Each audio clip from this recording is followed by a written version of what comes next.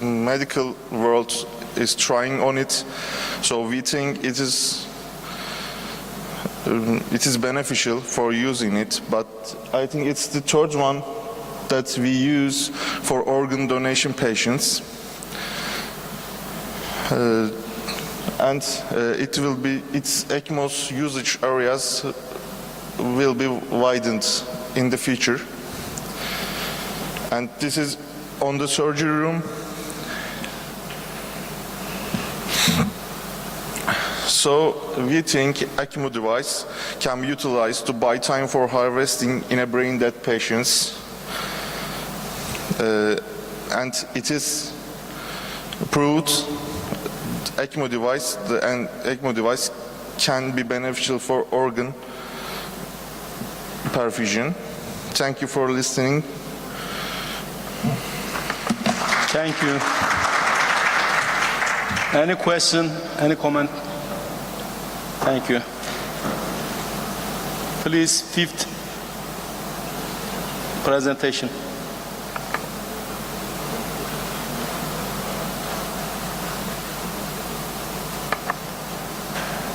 Post-myocardial infarction is a rare complication. Ventricular septal rupture. Dr. Miraç Özcan. Kaçıncıydı?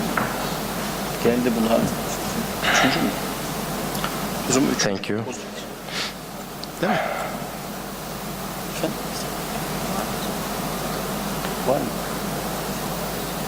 How do we use? Yes.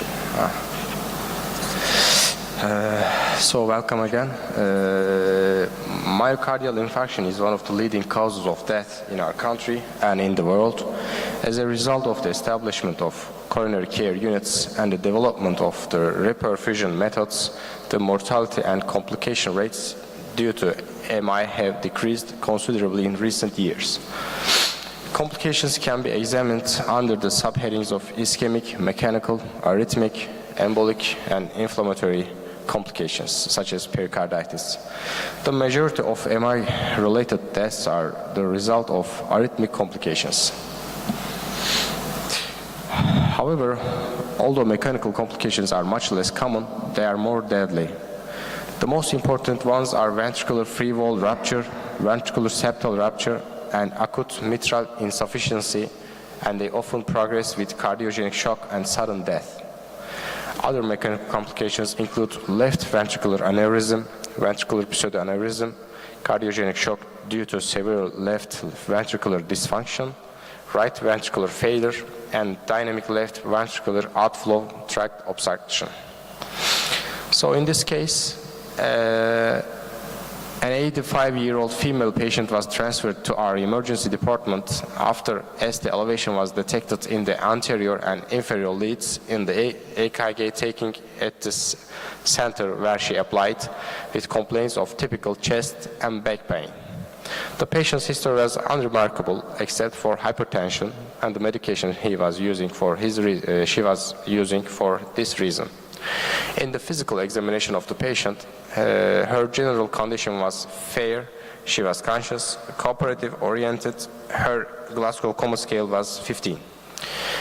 Her vital signs were 90 to 60 millimeter, pulse was 95 beats per minute, respiratory rate was also 12 minutes per minute, temperature was normal, her saturation in room air was normal. No pathological findings were found in the system examinations except chest pain. In the EKG taken in our emergency department, there was ST elevation in the anterior and inferior leads, and bedside echo revealed her ejection fraction was 40%. Anterior and inferior were hypokinetic, or her also left atrium.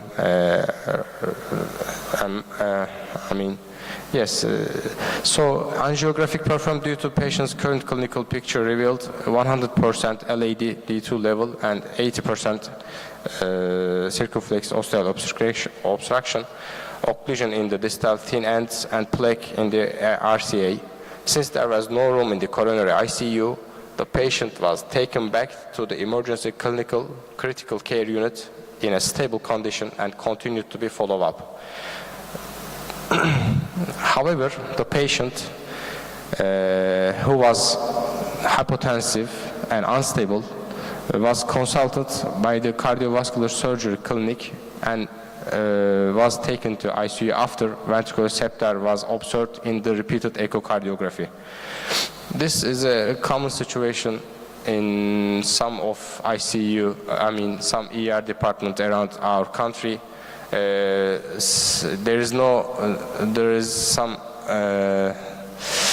These ICU beds are not enough for patients. Sometimes some post-op patients, post-coronary angiography patients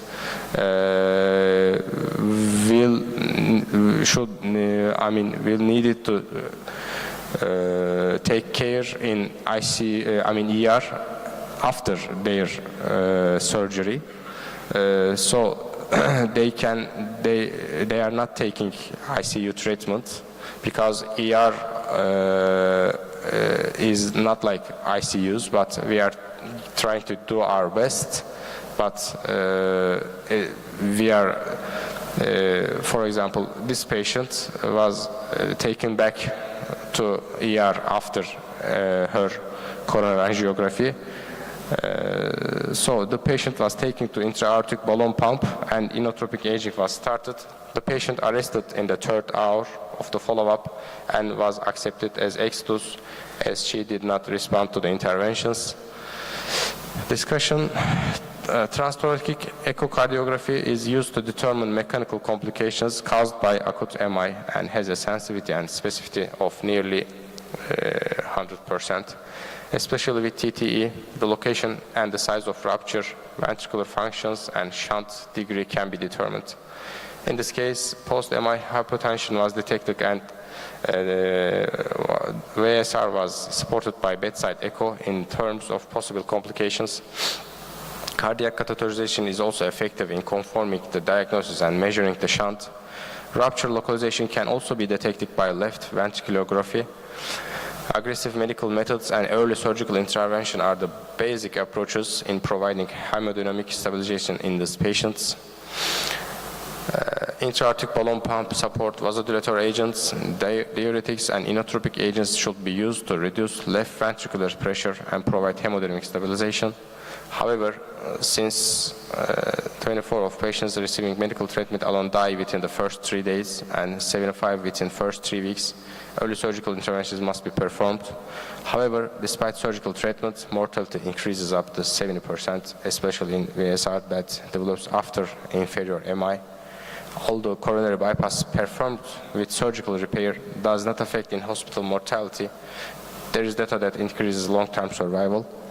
Although percutaneous closure is considered an alternative to surgery in patients with acute hemodynamic disorders, long-term data are needed. So these are the references. So I'd like to say a little few words about this again. These ICU bed insufficiencies are, as well as coronary ICU or normal ICU units, are a big pain for our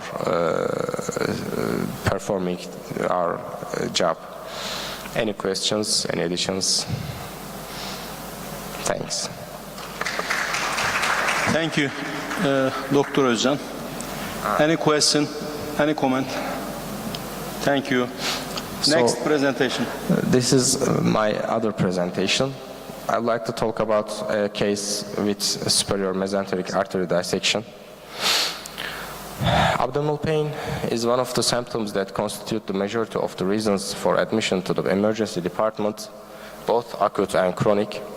Abdominal pain, which occurs especially due to vascular pathologies of the intestines, is one of the rare conditions that come to the minds of clinicians less frequently and that significantly increases the mortality and morbidity if it's not diagnosed in the early period. Spontaneous isolated superior mesenteric artery dissection is a very rare condition without an underlying iatrogenic or traumatic cause. Since early diagnosis will change the treatment method, the time it takes for the patient to apply to the emergency department and the time of diagnosis in the emergency room are very important. Here we will examine a case with the spontaneous isolated superior mesenteric artery dissection and thrombosis. According to the anamnesis taken from a 47-year-old male patient who applied to the emergency department with sudden abdominal pain that started 4 hours ago. His current pain started suddenly, and he applied to the emergency department due to its increasing severity. There was no feature in the patient's medical history other than hypertension and therefore 8 mg benidipine hydrochloride usage. In physical examination, his general condition was moderate. He was conscious, cooperative, oriented. Vital signs were blood pressure, arterial blood pressure was, they all in the normal scale. An abdominal examination revealed tenderness and rebound in all 4 quadrants. No pathological findings were found in other system examinations. The patient's history and physical examination findings were evaluated as acute abdomen, and symptomatic treatment was started and tests were requested. Laboratory test shows leukocytes were determined as 9,000 millimeter cube. His CRP was 9.8 milligram per liter. Lactate was 1.6. In the repeated examination of the patient, as the abdominal findings increased, intravenous contrast enhanced abdominal computed tomography was performed as an advanced imaging method, and the thrombosed dissection line was detected along the long segment of the superior mesenteric artery, causing partial obstruction. Interventional radiology was consulted for endovascular stenting within the current findings. However, since the procedure was not considered, he was admitted to the general surgery clinic for follow-up and treatment. The patient was discharged with full recovery on the 4th day of hospitalization. Spontaneous dissection of isolated superior mesenteric artery is a rare condition, while connective tissue disorders may be the underlying cause of this disease, which is more common in young men in the 4th and 5th decades. Definitive evidence for the disease is still lacking. In this case, no additional risk factor other than hypertension was found. Although treatment varies depending on the nature of the case, it may include medical treatment such as anticoagulation or antiplatelet therapy, or invasive interventions such as endovascular stenting and also open surgery. Due to the emergency department crowd, the time allocated per patient is not sufficient. Appropriate imaging methods used together within the patient's history and physical examination are effective in reaching the correct diagnosis. Thank you. Any questions, any additions? Thank you very much. Any question? Any comment? Thank you. Thanks.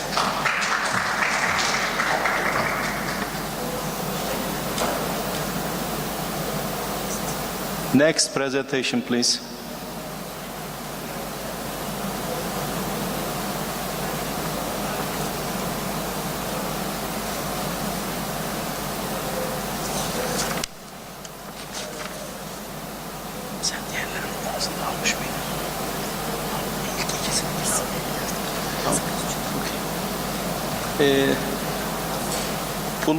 Pulmonary artery dissection in young patients with pulmonary hypertension. Dr. Elif Çamcı, please.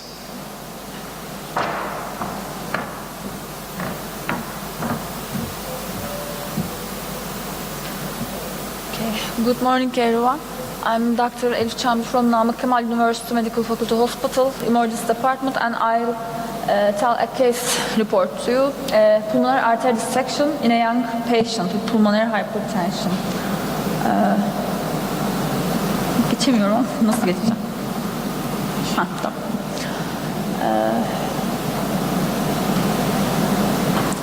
Pulmonary artery dissection is an extremely rare but highly fatal condition. It is first described in 1842, and due to high fatality rates, most diagnoses are made from autopsies. Most patients die suddenly from major bleeding or tamponade caused by dilated rupture into mediastinum or retrograde into the pericardial sac. We all know that aortic dissection may develop a re-entry site, and this gives us more time to treat the patient.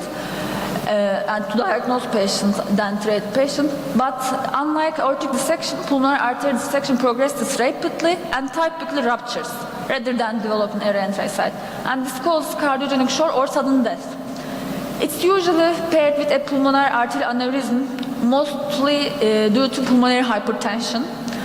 And by telling this case, I aim to raise awareness about this life-threatening condition, besides other emerging chest pain and back pain-related pathologies. When we see a patient with chest pain or back pain, we think of acute coronary syndromes, aortic dissection, pulmonary embolism, but not pulmonary artery dissection, mostly. Our patient is a 37-year-old woman. Her main complaint was cold and chest pain and back pain for 2 days. She and her husband, they stated that they were having similar symptoms due to common cold for several days, including a sore throat. Her chest pain was in a stubborn pattern and it was increasing while breathing. Her past history is remarkable, with pulmonary arterial hypertension for 8 years, which she treated with bosentan and tadalafil. Physical examination showed a normal oropharynx, decreased loud sounds in the left base, and in her back there were ecchymosis due to her cupping therapy. For her cold, she didn't go to hospital firstly, she didn't go to an ED firstly, but she preferred to do a cupping therapy first. And we thought that her back pain was about this cupping therapy firstly. Her blood pressure was 85/50, which responded well to a normal sudden infusion, and her heart rate was in upper limits, and oxygen saturation was 92%, and our patient refused to give an arterial blood gas sample because she said it's painful and she didn't want. Her ECG, we see T-wave inversions in leads V1 to V4 and D3 and AVF, and we monitor cardiacally our patient and take her to observation ward. Her CRP level was 76, and cardiac troponins were within normal limits. We planned a chest X-ray. And after NR challenge, we persuaded the patient to give an arterial blood gas sample. We need that for diagnosis. And we had a problem there. Our ED was extremely crowded that day, and this patient waited more than an hour for a chest X-ray. Arterial blood gas was cancelled with respiratory alcohols. Also, I thought that it was unlikely in a patient with pulmonary hypertension to see an pulmonary embolism, but this makes us think about pulmonary embolism in ED. So, not to lose any more time, I cancelled the chest X-ray, and for further evaluation, we planned a pulmonary artery CT angiography. And this is our CT's first scan. We see an enlarged mediastinum here. And we see a giant enlarged pulmonary artery about 10 centimeters in diameter. And there is an 17 millimeters length dissection site. And we see an enlarged right pulmonary artery approximately 5 centimeters. And here our patient's sagittal view, our enlarged pulmonary trunk. Emergent cardiovascular surgery and cardiology consultations are made. Her echo was about normal, but although her echo was normal, unfortunately our patient suffered a sudden cardiac arrest while under observation in the ED. After 45 minutes CPR, our patient accepted died.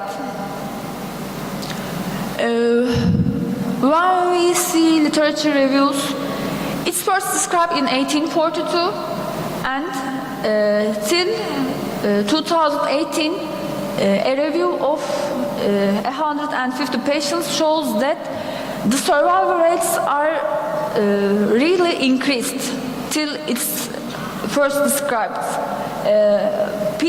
And this review showed us that pulmonary artery dissection is not as rare nor as fatal as believed, and with a high index of suspicion and appropriate investigations, and early diagnosis of PAD can be made and successful treatment instituted. First, we should suspect of this diagnosis, and appropriate investigations should be made. I tell this case to increase pulmonary artery dissection awareness among doctors. This was my first case in a pulmonary artery dissection, and maybe I will not see in my life again this. There wasn't even a sentence in Tintinelli emergency textbook. And symptom awareness among patients should be increased because our patient waited for 2 long days before coming to ED. And we lost time in this crowded ED. Also, when we diagnose these patients, our job isn't finished. We should refer these patients to centers which correct treatments can be made. Thank you for your considerations. Thank you, Dr. Çamcı. Any question? Any comment? Thank you very much.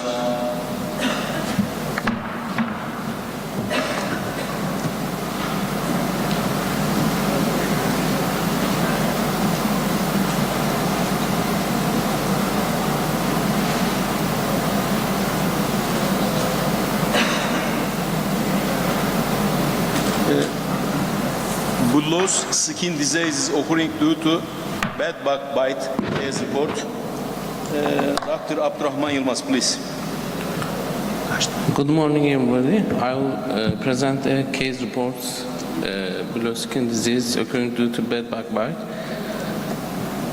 Bed bug bites are arthropod bites that are commonly seen especially in developing countries and in countries with low socioeconomic status.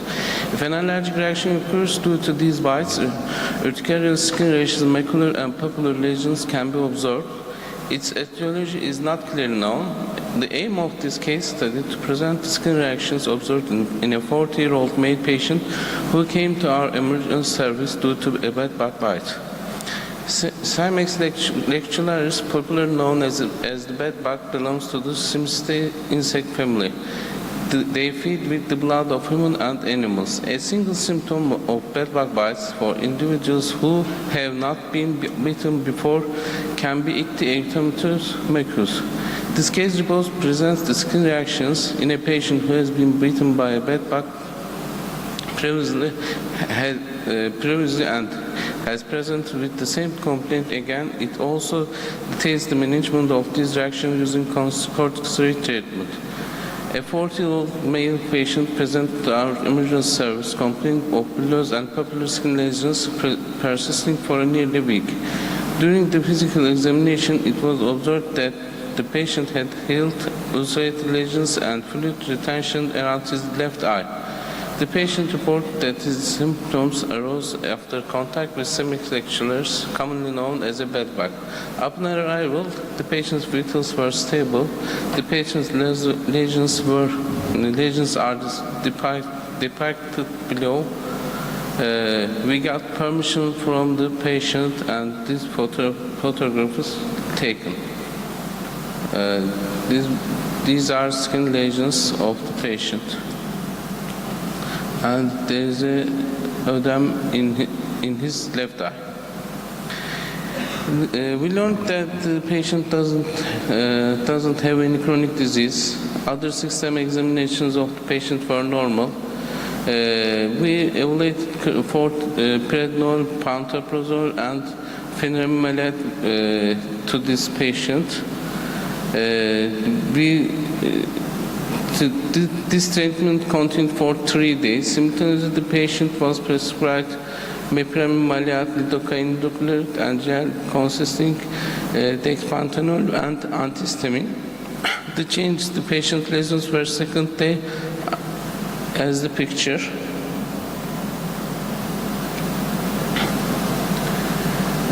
Bed bug bites can cause allergic reactions. In this case, we studied the diagnosis and treatment process of patients who present to emergency service with complaints of ictiobullous papular lesions. The patient didn't have any previously known dermatological disease. Patient lesions occurred as a result of bed bug bite. Following our treatment, the patient fully treated and discharged from the hospital. Upon reviewing medical literature, they discovered that bullous reactions from these bites occurred to 6% of the patients. Antigens in the bed bug saliva are responsible for this hypersensitive reaction. Robin and colleagues emphasized in their study that bad bias should be considered during differential diagnosis. These biases, which can cause various skin lesions and physiological disorders, may even lead to anaphylaxis.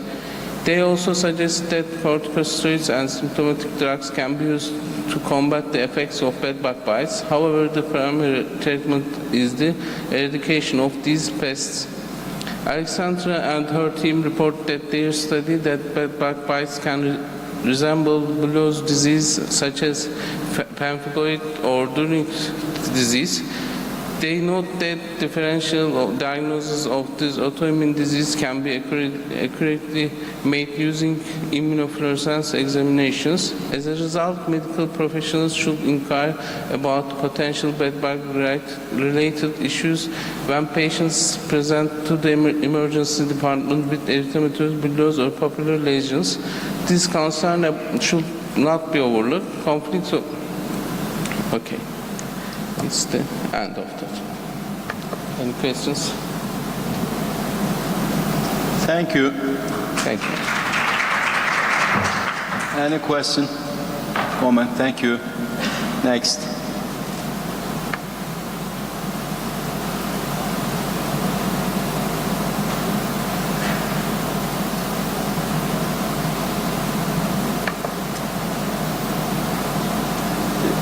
Attitudes and behaviors of emergency department physician towards prescribing oral anticoagulants and the discharge of patient with newly detected atrial fibrillation in the emergency department.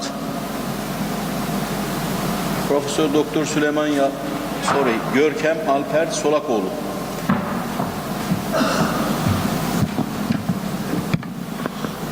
Good morning, everyone. I am Murat Metin from Istanbul, Professor Dr. Süleyman Yalçın City Hospital.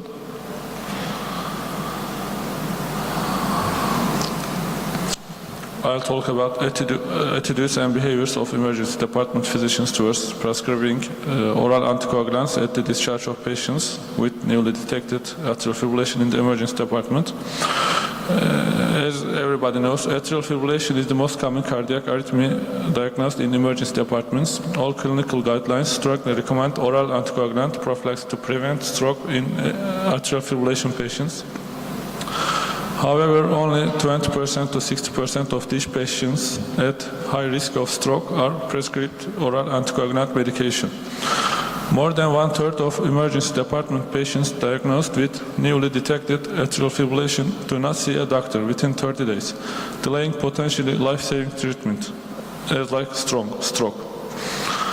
We wanted to learn to what extent emergency physicians use the guidelines in patients diagnosed with atrial fibrillation, their attitudes towards assessing the risk of stroke and preventing it, factors affecting patient approach, how often they use oral anticoagulant drugs, their hesitations and thoughts about prescribing oral anticoagulant drugs. Our study is a qualitative study using semi-structured interviews with the participation of emergency room physicians working at an urban tertiary care academic hospital with an average annual emergency department volume of 250,000 patients.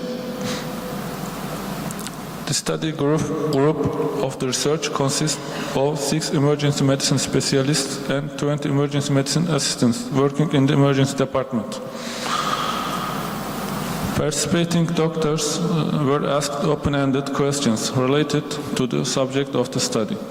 Attitudes towards management of patients with atrial fibrillation in the emergency department, thrombophylactic approach at discharge of patients with atrial fibrillation, physicians' opinions and recommendations regarding the diagnosis, treatment and follow-up of patients with atrial fibrillation. When asked about the practices of emergency physicians regarding the evaluation of patients diagnosed with atrial fibrillation, one of the most frequent answers given by the participants was to seek the opinion of a cardiologist. The participants expressed a common opinion that the treatment and follow-up of chronic diseases should be carried out by the relevant branch physician.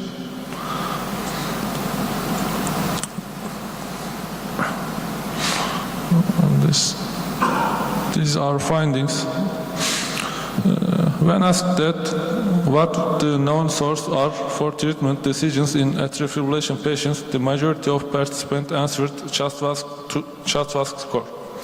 However, when asked what is the reason for not calculating this scoring in practical practice, they cited the reason for receiving treatment recommendations through consultation for all patients diagnosed with atrial fibrillation. Although this situation suggests that the level of knowledge of doctors is sufficient, it also reveals the difference in behavior due to the defensive medical approach.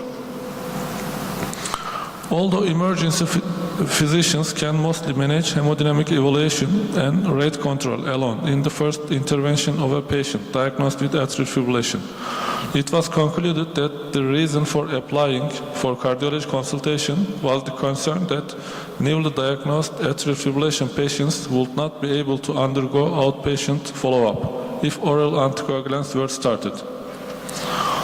Emergency department physicians who participated in our study stated that they did not prescribe new oral anticoagulants. As a matter of fact, some participants responded to the questions examining the frequency of new drugs prescribing. He responded as follows: "My level of knowledge and experience about new drugs is lacking." Some emergency physicians have stated that they do not prefer new drugs which are not reimbursed by insurance if prescribed by emergency physicians in Turkey due to their cost to the patient. There are multiple variables that influence emergency physicians' decision to make prescribed oral anticoagulant medications at the discharge of newly detected atrial fibrillation patients. Guidelines specific to the branch of emergency medicine making recommendations for anticoagulants to be used in the discharge of atrial fibrillation patients will reduce the differences in approach between emergency medicine physicians. In summary, the role of emergency physicians in the approach to patients diagnosed with atrial fibrillation should be defined more clearly. There is a need for comprehensive development that includes improvements at the system level, establishing a diagnosis, intervention, prescription, follow-up chain, and increasing doctor training. Thank you for listening. Thank you very much. Any question? Thank you, please.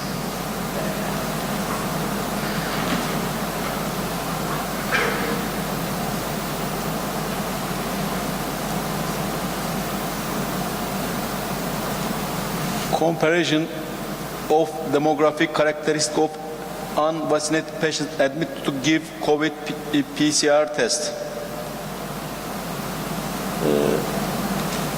Dr. Mert Güven.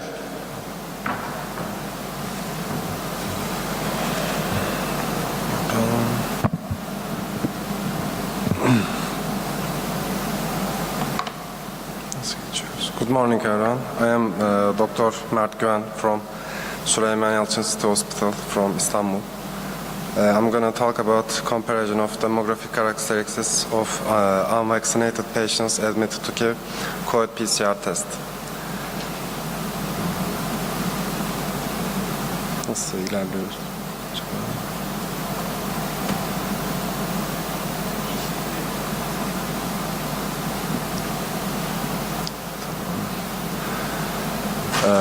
In this study, we aim to determine the reasons for vaccine refusal, to compare the demographic characteristics, to learn the source of information about the vaccine in the people who refused the COVID vaccination. In the study, demographic data we looked for age, gender, education status, occupational status. Chronic disease data were collected in the questionnaire, reasons for vaccine refusal, source for information about vaccines, the number of the PCR tests performed in the last 1 year. In the findings, men are more likely to have COVID than women. The rate of undecided to vaccine among men is higher than among women.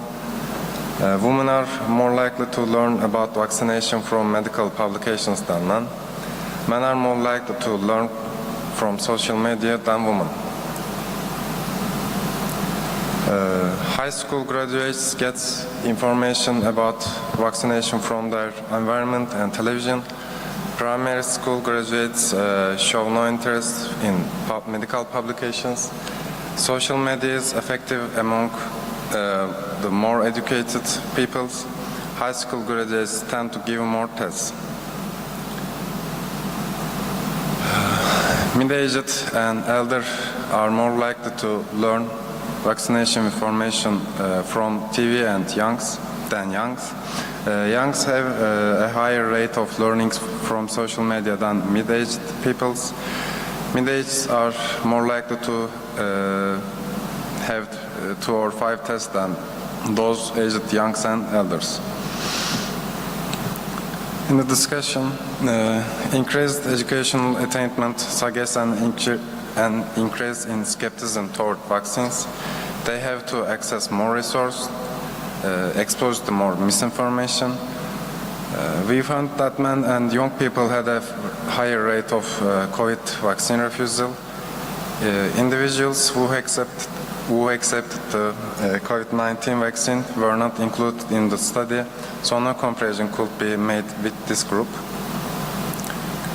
The reason for COVID vaccine refusal are concerns about vaccine side effects, doubts about the protection of the vaccine, lack of sufficient studies. It is thought that social media platforms, which are frequently used to obtain information about vaccines, may increase misinformation about vaccination and to lead to vaccine refusal. Thank you. Thank you. Any question? Thank you.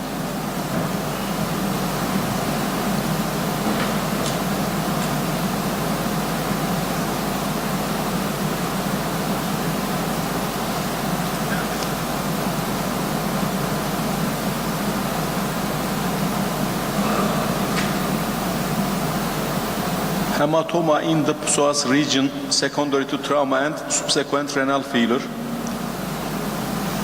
Dr. Mustafa Yorgancıoğlu.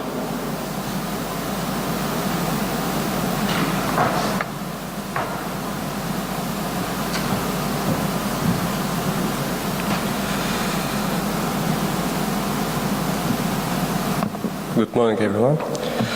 I am talking about hematoma in the psoas region secondary to trauma and subsequent renal failure. Hematoma in the psoas muscle may occur spontaneously or secondary to trauma. Spontaneous causes include coagulopathies, anticoagulant use, and leakage from abdominal aortic aneurysm. While the incidence of spontaneous iliopsoas hematoma is 0.1% in general population, this value is 0.6% in the elderly population with the effect of anticoagulant use. Traumatic psoas hematoma may be an indicator of serious mechanism of injury, but may also be a marker of severe blood loss.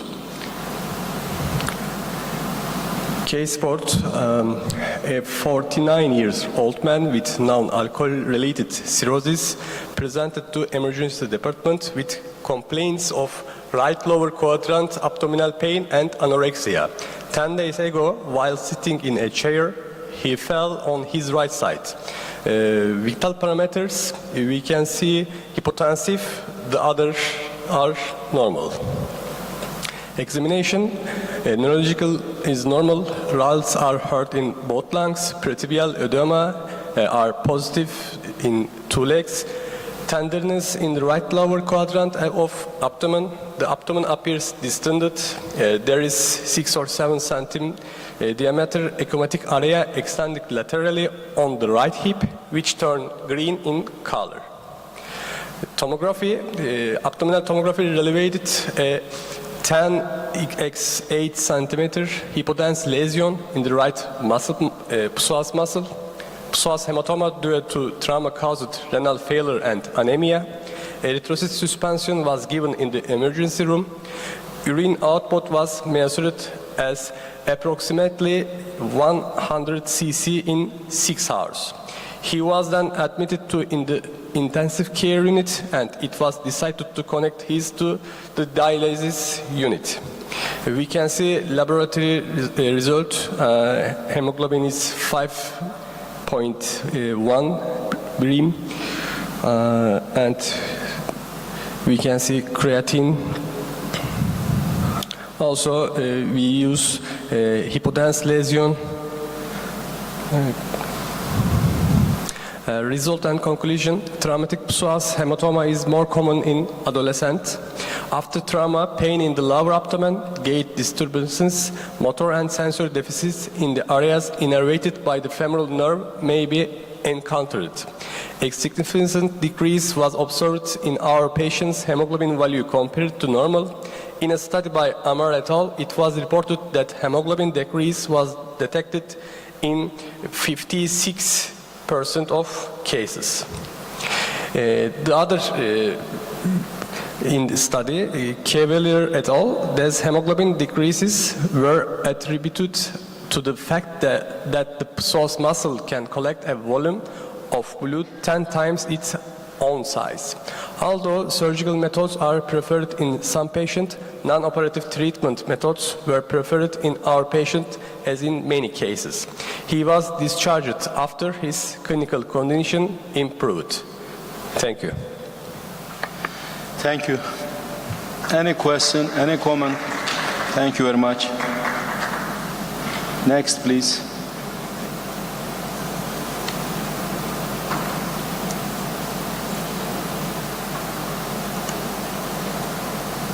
Factors affecting self-efficacy, self-competency and willingness of medical students in disasters. Dr. Görkem Alper Solakoğlu. Sorry, Dr. Nuray. Okay, please. Merhaba. Hocam izninizle Türkçe sunsam olur mu? Tamam, sıkıntı yok. Teşekkürler. Merhaba arkadaşlar, ben Doktor Nuray. Süleyman Yalçın Şehir Hastanesi'nin Acil Tıp Departmanı'ndayım. Size bugün tıp öğrencilerinin afiyetlerde kendi yeterliliklerini ve istekliliklerini etkileyen faktörler üzerine bir çalışmadan bahsedeceğim.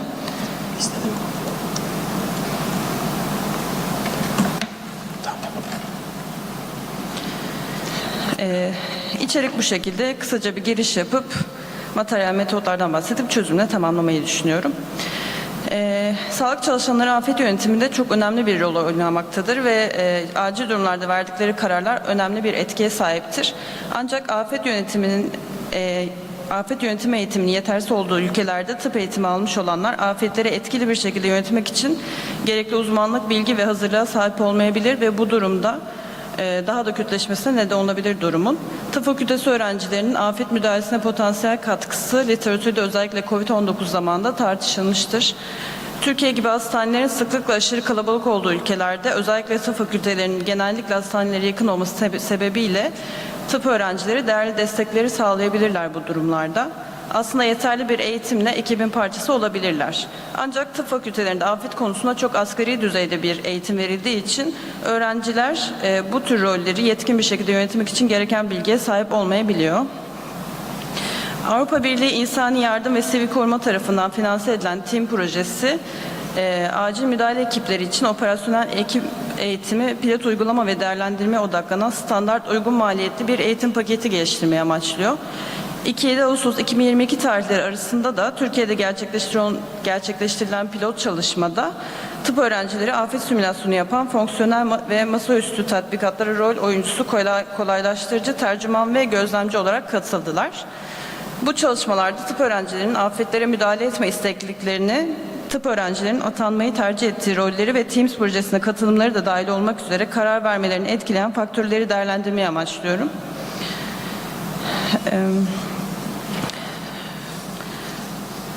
Üniversitede 5. ve 6. dönemdeki lisans öğrencilerinin afet müdahalesine ilişkin motivasyon ve tutumlarını değerlendirmek amacıyla kesitsel, niceliksel, gözlemsel ankete dayalı bir çalışma yaptık. Bu çalışmada öğrencilerin afet yardım çalışmalarına katılmaya hazır olup olmadıkları öz değerlendirmelerine yönelik 15 soru hazırlanırken Farklı afet senaryolarında da gönüllülük kararlarını etkileyen faktörleri değerlendiren 25 soru hazırlandı. Ayrıca öğrencilerin afet anında gönüllü olarak görev yapmak istedikleri hastane bölümleri ve kendilerini yetkin olarak algıladıkları alanlara ilişkin tercihleri de araştırdık. Araştırmaya 71 erkek, 101 kadın olmak üzere toplam 172 kişi katıldı. Katılımcıların ortalama yaşı 23, 21-25 arasında. Toplam katılımcıların 55'i 5. dönemden, 117'si 6. dönemdendi. Bu tabloda tıp öğrencilerinin afet müdahalesinde öz yeterliliğini etkileyen faktörleri görüyoruz. Bu faktörler arasında bu projeye katılanlardan sonra felaketin yol açtığı göreceli hasarı tespit edebilirim artık, yaraları doğru hızlı bir şekilde değerlendirebilirim gibi sonuçların daha fazla olduğunu fark ettik. Bu tabloda da tıp öğrencisi afet müdahalesine istekliliğini etkileyen faktörler var. Bunun içinde de eğer ailem güvende olursa, ailemle iyi bir iletişim hattım olursa ya da ekip halinde çalışırsak, amirimle birlikte çalışırsam ya da bunun için bana para verirlerse afet yönetimine katılabilirim gibi sonuçlar elde ettik. Bu tabloda da afetlerde öğrencilerin çalışma alanını tercih etmelerini etkileyen faktörler var. Sonuç olarak bu tablodan çıkaracağımız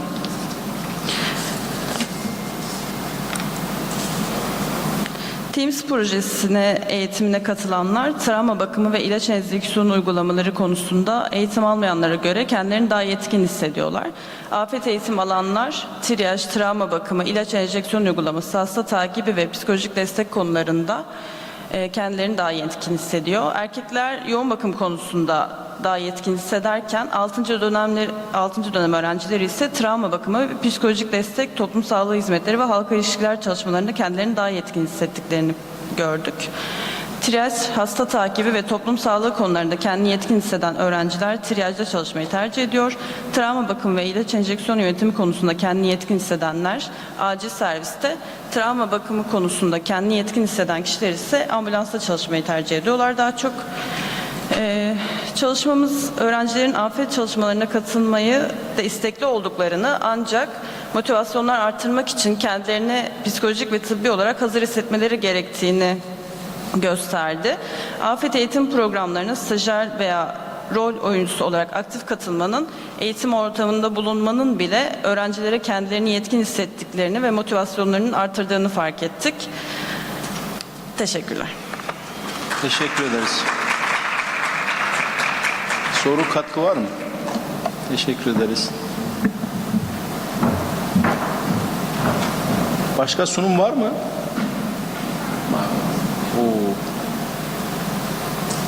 Yapma. Diagnosis of diffuse pulmonary hemorrhage by ultrasonography. Case report. Dr. İsmail Erkan Aydın, please. Good morning, everyone. My name is İsmail Erkan Aydın, and I would like to present a case diagnosis of diffuse pulmonary hemorrhage by ultrasonography. Akut dyspnea is a common case of admission to the emergency department. For survival of these patients, the correct rapid diagnosis and management of the emergency physicians are necessary. Thoracic ultrasound is widely used in emergency departments in patients with respiratory symptoms and trauma patients. Especially in last 10 years, the use of point-of-care ultrasound POCUS has become widespread with increase in POCUS trainings. In this case report, a patient with complaints of shortness of breath and rash on body and diagnosed with diffuse pulmonary hemorrhage by bedside POCUS in ED is presented. A 72-year-old male patient was admitted to emergency department with a complaint of rash all over his body and shortness of breath. The patient had facial rashes all over the body, bleeding in the mouth and gums, dyspnea and tachypnea. Endotracheal intubation was applied to the patient with clinical findings and severe hypoxia in arterial blood gas. It was observed that there was bleeding towards the endotracheal tube. Continuous blood flow was observed when the endotracheal tube was aspirated. Positive pressure mechanical ventilation support was started. Bedside POCUS was performed by emergency physician.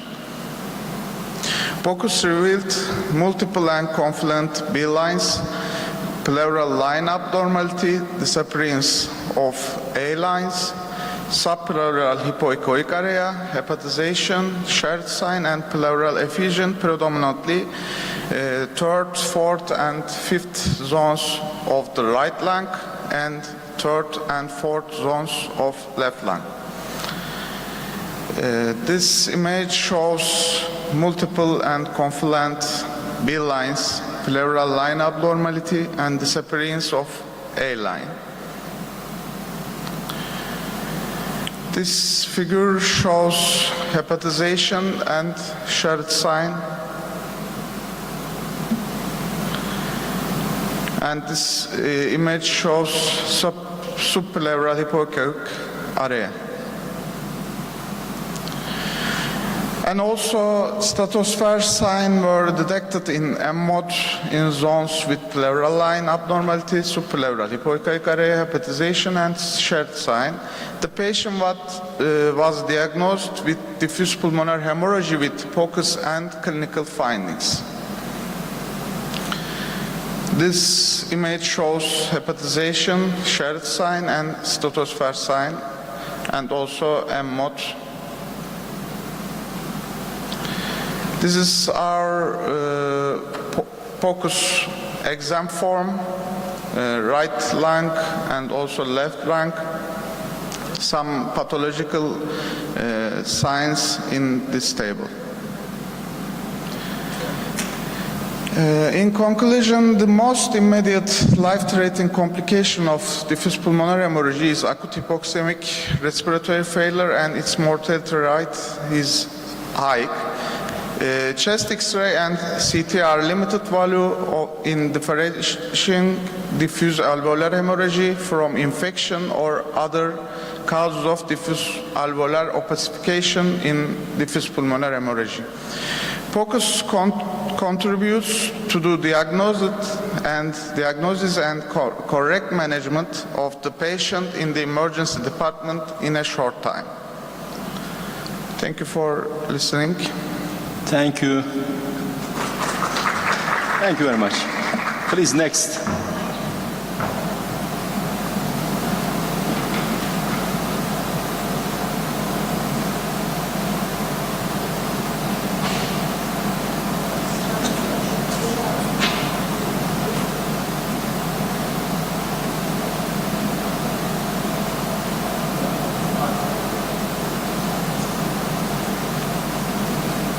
Comparison of pre-COVID-19, COVID-19, and post-COVID-19 urinalysis parameters and assessment of their relationship with renal function. Dr. Leyla Öztürk Sönmez, please. Thank you. Good morning. I'll talk about comparison of pre-COVID, COVID, and post-COVID urinalysis parameters and assessment of their relationships with renal functions. In this study, we aim to compare the before the disease, during the disease, and after recovery, post-disease periods of the patients in terms of urinalysis parameters and assess the relationship between the changes in these parameters and renal functions. In the study, we evaluated 482 moderate and severe COVID patients who had the data of urinalysis performed in the pre-COVID period at most 3 months before the onset of the disease, during COVID disease, and 15 days after they completely recovered from the disease were included.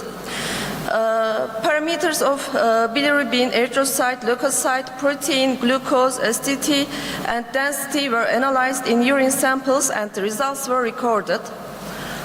In the study, underlying chronic diseases such as hypertension, diabetes, chronic heart failure, patients with urinary system oncological or stone disease, mild COVID patients who did not require hospitalization, or critically ill COVID patients who required intensive care unit follow-ups are excluded in the study. Due to our results, CRP, eGFR, fibrinogen and D-dimer values were found to be significantly different between the three groups. A negative correlation was found between eGFR and both CRP and D-dimer values of the patients during the disease. Urine pH, acidity, presence of leukocyturia, presence of microscopic hematuria, and presence of proteinuria were found to be significantly different between the three groups. It was determined that these four parameters increased significantly during the disease period and decreased in the recovery period.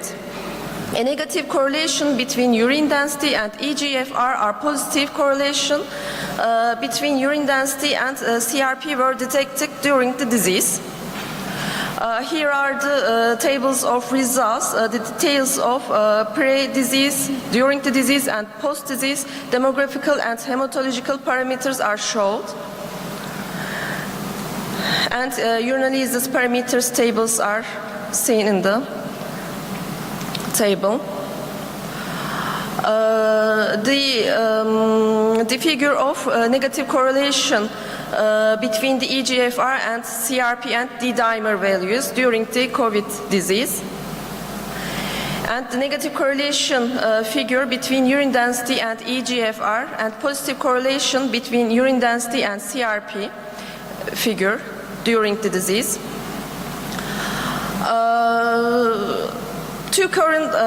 There are current studies conducted through the comparison of the SARS-CoV-2 positive and negative patients, but our study stands unique as it shows the changes in urine biochemistry in patients before the diagnosis of the disease, during the disease, and after recovery. In literature, Leo reported a higher urine protein pH values and erythrocyte counts, but lower urine density in the COVID period group compared to the control group. Margaret detected a higher rate of hematuria and proteinuria in COVID patients compared to the healthy controls. Demirelli categorized COVID patients based on the severity of the disease, and respective percentages of these patients had glucosuria, proteinuria, urobilinogen positivity, leukocyturia, and hematuria. In our study, patients were detected a significant increase in the rates of proteinuria, hematuria, and leukocyte counts during the disease compared to the pre-disease period, and a significant decrease in these parameters after the recovery from the disease. To conclude, the significant presence of hematuria and proteinuria during the disease in line with the literature supports the opinion that the disease causes renal involvement, and the tendency of the parameters on the post-COVID 15th day to return to normal ranges shows us that the effects of the inflammation are reversible after the recovery from the disease. Thank you. Thank you very much. Next, the last presentation, I think.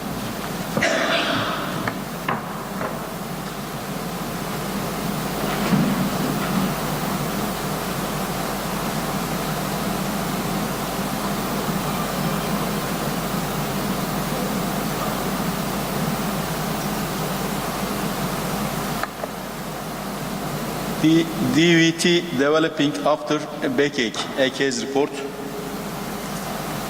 Dr. Yasemin Pişkin, please. Good morning, everyone.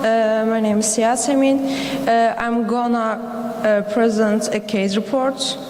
DVT developing after backache case report. Deep vein thrombosis occurs when one or more of the components of the virtual triad, stasis, hypercoagulability, and endothelial damage occur. The annual incidence varies between 5 or 20% per 10,000 people, thrombosis in the deep venous system of the extremities causes symptoms such as pain, diameter difference and redness in the extremities in the acute phase of the disease. The cases of venous thrombosis can be divided into two groups, hereditary and acute. Immobility is facilitating the development of deep vein thrombosis. Treatment includes anticoagulants, thrombolysis, and thrombectomy. In this article, we describe a case of our who remained immobile for 2 days after lower back pain, had swelling and redness in the leg, and was diagnosed with diabetes. A 45-year-old male patient was admitted to the emergency room with a complaint of pain and swelling in his left leg. The patient has been complaining of back pain for 1 week. He has had little voluntary movement for the last 2 days. Pain and swelling in the left leg started for 2 days. He has a history of cervical disc herniation in his medical history. There is no disease in the family history that predisposes of thrombosis. There is no history of thrombosis. On physical examination, there was an increase in diameter in the left leg compared to the right leg. There was an increase in temperature and hormones positivity was detected in the left lower extremity. Peripheral pulses are palpable. In the neurological examination, there is no motor sensory deficit. Glasgow Coma Scale 15, for limb motor power normal. There is no urinary or fecal incontinence, no drop feeds, there is no pathological reflex. Abdominal examination is comfortable, no defense, no rebound detected. Laboratory tests show no abnormalities in biochemistry and hemogram. D-dimer high, CRP little bit high was detected. Doppler ultrasound was performed on the patient with the preliminary diagnosis of deep vein thrombosis. Doppler ultrasound revealed widespread thrombosis compatible with acute deep vein thrombosis, which filled the lumen of the left femoral vein, popliteal vein, and vena saphana magna, and didn't allow flow of the compression. The patient was consulted to cardiovascular surgeon. Upon detected of deep vein thrombosis, the patient was admitted for the purpose of planning thrombectomy. Immobility can cause thrombosis and deep vein thrombosis in people, even in people who are not prone to clotting. In patients with lumbar hernia, starting a prophylactic dose, low molecular weight heparin may be considered to protect it against deep vein thrombosis due to immobilization. It should be kept in mind that patients are prone to deep vein thrombosis in cases that cause immobilization, such as lumbar hernia. Patients should be advised not to remain sedentary. Thank you for listening. Thank you very much. We must close oral presentation session. Thank you all contributing.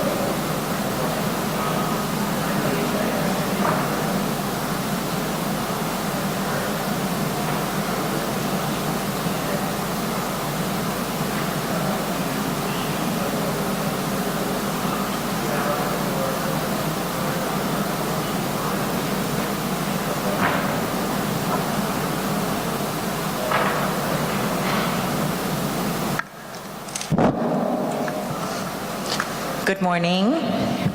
I'm Professor Dr. Lisa Moreno, and I'm from the U.S., and this is Professor Dr. David Carr from Canada. We're going to be your moderators for this critical care session, and we're going to jump right in since everything is a little bit behind schedule today. Our first esteemed speaker is Dr. Ajay Ah, and he is an assistant professor at the All India Institute of Medical Sciences in Nagpur, India. Dr. Ajay is going to speak to us about trauma-induced coagulopathy. Thank you, ma'am.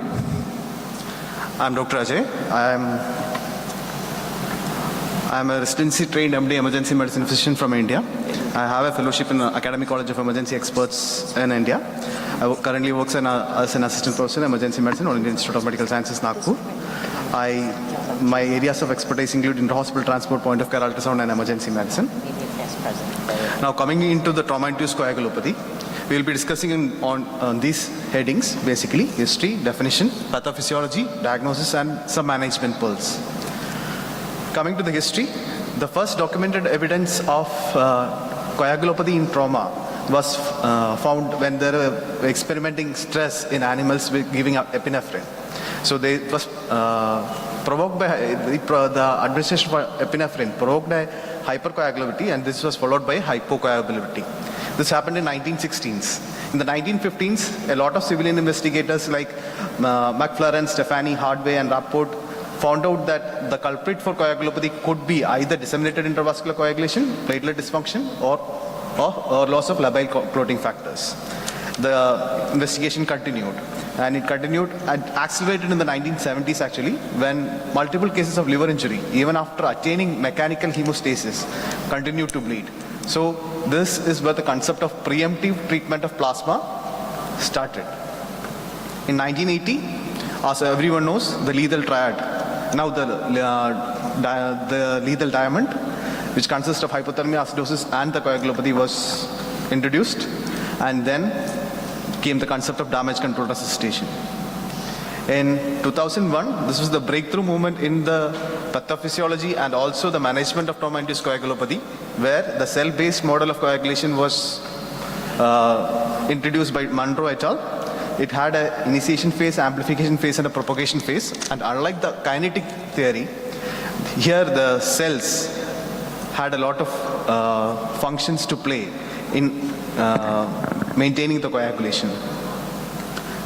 In 2003, the first name was coined for this coagulopathy in trauma. It was coined as acute coagulopathy of trauma, based on the works of MacLeod and Broe et al. In 2007, they also came with a pathophysiology where there is an activation of protein C, which is an integral part of acute coagulopathy of trauma. And finally, in 2010, what we call trauma-induced coagulopathy, the name was coined by the Trans-Agency Consortium of Trauma-Induced Coagulopathy Workshop by the National Institute of Health. So that's in short about the history. Now, trauma-induced coagulopathy can be defined as an impairment of blood clotting that occurs after injury. This is from Firth in 2010, the same workshop. So there are two phenotypes for trauma-induced coagulopathy. We will be more concentrating on the early trauma-induced coagulopathy, and the second phenotype is the late trauma-induced coagulopathy. So the early trauma-induced coagulopathy is basically the inability to achieve hemostasis, which lead to uncontrolled hemorrhage and protracted shock. So what is the driver for an emergency or an early trauma-induced coagulopathy? It's again hypoperfusion and hypotension. So hypoperfusion and hypotension produces coagulopathy, which in turn increases hemorrhage and again produces coagulopathy. The late TAC, however, is the main driver is basically the level of the tissue injury, and it occurs more than 24 hours, and it is characterized by thrombosis. So the pathophysiology has two different settings. One is hypocoagulability and the other one is hypercoagulability.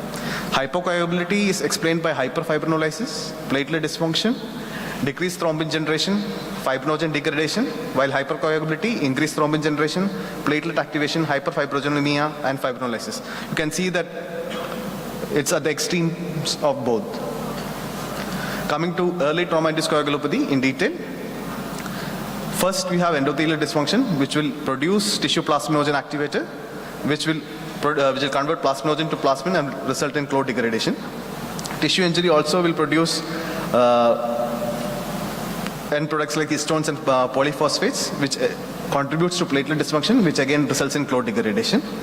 And any clot is actually maintained by the balance between the fibrinolytic agents and the thrombotic agents. If there is a reduced number of antifibrinolytic agents like PAI, TAFI, again this will result in clot degradation. Coming to what we do, when we restate, we produce hemodilation.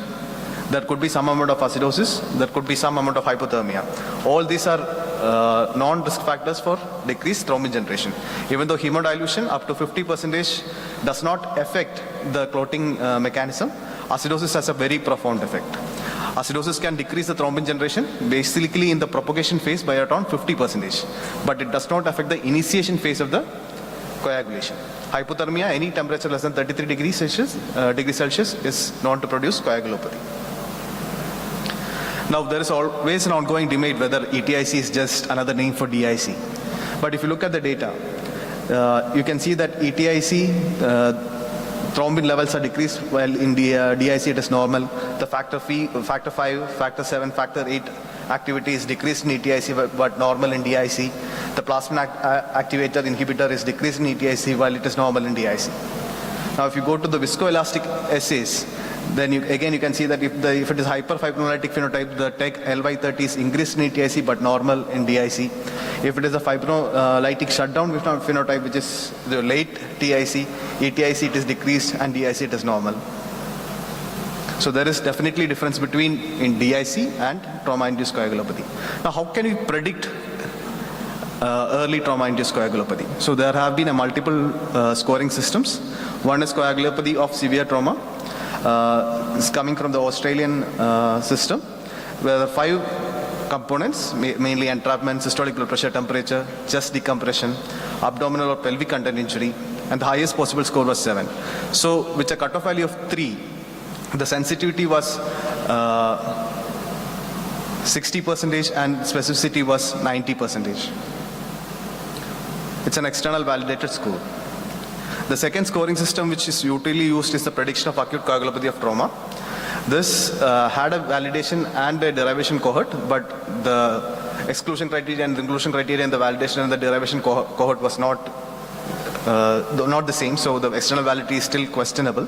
It had multiple variables: pre-hospital shock index, age, mechanism of injury, not motor vehicle, motorcycle or bicycle crash, number of GCS points below 15, pre-hospital CPR, pre-hospital intubation, etc. The total points were around 394 plus age, and if any score of more than 196 was considered to be a predictor for acute coagulopathy of trauma. Having said that, it has a specificity of 72% and a sensitivity of 73%. Then came the age of AI, artificial intelligence. So they used the data from a study called Acil, and they defined with different variables which could produce coagulopathy. So basically they did it in these sub variations. You can see that they did tissue injury, tissue hypoperfusion, acidosis, hypothermia, and hemodilution. These were the drivers which we have discussed in the pathophysiology of early trauma-induced coagulopathy, and they looked at other things which could contribute to this particular mechanism which could contribute to the trauma-induced coagulopathy. And they did a Bayesian network model, and this has a sensitivity, at a sensitivity of 90%, this has a specificity of more than 92%. So during your primary survey, if you want to look for coagulopathy, the basic testing which you're going to do are the hemoglobin value, PT-INR, your APTT values, platelet count, fibrinogen, and if you have access to a viscoelastic testing method, a ROTEM or an RTEC, platelet function test plus or minus based on the availability. The other thing which you could do was a blood gas analysis for base deficit lactate value and pH value. So what is the major difference between a conventional coagulation test with a viscoelastic test? So conventional coagulation tests usually will have PT, INR, APTT, platelet count and D-dimer, while the viscoelastic would be either TEG or ROTEM. The measurements in conventional coagulation test is basically to identify the rate of initial clot formation, absolute platelet number, and is there evidence of clot breakdown. But viscoelastic test will give you something else also. It will give you the clotting time, it will give the kinetics of the clot formation, it will also give information about the clot strength, and it also will tell you about the clot stability and breakdown. So in coagulopathy, conventional coagulation test indicates the factor of fibrinogen deficiency only. But while that in viscoelastic test, it indicates factor deficiency, fibrinogen deficiency, indicates platelet and fibrinogen dysfunction, and indicates enhanced fibrinolysis. So this is basically TEG and ROTAM, where coagulation time and coagulation factors is set by the R or the CT time, clot kinetics by the alpha angle, CFT or kappa based on TEG or ROTAM, the clot strength basically by the maximum amplitude or the MCF, the clot stability by ML, LY30 or LI30. So when do you diagnose coagulopathy? So you diagnose coagulopathy when there is an extension of more than 3 seconds in the PT, more than 3 seconds in the thrombin time, or if it is more than 1.2 or 1.5 classically in INR, but most of the studies now quote 1.3. A APTT extension of more than 10 seconds, fibrinogen value of less than 2 gram per liter, D-dimer of more than 5 microgram per liter, platelet count of less than 125, 125,000 per millimeter cube. Again, there are different waveforms which you can associate with clot, which says that the patient is having coagulopathy. Now coming to the management. The first thing which we have to consider is how to stop the bleeding, because when the bleeding is ongoing, it will again produce coagulopathy. So accurate identification of the patient, bleeding patient, and damage control resuscitation is very important. You have to use a lot of hemostatic methods. It could be tourniquets, it could be pelvic binders, it could be hemostatic dressing, or even Ribova. Thromboelastography, coagulation monitoring, tranexamic acid administration for those who with substantial hyperfibrinolysis should be employed. There should be a decreased time to the operating table or intervention radiology to curb the bleeding. There should be a goal-directed resuscitation with blood products. Now, what are the goals? We will come to that. Before that, we'll just look at the evidence basis for different treatment mechanisms. One is tranexamic acid. So first study which told us that tranexamic acid can be useful is the CRASH-2 trial. It was a multi-center international RCT.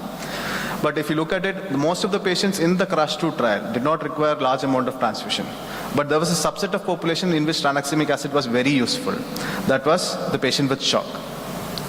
Again, it did not show any large complications in this data. It was a very huge data, but amount of complications in this study was very low. Then came the MATTER study, which was done in the military setting. It was a single center observational study. They also told that tranexamic acid is going to help in those patients who require massive blood transfusion. But there came with a rider. The rider was that thromboembolic disease was increased by 9 to 10 times to those patients who would not get tranexamic acid.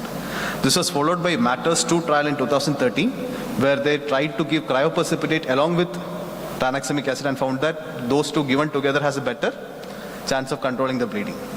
And the last and the final trial which came was pre-hospital use of tranexamic acid in the form of patch trial. It was a negative trial, saying that tranexamic acid did not influence the morbidity of the patient at 6 months. Now, evidence of using massive transfusion ratios.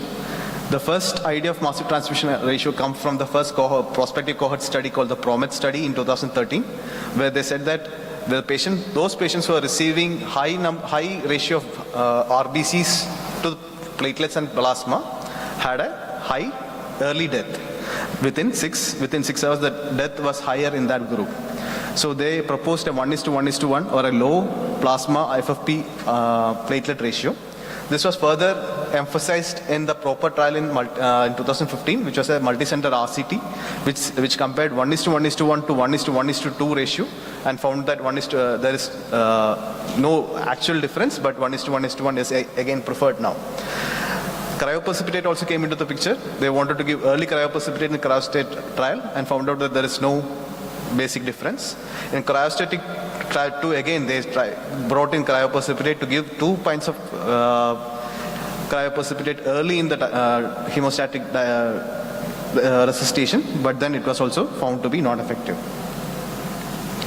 Now coming to viscoelastic theory. viscoelastic methods used management. The Cochrane review in 2015 told us that the diagnostic test accuracy was based on diagnostic test accuracy for the TEG and ROTEM. It is found that there is no evidence to use TEG and very minimal evidence to use ROTEM in TIC. This was followed by a goal-directed hemostatic resuscitation in trauma-induced coagulopathy by Monroe et al. It was a pragmatic RCT, which found things entirely different. They found that the ventilator days, the ICU days, the timing to attaining of hemostasis all were decreased when they used viscoelastic method as a measuring tool to guide blood products in trauma-induced coagulopathy. And the final trial which came was the ITATIC trial in 2021, again a multicentral trial, which compared viscoelastic method with the conventional clotting tests, and they found that there is no difference in mortality. So based on this, the ITATIC group gave an algorithm. Here, if you can see that there is fibrinogen, when to give fibrinogen, when to give platelet, when to give plasma, and when to give tranexamic acid. And the first one is for the ROTEM, and the second one is for the TEG. So if a FIPTUM CFI of less than 10 millimeter, you are going to give additional cryoprecipitate. If EXTUM CFI is less than 30, you are going to give an additional pool of platelets. If EXTUM CFI is 40 millimeters or EXTUM CT is more than 80 seconds, you are going to give an additional unit of plasma. And if your LY30 or LI30 is less than 85%, you are going to give 1 gram of tranexamic acid. Now coming to the conventional clotting test, which most of us have, and we don't have viscoelastic acids in places where. So if fibrinogen is less than 2, you give fibrinogen in the form of cryoprecipitate or fibrinogen concentrate. If platelet is less than 1 lakh, you give additional pool of platelets. And if the INR is more than 1.2 or 1.3 and fibrinogen more than or equal to 2 gram, you give additional unit of plasma. We added one more thing into this algorithm. That is, if you look at the D-dimer, if it is more than 500 microgram per liter, you give tranexamic acid additional. This was in same as the one which Monroe et al. Had done, which is the goal-directed resuscitation for trauma-induced coagulopathy. So at the end of 6 hours, whatever said and done, these are the things which you have to attain. These are the goals at the 6 hours of resuscitation. That is, there should be no further hemorrhage. The systolic BP should be balanced, 80 to 90. The temperature should be more than 35 degrees Celsius. The pH should be more than 7.30. Hemoglobin should be more than 7. INR should be less than 1.5. APTT should be less than 40. Fibrinogen level should be more than 1. And if the patient is having low platelets, not having any traumatic brain injury, the platelet average value is 50,000. If he is having traumatic brain injury, it should be more than 1 lakh. And the ionized calcium level should be more than 1.1 millimole per liter. So these are the goals of resuscitation in trauma-induced coagulopathy. Thank you. Any questions?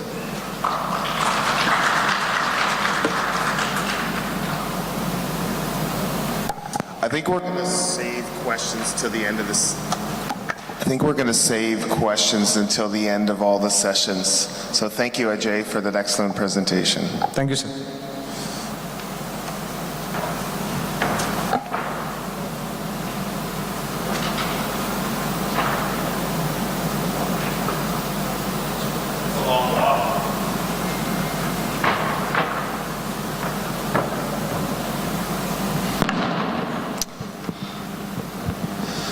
Thank you for coming. It's early in the morning.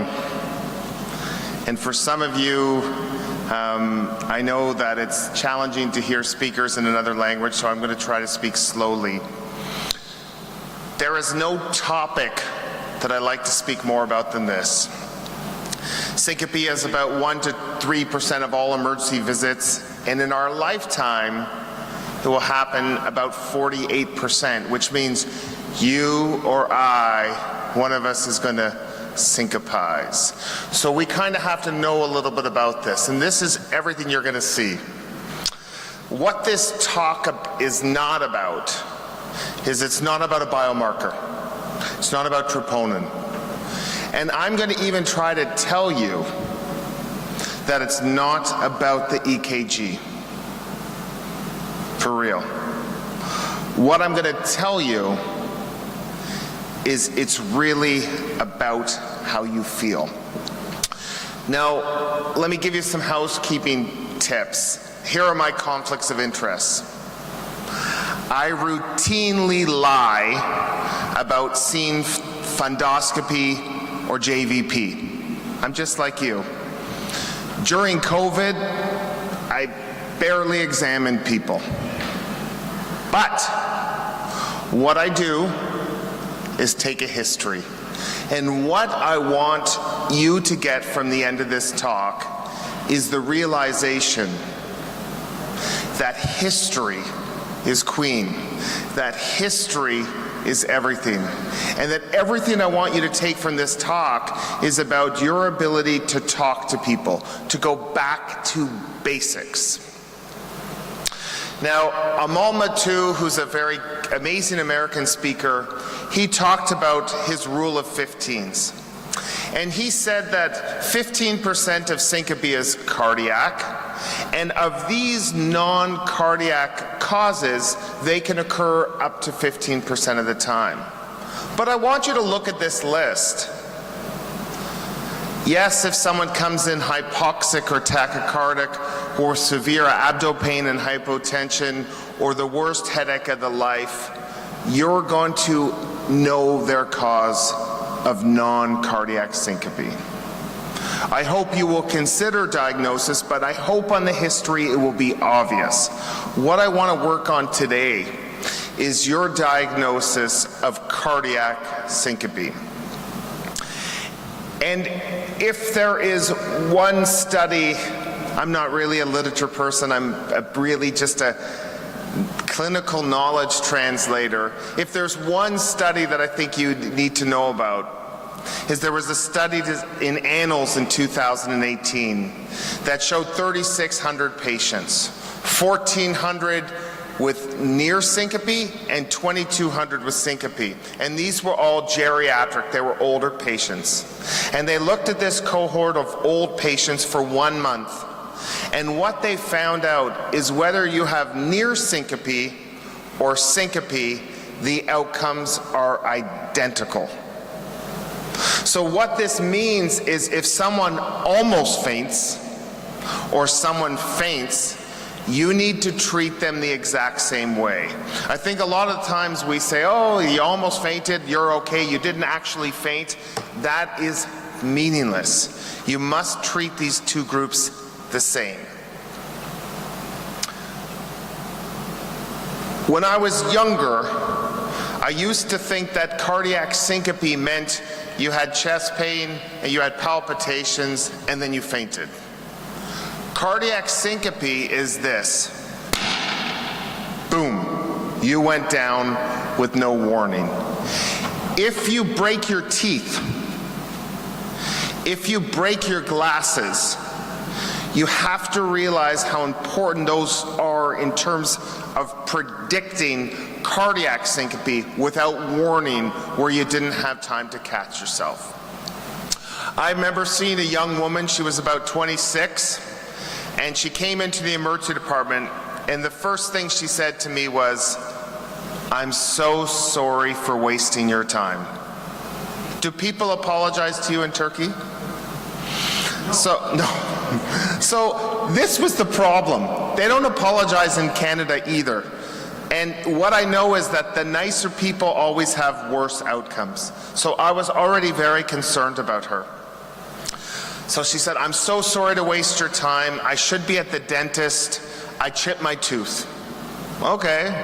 Well, what happened? Well, I was taking a shower, and the next thing I know is I'm on the ground and my tooth is gone. Well, okay. And what happened before I don't know. I just woke up on the ground. So I didn't like her story. She went down without a prodrome. She went down without pre-syncope. To me, this is cardiac syncope. So I told the specialist, I have this young woman, she just dropped to the ground with no warning. I'm very worried about her. So the first thing they said is, "What's her troponin?" I said, "Troponin? Who the hell cares about troponin?" Sorry, I know Lisa's giving a talk on troponin later. This is not a troponin talk. Do you have 2 troponins? Listen, I can do 1,000 troponins. This has nothing to do with troponin. Okay, so they come see the patient and they send her off. And I get a call from my colleague, Carolyn, about a month later, and she said, "Remember that patient you saw?" I don't know how to say that in Turkish, but it makes us all very nervous. I don't know. What are you talking about, Carolyn? Spit it out. She said, "You saw this woman, she was young, she fainted, she broke her tooth." Yeah. Well, they sent her home and I did a Holter and it showed nothing, but I didn't like her story. So I did an implantable loop recorder, and she had an episode of torsades. She had long QT and torsades. And the best part about it, David, is that she has an identical twin, and now they both have defibrillators. This is all taking a history. If someone doesn't have pre-syncope, if someone doesn't have a prodrome, you must think about cardiac syncope. Any history buffs in the room? Anyone know who this is? Good. You're not supposed to. So this is Pheidippides. Ring a bell? So Pheidippides is the fastest runner in Greece 2,500 years ago. And he's stationed in a city called Marathon. And the Greeks are being invaded by the Persians, and he goes to tell the people in Athens about the position of the Persians as they're coming to attack. And he runs 26.2 miles, just over 40 kilometers, to Athens. He arrives, he warns them of this attack, and then he's dead. And he's the first incident reported of sudden cardiac death in sports. If you die while you're exerting yourself, you have to be worried. And you will see people, whether you're Christian Eriksen on the soccer pitch, you will see people just drop. Cardiac syncope and exertional syncope need to be treated with respect. This guy has a marathon named after him.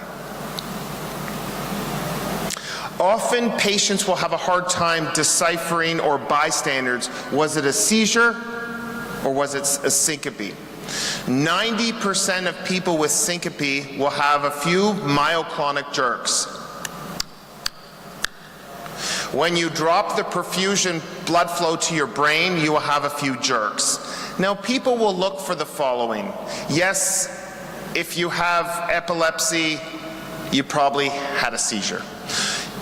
Being post-ictal, very helpful.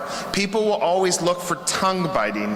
What is important to know is if you fell down, you will bite the front of your tongue. But if you have a seizure, you bite the sides of your tongue.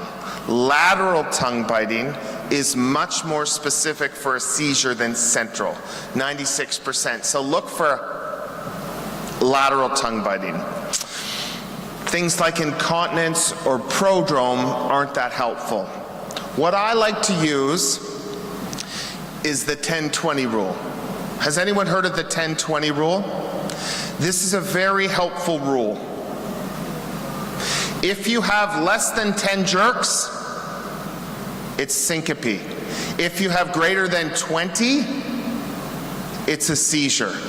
This is very helpful when you speak to the people who witnessed this, the scared family members, to say, was it just like a few of these, or was it 20?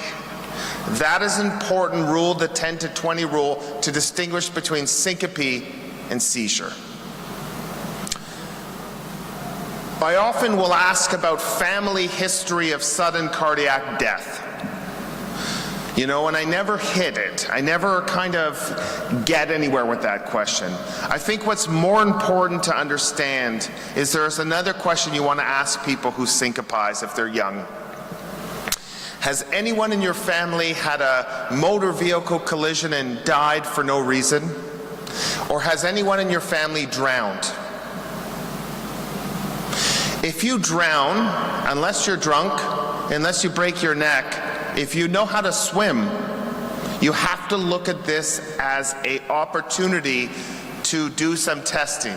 If you're 25 years old and you drown in a pool, that's not normal unless you don't know how to swim or there's strong waves or current. So instead of just asking about family history, ask about drowning or unprovoked motor vehicle collisions.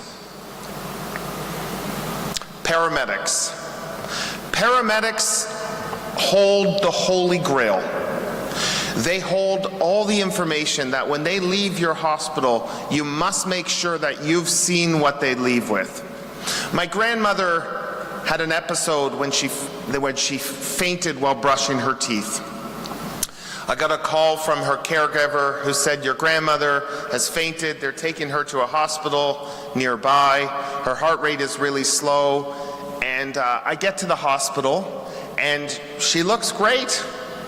I see someone who is one of my residents looking after her. He says, your grandmother looks great. Her blood work's normal. Her troponin is normal.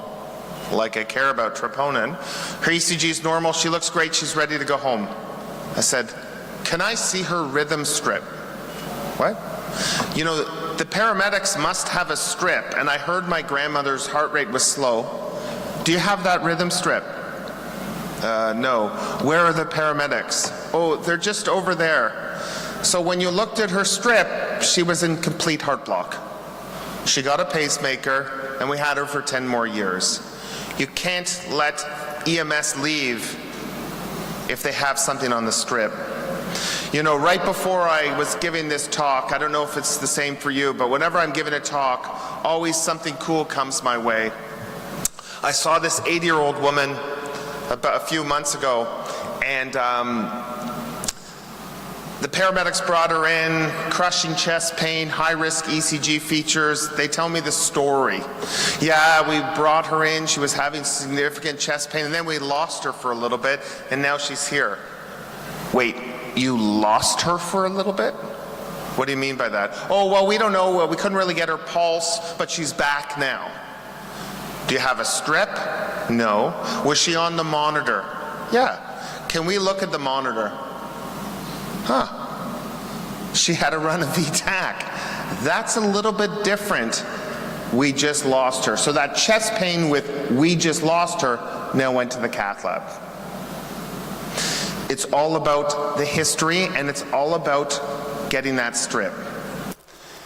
If you have a pacemaker, you have it because your heart sucks. You have to realize that you can't blow off people with pacemakers and say, yeah, it's just vasovagal syncope. I know it's a pain in the ass, but if someone has a pacemaker and they syncopize, you need to have that pacemaker interrogated. That's not something that's easy to do at all hours of the night, but you have to assume that people with pacemakers have cardiac syncope and have something wrong with their device. Are there some young doctors in the room? This is a stethoscope. It's like an ultrasound for your ears. It's embarrassing that during COVID, people stopped examining people in Canada. If someone has syncope, you better put that stethoscope on their chest and listen for the murmur of aortic stenosis. Picking that up saves lives. This is the physical exam. Listen to people's hearts. There's not really a role for lab work. Syncope is not like a troponin thing. Yes, if a woman comes to me and says, I've been bleeding for a month and now I syncopized, of course a CBC is relevant. But you're not going to make brilliant diagnoses with labs. You're going to make brilliant diagnosis with your ability to take a history. And I also think it's important to realize that in the setting of you think someone has cardiac syncope, you really have to say, would you want this person driving your kids to school? And do you think this person is safe to be driving? In Canada, if I feel that someone has a seizure or cardiac syncope, we would report them and they would be not able to drive until they've been cleared. That is a safety issue. Okay. I have to talk a little bit about ECGs, but if you were the marketing manager of McDonald's and you were telling people to have Big Mac and fries, you would think that you wouldn't have a rhythm strip that shows some wonky P waves and then a run of non-sustained VTAC. But hey, that's okay. This is WASM, so we're not going to talk about blocks. But if someone comes in with a heart rate of 30, unless they're super fit, you could assume that's the cause of their syncope. Let's go through a handful of cases of ECGs that I think you need to know about. These were two of my idols growing up, Reggie Lewis and Hank Gathers. Both of them died on the basketball courts, and both of them had issues beforehand. Hank Gathers had a slam dunk and fainted at a basketball game a week before his death. During his death, which was on national TV, he went up and he dunked, he came back on defense, and then you just see Gathers drop without any warning. There was no prodrome. Gathers proceeds to go on to have about 3 or 4 myoclonic jerks, and then he dies. If you saw Gathers in your emergency department a week prior when he fainted, you would have seen this. You would have seen an ECG, and the first thing you would have said to this 18-year-old or 21-year-old gentleman is, he's got, looks like an old inferior lateral MI. He's got some Q waves in 2, 3, AVF, in V5 and V6, and his voltages are up. He probably has LVH. What you have to realize about LVH is LVH doesn't happen overnight. Left ventricular hypertrophy is because of a process such as hypertension or aortic stenosis. If you have someone who has LVH who's not hypertensive, you have to think about why. And in this setting, this is classic for hypertrophic cardiomyopathy. When you see hypertrophic cardiomyopathy, you will see LVH without hypertension, and you will see Q waves, which are not pathological, because pathological Q waves are wide. These are dagger-like Q waves in the inferior lateral leads.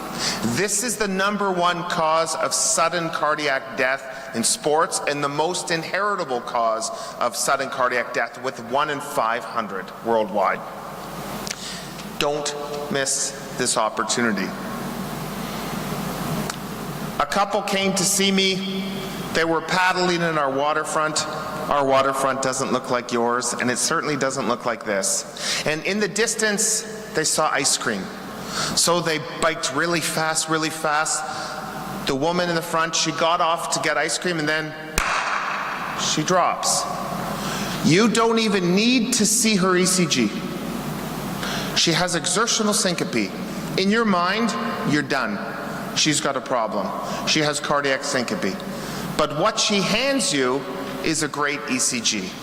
Now, we always tell our trainees, don't read the stuff up front. In Canada, the EKG comes with an interpretation. Does it come with an interpretation in Turkey? You know, it's often wrong, but what's not wrong is the PR interval, the rate, and the QRS, and the QT. So when you look at syncope patients, check the box. And when you check the box, the first thing you say is, crap, her PR is short. And then you go and you hunt for delta waves. And this is a very classic EKG for WPW. If you look at lead, it's best in lead AVL, you could see that delta wave is that blocking, that obtuse upstroke to get from the isoelectric baseline to the top of the R wave. It's sloped upwards.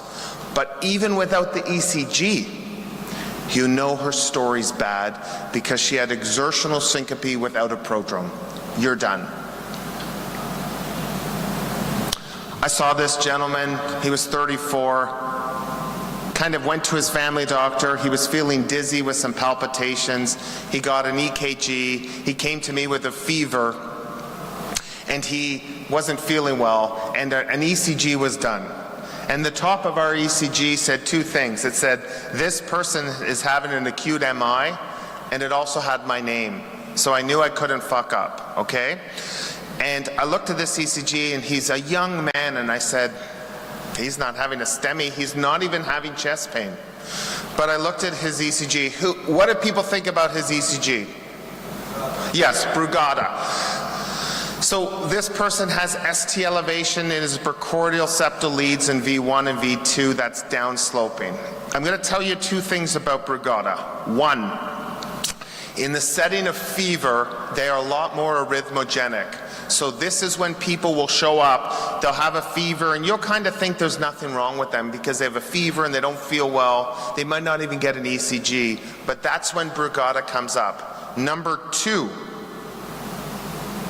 if you see this guy tonight while you're on shift in the emergency department, there's a 10% chance, if you don't make this diagnosis, that he's dead before Turkey turns 101 next year on this date. The rate of death in missing Brugada is 10% per year. Don't miss Brugada. Anyone rock climb? Any rock climbers in the room? Not a big rock climbing room in Turkey. This young woman is rock climbing with her partner. She gets up to the top of it's an indoor rock climbing, gets up to the top of the gym, and then you don't even need to see her ECG. Exertional syncope without warning. But she hands you a gift. It's a gift that you will see once in your career. When I saw this, I was so happy for like a year. I looked at this ECG, and the first thing I said is, there's T-wave inversion in V1, V2, V3. I don't think it's a Wellens. She's not having chest pain. She's not having syncope. Does anyone want to hazard what this is? So I looked further, and when you look at her, you can see when you go back. In WPW, it's really hard to get to the top of the mountain from the baseline. She has something called ARVC, arrhythmogenic right ventricular cardiomyopathy, used to be called ARVD. She goes to the top, no problem. She goes down, no problem. But from the nadir of the S wave to the isoelectric baseline, it's blunted. It's kind of like a reverse delta. And in that area, there's a little blip called an epsilon wave. You can kind of see it in V2 here, where up, down, but then it's really hard to get to the baseline. This is ARVC. Again, her story was everything. One more ECG, and then I'm done. Do you guys see old people in the emergency department in Turkey? This woman has come to our emergency department 5 times. She's on an oral anticoagulant and a Pixaban, and every time she comes, she gets a CT head. It's normal, she goes home. CT head, normal, go home. CT head, normal, go home. CT head, normal, go home. I see her on the 5th visit. Every single time, her ECG looks like this. Nothing has changed. And if you read the printout, it says bifascicular block. Okay. You got 3 fascicles.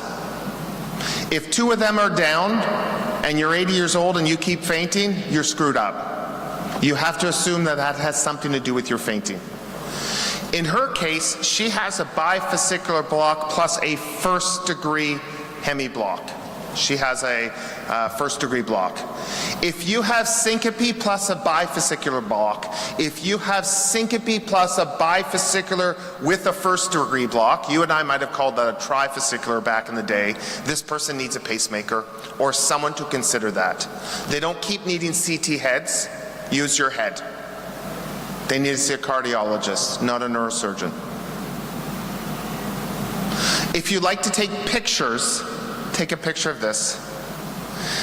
When I see everyone with syncope, I look for 5 things. I look for WPW, I look for ARVC, I look for Brugada, I look for HCM, I look for long QT, and I document it.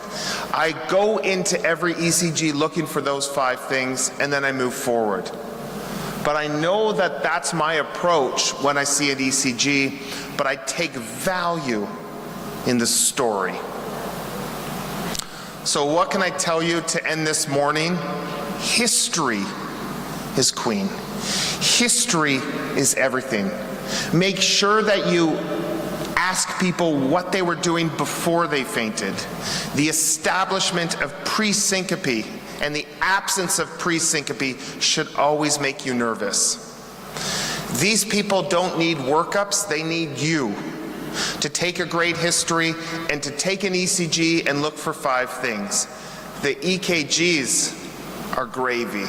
They're a gift. Just know how to look at them. Thank you very much for your time.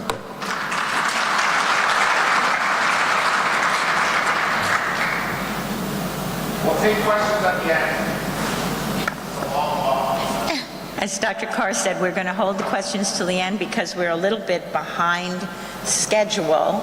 Our next speaker is going to be Dr. Lucas Sarspak. If I pronounced your name incorrectly, I apologize. I did good? Okay. All right. Professor Dr. Sarspak is going to speak to us about manual CPR versus automatic or automated chest compression device. Something very common to everybody's emergency department is this question. Thank you so much, Dr. Sarspak. Thank you for introduction. It was nearly correct, Sharpak. I'm, as you see, Director of the Clinical Research and Development at the LuxMed Group in Poland, but I'm also President of Polish Society of Disaster Medicine. I will talk to you about the automated or mechanical chest compression devices. We know those devices from many years, but the same as during my previous speech for focusing on epinephrine. We have many studies, but with those studies we have much more questions, and this is problematic. So I will start. Of course, we know that according to American Heart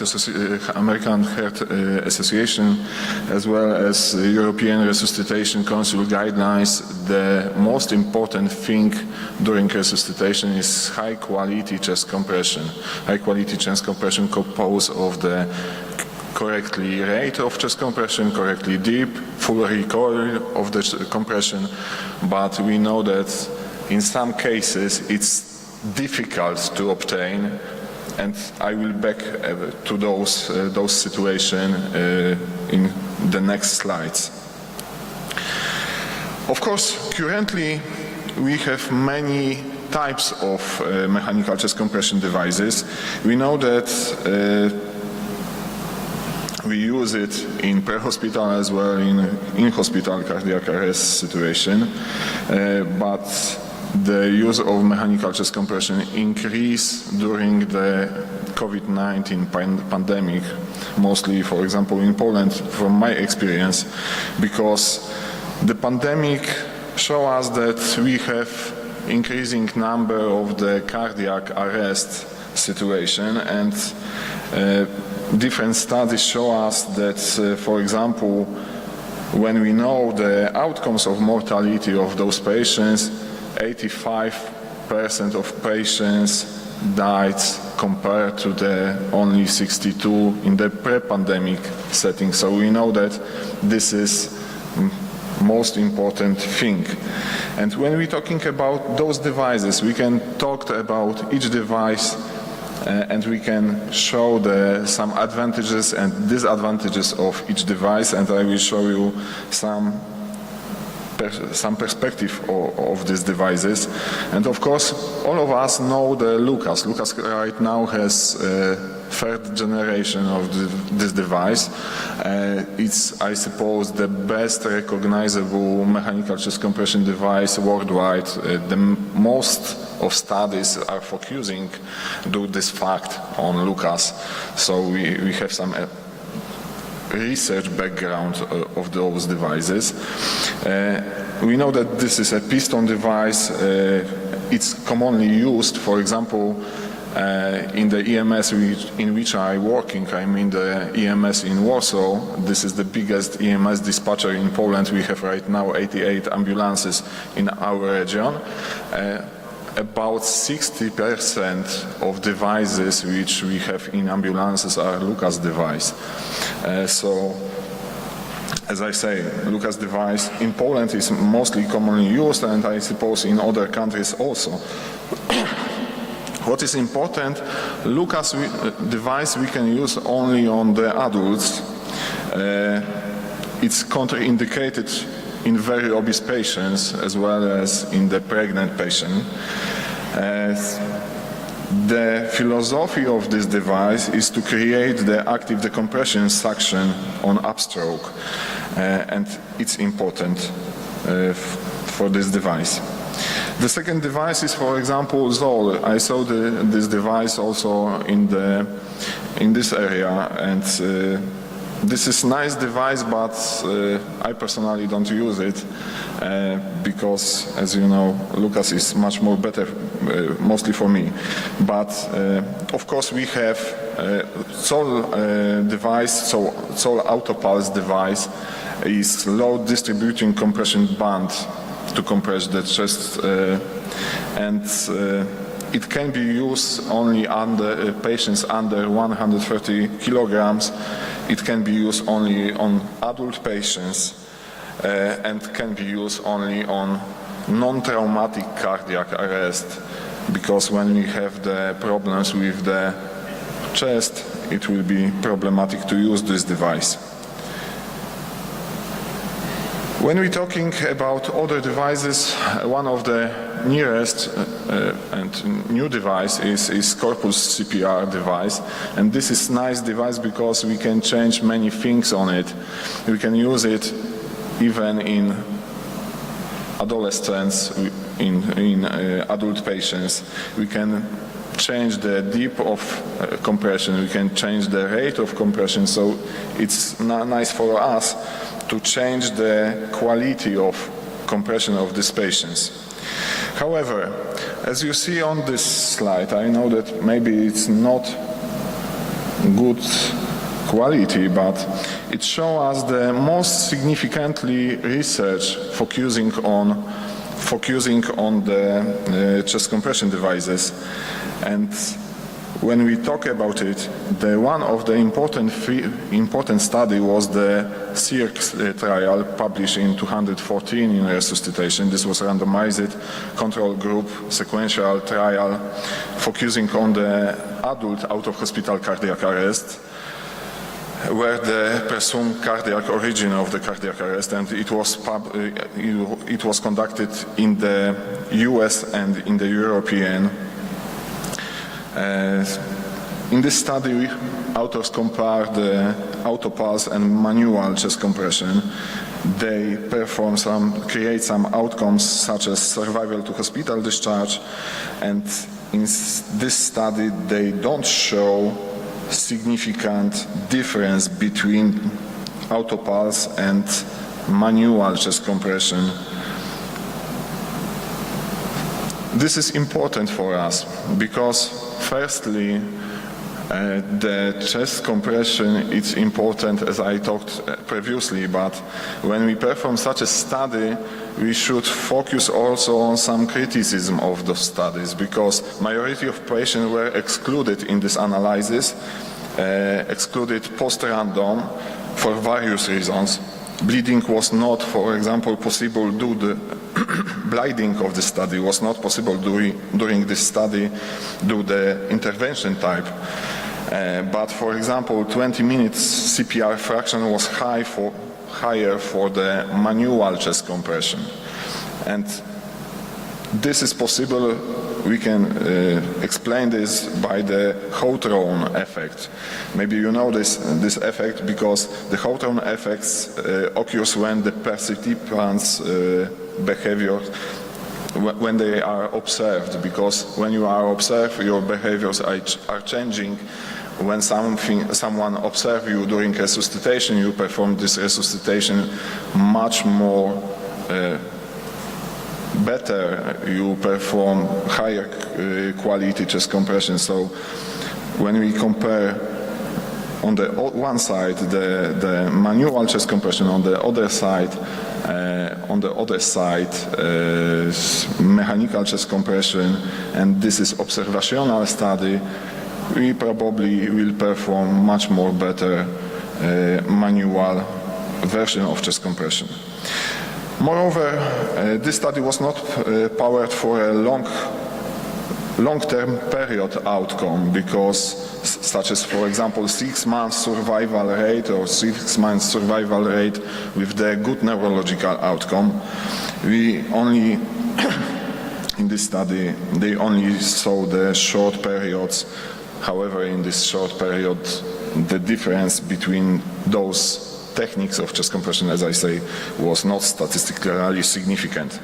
The second study is the LINK trial, published in the same year, I mean the 214, this time in JAMA. This was also randomized trial, this time involving 4 Swedish, 1 British and 1 Dutch ambulance service.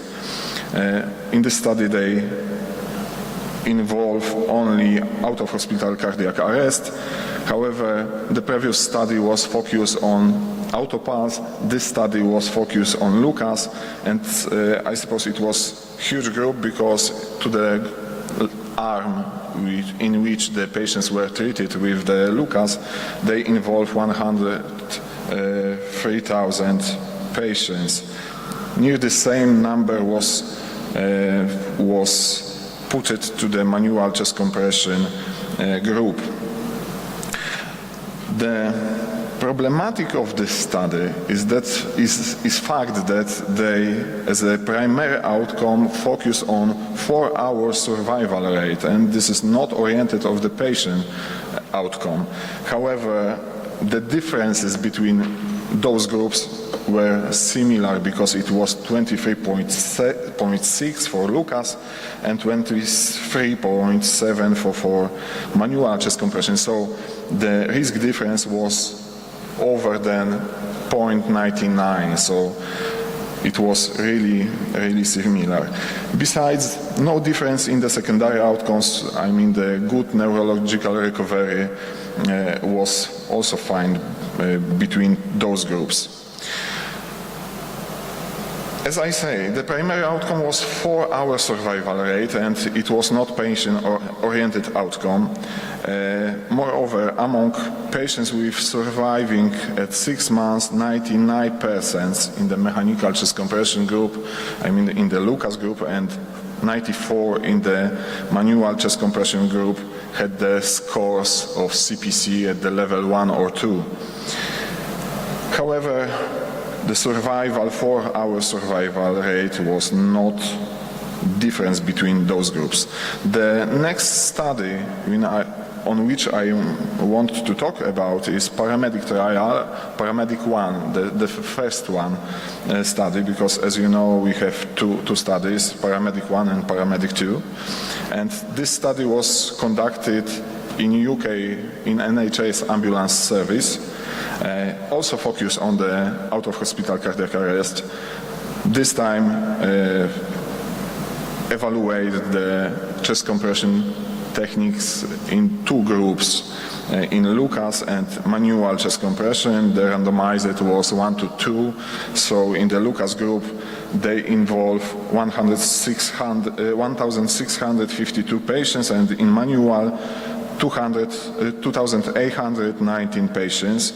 And this was randomized according to the first trial vehicle to arrive on the scene. However, when we're talking about, one more time, about the outcomes, the primary outcome in this study, which was the survival to 1 month, was 6% in the Lucas 2 and 7 in the manual chest compression. No serious adverse events was noted, and this is also important because one of point in which we in studies is the fact that mechanical chest compressions occur much more chest injuries. However, in this study, intervention to treat analysis was used, and this is problematic because, for example, when we see only in 60% patients in the Lucas group received formally mechanical chest compression. So if they will do, for example, not only intention to treat, but per protocol analysis, it will be much more better for this study. However, as I said, there was not any serious adverse events during chest compression with Lucas, with manual chest compression the same, and the survival in those studies was similar in both cases. When we're talking about the guidelines, because when we have the guidelines, we have, as I say, American Heart Association guidelines, we have European resuscitation guidelines, we have ILCOR about that. The current research does not support to mention the mechanical chest compression devices, I mean the mechanical pistol devices or load band distribution devices. They don't offer any advantages to manual chest compression in patients experiencing cardiac arrest. The current standard of care for management of cardiac arrest is still high quality manual chest compression, so we should obtain some extra trainings. According to the guidelines, every 3 months we should perform simulation trials on the chest compression.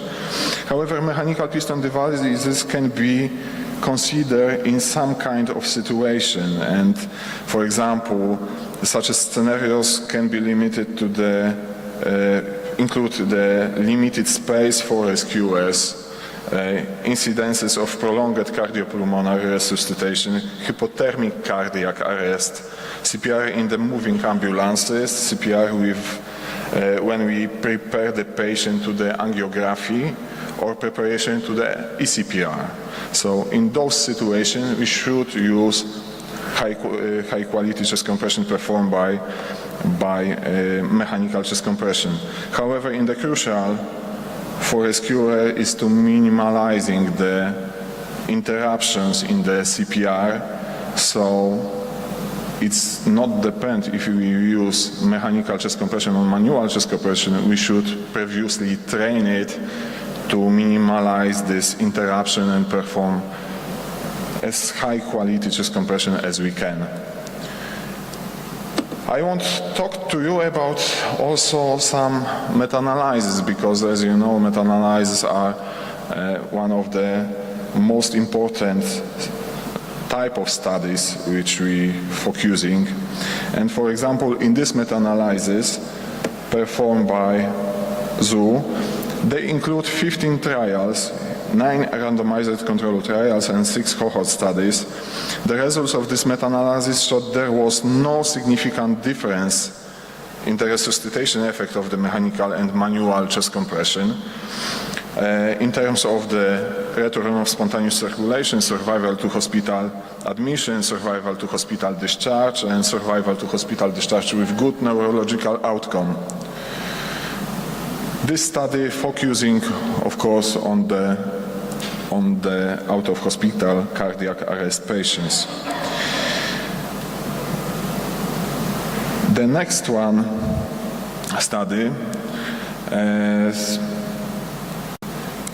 in this study, for survival to hospital admission, the pool estimate of the randomized control trials did not indicate a difference between mechanical and manual chest compression. However, when we see the subgroup of non-randomized control trials, the difference was statistically different, and manual chest compression performed much more better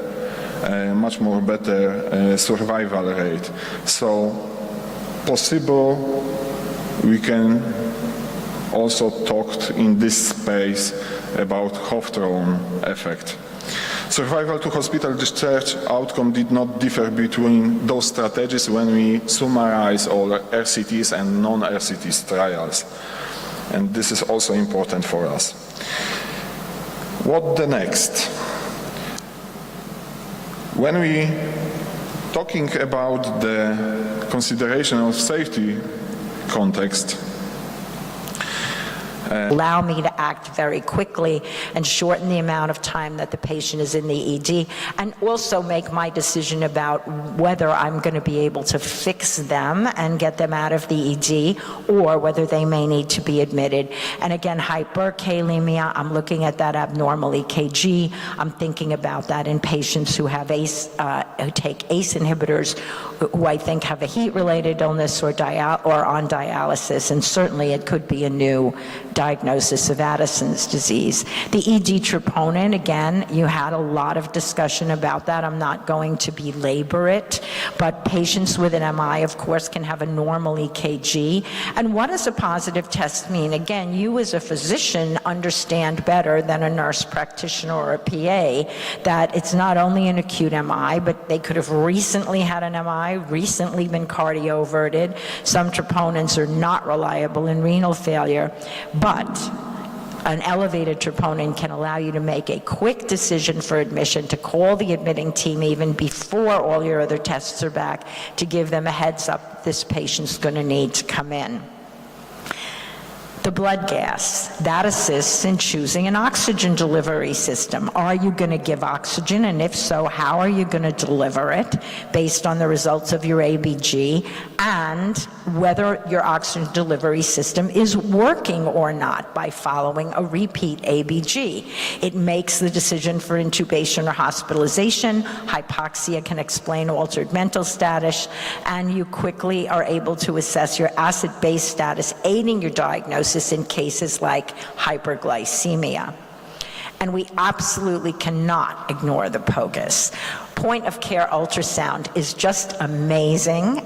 In the years since I graduated from my residency in 2004, in the past 20 years, it is shocking how much we can do with ultrasound. That long list of things that we can do immediately, a point of care ultrasound to tell whether a patient needs to be admitted or not, right? I mean, you can tell if a patient has hydronephrosis and renal stone that's impacted and that's too large to pass, that they're not going to be able to go home. You know that a patient with ascending cholangitis is not going to be able to go home. You know that the patient on DVT needs anticoagulation. So we can make so many diagnoses. Who needs to go to the OR? Who needs to be admitted?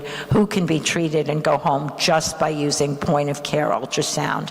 There are other tests that I haven't discussed. The most common that are used are the fecal occult blood, COVID-19, influenza, which I referred to in my patient, my 16-year-old, the rapid strep. We can do rapid HIVs in the emergency department and rapid CVCs. There are new things on the horizon, and most of them do have to do with viruses. So keep your eyes open and think about the point of care tests that may be coming to the emergency department near you. Most of them will be for other SARS and COVID type viral assays using a lot of different recently discovered methods such as isothermal amplification or the CRISPR-Cas9 genome amplification. So this stands for clustered regularly interspaced short palindromic repeats. And as a female physician, I am proud to say that Doctors Jennifer Duda and Dr. Emmanuel Charpentier won the Nobel Prize, I believe it was 2020 or 2021, for the development of CRISPR. And using CRISPR technology, our colleagues in the lab, our PhD colleagues, are actually able to snip a lot of the fragments out of DNA to modify them so that a very quick PCR can be developed. A PCR can literally be developed within 24 hours to test a new variant of SARS-CoV-2 or many other genomic variants and mutations that occur in commonly seen viruses. CRISPR also has some gene amplification implications that can be used for genetic testing and genetic modification. But for us in the emergency department, what CRISPR-Cas9 does for us is it allows rapid PCR assays to be developed in it as quickly as 24 hours to test for new variants like your Delta COVID and other variants. So keep an eye out for that. You're going to be seeing a lot of that. It's exciting and amazing that this is happening in our lifetime. So your take-home points. Many of the problems that are plaguing emergency departments today result from improper patient management. The clinical assessment of a skilled emergency physician will lead to the appropriate ordering of point-of-care tests, and sometimes a few point-of-care tests can actually combine results to make your diagnosis. The point-of-care results will guide the cost-effective ordering of further and appropriate tests, guide us through the diagnostic decision tree, and ultimately lead to an appropriate and timely disposition for your patient. So the protocol is your clinical assessment cues you to what point-of-care testing you need to do. The results of the point-of-care testing lead you to a focused treatment and further testing, and all of this amounts to the efficient, cost-effective, and time-saving care of every patient who comes to the emergency department. So thank you for your time. I'm sorry that our session ran over. We took some time away from your coffee break, but I hope that you learned from our session.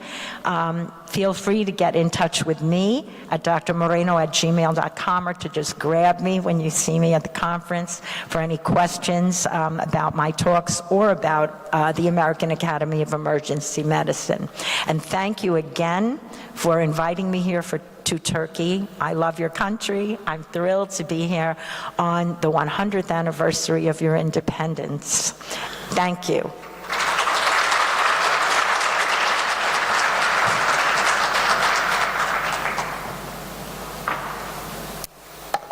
I know we've gone a little over.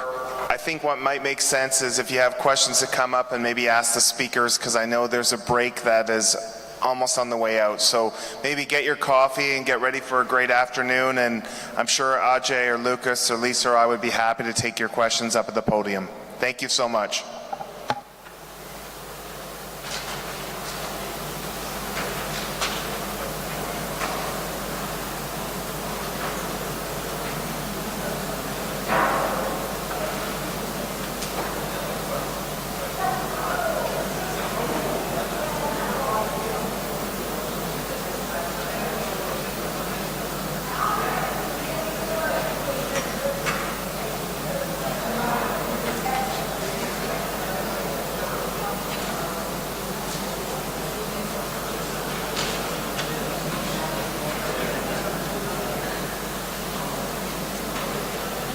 Score at triage. And most of our staff would prefer to have some sort of electronic flag in the system. Most staff would prefer that triage be the site that we identify when a patient's going to become agitative. But we do think that when we're sort of identifying who's going to be agitated, it's not just about their agitation at that moment and doing a score in that moment, but really looking at historical factors and looking at their baseline issues. And so we're really looking at the scope of who exactly do we want to flag as potentially going to become agitated during their care. Most of our staff would like to use some validated agitation score, not only to identify, but then to sort of track them and monitor them throughout the stay. The same way that your pain scale can change over the course of your care, so your agitation level can change over time. Right now we have a lot of informal practices of how we're flagging patients. So a lot of it is just word of mouth on rounds. I'll kind of point to the patient and just let my colleague know, oh, by the way, this patient has been getting agitated, or in the past I treated him a week ago and they threatened me. So it's just been a lot of kind of word of mouth. Sometimes we'll write little progress notes, but that's very difficult because then we have to kind of comb through our electronic charts to find previous event notes. And so most of our staff would like some sort of a flag on our electronic medical record. Can I just see a show of hands, just because you guys I think are a little bit more ahead of us in starting this. Do you guys have electronic flags that exist so when you open a patient's chart it's very clear? And then do you guys have things like when you go to a patient room, the same way you would have for a fall risk, where they'd have a wristband or a note on the outside the door so that anybody entering or interacting with that patient is aware? I see a couple of nods. And then a question of, once they're flagged, does that flag carry on? How long does it carry on for? And how are we managing all these patients? So for us, if somebody comes in and states they have suicidality, there's a very, very set process we do. If somebody says they're thinking about hurting themselves, no matter what the patient is, no matter anything else, there's a set of standards that we follow. And so we're discussing for people who have been screened or flagged as potentially violent, do we want to manage them all the same, or do we want to manage it case by case, and how are we kind of deciding that? And then we ask them sort of which types of management options would you guys like, as far as doing environmental precautions like, undressing them, removing all personal belongings, looking, having specific rooms that don't have things that can be thrown around, that type of thing. So what sort of environmental things can we do to make caring for that patient and the environment more safe? How often should we be assessing their agitation? And then based on their score, what actions should we be taking?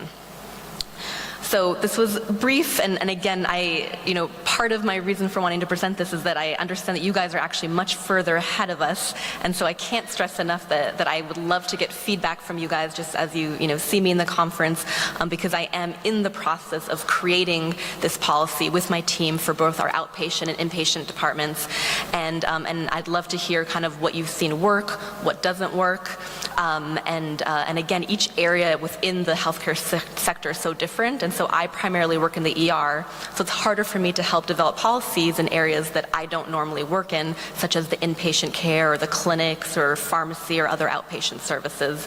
But that's kind of where the US is. We're a little bit more behind just developing active shooter trainings and really finally putting the burden on healthcare administration to start factoring in workplace violence into the policies so that our staff doesn't have to feel that it's normal to be threatened at work. Our staff shouldn't feel that it's normal to feel unsafe ever. And just to understand that our administration is sort of taking protective measures. And then the other part is just that our other patients often feel unsafe when they're seeing our staff get yelled at, even if they're not part of it. Just being in that, you're in a place of care, and to see that type of workplace violence happening on a daily basis is really going to be the opposite of providing good care. So thank you so much. I really appreciate you guys listening. And again, I know we have no time for questions, but more than questions, I would love to hear you guys' comments after this. Thank you. Thank you, Dr. Pia. It was a lovely presentation. And due to keep our time, I think if there's any available time later, we will take the question. By the way, I need to talk now because my presentation is the return of landslide, Die Another Day, and my name is Muhammad Alwi Abdurrahman from Malaysia. I'm the emergency physician.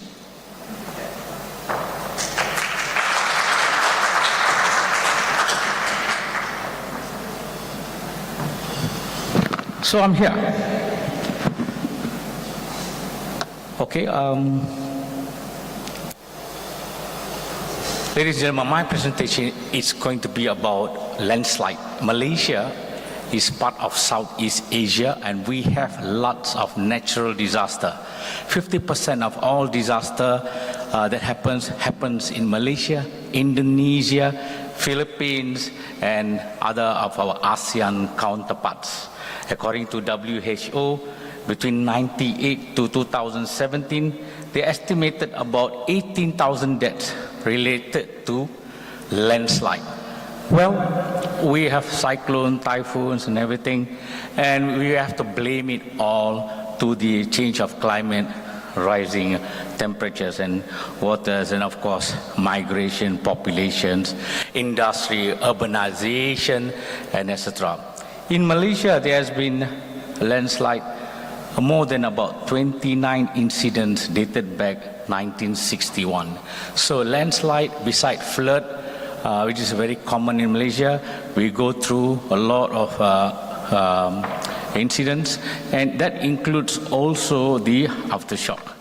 aftershock from the earthquake from Indonesia. This is the location in the capital of Malaysia, and it is about 1 kilometer, it's about 2 kilometers from my hospitals, and it is a well-established area, but there's a lot of landscape there for picnics and camping.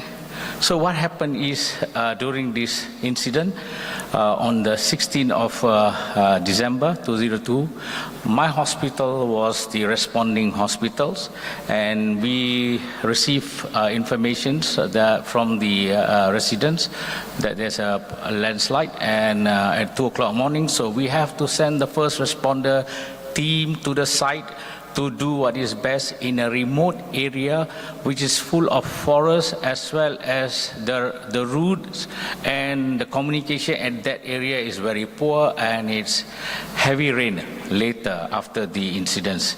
It involved a lot of mass volume of debris, sands, etc., the trees, which covers almost about 500 meters. And the whole cascade of events is very unfortunate, as people and children and teachers were doing picnic and they were sleeping.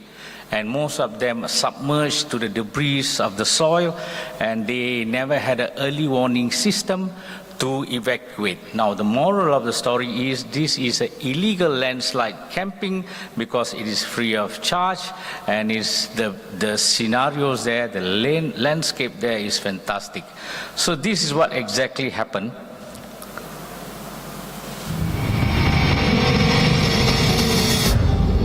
The first primary incident and the secondary incident, and it happened between the first and second incidents about gaps of 20 to 30 minutes. That is the first landslide where the camping was submerged by the debris, by the trees and sand, and subsequently the next one which sweep. You can see far right there is a car park and etc., and every of these things are involved. So I just want to share what exactly happened at a particular time. So I want to go in deep about the video you've seen before and after of the landslide and the impact towards the population or the tourists that having camping in that area. So this is the outcome of the incident itself. 37 dead bodies. Of course, there were almost about 92 people at the site camping overnight for the next few days. Beautiful landscape and good views. And when it happens, they were sleeping and they didn't have the early warning system, and they have to, in the remote night, they have to run for their life. And 31 dead, out of which children about 12, and including a baby. So what was the lesson learned from here is in a resource-poor environment at that time, in a remote area, we need to do the best to save life. So we need to deploy a lot of technical teams, tracker dogs, search and rescue team, excavators, as well as ground penetrating radar to do the search and rescue. Malaysia have the INSARAG team, search and rescue team, and they were deployed within the first 2 hours after the call, after the incident, and it was scaled up accordingly. Thank God it happened in the urban area where everything was next to the services were in place, and of course we responded in a typical pitch dark night. The incident command was difficult because it's a remote area. Accessibility is very poor. Climate was not good. Heavy rain, and we are working in an area that we are not trained as part of the medical team. That is the hospital that is responding at the emergency department. So it is the issues of triage. How do you want to triage 96 people, say, at the pitch reach of the night time where there is a remote area. You have to go deep into the forest and with improper lighting at the initial stage, because the first responders at all organizations in Malaysia, even though they are equipped, but it is not prepared for such a extraordinary moment. So triage was very difficult, very situational. It has to be facilitated, and those who can run the green cases, we remove them and send it to the nearest police stations, where that was the only place, shelter, that we have to do the assessment and do the triage and re-triage part of the casualties. We have polytrauma cases, and we treated at the incident site. We established the incident command post. We established the zoning of the system with the help of the police as well as the fire service, and all the hospitals at that moment were activated to receive cases according to the specialties of that hospitals. The chronology of event, of course, it went from day, night, and to days to more than 10 days. So we developed the critical incident stress among the rescuers. It disrupted the routines. We have to bring in more team. There are almost about 650 staffs on the ground zero, and first responders beginning to show sign of fatigue, sign of tiredness, and most of them never took their medicine. So an establishment, observation base, zoning was done, triage was continuous, and then we had a lot of communication between the hospitals, and we have to address the surge capacity, particularly to staff, space, systems, as well as supply. And then in a remote area with the weather disturbing you all the time, you need to do something. And of course, the SAR search and rescue team accommodated, and we also, as more teams comes, burnout, etc., we have to replace not only staff, also the animals, the dogs and everything, because they were doing 24 hours search and rescue capabilities and capacity at that time. And we have to do the public health preventions, and we managed to screen them and then give them prophylaxis for malaria as well as leptospirosis. And then we have to handle the fatalities, the dead bodies, and how do you want to store them, evacuate them, body identification, recovery and disposal in a remote area was difficult, and the final fatality of that moment was about 92 total casualties, and a lot of survivors among them, family and friends, and we need to handle the dead. In most of the mortuaries were occupied, and then we had a lot of media interest, a lot of challenges, and related to capacity, capability, terrains. We had multi-agency coordination meeting. We have to work in a remote, confined area, in a wilderness medicine, and we have to go through the experience with the flood, and there is a lot of challenges at that time, communications within inter-agencies and as a partnership. And we had few pitfalls. We had difficult challenges in communication, both inter and intra communication, accessibilities of big, large trucks, both military and non-military, ambulance. We're working in unpredictable nature of the site with wild animals, dogs and etc., that we have to be very careful, insects too, and of course with storage, logistic, supply chain management disturbed, and poor network. Ladies and gentlemen, that is the Malaysian experience on natural disaster, and now currently we are preparing for massive flood. With that, thank you very much. Thank you very much, Doctor, for this very interesting talk, and we give the microphone to the next speaker, Karen Koenig.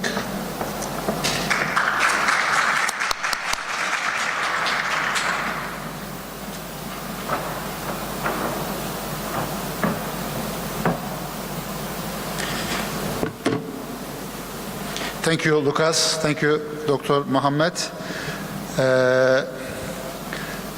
Today is our National Day, and I would like to commemorate and congratulate 100th anniversary of our Republic of Turkey. And I commemorate the founding father of this republic, Mustafa Kemal, and his companions, and I hope this sovereign nation serves as an inspiration for next generations and other nations, oppressed nations like Palestine and other nations, exploited nations in different parts of the world. And I would like to give my condolences to whom lost their lives in Kahramanmaraş earthquakes and the recent hostilities in Gaza Strip. And it is really sad to witness human rights violations, international humanitarian law violations, and war rules violations in Gaza Strip, to see bombed hospitals, killed medics and civilians, and the hostilities,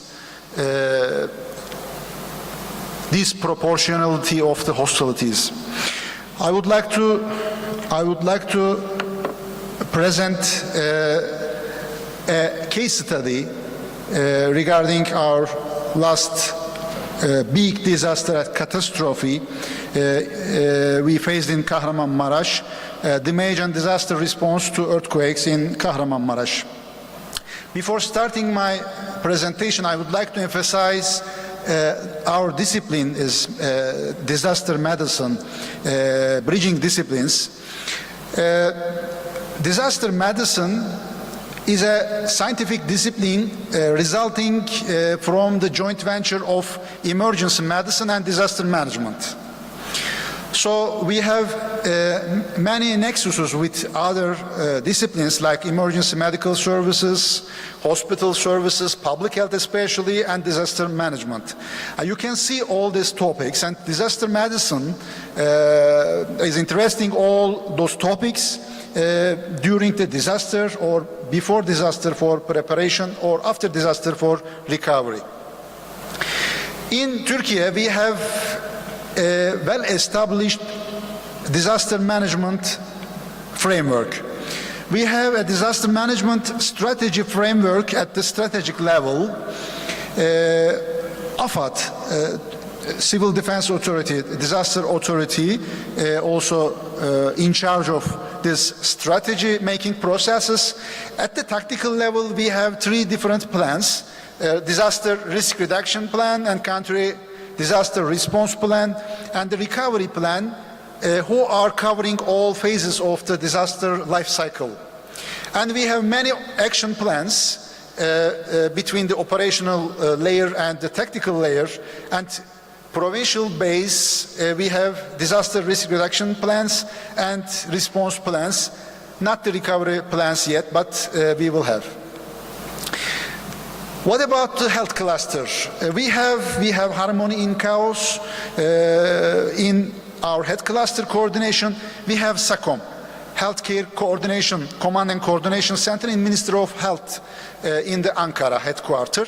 So under the SACOM, we have provincial level SACOMs, Command and Control Centers, and we have rural mobile health teams, emergency service at the scan. We have teams, we have EMT 1, 2, 3 types of mobile hospitals, field health screenings, mobile healthcare services, emergency response units, ERUs, disaster camp family medicine units, many services during the disaster our system is providing.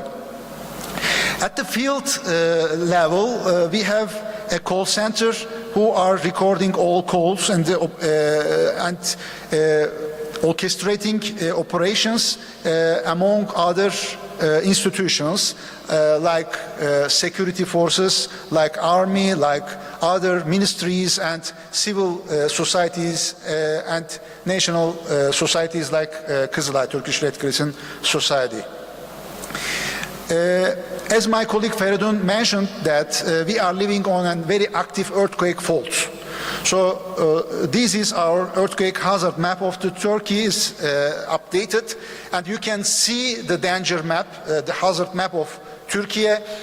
So we need to change our mindset for urbanization and the settlement. Because of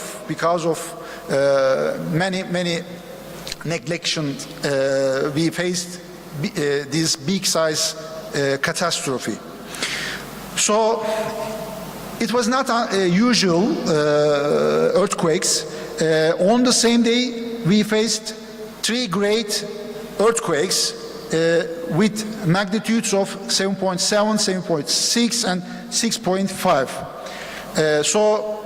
After those big size earthquakes,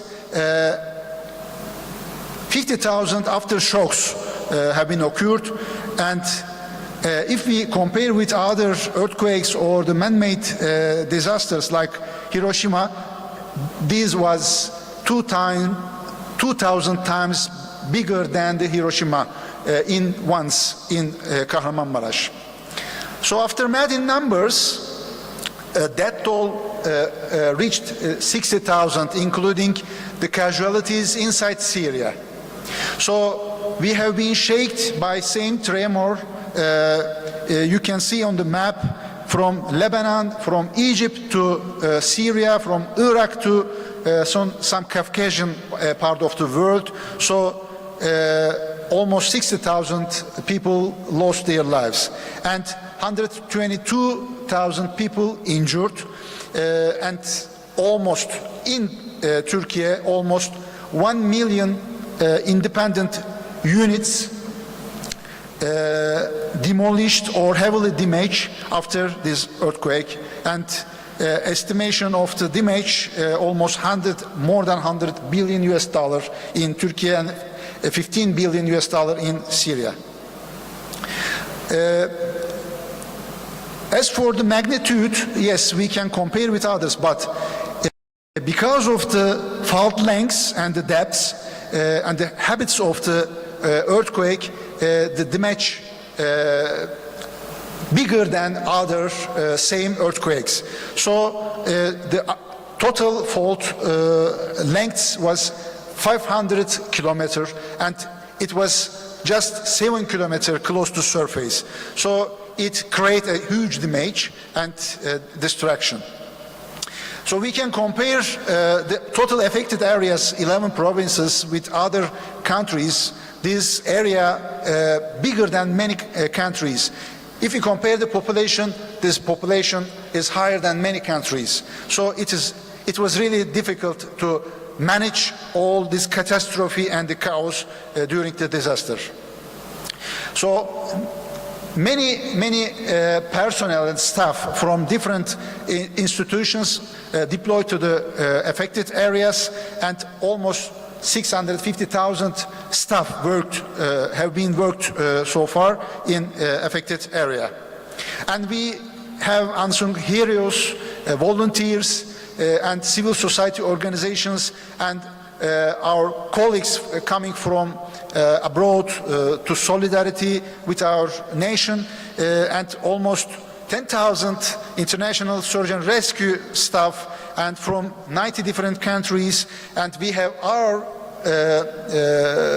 volunteers, AFAD volunteers, Turkish Red Crescent volunteers, and other national non-governmental organizations volunteers worked in the first phase for the response and the recovery phase for the disasters.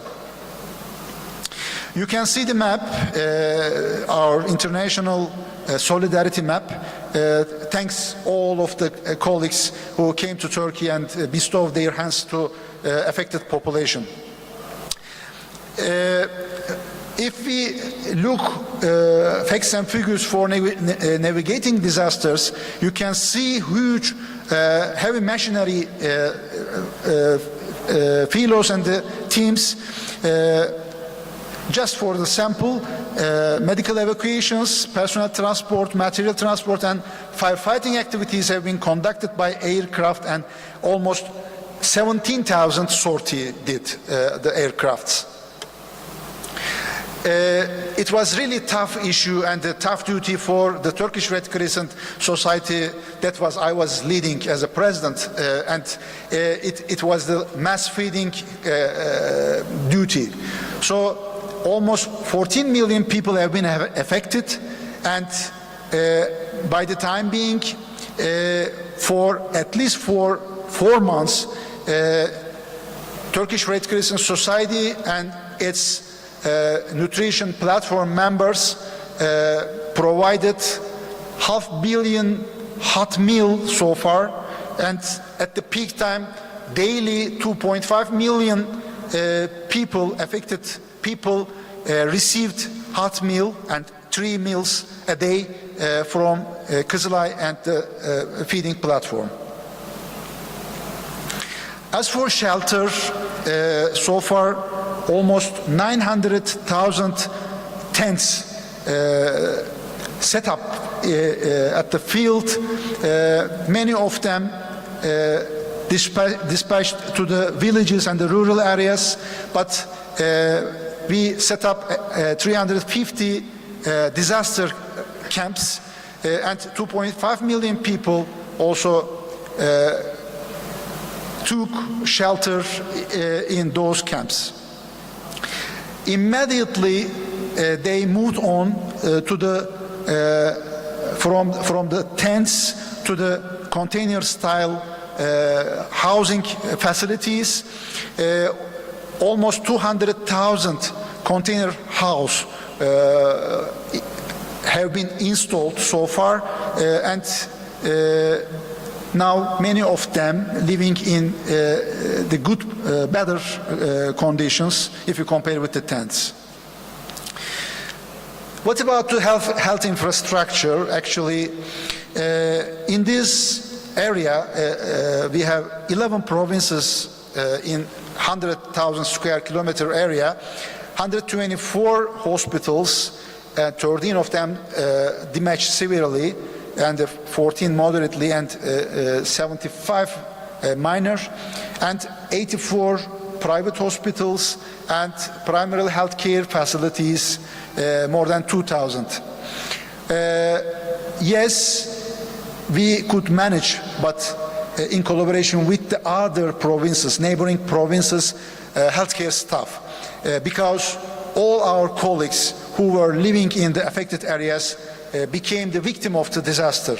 So they lost their loved ones, they lost their siblings or houses. So they need to get support abroad and neighboring provinces, and the total population in those areas, as I mentioned, 14 million.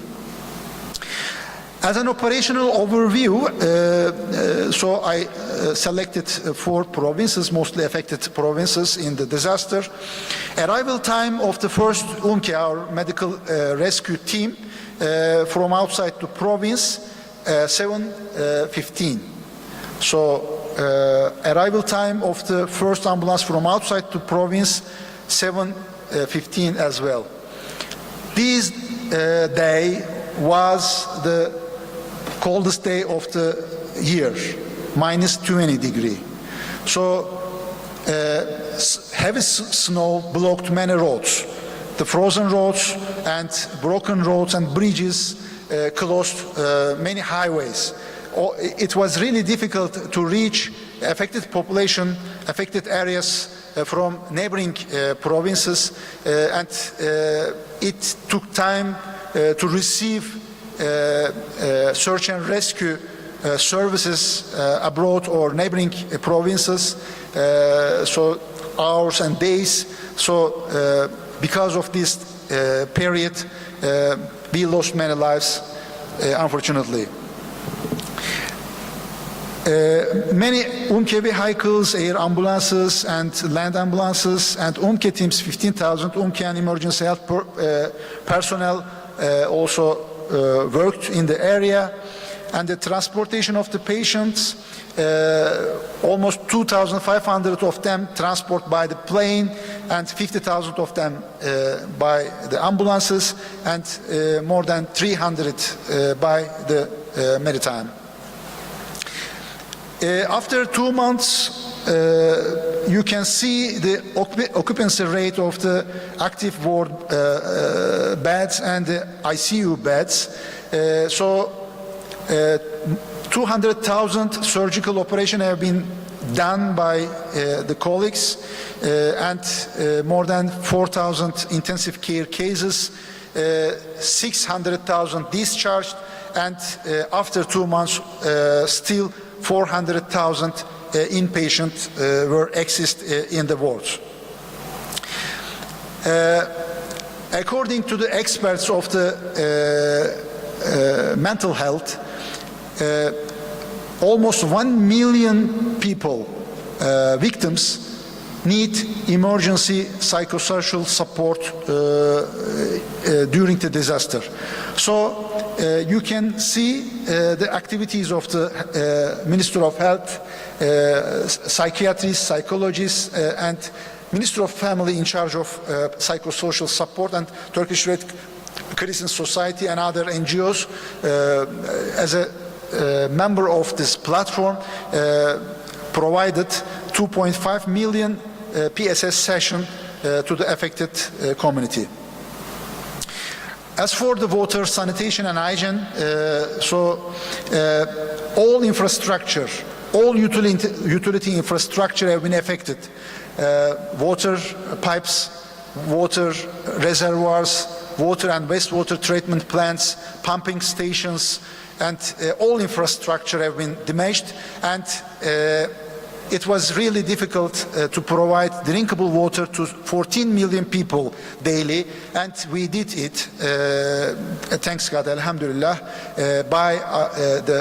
in collaboration with the private sector and other water directorates of the municipalities and the civil society organizations and the individuals. They carried the bottles of the waters to the affected people, and we didn't see any outbreaks and infection diseases, waterborne diseases during the disaster.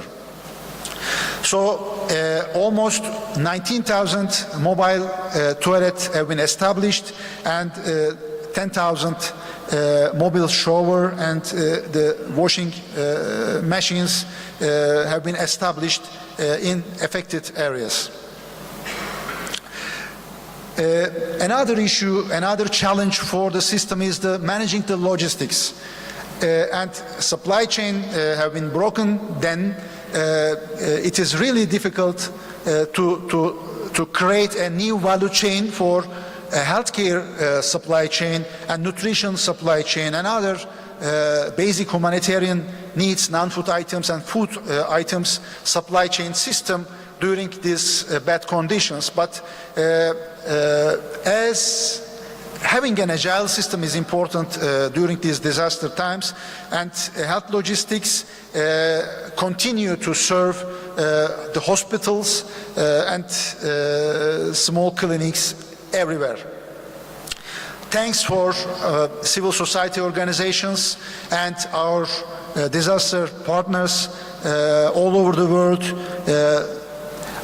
like Brother Mohammed from the Malaysia Red Crescent Society. He is in charge of disaster department, our colleague, and they bestowed their hands to Turkey and Syria as well. And you can see on the screen, and the many NGOs, International Red Cross and Red Crescent Movement, and UN agencies who implement their projects and activities in the affected areas. I thank you very much. Thank you for the speech. I think you and your country faced the disaster, but I suppose the next step will be face the PTSD among survivors and all rescue staff, so it will be also problematic for the medical staff. Do you have any questions to our lecturers? Anyone? I know that you are tired and you want to go to lunch, but maybe I have a question, and maybe this question will go to the Dr. Mustafa, because you talk about that preparing to disaster, and I have question from the education field, because we know that we can train disaster medicine, emergency medicine, but when we're talking about disaster medicine, I'm curious when we should perform such as trainings in the undergraduate or postgraduate level, and with what frequency we should do it.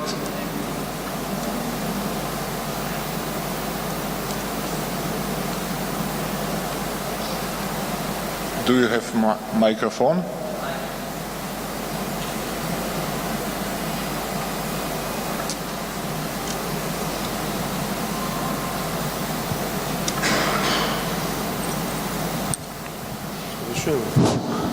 Could you get closer to the microphone? I need to repeat again, please, your question.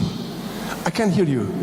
Okay, so I have question. Should we train disaster medicine in the undergraduate or postgraduate education level? I mean that during them, for example, medical studies, or when someone finalizes her medical studies and it's physician. So at which level we should train disaster medicine according to your knowledge and your experience? Thank you. It's a very important point.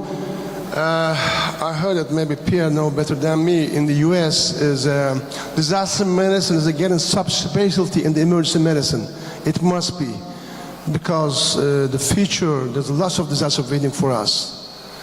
And the overwhelming of the emergency medicine is only handle these type of problems. Briefly, disaster medicine should be subspecialty for the emergency medicine. I believe that. Mm-hmm. And with what frequency we should return the courses, for example? Because according to, for example, resuscitation, we know that every, for example, 3 months we should go to the simulation center and train the chest compression. But I know that disaster medicine is totally different, and in which frequency, 1 per year or 2 per year, you should think those courses, those trainings should be continue? I think that only the course is not enough for the handling this issue. As you see, that's on the picture, is wars and lots of problems waiting for us. At least 2 years subspecialty training, because in the scene, in the collapsed building, for example, when we're talking about the earthquakes, we should get close. And nobody can do the emergency physician's capacity, pseudoanaesthesia, for example, and also nerve blocks. As I mentioned you during my presentation, you are talking with the victims of the earthquake, still alive but trapped. Maybe needs 1 week to take it out to all the collapsed building. You need to pull out this patient as much as you can, and you need to give IV infusion, pseudoanaesthetic medications, nerve blocks, and amputation. I saw that even in the orthopedic surgeon. I have respect the other specialties, but they hesitate to do this. You know, these are not looks like an operating theater conditions. Everywhere, there's dust everywhere. Full of the dirty waters, green waters, dark waters, totally collapsed building. It's a very interesting issue. And there's a lot of challenging also waiting for us, and we should need at least 2 years subspecial training. It's not only handling with the courses, I believe that. Okay, thank you so much. You're welcome. Yeah, Dr. Karim, you want to say something, yeah? I have a question for you also at the same time. I want to ask you, Dr. Karim, what was your challenges for coordination with the foreign medical team or foreign search and rescue team that was deployed during the Turkey earthquake? Thank you. Thank you, Mohammed. As for echo to Feridun, I would like to answer Lucas' question.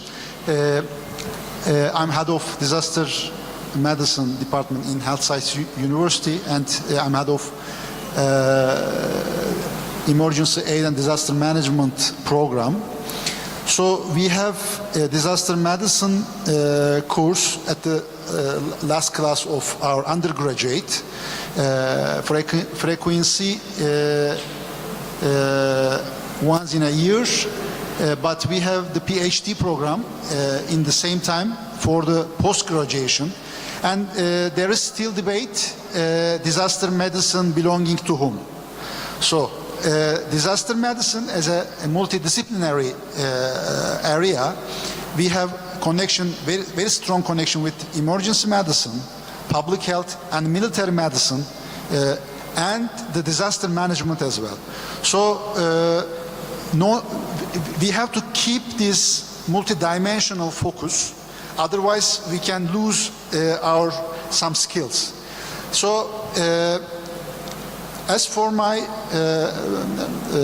knowledge and experience, we have to give an introduction to the emergency medicine residents and the students in the Faculty of Medicine, not only medicine, but all health-related also programs in the faculties, but well-established curriculum for the disaster medicine must be at the last classes, and we have to identify certain skill sets for the curriculum, especially for the medical leadership or leadership during the disasters, and team collaboration, and ethics, and prioritization of the cases. Many issues we have to deal with. So we need a certain experience and the skills. So the late classes and for the no doubt for the post graduation as well. As for your question, Mohammed, it was really difficult. So 10,000 search and rescue staff in the same days, within 3 days, from land, Iran or Iraq or Caucasia or the Western Europe part, or by plane, by ship. So we received then all of our colleagues in our accommodation areas. We recorded them, and according to our national disaster response plan, AFAD identified the gaps in terms of the search and rescue teams. So they dispatched all our colleagues. Turkish Red Crescent Society deal with the Red Cross and Red Crescent partners, and AFAD, Turkish Disaster Authority, deal with the states and the official departments, and we as well as we try to manage the NGOs, and UN immediately set up the OCHA office in Turkey. Then OCHA set up their clusters. Then each leading agency of the clusters lead their own clusters from the UN agencies. So well organized, and it was difficult, but I believe we did it. Thank you. Excellent. I think part of the Malaysian search and rescue team were there, and we were also coordinating well, and as well as the Malaysian Red Crescent Society. Now, thank you, sir. I'd like to ask Dr. Pia. I know active shooting incident, it is not as easy as we think, because you need to act and react on care under fire. So in the context of your presentation just now, what is the preparedness level of tertiary hospitals that you have, and how was your tactical medical team responded to such an event? Thank you.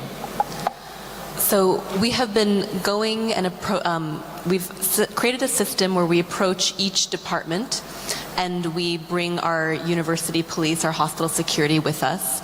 And our goal is that all of our staff are trained and practice on responding to an active shooter event. So we actually do real life simulations about once a month in different units.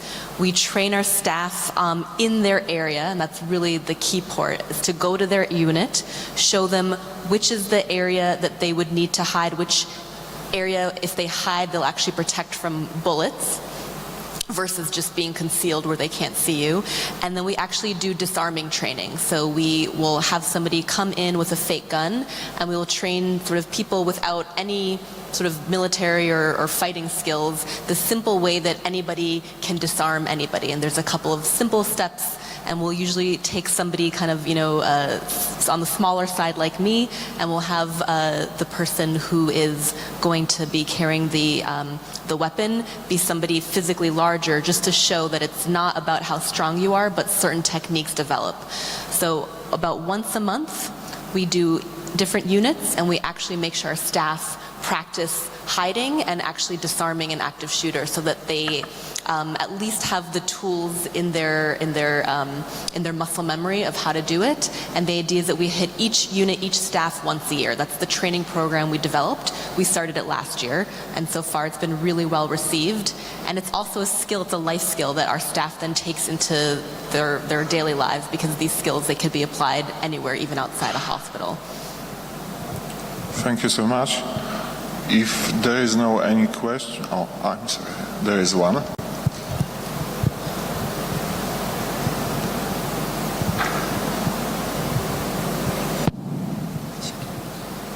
I have two questions, one for Dr. Mustafa Çelikmen.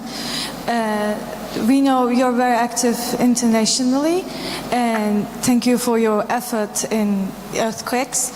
I wonder if you think it would be beneficial, or it would be efficient to add disaster medicine knowledge to the curriculums, to medical curriculums actually.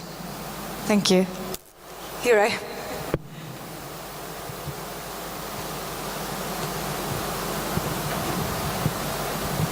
Thank you very much. This is a very important point. Definitely, disaster medicine, especially the developing countries, that they are living under, like us, disaster everywhere, landslides, earthquakes, floods. 2023 years, we saw all of them. We should get prepared, especially the healthcare workers, medical doctors, paramedics, nurses, they should get prepared. They get ready for this type of problems. Otherwise, after that, we should get ready for the risk management instead of crisis management. After the crisis happened, we are losing the game. But if we get prepared with the knowledge of the disaster medicine, thank you for this question. This is definitely should insert the medical education to the curriculum of the medical faculties. Thank you for the question.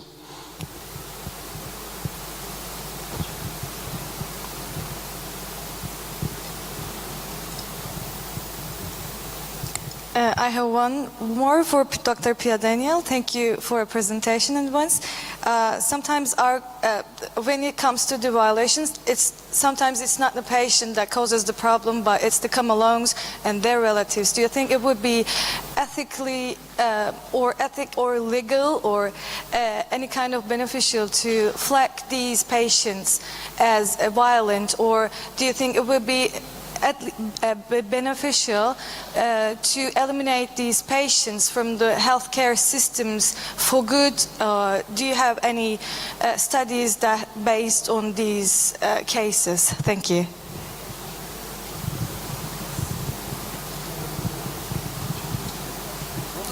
Yeah, that's a great question, and it was brought up at our planning meetings. The issue is that it's not just patients that are the issue.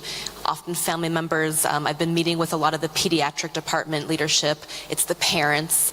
And so really, looking at the scope of who are we flagging, who are we identifying, and that we want it to go beyond just an agitation scale at triage, but just, maybe you have a comorbidity or psychiatric issue, or maybe you're having an acute delirium issue that we know it's going to be a problem, but maybe your family member or your parent has a history of violent acts or workplace violence. And so the first thing is really us broadening the scope of who are we flagging. right? And I think that that's a really, really good question, that it's not just the patients. And then what are we doing with those flags? So yes, I've identified that patient A or child patient A's mother is often an issue. And then how are we handling it? And we actually just had a meeting before I came with our legal department to really just figure out what is sort of our ethical obligation. And our end goal is that we want to sort of safely treat everybody. And we don't want to not give care because somebody is violent or potentially going to be violent or has a history of violence, but we want to give that care in a safe way. We want to have systems in place to protect both the patient, their family, our staff, and other patients. And so that is a really important consideration.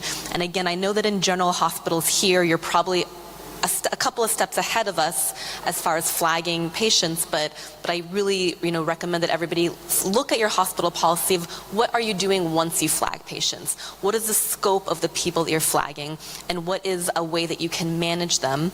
And so that's sort of why I listed in one of those surveys, we gave our staff a lot of different options of what would you like us to see? Once we have flagged them, then what should we do, right?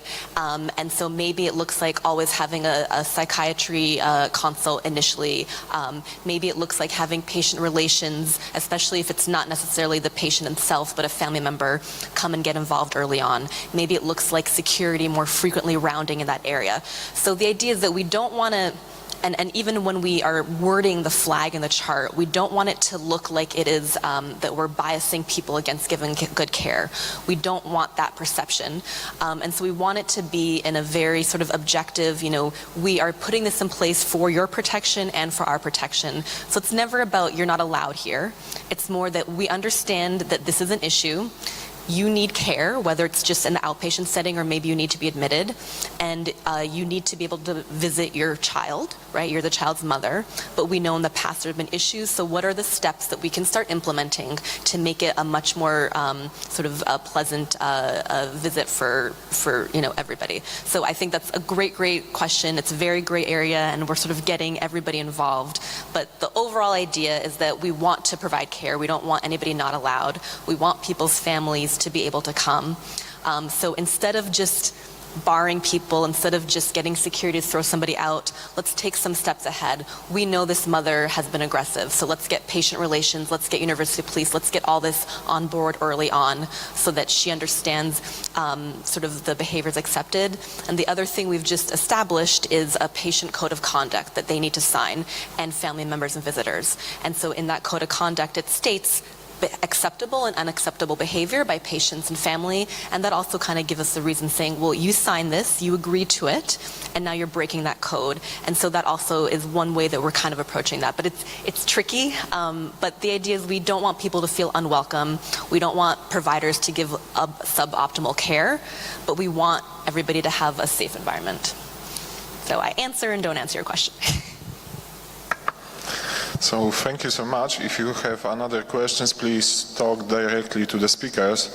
As I suppose we can agree that we can finalize this session, and we will meet here in 2:30, because right now you have the lunch break. So bon appetit, and see you later. Thank you. Yeah, can we have the speakers on stage for a photograph, if you don't mind? Thank you.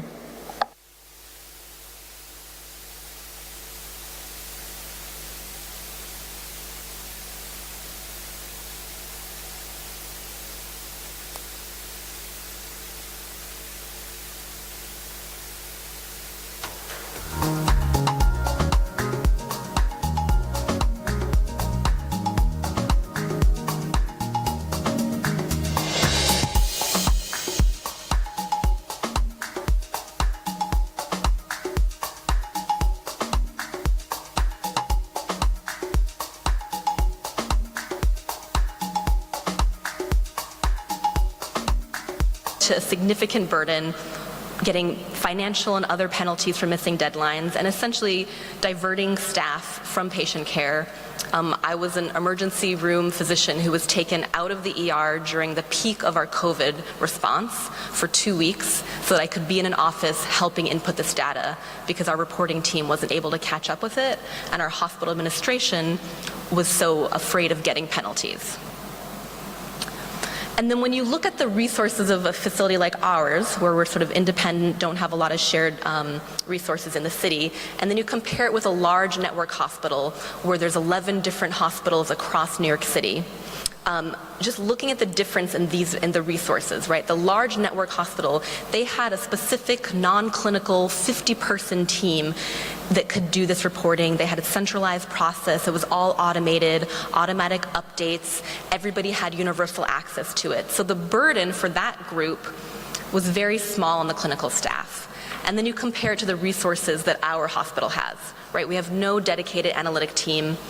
The process of getting reporting essentially was decentralized across 17 different clinical departments. There was no centralized place that we could even share information.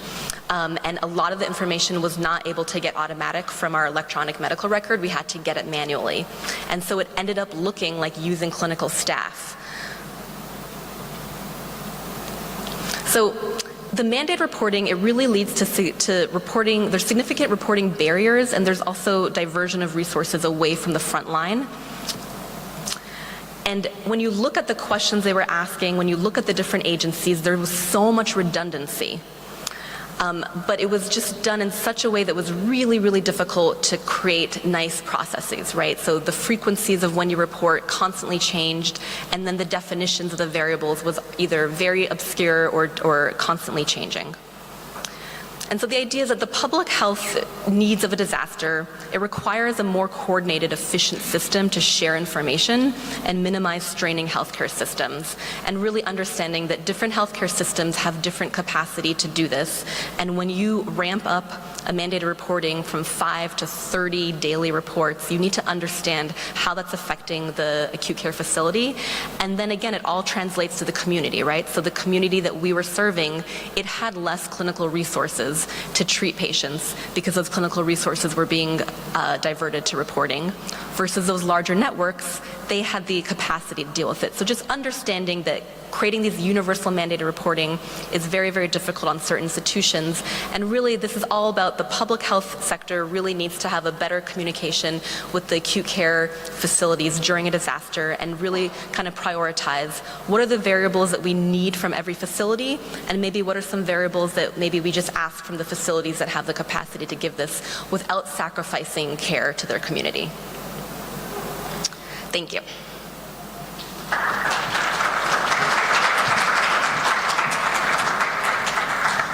Bravo, Doctora. I can't believe you did that in 10 minutes.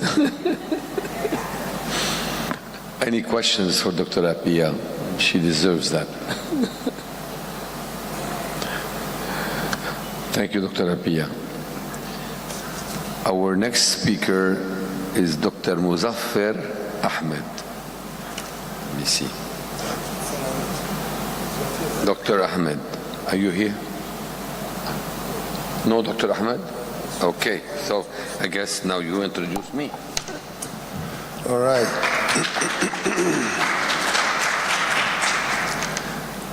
I'm Antoine Kazi, who is an emergency medicine specialist. Definitions, challenges, opportunities.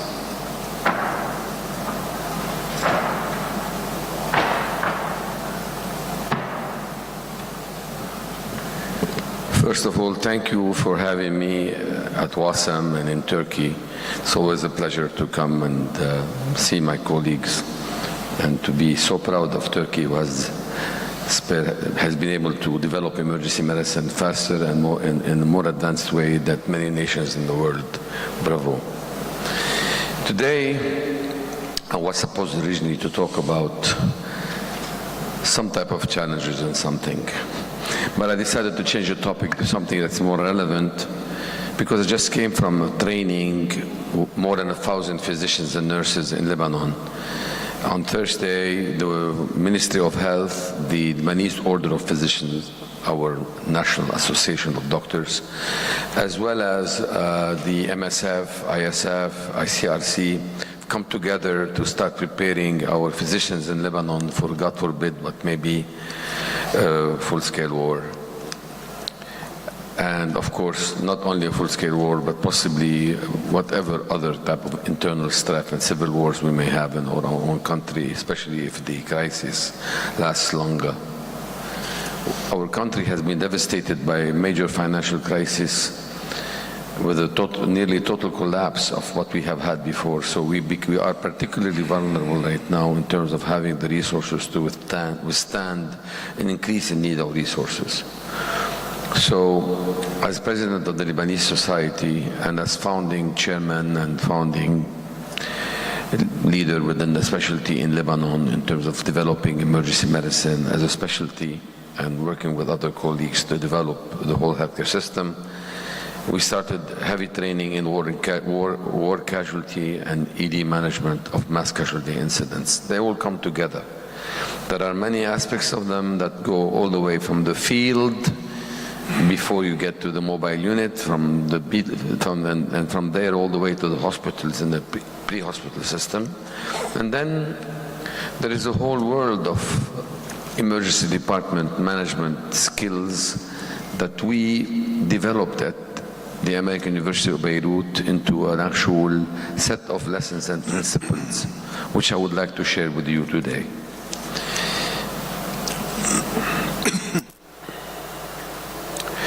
So, just to give you a bit of context to what we're dealing with, we've had fires in 2019, protests and manifestation, a collapse, the August 2020 Beirut port explosion. Our department had more than 800 casualties arrive within hours. We had to take care of these 800 patients, including more than 20 that died and more than 80 that were admitted. So we have been strained, and we've had, in the last 20 years, since I've been back to Lebanon, we've had no less than 30 mass casualty incident activations in our own department, civil riots, internal street conflicts between militias, with tens of wounded and casualties arriving to our department. We had the 2006 Israeli-Lebanon war also, which caused 33 days of heavy casualty load on our department. The difference between prior years and now is that we, since we are board certified, residency trained specialists in the specialty, have been able to really look at what's in common between all of them. We did not rotate for a few years and move on, or for a few months and move on. So this ambiance allowed us to sit and think together what is common to all of them. And today I'm sharing this with you. To start with, why is the emergency department central in mass casualty incidents? It's obvious to many of you, but I'd like to highlight them. One is the identification of the external disaster. That's where the first patients arrive. We're the first to really recognize something is happening. Of course, if you hear a mass bombing, that doesn't mean necessarily it's going to affect you. And that doesn't mean that there are necessarily patients. When they start arriving, the first place that will know about the fact that there is mass casualty is the ED. You're also the place where you'll initiate the process that will activate the disaster plan. I didn't say you will activate the disaster plan, but that's where you will start the process. You triage the mass casualty into different categories. You initiate life-saving, stabilization measures and interventions. You administer emergency department care, and you recognize that, well, it's slowing down after 6, 7, 8 hours. 10 hours, and that's when you start initiating the process to clear the disaster plan and send people home. So among the lessons we learned, that while drills are scheduled, mass casualties are not. So since incidents are different than drills, while we do need to have those drills, we need to remember that they will hit you when you least consider them. And why is that important? Because your own capacity and surge capacity are variables that depend on your load and the time of the day or the day of the week when you're being struck. So what is a mass casualty incident also for your own ED may not be a mass casualty for another. So in a sense, if you have one doctor in any emergency department, you have one doctor, 2 nurses on duty, and they receive 5 patients, 10 patients, to them that's mass casualty. In my department, where in the afternoon we may have 5 faculty, 15 residents, another 10 students, 20 nurses, 10 patients are not a big deal for us. We can handle them. We'll get busy, but we'll handle them. We don't need to activate. So the load depends on your own capacity and your own search capacity. So if you strike us with a mass casualty incident when we have a full emergency department with bed overcrowding and people staying over for a day or two, it's a different experience than when you have your consultants available in-house or not available in-house. 2 o'clock in the morning obviously is different than 4 in the afternoon. So you need to take that into consideration when you define your own capacity and the trigger level of when do you activate. But more importantly, when you define your own hospital and regional disaster plan, don't rest, do not. Why? We've looked at this, and I can tell you that no more than 30% of emergency departments in Lebanon have some degree of knowledge of what their plan is. Many people do the plan in a piece of paper or a document that's in a policy in a drawer of someone, but that doesn't mean that everybody knows what it is. And even if the head of the department may know what it is, the head of the department may be in Wasam lecturing. So something else may be happening over there, and everybody should know their role and their duties to really activate. Do you have a plan? Is it an actual plan? Will it work? Has it been tested to match your resource and reality?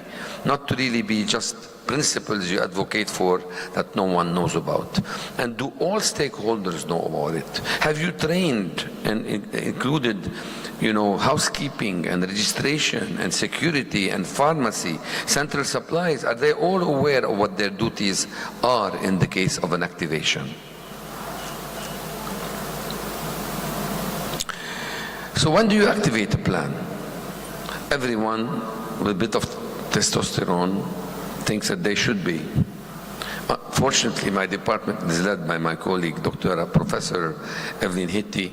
Evelyn doesn't have testosterone, so really she really thought very carefully about this and was able to develop a system which we believe is essential.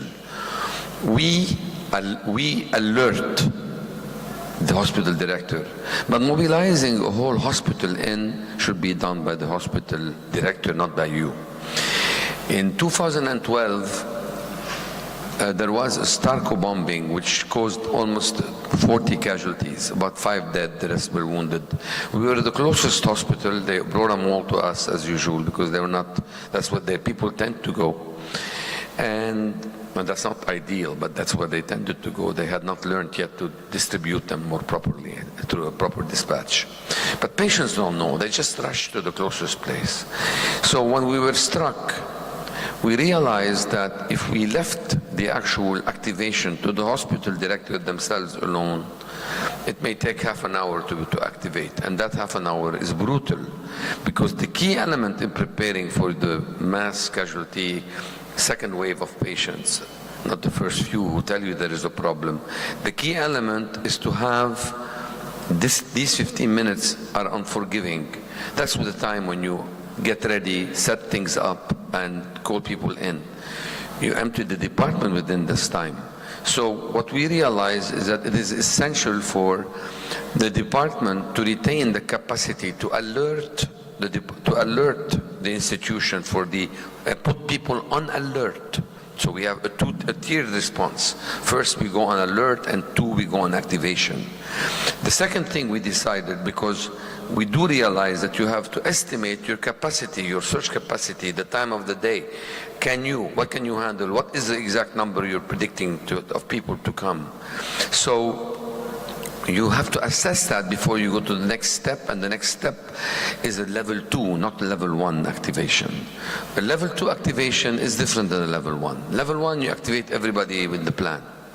But the level 2 is you activate only select services, or at least 2 people on call that you need to call in. You don't activate the dermatology consult on call, but you activate the trauma surgeons, you activate the general surgery department, you activate your intensive care support, the people on call, not everybody, but a limited response of activation. So to properly decide, you need a proper assessment of your ED current capacity and surge capacity at that particular time. So the ED attending on duty in charge is the person who makes that assessment. I can't make it from here. They have to be on site. And then you have to secure early and properly, question mark, accurate information suggesting more victims are expected. And who is the best source for information? The best source of information is not the media, is not hospital security, is not the police, nor the hospital leadership. They themselves don't know. The media will take half an hour at least to get down there and figure out what's going on. So how do you know? So you can activate early. You will know from the first patients that will walk through your door, because they will, from the scene of the incident, these people, whoever brought them in a taxi cab, in a car, by family, or whether they drove themselves just with their walk-in wounded to your department, they will provide you the information, and that's the most accurate relatively source of early information to what's going on out there and whether you should predict that more victims are expected. Defining your capacity threshold, as I mentioned, should be defined by your own institution depending on your size. You can't, what is your capacity? What is the range of patients you can handle? We have more than 150 institutions in Lebanon. They're not all tertiary care centers. So you have to think in that sense. So using tiered activation, the level 1, level 2, like I mentioned, using an alert, and remembering that there is a general rule, which is the upside-down triage, which I'll mention in the next lesson. But overall, if you want to assume, well, I'll go now here.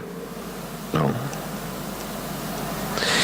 Overall, you have to assume that you're going to get a first wave of walking wounded, and then a second wave. It's like a tsunami. You get a small wave and then a bigger wave.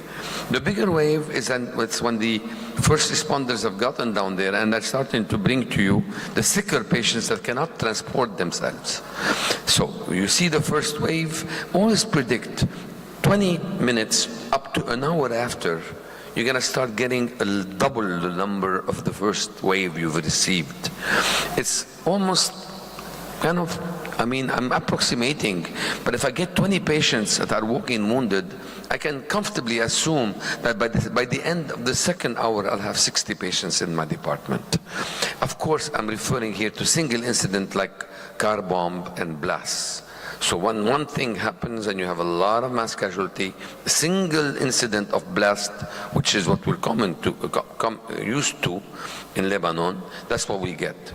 Now, of course, you can tell me, would that apply when you have an air raid or a structural collapse? No. People will take time to be extricated. You'll still have your first wave, but you'll have more severely injured people, and patients will be delayed because they will need to be extricated, and that will make them dwindle over the few hours that come after. There is an assumption we always make that put them in the green, and then you come to the green at the end, that you're going to have additional resources. Well, unfortunately, this doesn't apply everywhere, because many places do not have additional resources. They may not have the supplies. They may not have enough. I own a medical center outside Beirut on the road to South. I have 10 chest tubes, 20 ET tubes, maybe less, probably expired. How able am I to really support a mass casualty incident? So resources may be outstripped, so you have to think about the duration and think of sustainability issues. Therefore, it may be advisable when you receive the greens and to make them wait, not to give them any attention. Triage them out, put them in the green zone, or instruct them to head somewhere else, to head to somewhere further away than the emergency department. If they're green, they don't need to be taken care of in your department if you're the closest to close to the vicinity of the incident. I beg impose, educate everybody not to call the emergency department. This is not the time, everybody should know, this is not the time to call the head of the department, hello, do you need me?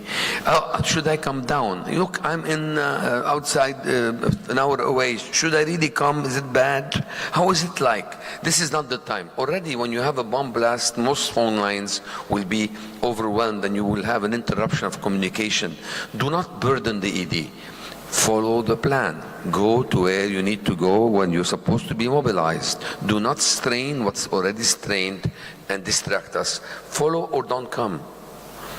Pre-identify mobilization sites where they go. Hospital employees should not come to the hospital, to the ED. They should go to the cafeteria or to the patio away from the ED, and that's where they gather. And the leadership of the disaster committee, the chief of staff, the nursing director, etc., whatever is in your plan, will be selecting people and sending them where they need them, in the ED or outside the ED, on the floors, in the intensive care unit. They identify the gaps, and you should not be in our face, essentially. One entrance, one exit. And I personally believe that one companion with every patient should be allowed, especially with children. Why? Because you need them as transport. Two, because you need them to identify the patient and that you're giving the right treatment for the right patient. Because patients can go back and forth, move around. You will send them to CT scan. During the bomb blast, we had 3 scanners, the port blast of Beirut 2020. We had 3 scanners operating, and every scan had more than 25 patients in line. We had 1 or 2 patients arrest, deteriorate in line. You have to realize if you send them there, the transportation person will not be able to come back. So you need someone to stay with them to identify them, because identification issues are important. Drill everybody on their duties in every department, the chief of staff, the hospital director. They should not know your plan only, they should know where they fit within the plan. The housekeepers, the nursing director, the admitting head, the support personnel, housekeeping, everybody should be drilled and have their own. We use these categories, all of us, the red, the yellow, the green and the black. Well, I'll tell you 2 lessons. One, when I showed up during the bomb blast to my department, and my juniors, my own former students who now are leaders, but I arrived there and Evelyn told me, I go, where do you need me? I came on my motorcycle so I can squeeze between the shattered glass and all the debris. So I arrived at the department 20 minutes, we had people everywhere already. So when I showed up there, I came from Damour, which is 20 kilometers away from Beirut. So I arrived, I heard the bomb, I just came down. I didn't ask or call. So I parked and I walked in. A friend of mine called me with his wife injured from like 6 kilometers away, wife and daughter. I told him go somewhere else. Very hard to say, just said go somewhere else, because I knew it was necessary to use other resources. I show up there and she says, I need go to the yellow zone. This is not the time to say, but I'm the one who intubates, I'm the most senior, I want to go to the red zone. Why? Why? Because people are doing CPR in every bed, or intubating and doing primary, secondary surveys. I mean, that's not what we need. The yellow zone is where you salvage people, where you find your own chair of your own department of radiology on the floor, bludgeoned on the floor with his wife, and nobody realizes he's on Coumadin with a brain injury. That's where you can salvage patients who can be salvaged but should be read or resuscitated.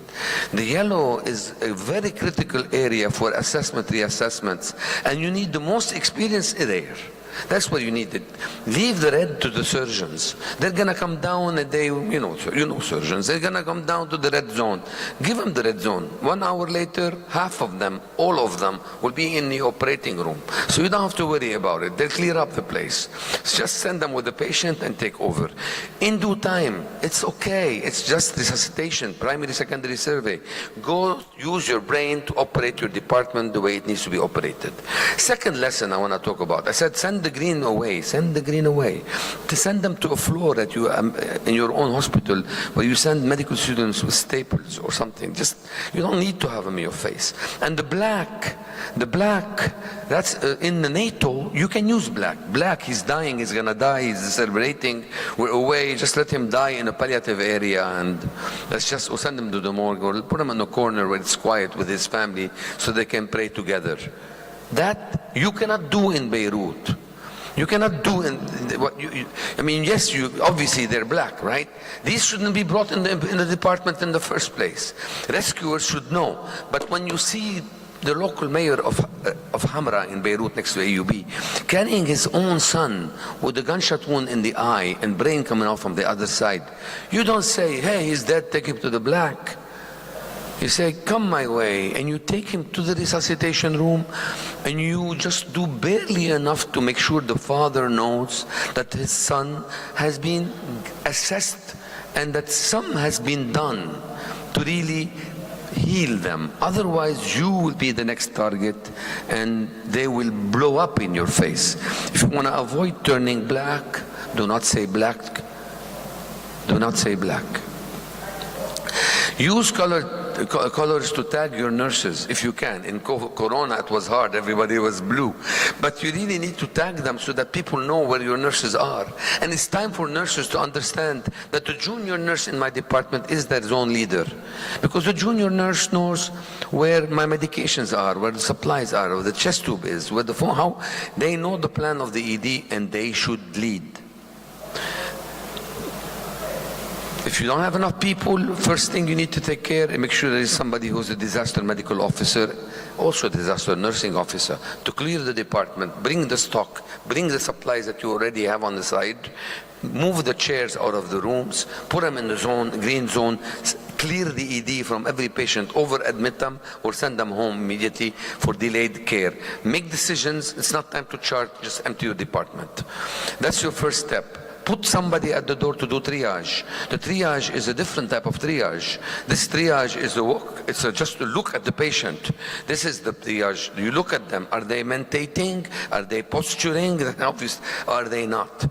If they have cardiovascular collapse, they'll be out. So anybody who's unresponsive, who has decreased level of consciousness, obviously in respiratory distress or unresponsive, such a patient will go to the red. Patients who are in pain but alert and oriented can go yellow. So, and people who are walking, they go green. So you make that decision. Who can make that decision? You don't have to be a doctor. You may need a doctor in the red zone and the yellow zone. That's your two primary problems. So where do you send them? You put a nurse, a senior nurse can do this job sometimes better than your own doctors. That's the order, and then you assume that there will be other people to come and help you. So when Kazi arrives on his motorcycle, go to the yellow zone. Okay? So, and then you have the green and the orange. I mentioned orange, that's actually next to the red. It's an expansion of the red zone. Do the primary in the resuscitation, do the secondary survey in the yellow. If they make it and then don't go to the OR from the red zone or to the morgue. You need a Foley, you need an NG tube, you need the primary, secondary survey. Move them out to a larger expanded area where other people can do the actual secondary survey. Leave a safety stock. Before the bomb blast in Beirut, we had almost 300 enough supplies and stock planned carefully to take care of patients. And we had the safety stock that we replenish every 3 months, and we have it ready. We prepared it 20 years ago. That list can be updated, but it's there. We have pre-registered clipboards and patients that are in the room because they are a different color than the usual clipboards. So brown versus red. You can use color coding to help you know where the patients are. Beware of electronic records. Electronic records can be useful in small scale activations, but when you have 800 people showing up, and we did, what do? You're going to use Epic to be able to really figure out what to do? We have Epic, yes. So what do? Epic will go beep, beep, beep, beep, they will blow up. You cannot use EPIC in that situation. So that's when you use the surrogate that's with the patient transporting them. That's when you use medical student. 200 medical students can be very useful when they come from medical school. They will accompany, they will stay with the patients or within zones with the sole responsibility of making sure patients are correctly identified. Would you put the ED triage outside your door or inside your door? Outside your door, they'd be stampeded on, so put them inside the door. Put the gates with a small opening you open just for the patient. Because when the ambulance comes, especially with militias or the clans, we have clans, who come in, like the whole village comes down. When they come in one ambulance, you open the door, you have 2 casualties, and 10 people on top of them. And they will all come out and jump, and they want to carry the stretcher your way. When they carry the stretcher your way, what you do is you send your orderly to help with the stretcher, but instead of pushing your way, they push the other way. They actually slow them down, because these are literally torpedoes that will blast through anything. So strong steel doors that can handle a car, barely open, that open only to allow slowed down torpedoes from coming in and be assessed by your triage personnel. They get wrapped, tagged, they get the paper clipboard, and they get directed yellow, green, or other. And if you have conflicts between separating parties, I don't want to get into specifics, but we have 18 sects in Lebanon. If they start killing each other, or you have tribes, you have different, constituents of the Lebanese community, and they're all outside the door. What you do, you need to separate them. If the police are coming from riots, and you have the rioters in the same place, you don't want to transport that into your department.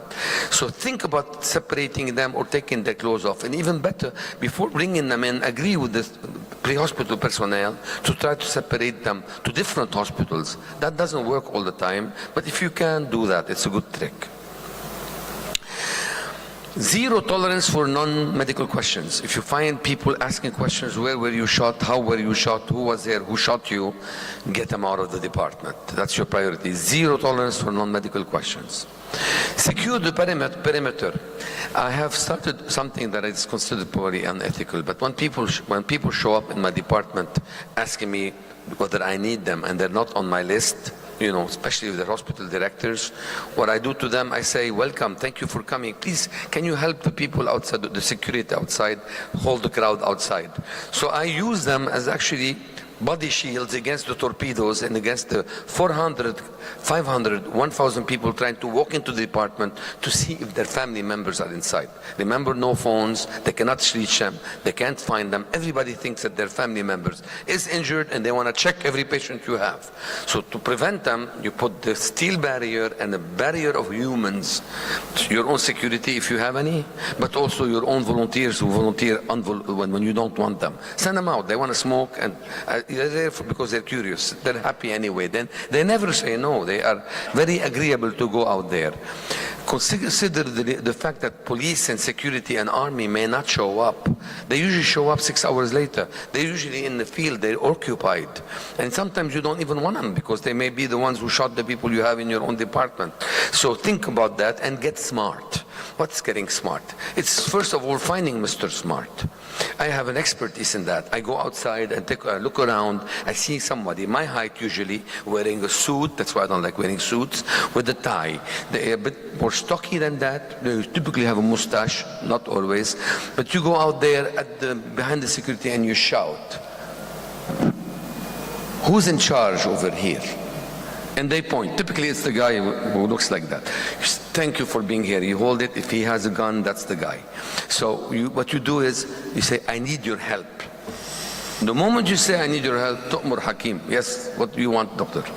"Can you please help me do a cordon here, secure the perimeter for me?" 95% of the time I would say, that's it. Two different words. Mustafa, Muhammad, Hala, the two words, they know each other. You get a cordon and everybody is away. It's peace. Occasionally you chosen the wrong guy, but the point is you end up 2, 3 more wounded. That's not a big deal. That's better than having them inside your department. So give the crowd or local stakeholders, prepare for these with your local community, the mayor, send the police from the municipality. You can have people in front of you. They're not all tertiary care centers. They may not have what I have at AUB, where I have security officers, protection officers to come and help me. But you need to secure your perimeter and prevent people from burgeoning into your department. That concept was used in Darfur, by the way. I'm not the one who started that, by the MSF. Direct crowds away, get smart. So when they show up, they want to know if my patients, you make a list, even if it's not complete, and you post it away on the other wall, like 500 meters away in the other main building. So they go over there. So there is a list. So they go check the list, and that's better. So you deflate them away. 2, you communicate with pre-hospital providers not to bring dead bodies into your department. So you don't have these explosions of emotions. And so what you do is you send them to the morgue. It succeeds in 30% of the time. They still bring people into you. And the best trick of all, when they're coming in, angry militiamen or soldiers, they don't have to be militias, your local armed forces. When they're coming in very angry, you look at them, you say, come my way, come my way. And you never say, why are you bringing them here, or slow down. Just opposite. Come here, bring them to me, bring them. The moment they see that they come your way, you say, who's in charge here? And you'll always have an alpha person who's going to say, him, who's the leader of the gang. Is there a relative? I need you to come with me, but we need blood. What do you mean you need blood? You need blood. Everybody will stop. The torpedo will take a halt, and they'll say, take my blood. And you send them to the 5th floor blood bank on the other building, where they hate me, and they have a post for me saying dead or alive, wanted. So I send them all out there to give blood. So automatically you bring the other 2 with you, and you can this way be able to resuscitate and take care of the patient with you. And if you think that they're dying, these patients are in bad shape, you engage them in a little bit of bagging. That's the black. You make them help you, and then you become their friend rather than their target.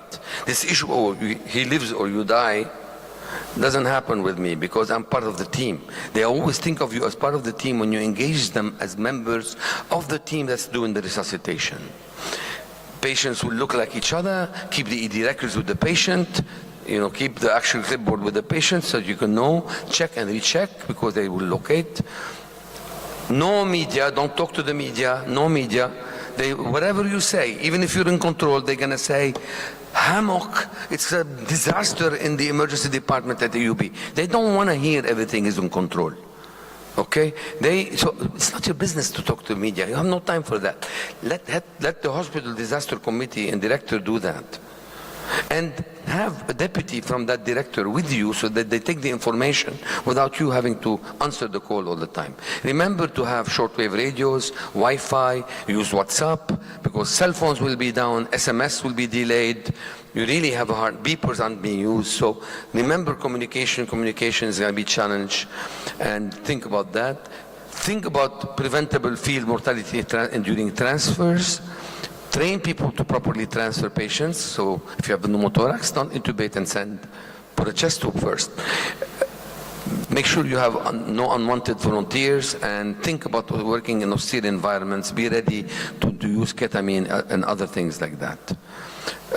Impose what kind of donations you expect from people. Do not take any donations people want to give you. They will give you things that are not useful, so they'll tax you. And remember that when you are dealing with something that's prolonged, do not all stay awake all night. Take turns, because they will come in at any moment. You may end up with Red Cross, 10 ambulances arriving from the south, and you don't even know what to do. So you need to take turns and beware of fatigue, because you need to sustain activity 24/7 in the case of war. And think of the finances and who's going to pay for whatever other, who's going to pay for the injuries, for the people who die, how you're going to compensate people if they stay with you for 33-day war. There are other aspects of preparedness that must be tackled. Dulci bellum in expertise are words written by Erasmus in the 13th century, and what they mean is war is delightful to those who have no experience of it. I'll entertain any questions. Thank you for having me. Thank you, Dr. Kazi. If you want, you can keep going to your second presentation. I'm sorry? If you want, you can keep going to your second presentation. Thank you. Anybody has any questions for this one? Go ahead, because... Developing emergency medicine in a developing nation with a fee-for-service payment system, challenges and opportunities. Thank you, Doctor. But I'll take a question on this. Yeah, dear Chair, I have a question. Can I do? I have a question. Thank you very much. Thank you very much, Professor Kazi, for this nice, impressive sharing. It was really very nice. You have 24 lessons. I got it. Very nice. Everyone was very nice. I want to pay attention, especially about the be aware about our limitation. You mentioned we have to be aware about fatigue. This is really very important. We have this problem in Kahramanmaraş earthquake, for example. There was not any staff, so we have very limited number of the staff. They have to stay for 4 years, for 5 days, 5 nights. What do you think about this issue? My second question was that, for example, the disaster doesn't come to another place only. Sometimes they come to the hospital also. And the hospital may collapse. We have this problem. There was no any other extra stuff. We just have the person who were at shift, and their relatives, father, children, they were also collapsed. Nobody can reach to the hospital. We had just only 1 or 5 person. They can come for help. Only 5 person, a very big hospital. What do you think about, what can we do? What do you have suggestion for this issue? Thank you very much. Thank you for asking these excellent questions. But I, in a way, alluded to them. To start with, not all incidents are the same. Like, for example, a bomb blast will injure people from all different factions in Lebanon. It's different than when you have street riots or fighting on the streets. When you have fighting on the streets with battles of the sort, you end up with no crowds at your door. You have 20, 30 people, 40 people, but you don't have 1,000 people trying to come in. So the crowds coming in it's not always. You need to have the experience to know that an air raid, an earthquake, different incidents have a different impact on different things. Things like available resources, things like crowd control, they have different flavors depending on the type of incident it is. But if you have a single incident with a large number of people, I gave you some rules to how to manage crowds. With regard to fatigue, there was in the last slide a section on austere environment. In the interest of time, I didn't go into this, but I'll tell you that at the end of the day, I mentioned ketamine, right? At the end of the day, I can tell you that when we had 800 people in our department, we were not able to provide the same level of care that we usually provide on every day.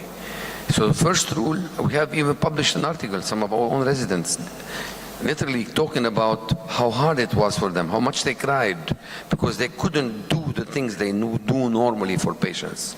So, I'm sorry, I'm talking to you and I'm getting a little bit of goose skin thinking about those moments. They're unforgiving, doctor. Yes, you have in this austere environment where you may not even have power or things to give to your patients. And that's a fact of the matter, okay? You really want to help, but you cannot help. So, it's unforgiving, but you really need to do your best by taking care of the ones you can save and keep alive, and the ones where you have the capacity to intervene and save them. And this requires the experience of the people working in the department. Additional help, you have to be creative.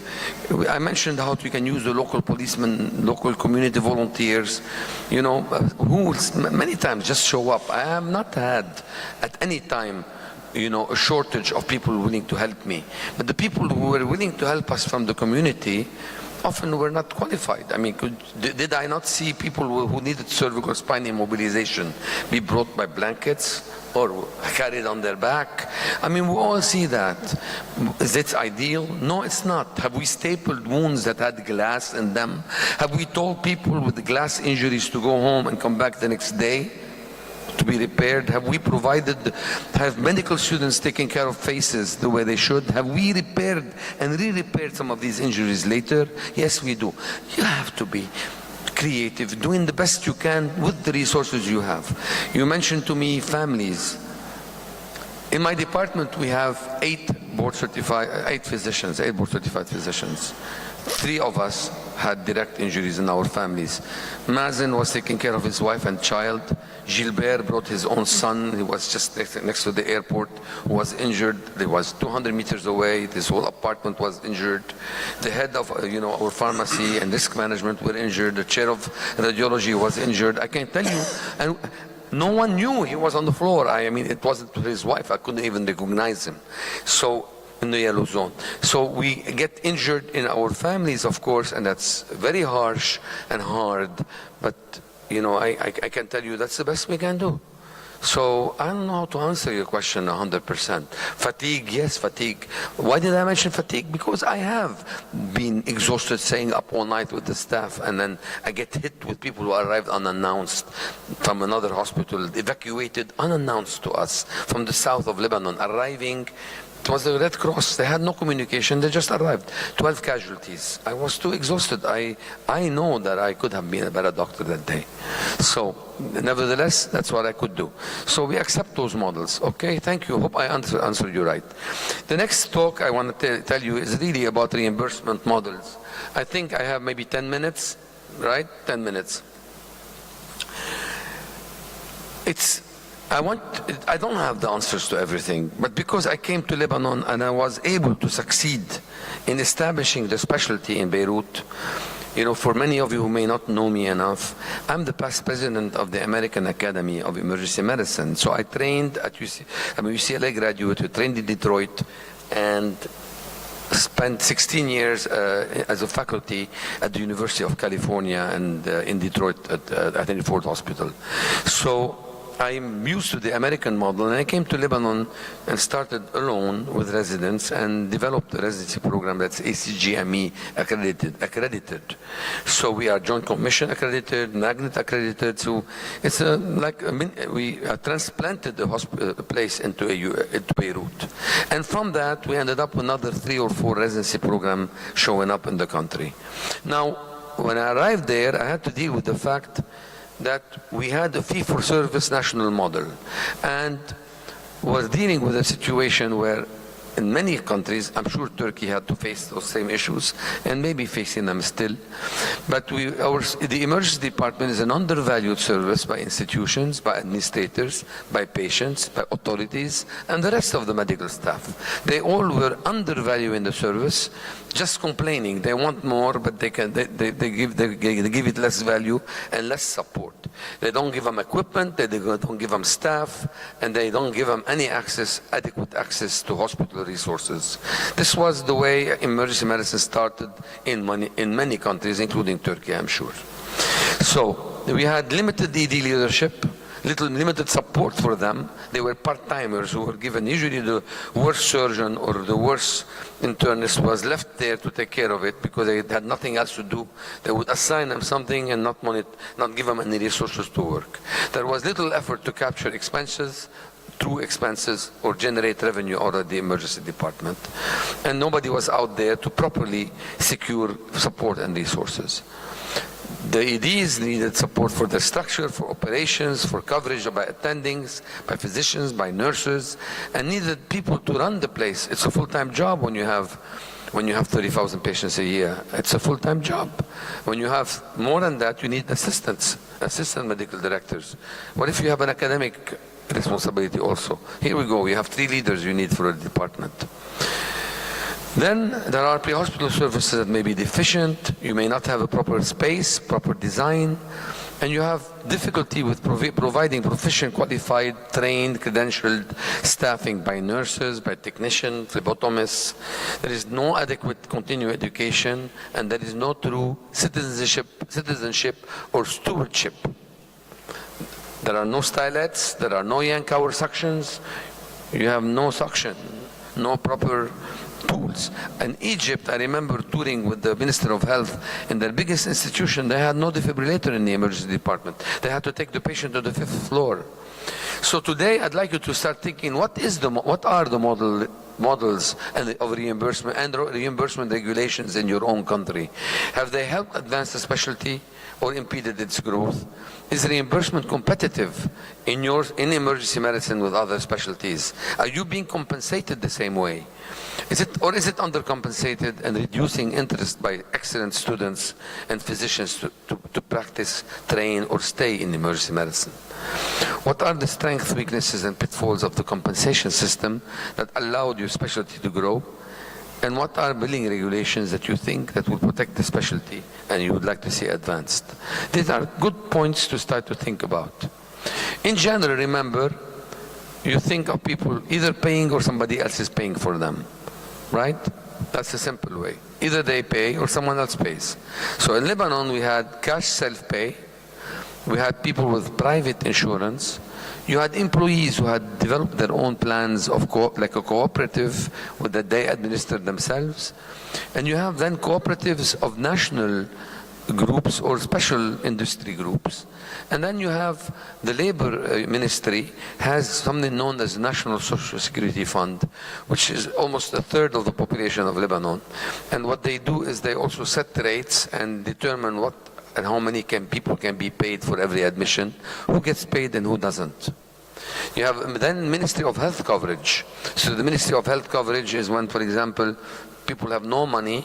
So if they don't go to a private hospital, there are allocated budgets that can be spent on non-funded patients. And that's the sad trick. So in 2006, I took care of 3,000 patients in my department, including 12 dead and 120 wounded, 270 admissions, and more than 300,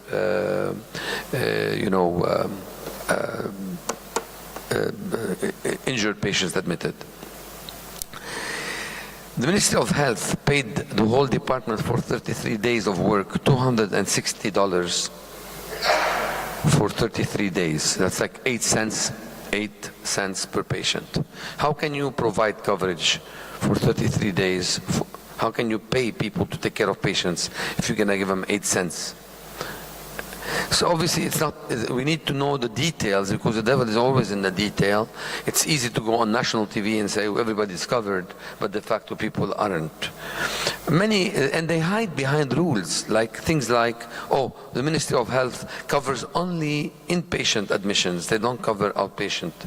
Oh, you're not on the formulary, your specialty is not on the formulary, so sorry, we don't pay emergency physicians, we pay the admitting doctor only. Let them pay you. Take away from them. So that's not going to happen. And then you have armed forces medical insurance coverage. And we have many. We have the Sûreté Générale, the immigration police. We have the customs police. We have the internal security police. And then you have the Lebanese army. And every one of them has their own form of coverage and rules. Very fragmented. And background, we have 163 institutions that claim to be to be hospitals. De facto, some of them don't exist due to corruption. Some of them are just small little dispensaries or units that are called hospitals just for funding purposes. We have 138 private and almost 25 public hospitals. Public hospitals are supposed to be 100% free. We do have a lot of doctors, two for every 1,000 person in Lebanon, and our pre-hospital sector is based on volunteers. Now, hospital models, we have private, but we have government hospitals. There is also an army-owned army hospital, where most of the time the scanner is broke. And then you have university hospitals that are supposed to be not-for-profit, and that's supposed to be is big. And then you have university, because their bills can be big.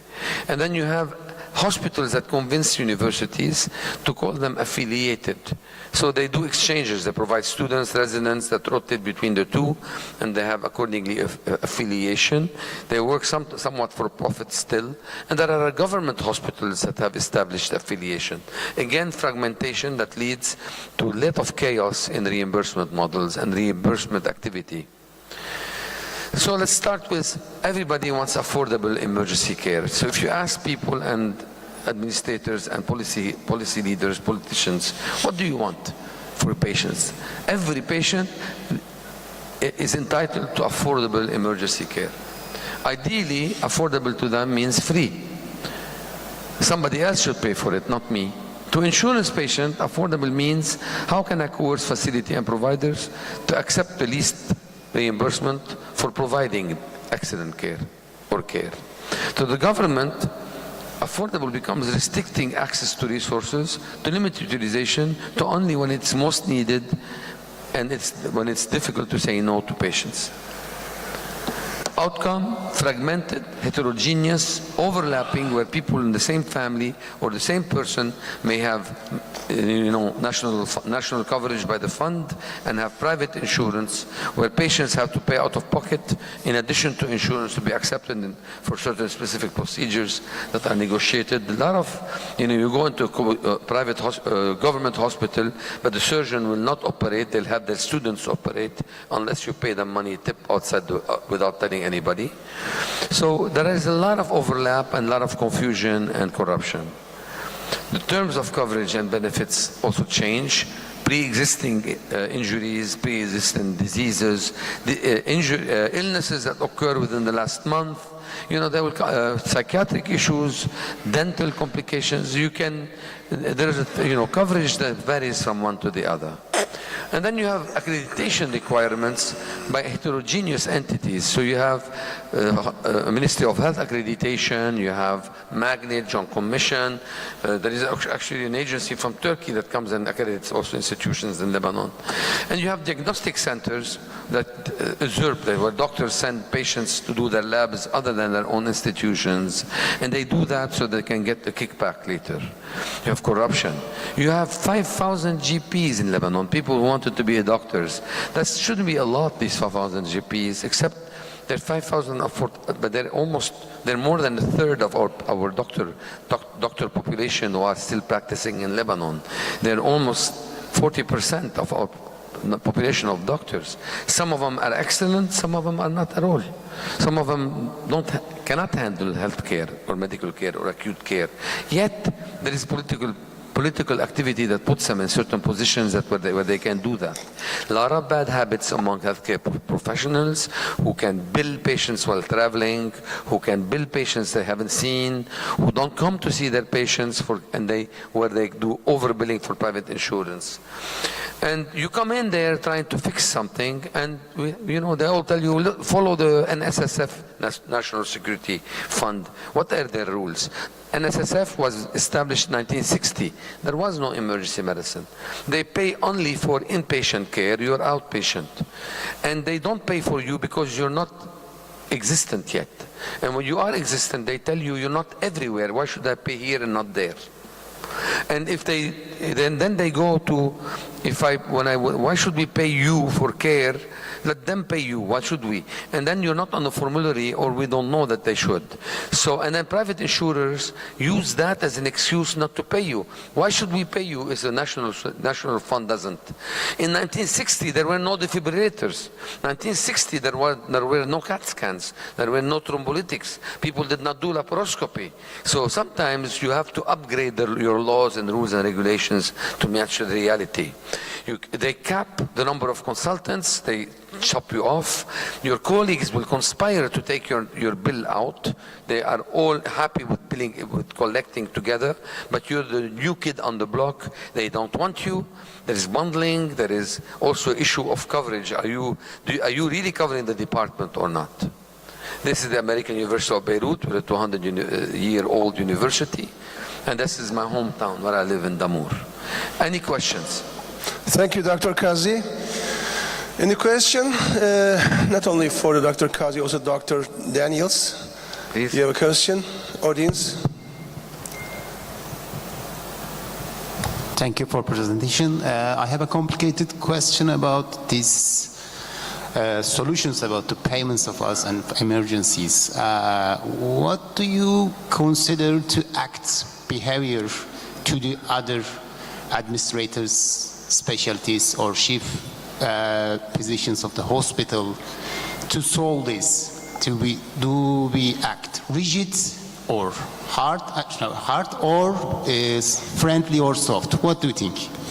What is the best way to secure reimbursement for emergency physicians in your country? Is that your question in a way? Well, for example, what are strategies? What are strategies to use? Yes. Not to be direct. Soft strategy or to be hard? Okay. I ask for it. I'll tell you how it works. In general, when you have universal care, when the authority decides payment, the first battle you should seek, the first victory you should seek is parity with other colleagues. So, parity with other colleagues within the institution where you're practicing. In a sense, you cannot say that every hospital is the same way than others. And of course, you do know that some surgeons working in certain areas or certain hospitals may not be as qualified or as in your university hospital. So you cannot say everybody gets paid the same. You really need to make sure your first goal is to secure that your specialists are getting paid by the payers the same way, whether it's private insurance, cash payer, or the consultation you get should be similar to theirs. How can you cap it in the emergency department? How do you avoid paying for two people at the same time? I'll give you some tools. Other ways, because we did that in Beirut. So you collect all the money in a pool every month, and you divide it based on the number of consultations, including your colleagues who come to the department. Why is that important? Because when you give retribution for them for showing up, and you collect the money you collect from the government, from private patients, when you collect the money and you distribute the collection for the patients from month of September 2023, it becomes an open account. Any money that comes in gets distributed automatically via the proportion to everybody who was involved in providing care in that month. And you can then build incentives for higher acuity, for nighttime coverage. It may sound complicated, but it's actually a mathematic formula.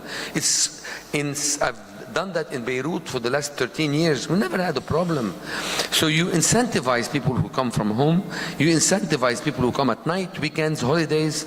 So you give a higher 1.4, 1.2, and the day shift, midday of the week becomes a lower amount of revenue. And you make their share equal to yours except for the coefficient based on acuity and time of the day. So by doing this, you are already making everybody work with you to limit the number of unnecessary consultations. That is, of course, you're no longer fighting over every patient, but they will never start asking, everybody to come in. You become better doctors and more efficient doctors by doing that. And that's one model that can help make everybody work together. Another model you can use is the issue of competition. Look, we're facing it in Lebanon. At AUB, the biggest battle I won was the battle of reimbursement.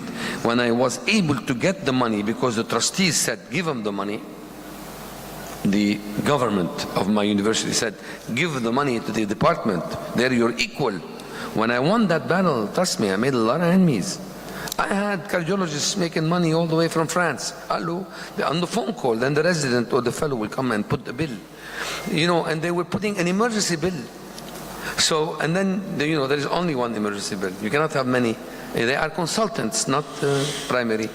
So when you want to reorganize that, you're dealing with colleagues who are making lots of money, easy money, on every Foley, every NG.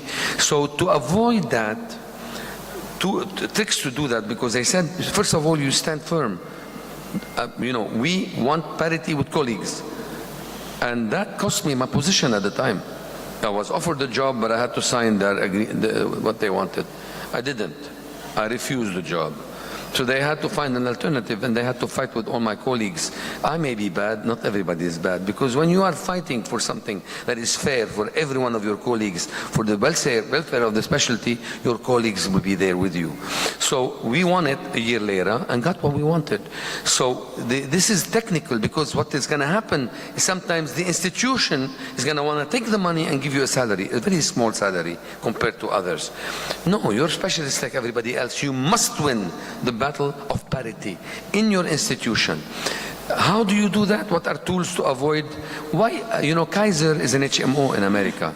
How do they decide what to pay their employed doctors? They cannot hire anyone if they don't pay them similar to the people in the private market. So in Lebanon, I've trained in the last 12 years since we opened the residency program in 2011, we graduated 30 people. We've retained 10. 10 are in the Western world, Europe and United States already, and 10 others are in the Gulf region. And why do they leave? When I started, they used to pay doctors in Lebanon in emergency medicine 10% of what they're getting paid now. In the Gulf region, they're paying them 4 times the amount. So 10%, congrats. 10% of X versus 4 times X.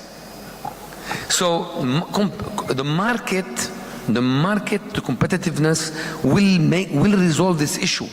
If you want good qualified emergency physicians, you need to do that. So let the market help you gain these changes. Now, you must also accept the fact that in Lebanon, which is the size of Orange County, 6 million people, we don't need 150 emergency department. You need categorization of these hospitals where the tertiary care centers, where the high acute are distributed properly, that's a national plan for the minister, and where the people there are qualified. Other places can have GPs who have telemedicine support, who have an administrative support. You can create a tier 2. I know it's hard to accept that, but I come from the United States, the American Academy of Emergency Medicine, where only board certified physicians should do this. In the rest of the world, you have to have a tier 1, tier 2. The tier 2 are going to end up working in the rural places and in less privileged places with support from the main, but also you don't expect them to do the things you do. You need to create a trauma system where patients that have the stroke units, cardiac cath, are limited to places where you have the best of the best, and you pay the best of the best in parity with the people in that institution. That's it. I hope that helped. Thank you. If there is no question, this session will end it. Thank you. Thank you. Thank you for having me.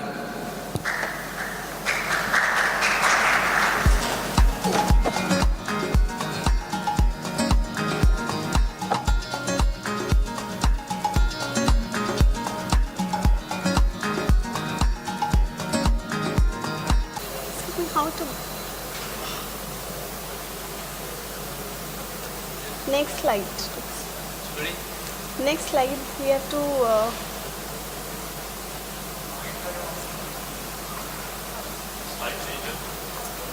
slide changes.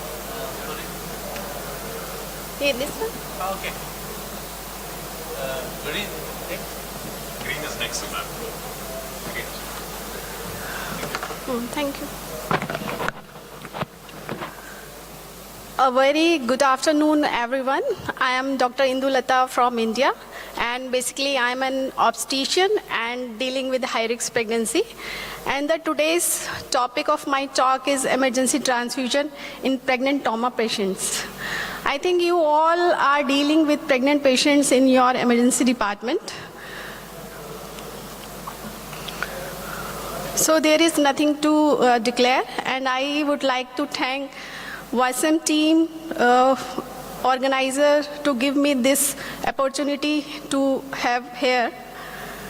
So the objectives of my talk is management of pregnant trauma patients, prevention of RH isomerization, transfusion principles and risk, and blood products transfusion. So trauma during pregnancy is the leading cause of non-obstetric maternal mortality, and there is 20% of maternal deaths are directly attributable to injury. Trauma-related mortality among pregnant patients are lower than the non-pregnant patient because there are various factors like due to hormonal and physiological effects in pregnancy, like there is increase in blood volume, there is increase in red blood mass in the circulation, and as well as the relative and husband of the woman is more aware about the pregnancy and related complications in a trauma event. The causes of trauma during pregnancy are motor vehicle collision, domestic or intimate partner violence, penetrating trauma, blunt trauma, falls, and electric trauma also. And there are various complications also due to trauma. These are placental abruption, uterine rupture, preterm labor, leaking per vaginum, and direct fetal injury. Like if there is fracture of pelvis of the pregnant woman, then it can cause direct fetal skull fracture and injury to the fetal brain. So as we all know that the management starts with primary survey. If any patient get traumatic, then every injured patient of childbearing age should be considered pregnant until proven otherwise. Multiple injury and hypovolemic shock in pregnant patients are most appropriately managed using ATLS principles. And after admission to emergency department, every woman should have a pregnancy test to rule out pregnancy that patient is pregnant or non-pregnant. Following ABCD principles, we have to assemble appropriate personnel like trauma team, interventional radiologist, obstetrics, obstetrician, and neonatologist to take care of that patient. Airway and breathing, first we have to follow A, that is established patent and protected airway, and we have to maintain breathing to make the oxygen saturation more than 95%, which leads to the continuous oxygen supply to the fetus and making it safe. So in circulation, we have to maintain circulation by placing 2 large bore IV lines like 14 or 16 gauge, rapidly infuse a crystallized bolus solution like ringer lactate or normal saline, approximately 1 liter, to get the desired response until the blood arrives. Or whenever the blood is available, then we can transfuse blood or blood products. We have to control also the external hemorrhage. The patient is bleeding from external side, then we can stop that bleeding by direct pressure or by using of tourniquets. And as same, the indication for extra exploratory laparoscopy are the same in the pregnant patient as in non-pregnant patients. So basically the aim is to restore maternal arterial blood pressure with blood products, base resuscitation to maintain uteroplacenta perfusion and prevent unnecessary fetal compromise. In medical management, we can use tranexamic acid 1 gram intravenous slow over 15 minutes, and it can also prevent the bleeding from any side. Vasopressor is usually reserved for patients in whom evidence of inadequate organ perfusion is present and where there is failure in response to further volume administration. And in all pregnant patients, we should also use the left uterine displacement if the uterus is 24 weeks up to umbilicus or above the umbilicus. Like this. If we have more members in our team, then we can use both hand method or by single hand method. Or if there is no one is available, then we can tilt the patient bed up to 30 degrees by putting towel or something and make the tilt left side up to 30 degrees. After that, the resuscitation of pregnant patient, and whenever the blood is available, we should follow the standard fixed ratio major hemorrhage transfusion protocol like fresh frozen plasma, platelet and PRBC in the ratio of 1:1:1. And we should use cryoprecipitate concentrate whenever there is need of FFP. Because if we give FFP, then there is higher risk of fluid overload. And we should follow this blood products transfusion by the hemoglobin, hematocrit, and coagulation studies like PT, INR, and APTT. And the products are given by seeing the by a point of care test like TAG or ROTAM to guide ongoing blood product replacement appropriately. So this is a study published in 2020.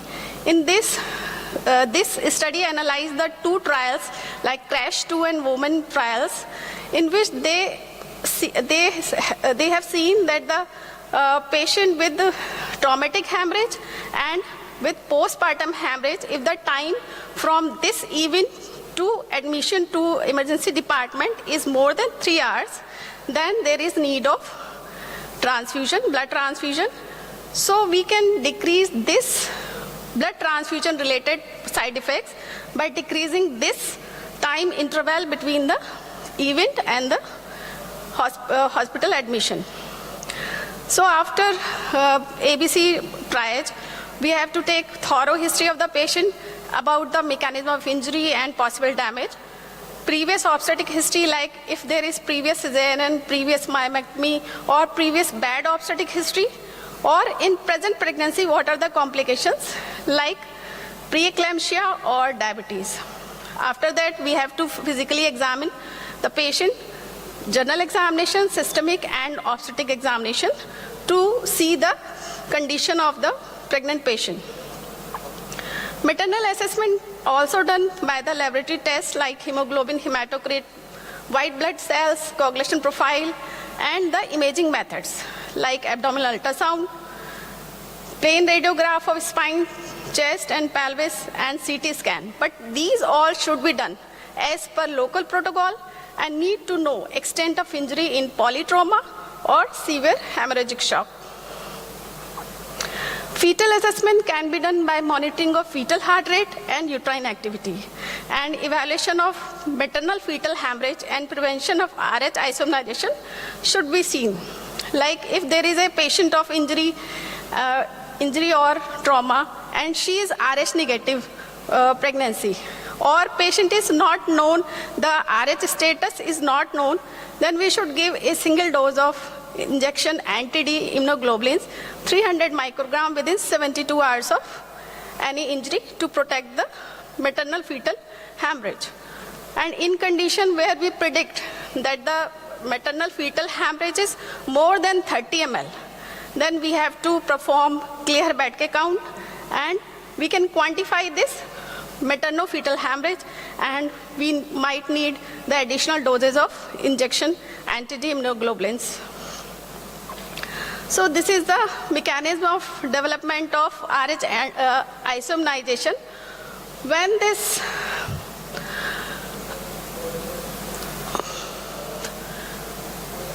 the mother is RH negative and fetus is RH positive, then this RH positive, due to maternal fetal circulation, these RH positive antigen create a immune system response, and these mother body response is formation of antibodies against this RH antigen of the baby. So these antibodies after formation get back into the fetal circulation and causes damage to the fetus.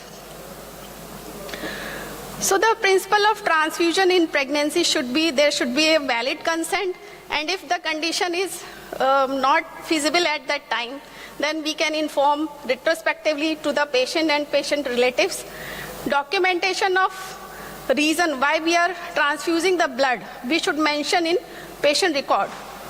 All women should have their blood group or antibody status checked at the time of booking or at the time of 20 weeks of gestation. And if patient RSD status is not known, then we can transfuse ABO negative, RSD negative, and CAL antibodies negative red cell units directly to the patient. And there should be a clear local protocol on how to manage major traumatic and obstetric hemorrhage. And in critical bleeding, we have to use the ROTAM or tag-based algorithm to guide our transfusion. So this is the picture of tag which tells about this is the graph that tells about which blood product is required to transfuse. So transfusion related adverse effects are many, like acute and delayed hemolytic transfusion reactions, transfusion transmitted bacterial infections, anaphylaxis, or transfusion related acute lung injury like trolley. And risk of isomnization as if mother is Rh negative, and most common, the human error. So we should do safe transfusion because we have to give right blood, right patient, right time and at right place. If it doesn't happen, there might be acute hemolytic reaction from ABO incompatibility which may be fatal. So target which we have to achieve is guided by this lethal diamond, that we have to prevent hypocalcemia, acidosis, hypothermia and coagulopathy, and our target is pH should be more than 7.2, lactate should be less than 4 millimole per liter, calcium should be more than 1.1, platelet should be more than 50,000, and PTNR should be less than 1.5. So we can transfuse many types of bloods if patient comes in emergency and we don't have time to cross match and all that, then we can give directly O negative blood group with RSD negative uncrossed red blood cells. Or if we have time, then we can give group specific blood transfusion, and if we have more time to cross match the blood fully, then we give fully cross match blood. We should use rapid infuser and blood warming device to give these transfusion. So in fresh frozen plasma, the dose is 12 to 15 milligram per kilogram of body weight, and it is determined basically the clinical indication, pre-transfusion and post-transfusion coagulation test and clinical response. And the PT and APTT should be maintained less than 1.5 times of the normal value. The infusion rate should be 10 to 20 milliliter per kg per hour, and FFP should not be used to reverse warfarin. If the patient is on warfarin, we should not give FFP to reverse the action of warfarin. We should give patient prothrombin complex. In cryoprecipitate, the typical adult dose is 2 5 donor pools. That is, one pool of cryoprecipitate contains the fibrinogen, factor 7, factor 13 and von Willebrand factor from 5 units of whole blood. And it will raise fibrinogen concentration by 1 gram per liter in average adult, and it is administered at the same rate as previously. If you intend to use cryoprecipitate, then it should be thawed because it remains in frozen condition. So we have to tell our bank to thaw it if we want urgently. And the aim of fibrinogen level should be more than 2.5 gram per liter. Cryoprecipitate should be used group specific. Whatever the group of patient, then we should use that group cryoprecipitate only. In platelets, one adult therapeutic dose should be given, and it is typically raise the platelet count by 20 to 40,000, and it should be given over 30 to 60 minutes. Platelets should not be transfused through a giving set already used. Imagine we are giving the blood transfusion and we use the delivering set or same set to transfuse the platelet. This should not be done. Start transfusion as soon as possible after component arrives in the clinical area. So this is all about the component of the blood products, and we should know. We are left with 1 more minute. So we should know the massive blood transfusion, and it may be needed to initiate a major trauma, obstetrical hemorrhage. And in adults, massive transfusion may be defined as transfusion of half of one blood volume in 4 hours, or more than one blood volume in 24 hours, or we can define as more than 5 unit RBC in 4 hours, or more than 10 unit RBCs in 24 hours. And causes could be of giving massive blood transfusion could be obstetric, or incidental causes due to trauma like rupture splenic artery aneurysm, hepatic rupture, or trauma. So this is the protocol to give massive transfusion. In round 1, we give 6 units of every product, that is PRBC, FFP, platelet and cryoprecipitate. In round 2, same protocol. In round 3, we give medical management in form of tranexamic acid. 1 Sorry, gram IV. speakers, last minute, please. Last minute. Thank you. And 4th round, we give all products except cryoprecipitate. And if there is no relief in bleeding, then we can reactivate this protocol. So take-home message is any pregnant trauma patient with hemorrhagic shock should be managed with ATLS principles. Aim of transfusion is to restore maternal arterial blood pressure to maintain uteroplacental perfusion to prevent unnecessary fetal compromise. Blood and blood products are life-saving but carries a small risk of adverse effect, and it should follow the standard fixed dose, fixed ratio major hemorrhage transfusion protocol like 1:1:1, and injection RH anti-D immunoglobulin should be given to RH negative pregnancy to prevent RH isomerization in pregnant trauma patients. Thank you.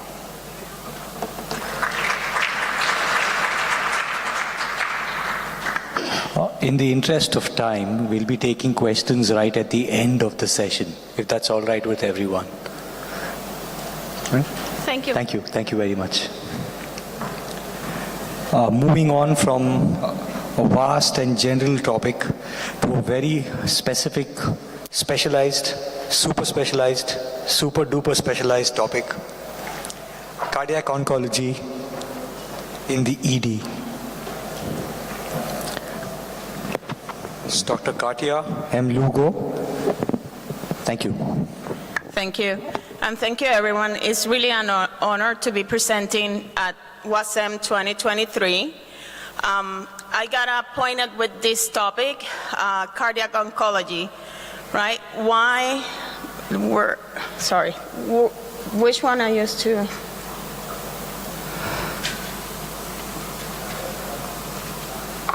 This one? Okay, sorry. So cardiac oncology in the emergency department, right? It's a new topic. Why it's important to discuss this? Cardiovascular disease and cancer has been the leading cause of death for years, right? We have noticed a decrease in the cancer death through the years, but we have noticed an increase in the cardiovascular death on the cancer survivor patients, right? This is what is bringing the importance of the cardiac oncology. We need to create a multidisciplinary team to deliver the integrated and personalized approach on patient care. So this is a new topic. It's a new field in cardiology and also hem-onc, and now it's going to be a new topic in the emergency room that is aimed to reduce the morbidity and mortality and to improve the quality of life of patients surviving cancer.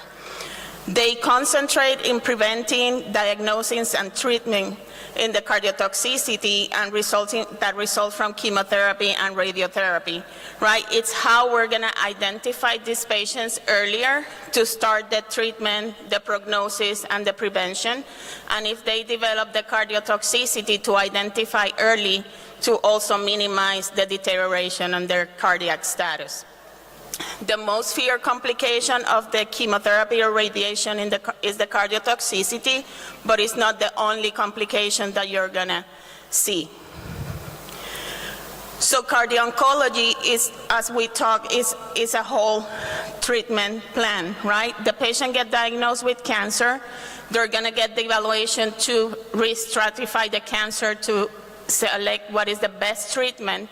Once they select the treatment for the cancer for breast, if it's going to be radiotherapy or it's going to be the chemo, they're also going to be assessing this patient for the cardiovascular risk, right? They're going to be assessing these patients with EKGs, cardiac enzymes, pro-BNP, cardiac imaging, and they're going to risk stratify the cardiovascular risk, and then they're going to target the best treatment of the cancer and also how to minimize the potential complications of the treatment in their heart, and also how to identify early to start treatment to minimize those effects also. Once they develop, they're going to start the cancer treatment and they're going to do the follow-up that they need for the cardiovascular status. Right, these patients, how you re-stratify, you start like every patient with history and physical, right? They're going to have the same risk factors that the normal population, in addition to the chemotherapy that we're going to mention. So they could have, if they could be sedentary, obese, high alcohol intake, they could have the same cardiovascular risk factors of smoking, arterial hypertension, diabetes, high cholesterol, right? Also, they could have already history of myocardial disease, heart failure, valvular disease, arrhythmias, and they could have cardiomyopathy or hypertensive ventricular failure. But now we need to add the risk of cancer treatment, anthracyclines, radiotherapy, right? When we see patients in the emergency room with a chief complaint of chest pain, right, we apply the TIMI score, we apply the heart score, all those, but none of them yet has the cancer as a risk factor, right? And it's not only ongoing cancer, it's also resolution of the cancer because they already received the treatment. Now we should be considering that as a risk factor on these patients. So I mentioned some of the studies that we're going to be doing, include the EKG, the cardiac enzymes. One of the baseline, you always get a baseline echocardiography, right?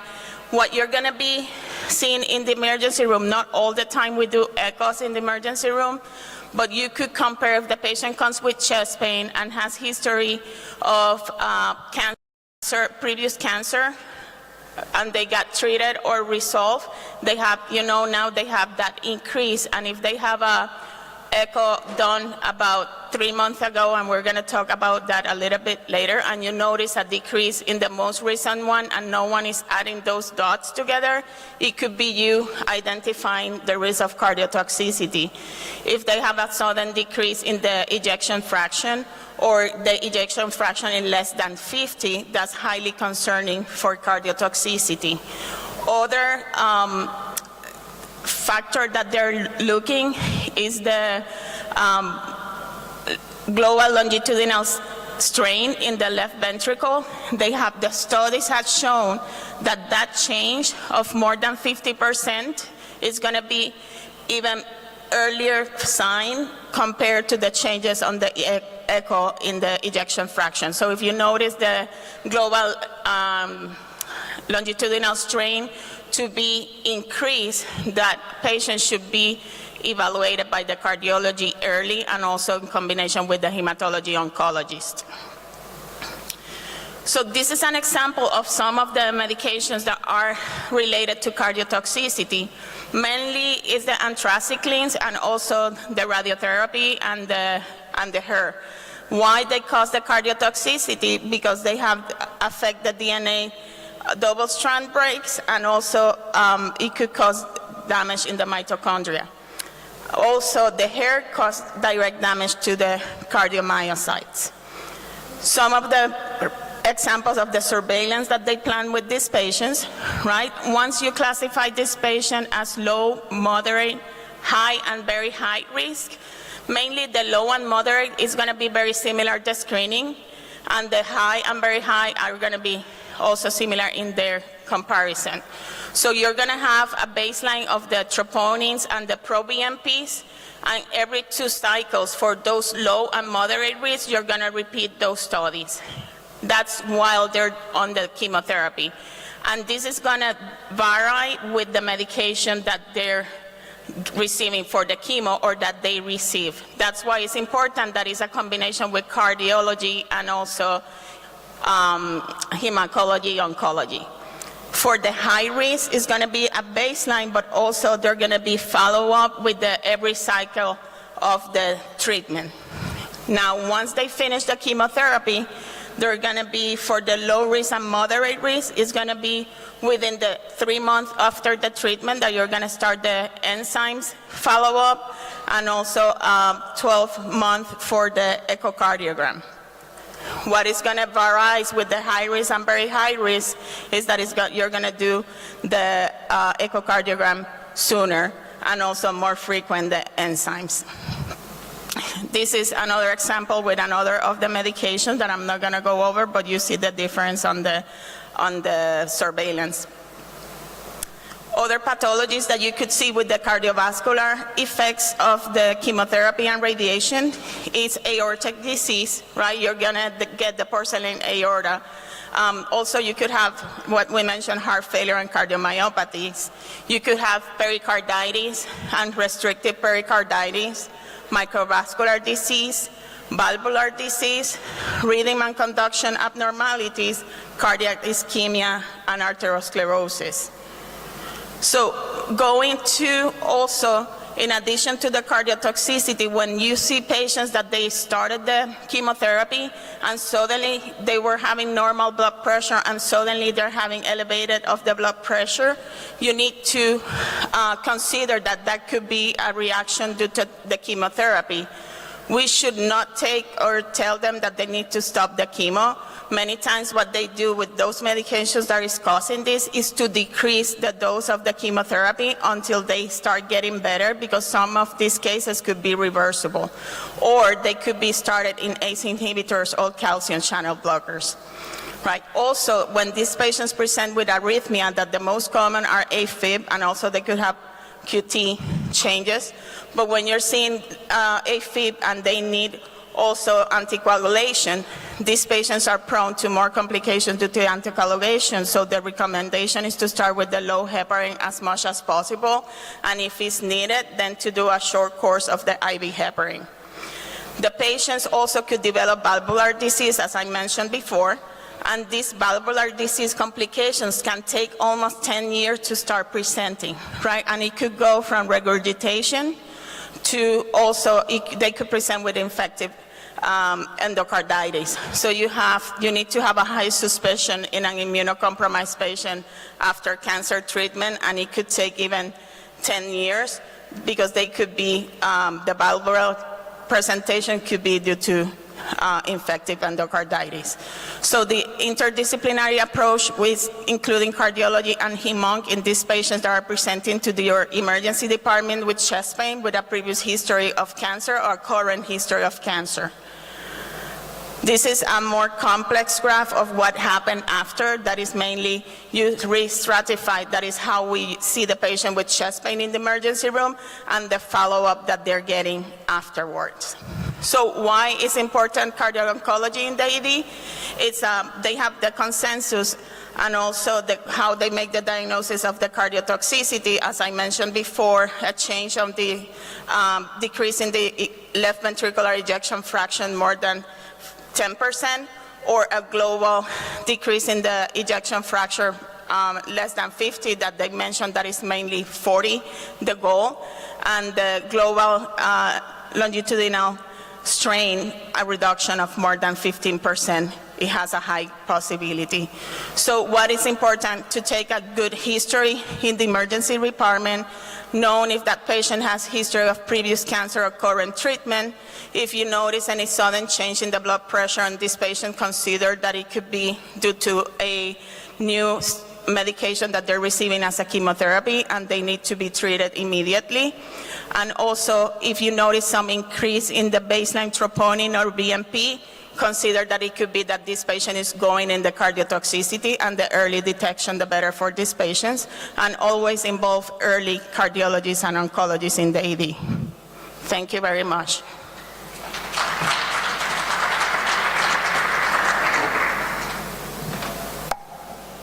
Any questions from the audience? If no, we'll move to the next. Thank you so much. Next speaker, Dr. Sandeep Sahu, whole blood transfusion in trauma shock, current trends.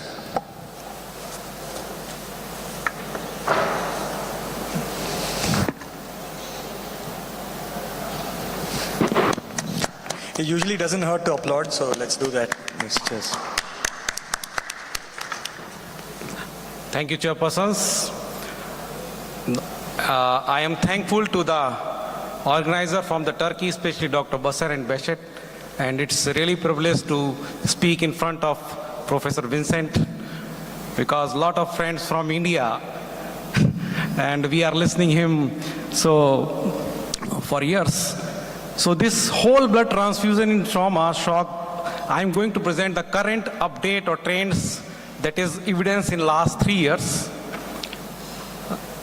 Namaskar, salam from India, and very thankful to the WASM and APET physicians from the Turkey that you have given opportunity to share us, and it's very nice hospitality that we are enjoying for last 2-3 days. So what is the current status or evidence about whole blood?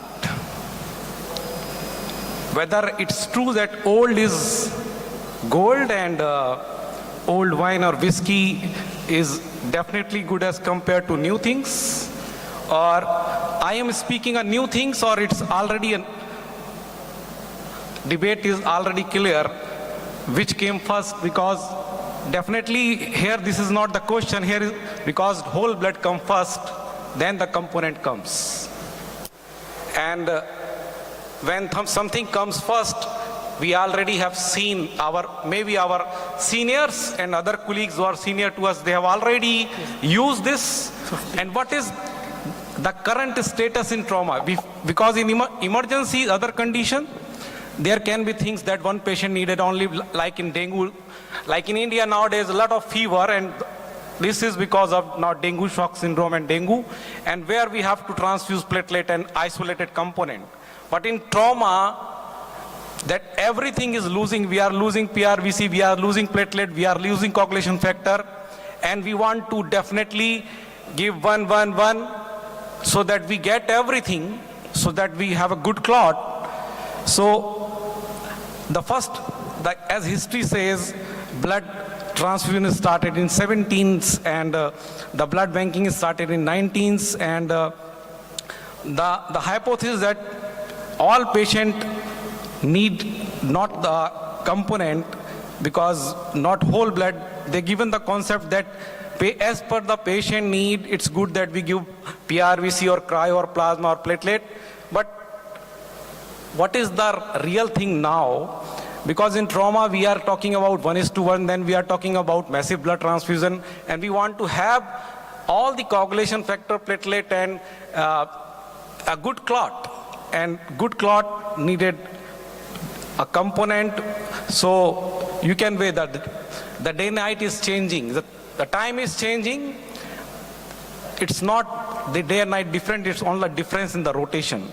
So same thing is here, whole blood is moving full circle. We started from World War I and II, and in these World War, all the military trauma, they have used the whole blood. The things moved from 1960s, 70s, 90s, and again, the evidence for last 3, 4, 5 years, 2019 onward, they are saying we should focus on whole blood in trauma. Because one whole blood is not equal to one FFP platelet and PRVC, definitely. When we want higher hemoglobin with little transfusion, when we want higher coagulation factor that is there in whole blood, when we want give less blood volume because it can take one trolley and transfusion associated problems, the answer is whole blood. Because it has everything excess. And only thing is that availability. If human has thought that they want to discover the world, they have done it. So if we reconsider it and we make it available, then we can't compare the whole blood with the component 1:1, because whole blood is better.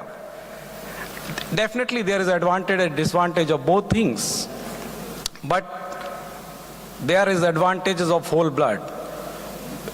And as we are searching literature and we are coming not in medical science but the social media also, they are saying that one whole blood is not one combination of PRVC, FFP and platelet. If we are trying to increase or recreate a whole blood, then it is not 1:1:1. So this proper randomized clinical trial that given us, initially the debate was 1:1:1 or 1:2, 1:2. So ratio debate is going on from the last 10 years, and ideally whether we are to achieve, especially the developing world. The developed country, I know they have their protocols and SOP and they were able to do it. Because if we have ratio than when we had the point of care testing. Because in India, nobody is everywhere. In developed country, they have the developing country, they have the point of care testing to assess the viscoelastic test that how they can target. So if we say this, the ratio debate 1:1 or 1:1:2, it does not result in significant difference. So research is emerging that shows that whole blood works better for these in trauma patient as compared to fraction component, and it's a rediscovery, it's not a new discovery. And whole blood versus component therapy in transfusion trauma patients, they're saying that mortality is less because you are transfusing less. Even the cost, because medical science, everything is cost. When you give multiple transfusion, every component has a cost and also the cost to give it. So whole blood was should with the lesser, lower charges and improve logistic, especially when trauma, when we are dealing with massive blood transfusions. This study in 2021, that is a UCENTCOM, that is a Army, US Army, they have done 5-year prospective study and 1,700 patients. Those receive both the component and the whole blood, and they say whole blood use increased significantly with time in last 5 years. And because the supply is also increasing. And without a long-lasting platelet component, that is a problem with the component therapy, because we know that as the components of more than 14 days, this platelet is only working for first week, 3 to 5 days. Another study that whole blood transfusion versus component in adult trauma patient with major hemorrhage.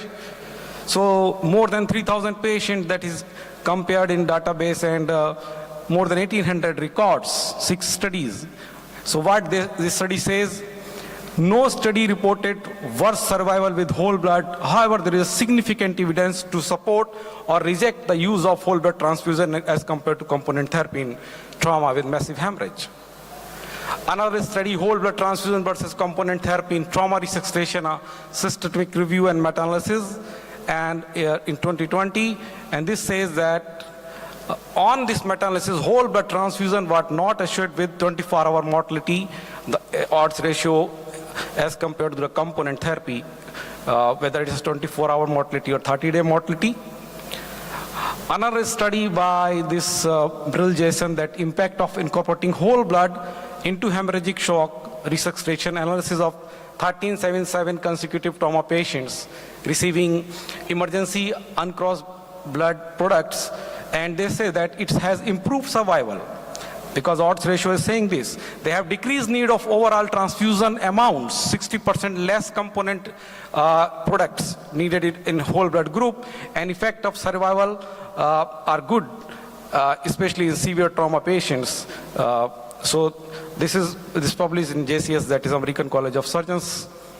And in US, this group, Dr. Brian Cotton, they are working hard for last 5 years, where they say that low titer group O whole blood, LTOW, and they are promoting this, that is remerging role of whole blood. And as we know, this is a walking blood banks. People in military, they have the blood groups, they have a screen, they have already know the blood type, and they are the walking blood banks. So they have the resources, and military is using for Afghanistan, Iraq war, and all the war areas, that is. And we are also, and nowadays we are talking a lot that this country is against this and things are going on, and it may increase. So whole blood based resuscitation by using cold stored low titer O units, that is also FDA approved now. So this can be used. Only question that it is universal versus type specific blood, RH whole blood versus RH negative blood, or we can use safely in children. The answer is yes. Whole blood resuscitation is safe in pediatric trauma patients. This multicentric study that says that it can be safely used in pediatric trauma patients, 0 to 17 years. And another study is low titer whole blood, truly a universal blood product. This answer is that it appears to be a safe product for universal use across all blood groups. Group B recipient arrives with worse physiological value in shock, and they receive whether this whole blood or component. So another evidence is in 2021 in emerging blood transfusion for trauma patient with perioperative resuscitation standard of care. In 2021, whole blood transfusion is used especially in military scenarios and is also becoming more and more popular in civilian world, although it is accompanied by a strong lack of evidence, and so we need more things to study and explore so that the Last God given 2 us, minutes, please. yeah, so the God gift can be used properly in saving life. Single institutions trial comparing whole blood versus balanced component 50 years later, where we are, we saying that whole blood is better and it has less in-hospital mortality, less ventilator days and pulmonary edema and all that. A review in transfusion whole blood for trauma patient outcome at higher doses.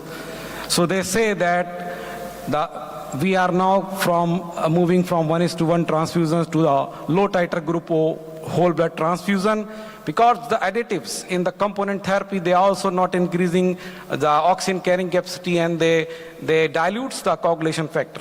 So lot of evidence. So in summary, by reviewing this 3 to 5 year recent evidences, whole blood used many years since its inception, that blood can be transfused in an human for saving lives without any harm. It proven time tested in military trauma. Thousands patients, hundreds of studies, and evidences also emerging in civilian trauma. Only thing is that everything in life has an advantage and disadvantage and risk. So same here with the component and the whole blood. Only thing that availability. If it is available, definitely, because in my residency in India we have used this. Now, if it is available, I think most of you would like to use it as per the evidences, both in adult pediatric trauma patients and in civilian setting also. Thank you. Thank you so much. Thank you. Thank you very much. That was a very holistic talk, if I may say.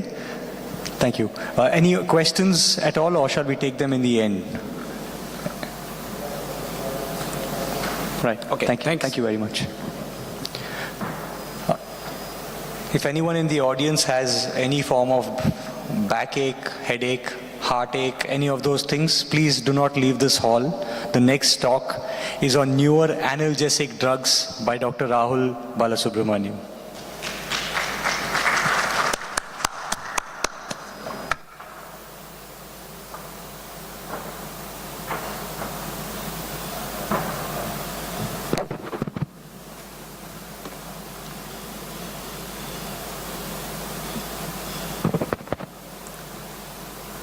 Good afternoon, everyone.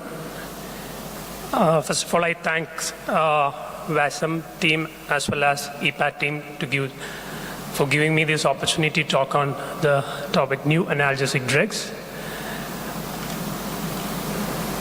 So, overview of this discussion would be briefly described regarding the pain pathway, the changing landscape in pain management, mainly the CERTA strategy, evolving analgesic and pain ladder, brief description about traditional analgesics, characteristics of new generation analgesic, rather analgesia, and few examples of new analgesics. So, you all know pain is the root cause of main presentation, almost 75 to 80% of all complaints according to the present prevalence across the globe. So what are the challenges? Because delayed pain management is a routine in most of the busy ER. And another one is oligoanalgesia. So what do you think? The reason for oligoanalgesia is because of the fear of the side effects or the adverse effects because of the routinely used analgesics. And our aim is not to get a zero pain, but to have a practically reasonably good pain relief on reassessment, reduction of at least 40% of pain score. And in the background of opioid epidemic in all the developing country, even in developed countries, we have a wide use of opioids, which leads to a scenario called opioid overuse or opioid epidemic and its side effects. So to conclude, or in short, we need to have a balanced analgesia. You all know this, the pain physiology, the pain pathway, which is by peripheral nervous system as well as central nervous system. Any nociceptive stimuli from periphery goes through the myelinated as well as unmyelinated fibers, reaches the dorsal column of spinal cord, and then to the brain and the higher centers. So as in the diagram, there are different levels of analgesics which can help decrease the pain. That can be both pharmacological as well as non-pharmacological. So my talk would be not only new analgesic drugs, rather analgesia. So it need not be always drugs which can decrease the pain. It can be some other non-pharmacological techniques too. So to review the pain ladder, so the conventional pain ladder, we have 3 steps to start with: mild, then moderate, and severe pain. Usually, we have the conventional drugs. To begin with, the most safest one is acetaminophen, paracetamol, or maybe NSAIDs. Then we move on to weak opioids and strong opioids. So what WHO has come up with is a new addition. In each step, it can be an integrative medicine therapy. And while you leap from step 2 to step 4, we have an additional one, that is minimal invasive intervention. So that can include, which we all know now, even after the advent of the ultrasound and easy availability of ultrasound, regional nerve blocks as well as plain blocks are being used, which can be used in order to get a balanced analgesia so that we can reduce the adverse effects of analgesics being used. So what is the armamentarium? We told that the integrative medicine therapy, which we can include in each and every steps of pain ladder, can be a non-pharmacological, which include physical like physiotherapy, osteopathic manipulation, mechanical support, or active mobilization. Direct like heat or ice, acupuncture, all this have got even adequate evidences to use. Transcutaneous electrical nerve stimulation, deep breathing, and ultrasound. Indirect like music therapy, aromatherapy, hypnosis, and even guided imagery, which can actually decrease the pain. Educational and physiological like cognitive behavioral therapy, which been using for psychiatric patients, verbal suggestions, and family support. So this can be integrated to any step of the pain ladder. So it has come to an extent that a virtual reality helped reducing the pain during labor. So there is a Frey and al. Showed in 27 unmedicated pregnant female could decrease the pain and anxiety. And in 2018, a systemic review by Scapin et al., which includes 34 studies, showed virtual reality can decrease pain while dressing changes, physical rehabilitation, and physiotherapy. Coming to this, what is CERTA approach? That is nothing new, but we all know what is written on the left-hand side of the table. That is nothing but different targets. The channel, enzymes, receptor targeted analgesia. So rather than shooting blindly, we'll narrow down it and nail it. So that's what the CERTA approach is all about. So according from the history and the pathophysiology or etiology which you know regarding the pain presentations, you can actually target or nail the exact cause. For example, for COX and COX-2 inhibitors, we usually use ibuprofen, diclofenac, naproxen. So you can exactly nail the causative inflammatory markers. So coming to a few drugs which are considered new, need not be a newly invented one, which was used previously for some other indications, now being used as a neuroanalgesic modality. So methoxyfluorine, known as green whistle, it is a halogenated volatile anesthetic. It is a non-opioid alternative to morphine that is used for acute pain relief. So usually when I talked to some of my friends in UK yesterday, so they were telling they use it frequently in pre-hospital scenario when there is some fractures.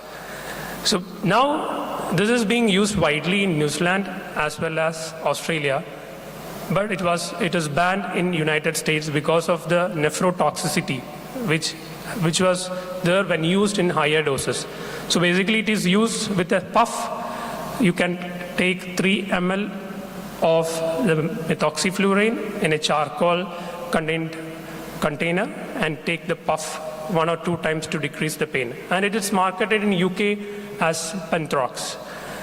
So the take home would be, you can use it, but be careful how many times you use it and how you use it, and be careful about the nephrotoxicity. And there are RCTs on this, like stop trial, Mediata. So it's not a new thing, but it's being using, but have to be careful while using methoxyfluorine. Next is dexmedetomidine, which again is not a new drug, but if it can be used intranasally also, which actually decrease the side effects. You all know that the side effect, it being an alpha-2 agonist, it can cause bradycardia and hypotension. So if you can use it intranasally, it can actually decrease the opioid use, which we use usually for post-operative patients. So concomitant dexmedetomidine in post-operative patients is a good option, along with regional blocks as well. Next is buprenorphine, used for treatment of withdrawal. It's an opioid receptor agonist, and it is being successfully used for neuropathic pain, cancer pain, as well as post-operative pain, and even in renal colic. So 4 milligram sublingual buprenorphine is an option for acute bone fractures. Next is a subdissociative dose of ketamine. It's a non-competitive NMDA receptor antagonist, and the main mechanism of action is decreasing the central sensitization and pain memory. And subdissociative doses 0.1 to 0.4 milligram per kilogram. Again, this can be used intranasally at much lower doses. Early and rapid pain management and long-lasting analgesia is one of the advantage, and it bypasses the first-pass metabolism. So again, it helped in decreasing the side effects. Next is topical clonidine, which is classically used for refractory hypertension, especially in chronic kidney disease. So this can be used topically for painful diabetic neuropathy, and also being used as a topical agent, again decreases its adverse effects. So this table mainly enumerates few drugs which can be used intranasally, which we already discussed: dexmedetomidine, ketamine, fentanyl. Intranasal fentanyl is there in a lot of pediatric algorithms where you can't get an IV access. You can resort to intranasal fentanyl. Last 2 minutes, please. Yeah.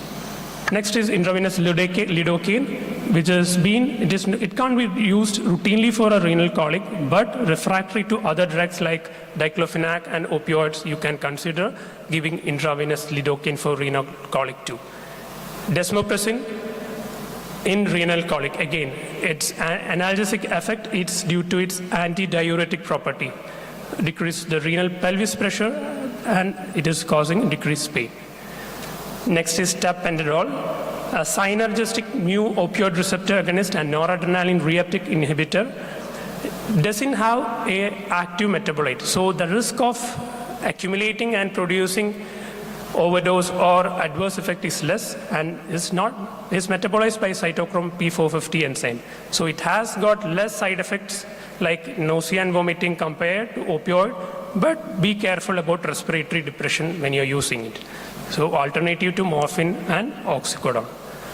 This remimazolam is not an analgesic as such, but it is used as a sedative, but can cause analgesia when used with other drugs. So this is the CERTA strategy. You can map the particular receptors to the pain presentation, and you can choose which drugs to be given to the patient. It's not a complete comprehensive list, but you need to have the assessment of the patient at the same time to look for any contraindication.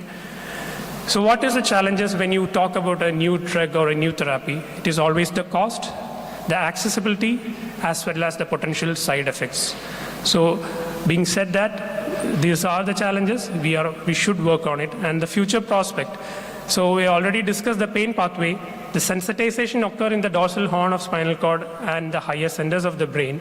So the future research or future analgesics which are being developed or are in pipeline is being addressed regarding the central sensitization and long-term potentiation. So take-home point should be limited newer analgesics are introduced recently. So older drugs used for other indications are being used for analgesia. Better we go for a channel enzyme receptor targeted analgesia rather than shooting blind, nailing it down. And there are non-pharmacological options. And finally, reduce doses, thereby optimizing safety and efficacy of analgesic regime. So our aim should not be a zero pain, but a balanced analgesia. So these are the references. Thank you. I'd be happy to take any questions. Do we have any questions? Is anyone in any kind of pain? Okay, it's good to know. Superb. Thank you. Thank you. The next speaker is the last speaker and is talking about a topic that gives headache to patients and also gives headaches to emergency physicians, because we are seldom good at picking it up. Ladies and gentlemen, last speaker for this session, Dr. Soumya Nair, Management of Acute Glaucoma. Thank you, Dr. Muthasa, and thank you, Dr. Rahul. Good afternoon, everyone. Am I audible? Yeah. Okay. So I would like to thank World Academic Congress of Emergency Medicine for giving me this opportunity. It's an honor and privilege to be on this stage.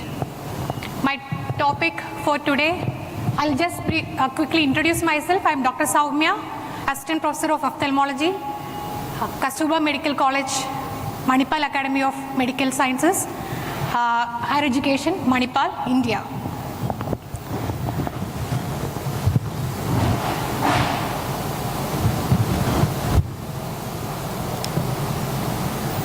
Slide change. Yeah, good. So, the topic of interest today is emergency management of acute glaucoma. Let me start with a clinical scenario. A 60-year-old female presented to the ED with complaints of acute onset diminution of vision in the right eye, which is painful, and was associated with severe headache and recurrent bouts of vomiting. She had other associated symptoms like redness, photophobia, and lacrimation. So what are the possible differentials you can think of? The first possible and the most important differential in this situation will be primary angle closure glaucoma. But you have to keep in mind other causes of acute glaucoma like traumatic, inflammatory glaucoma, lens-induced glaucoma, and drug-induced glaucoma. So what is the importance of primary angle closure? Primary angle closure glaucoma is a sight-threatening condition. As an acute care physician, saving the sight is one of your priorities, isn't it? And acute angle closure glaucoma is a great mimic too. It can mimic many of the emergencies that come into your ED, like neurosurgical emergencies, gastrointestinal emergencies, and tox emergencies. So how can you evaluate such a patient when he or she comes into the ED? So we can start with simple bedside evaluation of anterior segment, anterior chamber depth evaluation, and digital tonometry or applanation tonometry if there is a slit lamp in the ED. The anterior chamber depth evaluation can be done using a simple torchlight. Ask the patient to look straight, shine the light from the temporal side of the patient and look at the anterior chamber. Two things you have to look for. Is the anterior chamber well illuminated? And second, is the nasal iris of the patient seen properly? If the nasal iris is not seen properly and the nasal anterior chamber is in shadow, that indicates that the patient is having a shallow anterior chamber, just like the second picture there. Now, how can you assess the intraocular pressure bedside in the ED? A simple method called digital tonometry will help you. With the index finger, press on the upper lid on the eyeball of the patient, ask the patient to look down and feel the pulsation on the other index finger. And if the pulsations are not felt and the eye appear rock hard, that means the intraocular pressure is very high. Now, is there a role for point of care ultrasound in case of acute angle closure glaucoma? Yes, there is. Why? Because often in cases of acute angle closure attacks, the patient will be having a cloudy cornea due to corneal edema. This will impair the visualization of the anterior chamber and the depth assessment. In such cases, we can rely on focus. So, we can assess the anterior chamber depth, the anterior chamber structures. Even we can look into other causes of acute glaucoma like phacolysis, phacomorphic, subluxation, hyphema, etc.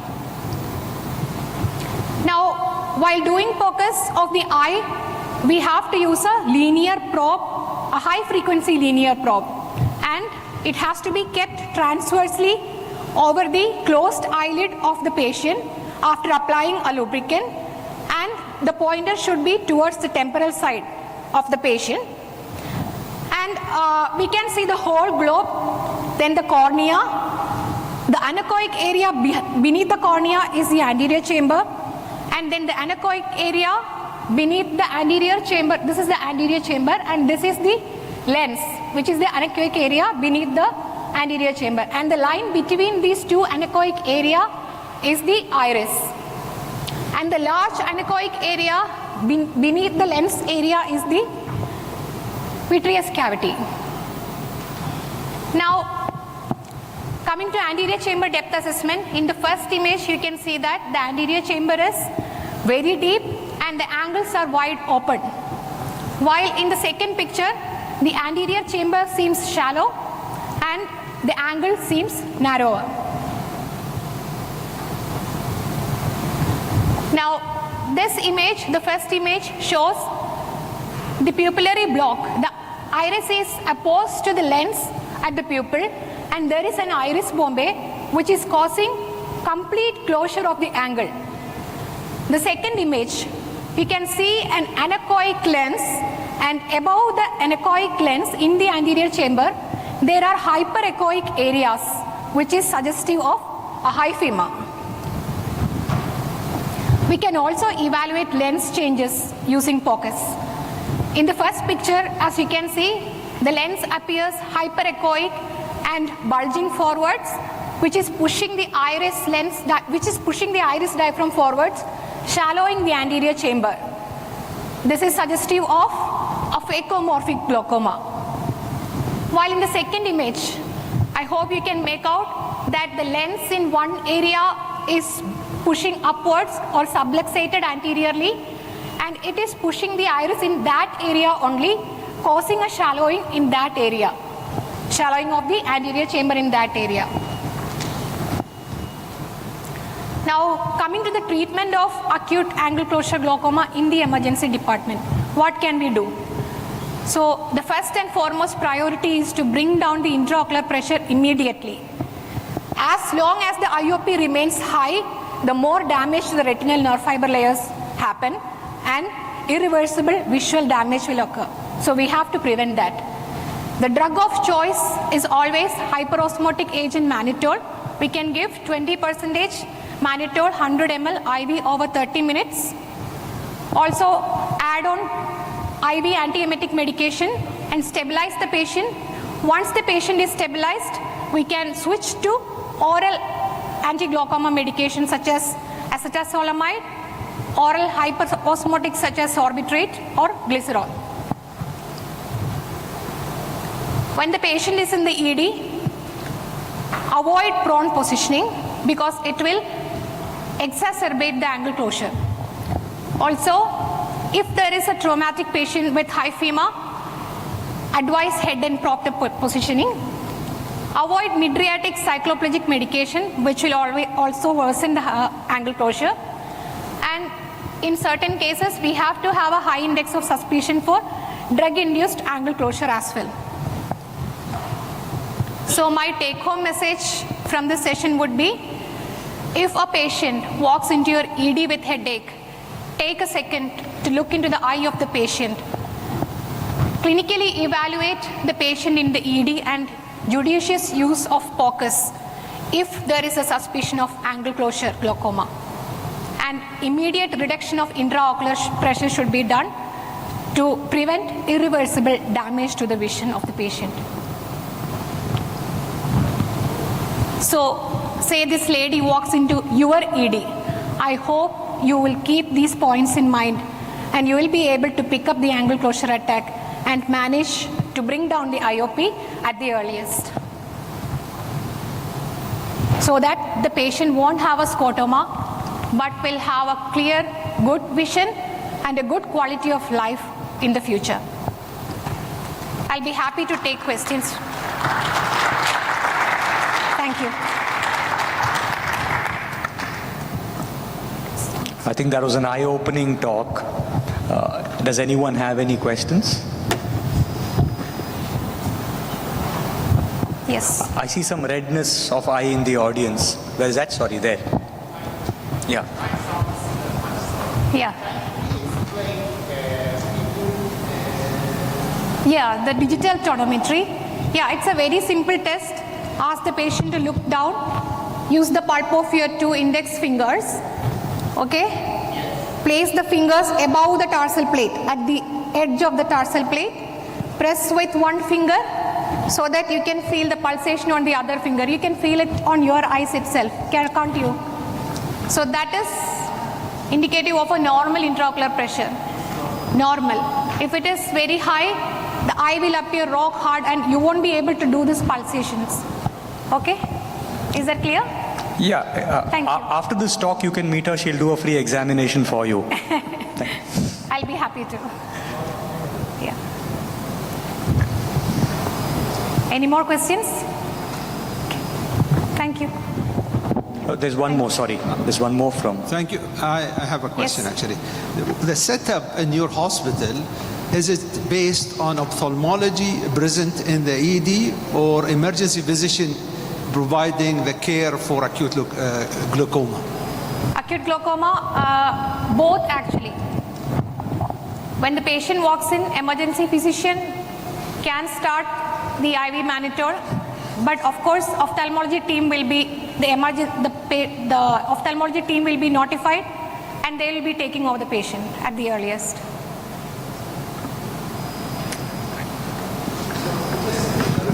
Yes.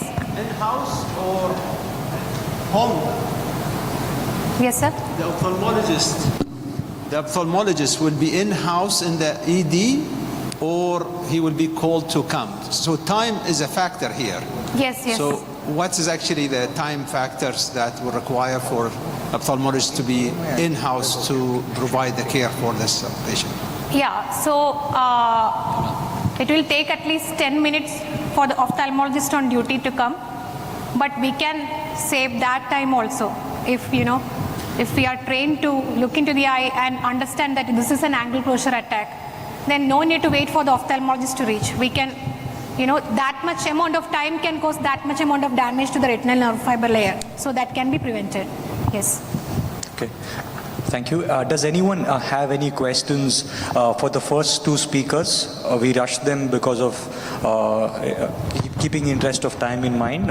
Any questions for emergency transfusion in pregnant trauma patients? Dr. Indulata is still here. In pregnant trauma patients, emergency transfusions. Any questions on whole blood transfusion? Yes.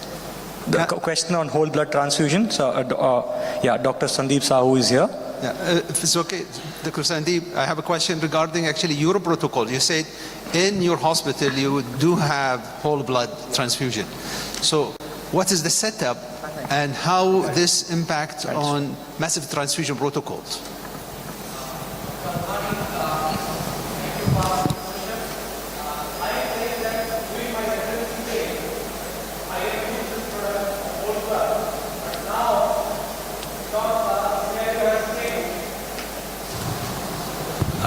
It's around 18 years back in India when I was doing residency. At my hospital that time we don't have the component therapy. So we are using the whole blood for gunshot and all the laparotomies. But nowadays, in other emergency, definitely emergency medicine, we have component therapy nowadays. But I am especially being my primary specialty in anesthesia, and I am seeing day and night massive blood transfusion and severe hemorrhagic shock in the ORs and ICU. And anyhow, I am thankful to my transfusion department, transfusion medicine department. We have to take component, but we have to do massive transfusions. And after all that thing, the only problem that I have, that patient need go in overload. So, and it's again rethinking with the evidences, because I have given task to what is the recent trends. So recent trend is coming back, and even in the wars, that is Afghanistan and Iran war, and even the things are going in disaster worldwide, the blood bank is not available, Dr. Althani, everywhere. And I think if we got the opportunity to have this whole blood, I would like to use, because I have used this during my residency days. So I have that not hesitancy, and you can say the new thing to use, whether it will work and will not work. So sorry, but nowadays in my hospital we are not having whole blood. But definitely I would like to have, especially it's good for severe polytrauma and hemorrhagic shock. Thank you, Dr. Althani. So what's your say, sir? Because you are a trauma surgeon, I know, and you work in ED, and we have seen your hospital. So what's your thought? I would like to add on this. We've got about 1.5 minutes, so it's not bad.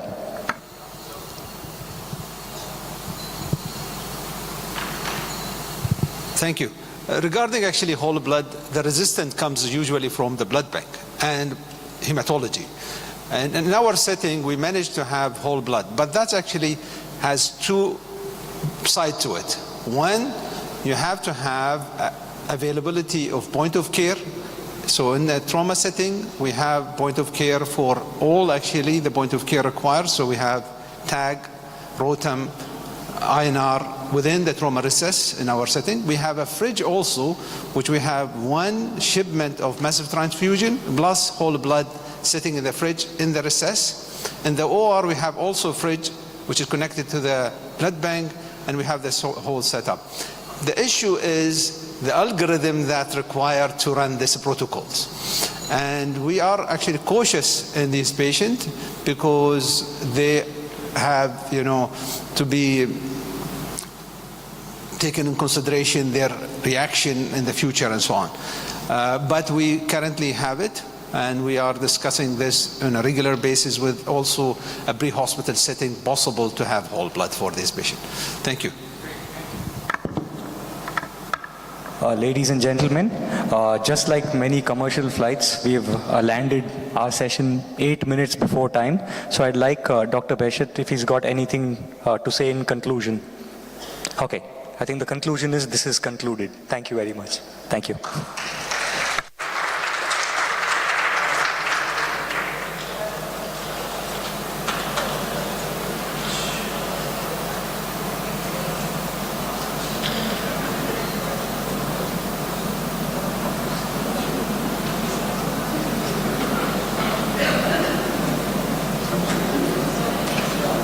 Microphone long here, please.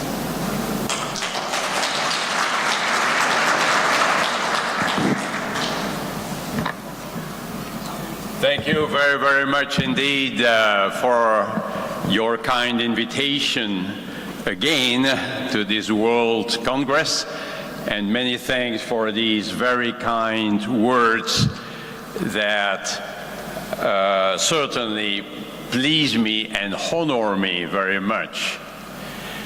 I like to speak about one of my favorite topics, sepsis, a terrible problem. And you know that we define it, we have always defined it as a bad infection. as a life-threatening organ dysfunction caused by a dysregulated host response to an infection. That's what it is. For a scientific publication, one could use a score to determine the severity of organ dysfunction. But for our everyday practice, we don't need any score. And that's the same in children. So if you look at the pyramid of severity, starting from colonization, an infection will be characterized by some host response, usually fever, an abnormal white blood cell count. When it is sepsis, there is more. There is organ dysfunction. And if there is septic shock, there is an alteration in tissue perfusion and an increase in blood lactate levels, typically above 2 milliequivalents per liter. So sometimes we identify sepsis in a patient having an infection complicated by organ dysfunction. But we must keep in mind, and this is very true in the emergency department, that sometimes patients come with some degree of organ dysfunction and it's not so clear why they have it. It may be sepsis. There may be a severe infection. And when we speak about organ dysfunction, we need to consider 6 organs: circulatory, respiratory, renal, neurological, hepatic, hematological. And these are the 6 items included in the SOFA score to evaluate organ dysfunction. But I'll focus on management this afternoon, and I will look at the 3 components: infection control, hemodynamic stabilization, and modulation of the host response. So if you think that antibiotics work, then we should start antibiotic therapy without delay. And we should give the right antibiotic, right? That is particularly important in severe cases, that is in septic shock. So the timing is an issue. We should not waste time when the situation is severe. So if I go back to my pyramid, it's particularly true in septic shock, when there is an alteration in tissue perfusion. And we know that sometimes we waste a little bit of time in the administration of antibiotic therapy.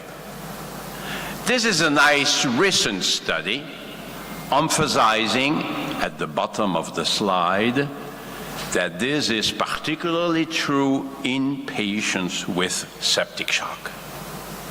Now, hopefully, when there are signs of infection, the antibiotic administration is usually relatively rapid. So you can see when there is hypotension or when there is fever. But still, sometimes we waste time. Sometimes in the administration of antibiotics, we order the antibiotics, but the nurse is very busy with other things, and the antibiotic administration is delayed. So it's not only in the hands of doctors, it is in the hands of the team. Some people may say that we sometimes overuse the antibiotics. in the United States in particular, where there may be some medical legal aspects, give antibiotics to all patients with fever right away. That could facilitate the development of resistant organisms. So today we look at this like this, as disease severity versus degree of certainty. So if we are not so sure about septic shock, but if it's septic shock, the severity is there, we should not hesitate too much before giving antibiotics. But if it's not too bad, we may have time for additional tests if it's not septic shock. Remember these important studies showing that sometimes we admit patients in the intensive care unit for likely sepsis, but actually this is doubtful at the end. When we have all the elements, we may think, after all, it was not septic shock. Or here in an emergency department in Boston, they found the same thing. Sometimes we think it's septic shock, but it's not. It may be cardiogenic pulmonary edema. It may be a drug effect. It may be some malignancy. So sometimes we give antibiotics for some patients who may not need them. We must accept it. But the choice is important too. I like this paper published recently, where they showed that if you don't give the right antibiotic, prognosis is worse than if you give the right antibiotics. Okay. But this is very interesting. If you give wide spectrum antibiotics to patients who do not need it, the outcome may be worse. Perhaps because there is a selection of resistant organisms. So the message is, too narrow spectrum may be harmful, but too wide spectrum may also be harmful for the patient. And we should never forget that the antibiotic administration can be reassessed later. So give antibiotics as soon as possible. The more severe the presentation, the more urgent the antibiotic administration. And antibiotic therapy should cover all likely pathogens, not less, but not more. And of course, source control is very important. And here also, we need to motivate the team, the nurses, the surgeons, if there is a need for laparotomy, for instance, the radiologists before that, the anesthesiologist, a team effort. But let's move to the hemodynamic management. My mentor, my teacher, was Dr. Weil in Los Angeles. And Dr. Weil was saying every patient is a VIP. Ventilate, infuse, pump. Ventilate, well, we have good ways to use non-invasive mechanical ventilation today. But in shock, we should not wait too long before endotracheal intubation if required. If we wait for too long, there may be respiratory arrest. So what are the things to look at? With my colleagues at the Surviving Sepsis Campaign guidelines, I said we need to give recommendations to the doctor about when to intubate a trachea. And they said, oh, Jean-Louis, there is no randomized controlled trial on this. I know. But we need to give some guidance. So would it be the degree of hypoxemia, the neurological status, sometimes the PCO2, the hemodynamic status, the muscle function. Are there plans for major surgery? It could be a combination of those. We need to help the doctors. So my recommendation, actually it's not mine, I found it on internet, it is to ask the patient to pronounce metoprolol. If the patient cannot pronounce metoprolol, it's the right time to put the tube in the trachea. Infuse. Every patient with sepsis will need fluids. Not too much, but not too little. Not too little. And we cannot go by formula. Because a patient with pneumonia may require less fluids than a patient with peritonitis. There may be a little bit of vasodilation or much vasodilation. There may be more capillary leak with unavoidable edema formation. And we may need to bring cardiac output to a supranormal level to bring enough oxygen to the cells. So some years ago, a couple of years ago, people were discussing restricted, liberal fluid administration. This is over because these trials randomizing patients for more or less fluids showed no difference in outcome because some patients may benefit from one strategy, but some others may be harmed. And vice versa in the other group. Look at this recent paper published this year in the New England Journal of Medicine, comparing more fluids with less fluids but more vasopressors. Well, if anything, the patients who were in a restrictive fluid therapy were worse than the others. They were more likely to need a stay in the intensive care unit. Clearly, fluid restriction is dangerous. There will be some edema formation. We don't like it, I agree. But that's the price to pay to have a sufficient cardiac output. We may need vasopressors, I will go to that in just a moment. But vasoconstriction is really to avoid. So we need to navigate between the two. We all know that. Maybe artificial intelligence will help us in the future to decide whether we should give more fluids or more vasopressors. But to stay with simple things. An edematous patient may be hypovolemic. Sometimes there is a doctor coming and says, oh, there is some edema here. Oh, stop giving fluids. That doesn't make sense. No, we don't know. Because in sepsis, there is always some edema formation. So let's be careful about the word fluid overload.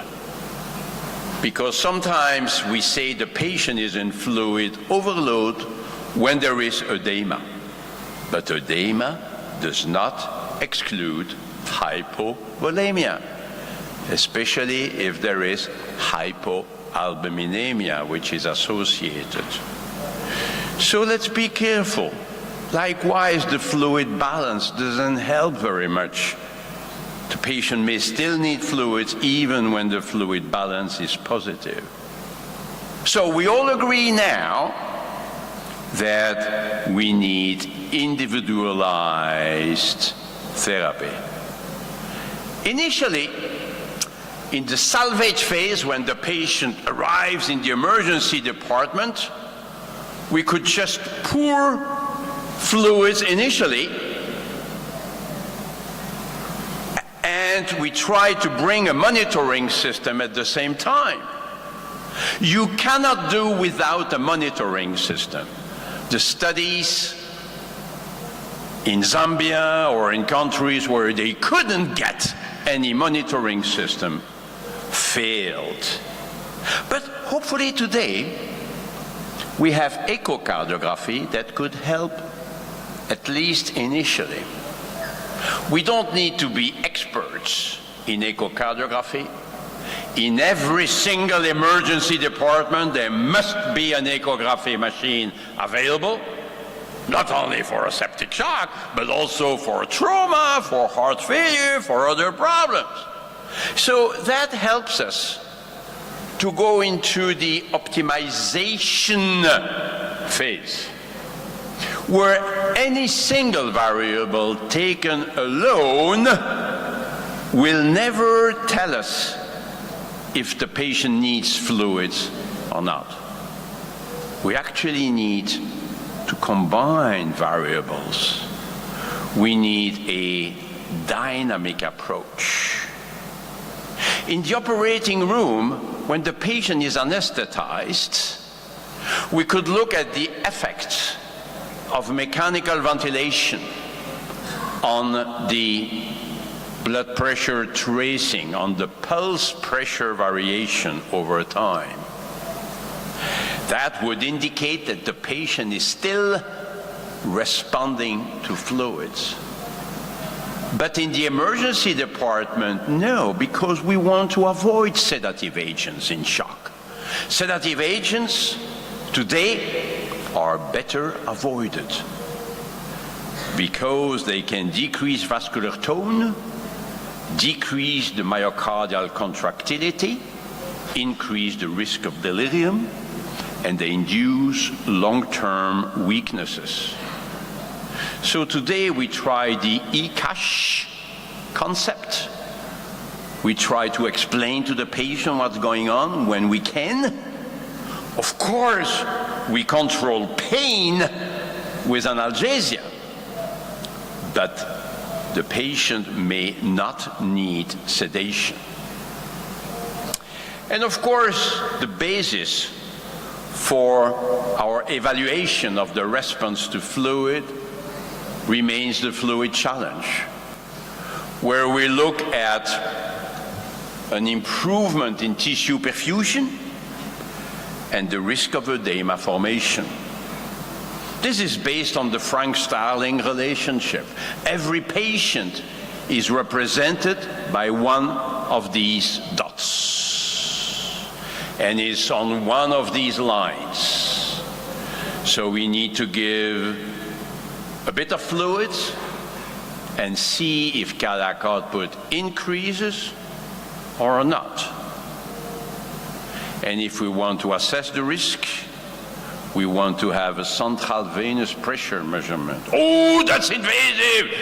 I know, but the central venous catheter can also help to have access to the central venous oxygen saturation, SVO2. It can also help to give fluids quickly. It can also help to give vasopressors safely. Oh, vasopressors can be given by an intravenous peripheral line. Yeah. But one single complication would be terrible. So, the fluid challenge is not the fluid loading, right? It is a technique in which we give a bit of fluids and we assess the patient's response. Sometimes people do it over a too long period of time. I'll try to give fluid for half an hour. That's much too long, because so many things could happen in half an hour. And in the emergency department, the patient may have to go to the X-ray for a CT scan, and we lose that information. So it's 5-10 minutes. In the operating room, it would be 1 minute, because so many things happen in the operating room. But if we return to the emergency department, the studies have shown that giving about 200-250 cc's in 5-10 minutes is sufficient So give 200 cc's in 5-10 minutes. If the patient seems to respond, seems to benefit, you repeat it. And during these 5-10 minutes, if you want to assess the patient's response, you should not do anything. Don't touch the patient for 5-10 minutes. What shall we check? Heart rate? Well, maybe, but it's not perfect. The blood pressure, not really, because the patients in septic shock may respond to fluids by an increase in cardiac output, and yet the blood pressure may not increase much because there is decreased vascular tone. We showed it many years ago. So optimally, we should actually assess cardiac output and see if cardiac output increases with fluids or not. We could use the technique we like. We just reviewed it for critical care medicine, if you like to look at the various systems available. But again, if you are good in echo, you could just use the velocity time integral to reflect cardiac output, stroke volume, and thus cardiac output. Today, it can even be done automatically. There are some softwares available now that can measure it for you. So that's the fluid challenge technique. You can go to that publication if you want to see the graph. It's quite easy, but we need to pay attention to some simple elements. And the most important one is that if the patient does not benefit, we stop giving fluids. The fluid challenge does not encourage to give more fluids. It does encourage to stop giving fluids when the patient does not benefit. Internal fluid challenge can be obtained by passive leg raising, but it's a bit more difficult to do actually, because the changes in cardiac output will be very transient and very mild. If you like, we did a neat chat, you can find it on the internet, with Dr. Monet, who is a world expert in this, asking him, how do you do this? But to go back to simple things, ChatGPT says, the goal of fluid resuscitation in sepsis is to restore perfusion to vital organs and tissues and to prevent organ failure. The appropriate amount of fluids will depend on the individual needs of the person with sepsis and should be determined by a healthcare provider. It is important to monitor the person's vital signs and response to treatment. And it's only then, when the patient is stabilized, that we can think at the stabilization phase and the de-escalation phase with diuretics, with ultrafiltration, if the patient does not have urine output. If you like, we just reviewed it in this paper, the various phases: salvage, optimization, stabilization, de-escalation. Very important to look at which phase we are in. Very briefly, there was a discussion until recently about the type of fluids, the amount of chloride we could put in the IV fluid. That was a question which was overstated, because we know that saline solutions include a lot of chloride. We know that during surgery, the chloride levels will increase after 2 hours if you give only saline. We know balanced solutions include other electrolytes than chloride, and hyperchloremia cannot be good. Any abnormality is associated with a worse outcome. It has been known for many years that hyperchloremia is not good for the kidneys. So I don't know why we need to do prospective randomized trials with saline versus, if there is hyperchloremia, there is more renal dysfunction. But we knew it from the beginning. So we said it's not even ethical to allow hyperchloremia to develop in some patients. Oh, so we should no longer use saline solutions? I didn't say that.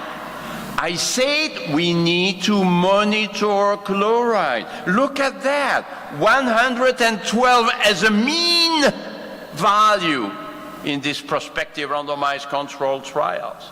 More major adverse kidney events. This was expected. So is it so difficult to look at chloride levels? And if they are, let's say, above 110, if it's a neurological patient, we should not give Ringer's lactate solutions, which are somewhat hypotonic, very bad for the damaged brain. But otherwise, Ringer's lactate solution would be a valuable one. And there may be a place for some albumin as well, some colloids, when the patient has lots of edema associated with hypoalbuminemia. But let's move on. Let's emphasize that severe hypotension must be treated right away, because it's too bad to be severely hypotensive. So don't wait for the response to fluids. If hypotension is severe, we need to give vasopressors right away. Studies of large databases have shown that severe hypotension for 1 hour or 2 may be very harmful for the patient. In this, there have been several studies on this, also on renal function. We could even perhaps propose the administration of vasopressors in the ambulance before getting to the hospital.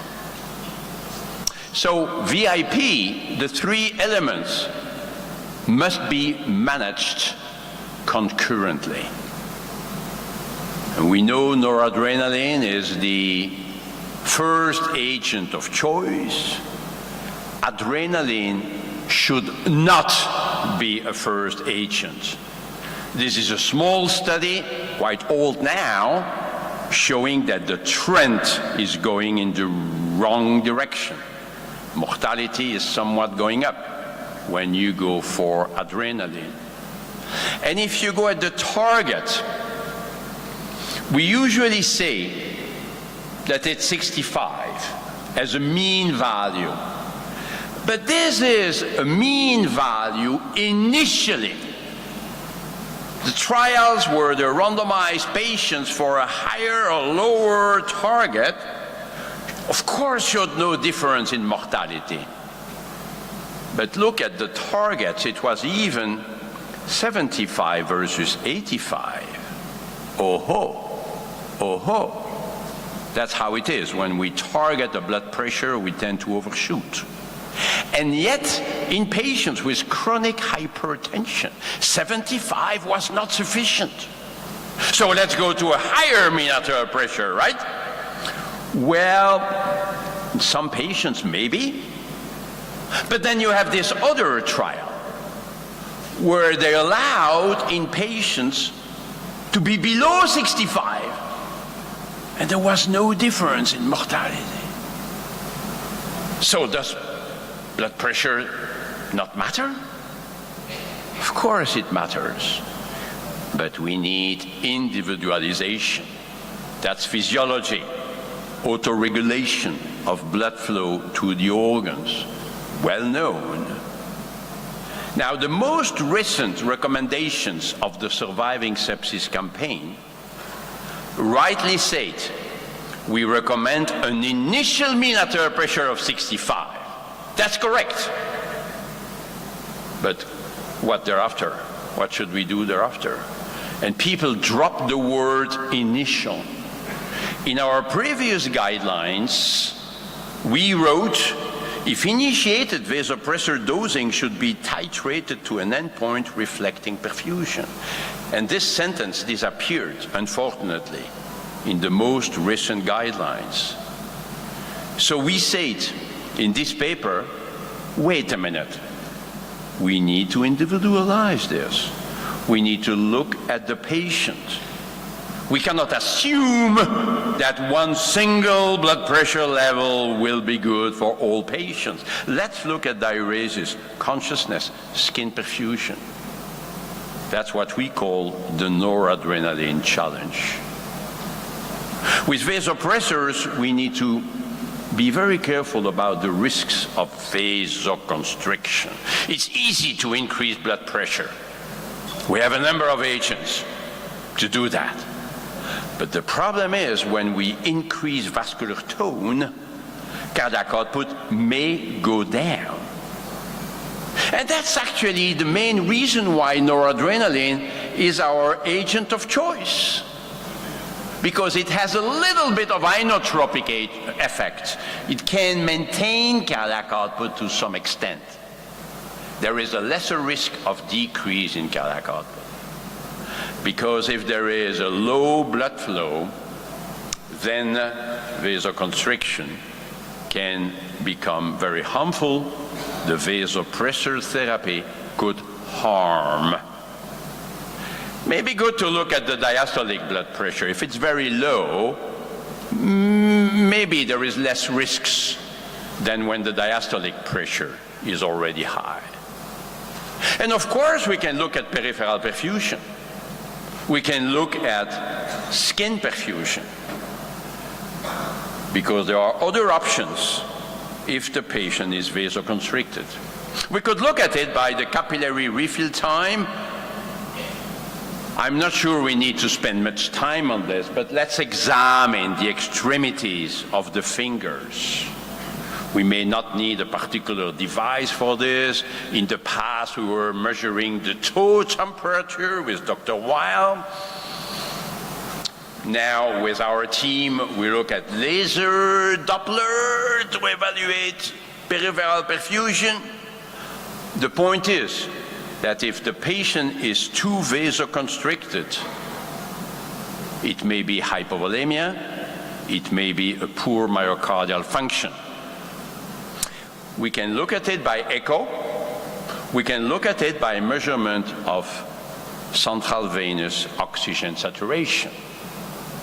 Remember, in the emergency department of Detroit in the US, Dr. Rivers showed that when the SCVO2 is low, we could give more fluid, transfusion, or dobutamine.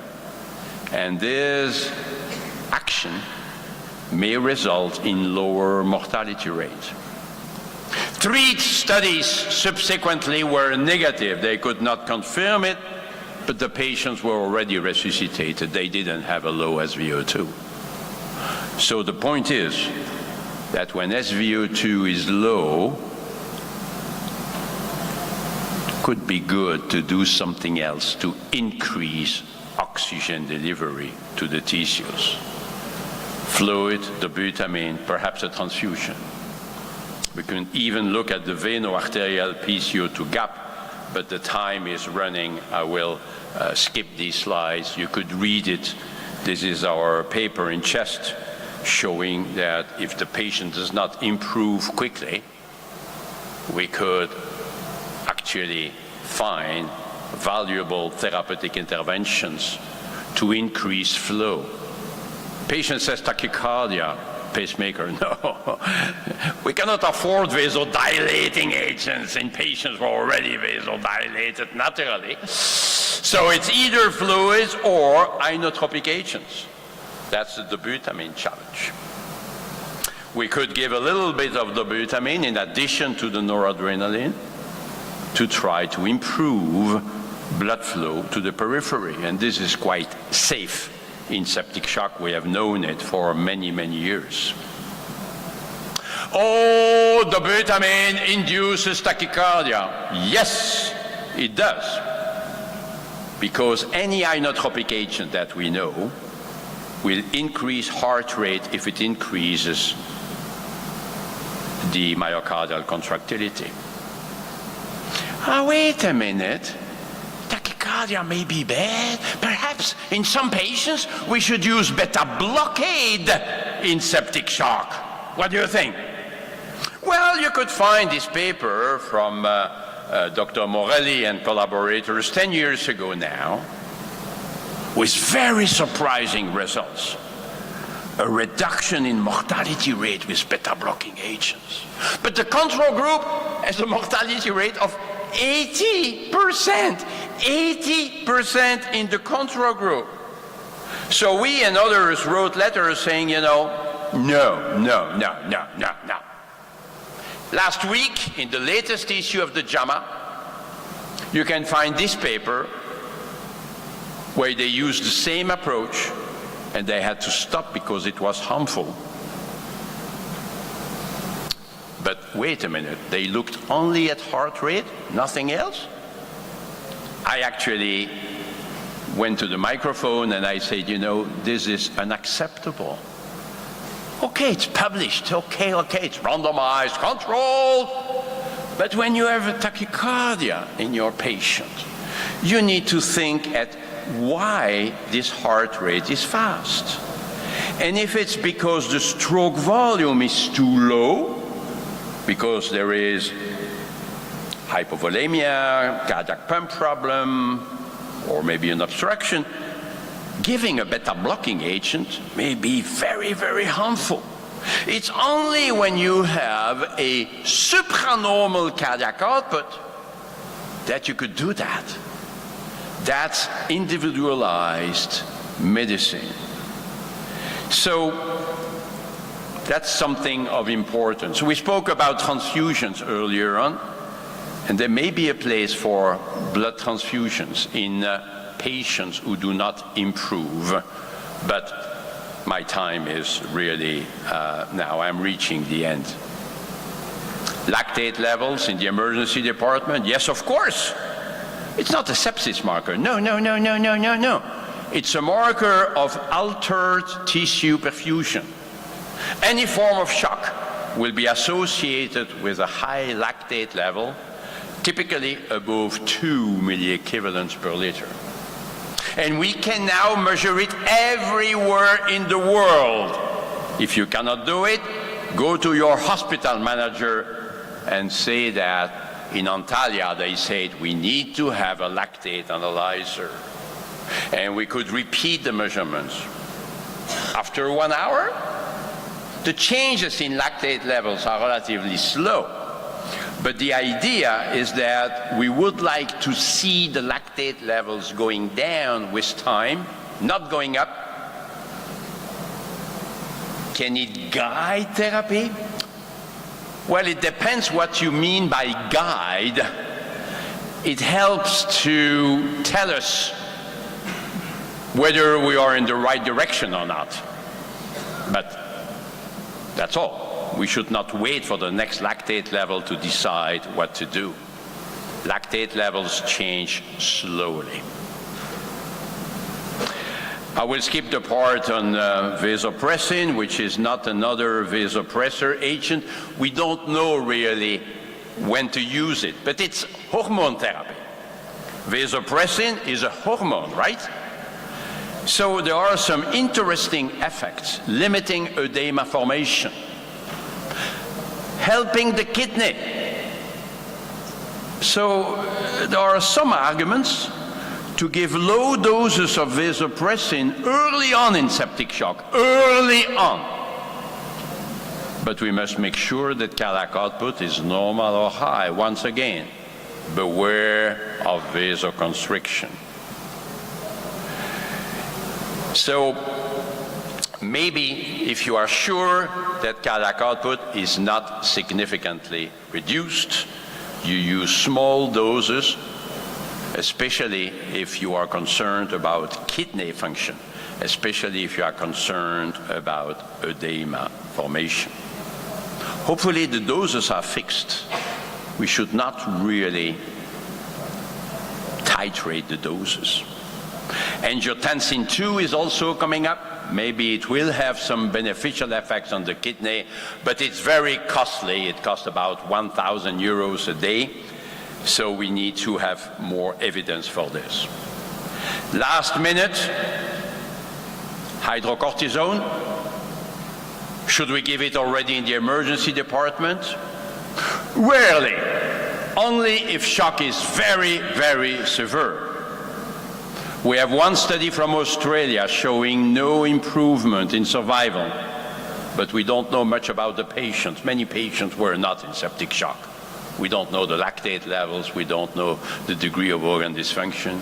And we have a study from France showing that in patients who have severe septic shock with a high lactate level, multiple organ failure, yes, corticosteroids can decrease mortality. So if you put the two studies together, you can see a benefit in the sickest patients, in the patient with the more severe form of septic shock.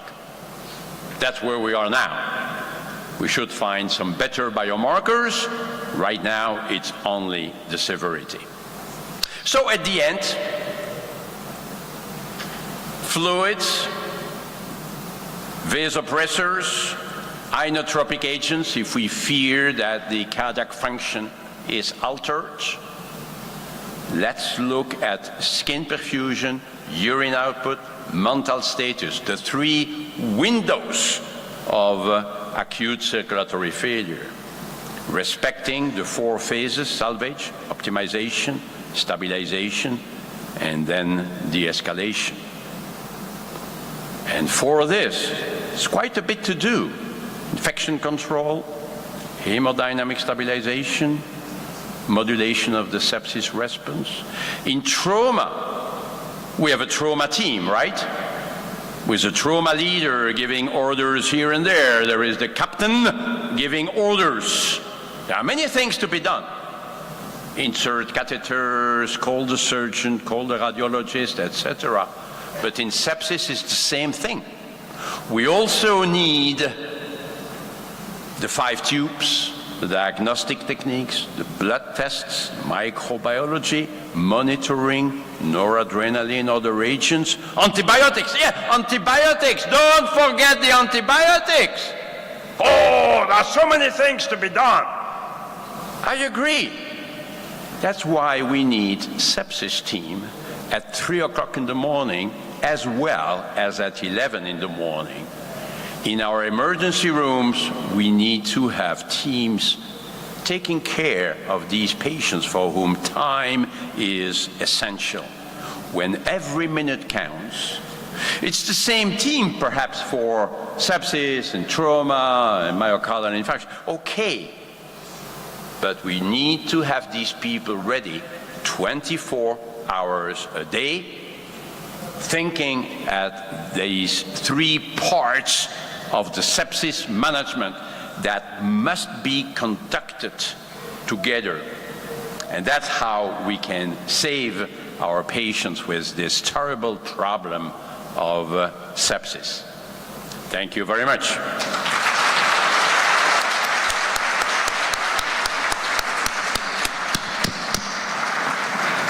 Thank you so much, Mr. Vincent.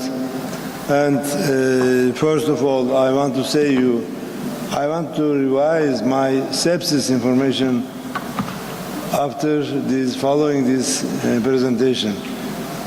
So maybe some of our friends needs to ask you some questions. Dear audience, could you please ask? Okay, could you please?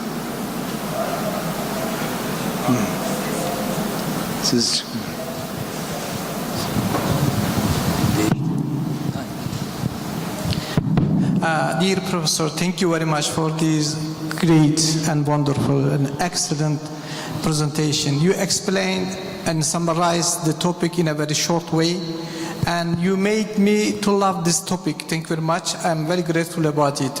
My question is about that. I listened to you 10 years ago or 12 years ago.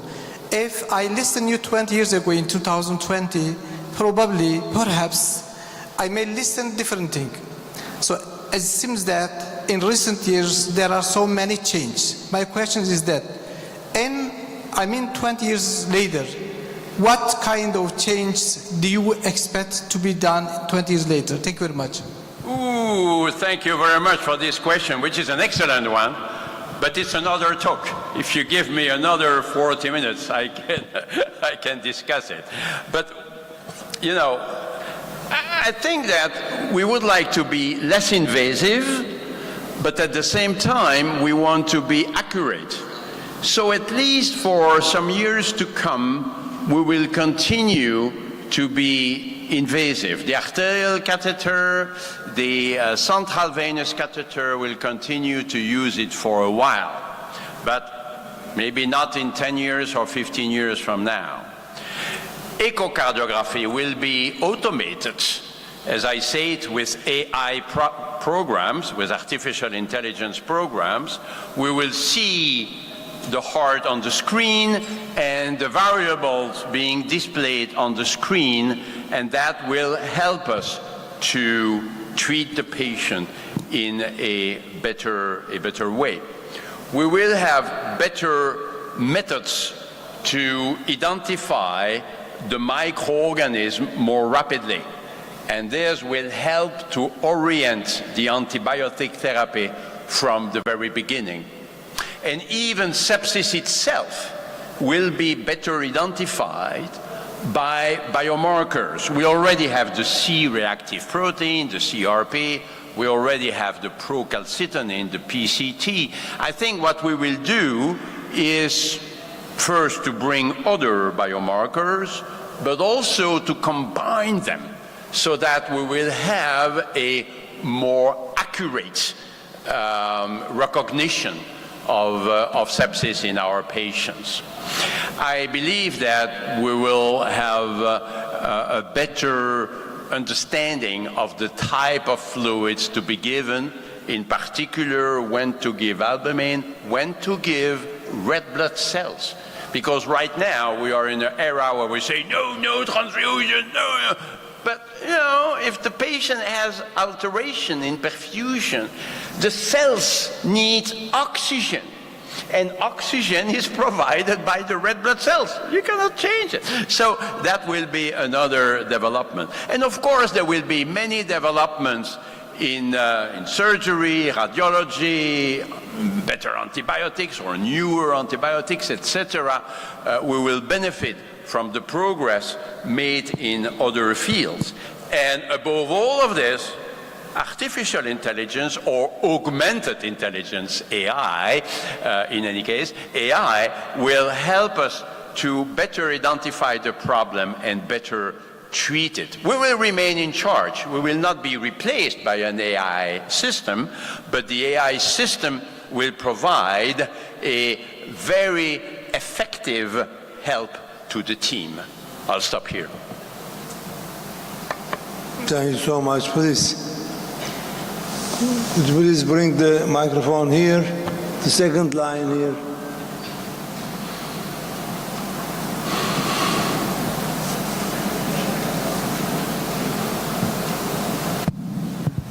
Prabhat Nanekar from Amsterdam. Thank you very much for this inspiring talk. But I just wonder, most of the patient who comes with systemic infection does not end up at the ICU. They stay at the ED and go to normal wards. And in the Western world, at least, the sepsis is a disease of the elderly. They have no fever, they have hypothermia, they have no tachycardia, they have normal blood pressure, they have no low pulse rates and all that. This aggressive approach, do you think we should adopt our protocols to the elderly, because that's going to be the problem? Sepsis is a disease of the elderly, I think, and it will get more and more and more. I just wonder what you think about that. Yeah, it's a very important question, absolutely. But it leads us into the ethics, because what you imply, to some degree at least, is that we may have some therapeutic limitations in some of these elderly patients, so that we don't want to admit them in the ICU. But the treatment may be much less effective on the ward than in the intensive care unit. You know, if you want to do everything you can for the patient, you need to admit this patient in the ICU. And there is always beds available in an ICU, always. You may have to make difficult choices, as we had during COVID-19. We may have to say, no, I will not take this patient, but I will take that patient, what they call triage. It's a terrible word, but that's what it is. So we could have triage, but if we want to treat a patient with sepsis effectively, we need to bring this patient in the ICU. Now, there are some patients for whom we say, okay, we'll just give antibiotics and that's it. Or at the middle, we could have patients for whom we do what we call the ICU tests. We are the ones who proposed the ICU test about 20 years ago. That's a test in which we admit the patient in the ICU for a limited period of time, and we appreciate how the patient will respond to full therapy. But we decide in advance, and this is in accord with the relatives, that after 3 days we will reevaluate. And if the patient is not improving after 3 days, then we will decide to give up. So this kind of trials could represent a way to admit a patient in the ICU when we are not so sure that this will be very beneficial for the patient. Again, we could continue and discuss it for much longer, but our time, I suppose, is limited. Okay, I know and I believe there are more questions about that subject because it is very important, and our guest is very strong in the subject. So please continue to ask the questions in break time. Now we have second speaker instead of you. Please don't. There's no stage over there. So we have.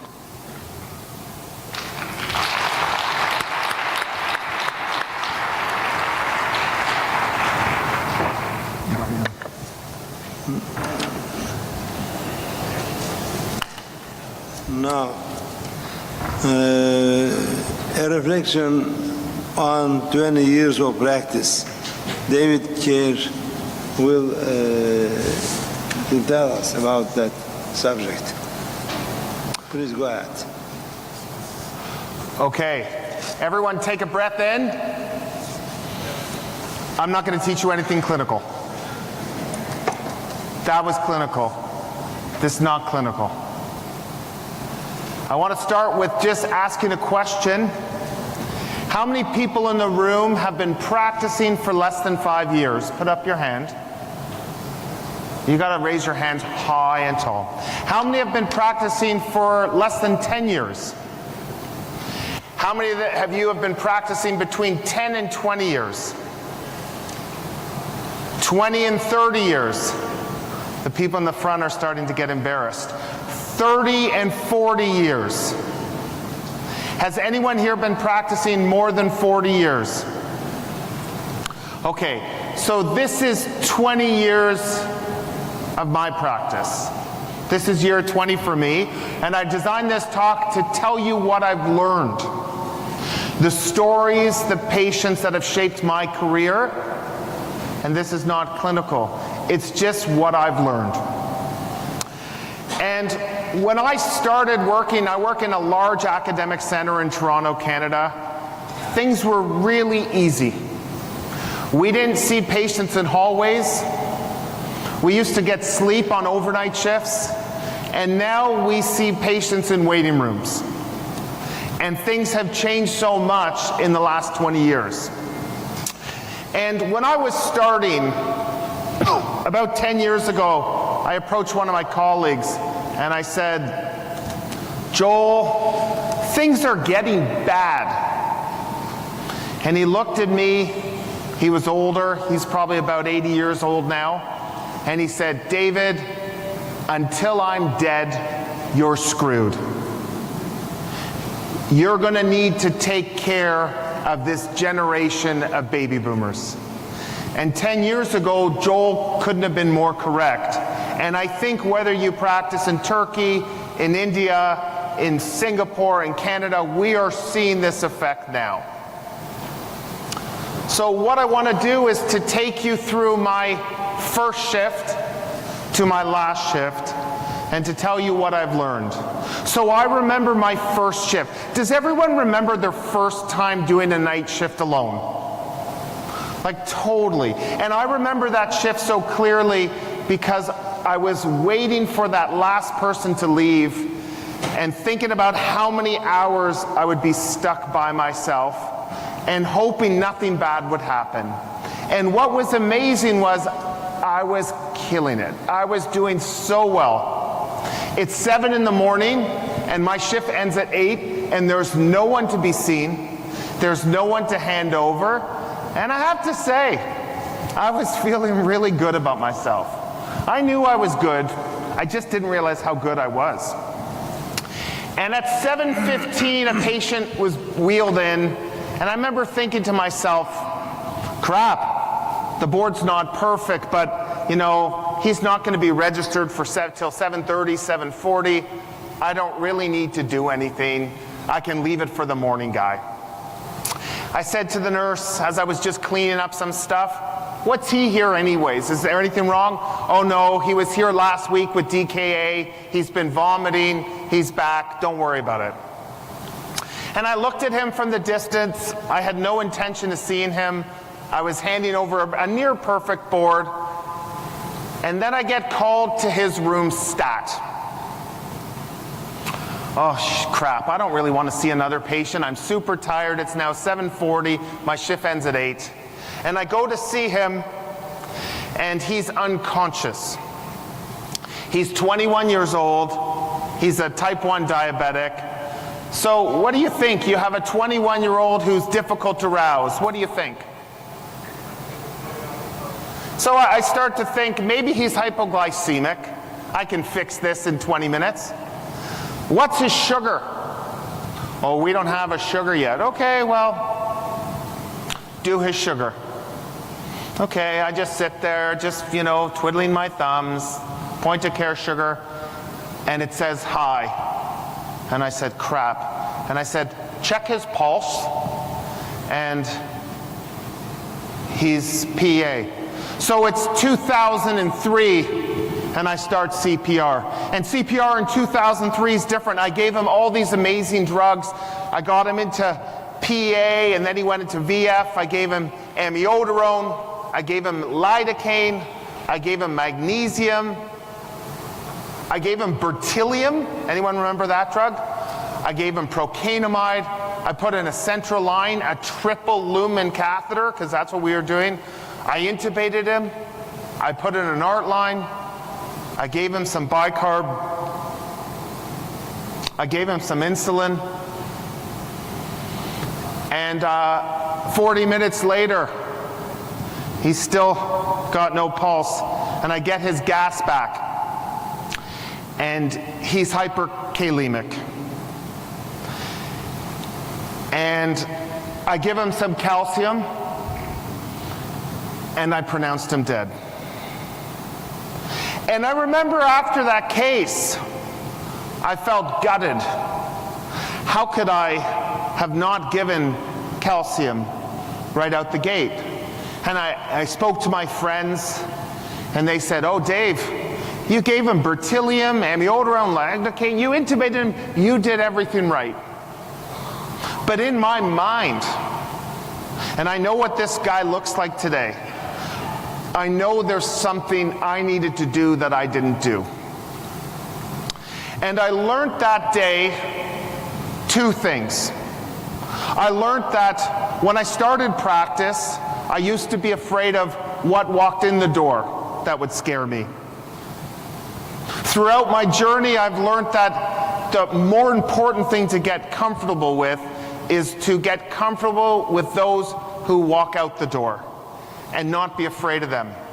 But I also learned the most important lesson that day, and it's why I'm here today. If you want to save lives in the emergency department, teach. You don't save lives sewing up a drunk on a Saturday night. You save lives by teaching things that you missed, because you know others will go down that same pathway. And this was the first thing for me that had inspired me as an academic to want to make a difference, to say, you know what? I only used to think about calcium for dialysis patients. Maybe I should be more broad in who I give it to in an arrest state. The other thing I've learned in my 20 years is to listen. The average emergency physician will let a patient speak for 7 seconds before interrupting them. Are you average?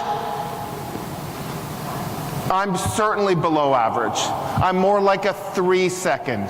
And when the person starts with, in 1983, I developed this pain, and you're just like, just stop talking. We don't listen to people. And that's a challenge, and I want to talk to you about the art of listening. About 10 years ago, a 65-year-old man was brought into the emergency department by his 2 sons who were 18 years old, and they carried him to the waiting room from the car into a wheelchair, unresponsive. This was the family who didn't call an ambulance, despite the fact that their dad was GCS3 and unresponsive. These are rare birds. And here was his story. On Christmas Day, he had had a cardiac arrest. He suffered from hypoxic brain injury, and 3 months later, he went home.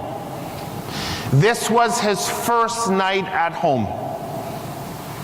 And he went to bed with his wife. At 7 in the morning, he was still sleeping. She went to make some tea. At 10 in the morning, she's still sleeping. At noon, he's still sleeping, and she starts to think, crap, like, I guess he's catching up for the 3 months of sleep he missed while in the hospital. At 2 o'clock, she decides, okay, he's been sleeping for 17 hours. I should go check on him. She can't wake him up. Imagine what she's been through. It's her first night with her husband in 3 months. And she brings him to our hospital. He comes to the triage, and I get called to see him stat by the best nurse in our hospital. You all know who she is, or he is, because you know when they're on how quickly you will run when they ask you to see someone. And I go see this person. I don't really know what's up, so I order a confusogram. You know what a confusogram is? Every single test you can think of. CBC, lights, creatinine, tox screen, thyroid, livers, urine, gas, lactate, CT head, extended lights, thyroid.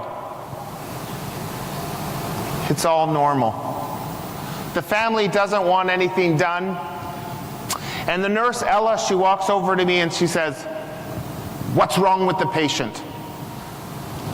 Ella, I have no idea. All his tests are normal.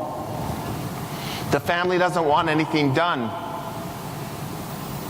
She's quiet for a second, and then she looks at me and she says, "You know what's wrong with him? He's in status." I said, "What?" "He's in status. Why don't you give him something?" I said, "But he's not shaking. What do you mean he's in status?" She said, "Just give him something." "Why do you think he's in status?" "Well, when I triaged him, he was doing these funny things with his lips." "You have nothing to lose. Give him some midazolam." "Okay, you win, Ella. What am I going to say? Give him some midazolam. Here, give him 3 milligrams and 2 milligrams and, you know, keep her happy." So she gives 2 milligrams of midazolam. About 3 minutes later, she grabs my shirt and she says, "I want you to meet Mr. Johnston." He looks at me and he says, "Hello, doctor." and he was in non-convulsive status epilepticus.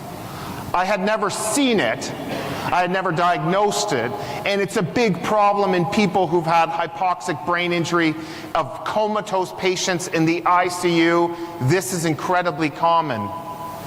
But you need to listen to others. And listening to Ella was what is the reason that that guy was talking right away. And giving midazolam to patients right before I'm going to give them that intubation has bought me some people from avoiding plastic. Those people on neuroleptics, on antidepressants, history of seizures. Sometimes when I'm about to intubate them because their GCS is 3, I give them that midaz right before, and I wait a minute or two just to see if their LOC is from seizures that are non-convulsive. Do nurses ever ask you to come see them as a patient or to look after their family? Has that ever happened to you? The nurses in the department will say, hey, Dave, can you come see my loved one? What I've learned in all these years of practice is the biggest compliment you can receive as a physician is when a nurse or colleague asks you to look after the person they love most. Don't get annoyed. Realize that this is the ultimate form of flattery when they want you to care for them. Every day we wake up, we have an opportunity to do some good, but there's so much bad that you have to navigate to get to the good. And this is Captain Chelsea Sullenberger, who landed his US Airways flight on the Hudson River in New York City. Sometimes we see a lot of crap, but there's inspiration in all the patients we see. Joe was a guy who came to our Emerge about 250 nights a year. Every single night, the chief complaint was the same: intoxication. I was doing a night shift about 10 years ago. I've seen Joe maybe 60 times in my career. And he walks in, his chief complaint, it was a little different. He had fallen and can't get up. Okay, it's 4 in the morning. He's not gonna go home till the morning anyways. I go see Joe, I heard you fell, you can't get up. Yeah, doctor, I can't feel my legs. So I go and I say, can you feel that? Yeah. Can you feel that? Yeah. Can you feel that? Yeah. Okay, well listen, why don't you sober up and I'll come see you in the morning. And Joe said to me, doctor, I've been drunk every day of my life for the last 30 years. I'm not drunk. Oh, that's interesting. And Joe taught me an important lesson, that sometimes the neurological exam is not just a CT of the head. That my neuro exam was touch his legs, do a CT, he's fine. That sometimes you actually have to examine people.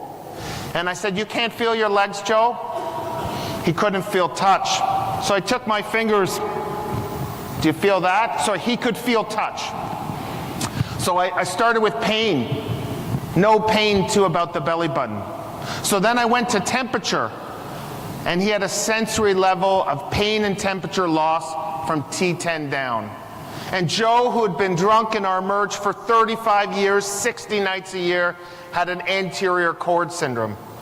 Just because I listened to someone, and just because I decided that sometimes you actually have to do an exam. It was very humbling. This past year, I picked up a chart. The chart was the next to be seen. 30-year-old female with a headache and 36 weeks pregnant. I'm going to say it again. 35-year-old female, headache, 36 weeks pregnant. When you pick up that chart, how much are you hoping that the person beside you picked up that chart instead? That's a tough one, right? I was like, crap, what did I do wrong? So I go see this woman. My first thought, okay, hypertension in a 35-year-old in her 3rd trimester. What are you thinking about? Shout it out. Preeclampsia. Her pressure's 100/60. I thought maybe we could get it higher and then I could refer her to OB, but it wasn't high. And I was like, crap. So I ordered all the preeclampsia blood work. I went to talk to her. I was hoping that her pressure would be higher, because then I could just say she has preeclampsia, but it wasn't. All her blood work was normal. I do a real neuro exam because I sure as heck don't want to CT this woman. There's nothing to find. So I said to her, why are you here? You're 38 weeks pregnant, 36 weeks.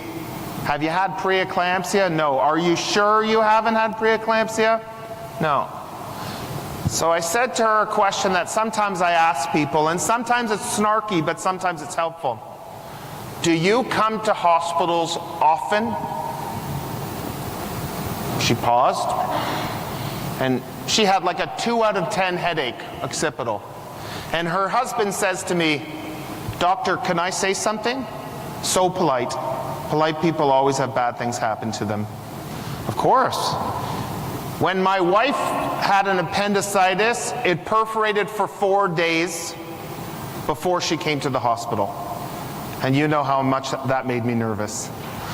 So I did a CT venogram and diagnosed a sagittal vein thrombosis that went all the way to her IVC. Sometimes you just have to ask people. She had a 2 out of 10 headache that got better with Tylenol. And the craziest thing about this case, and I don't know if you feel this way, but I feel that sometimes emergency medicine is what I ate for breakfast. Some days, for some reason, you connect with a patient and you understand them or you see them and you can figure out that there may be something wrong, and you know in your mind that tomorrow you may not have figured that out. And that's the most humbling thing and frightening thing about our job, is I was so close to sending this woman home. I swear to God, 2 out of 10 headache, better with Tylenol, wanting to go home, but just something. And it's frightening because tomorrow I could have missed that. Nancy was a 74-year-old female. It was a Friday afternoon at 4 o'clock. I was just starting my shift. And the chief complaint said, tired and weak for 4 months, requesting a 4th opinion. Again, who's happy that they got stuck picking up that chart? 4th opinion. You can see the sarcasm in the nurse who wrote it from triage. So I pick it up. I have to go to the waiting room. Mrs. Smith? Mrs. Smith? So I start to think to myself, she must have left. The waits were long. I'm perfect. This is great. But in the distance, I see movement of an old person who looks like Mrs. Smith. I'm kind of hoping it's not her, but she's moving towards me. Crap. Mrs. Smith, come on. So we have a button on the wall that opens the door. I must have hit that button about 10 times before Mrs. Smith made it through the door. I swear I could have seen like 4 other patients. Eventually she comes here. After I've opened the door for her 10 times, I figure I'm going to bring her to the closest room possible so I can get rid of her short, because it took a long time, and this is a 4th opinion. So I go to talk to her and I say, you've been weak and you're sore all over and it's been 4 months? Yeah. And she can tell that I don't really care. Unfortunately, I'm grumpy. The rust and the cynicism has kind of acquired in my tenure. So I ask her all these questions. You saw this doctor and that doctor and this doctor and this person, and how can I help? So then I turn and I say to her, are you depressed? She pauses and she says to me, what year were you born? Okay, think about that. How are you feeling when she says that? Well, I get all defensive. Well, I don't think my birth has anything to do with you, so I'm not going to tell you my birth. Well, she says, I'm going to guess you're born in the 70s. Before you were born, I played tennis for Canada in Wimbledon. Oh, this is not her, that's Billie Jean King. I said, oh. She goes, and I look like looking at you, I'm in a lot better physical shape than you. I play tennis 2 sets, sometimes 3, every single day, 7 days a week, and all I want to do is be able to play tennis again. So you ask me if I'm depressed? I'm used to playing 4 sets of tennis a day, and now I can't even get out of bed in the morning. Of course I'm depressed. Does anyone know what's wrong with Mrs. Smith? I looked at her and I said, I'm going to order 1 blood test. And this blood test is going to change your life. Anyone? I can't hear well, but Mrs. Smith had an ESR of 120, and she had polymyalgia rheumatica. Now, this isn't the most exciting thing in your textbook. In fact, no one has ever in the history of a conference been invited to speak about PMR. But I'm going to tell you something. PMR, next to like a pulled elbow, is the best diagnosis you will make. There is no other diagnosis that will cause gratification. Now, every year, you know, my wife, she's an internal medicine specialist, and every year around the holidays, she gets chocolates, she gets champagne, she gets scarves, she gets tomato sauce. I get nothing. You get nothing. But Mrs. Smith used to buy me a box of chocolates from a really kind of borderline chocolate store in Toronto that your grandmother would have given you chocolates from when you were a little boy or a little girl. And every year for 10 years, Mrs. Smith bought me chocolates at Christmas. Never saw her again. The only person who's ever bought me anything. About 4 years ago, the chocolates stopped. What's on your differential of chocolate stopped? She's dead. Nah, it happens. We're all gonna die. What can I do? During COVID, I went to see an old man. I walked in the room. He was there with his partner. Everyone's wearing masks and gowns and all that. And a woman says, hello, Dr. Carr, do you remember me? Again, a question I hate getting in the emergency department. Do you remember me? You know, with the mask and the gown, it's really hard to tell. She said, I played tennis in Wimbledon. I said, your ESR was 120. I've never forgot about you. Where the hell are my chocolates? I thought you were dead. And last year, the chocolates started coming back. Billy Mallon said, if you became an ER doc because you love thank yous, boy did you fuck up. Because your best work does not know who you are. And in emergency medicine, it's very thankless what we do.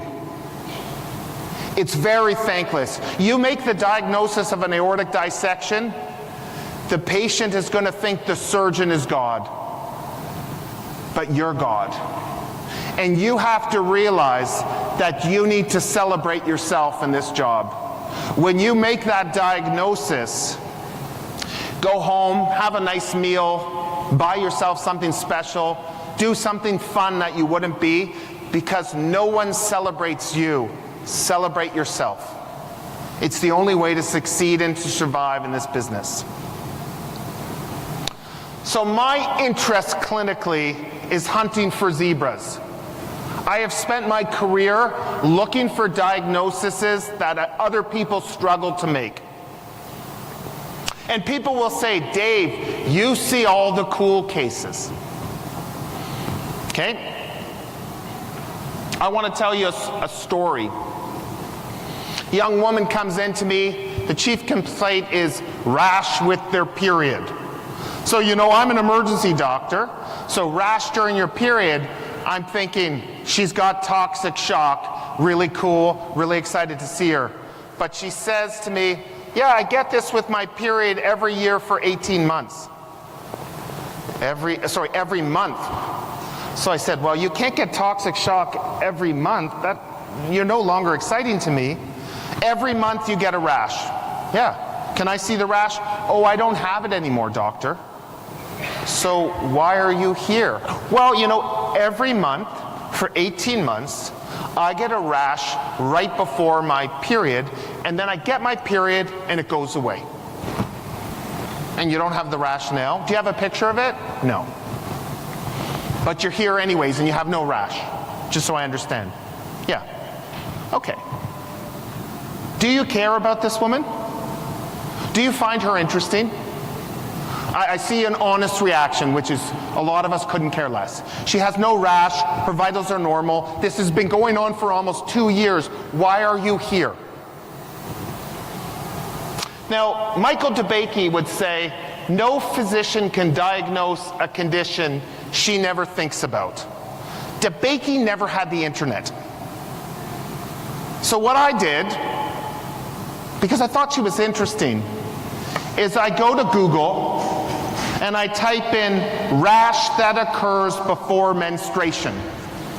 And it shows... Mr. David, you have 2 more.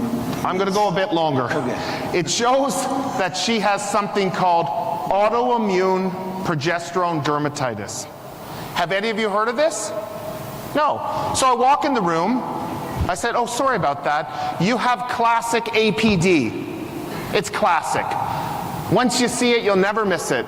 Your options are either we take out your ovaries, but that seems drastic, or maybe you see your family doctor and go on the birth control pill. But it's classic. What the point of this story is if you want a fruitful academic career, you must be curious. If you're not curious, then you become average. You don't diagnose zebras. I had no idea what this condition was. I may never see it again. But by typing 4 words on Google, I was 100% confident I made that diagnosis. Wild. I leave you with one final case. This happened this summer. We had a lot of viral illnesses, and I got called to see an 8-year-old boy. He was wearing Spider-Man pajamas, and it was a febrile seizure. Is anyone nervous to see a febrile seizure? We got this. We see this pretty often. Temperature was 38.5. Apparently hasn't been well for 3 or 4 days. Parents brought him into the resus room, or to the room. He had had a seizure with EMS and another seizure. So I went to see him, getting a little bit of the story from the paramedics, getting a little bit of a story from the family, and all of a sudden, he has a cardiac arrest. I've run a lot of arrests in my career, but I can count in one hand, and not even all of it, the number of arrests I've run in children. And I can't count any of them that I've seen talking to me who've arrested. My brain was like mush.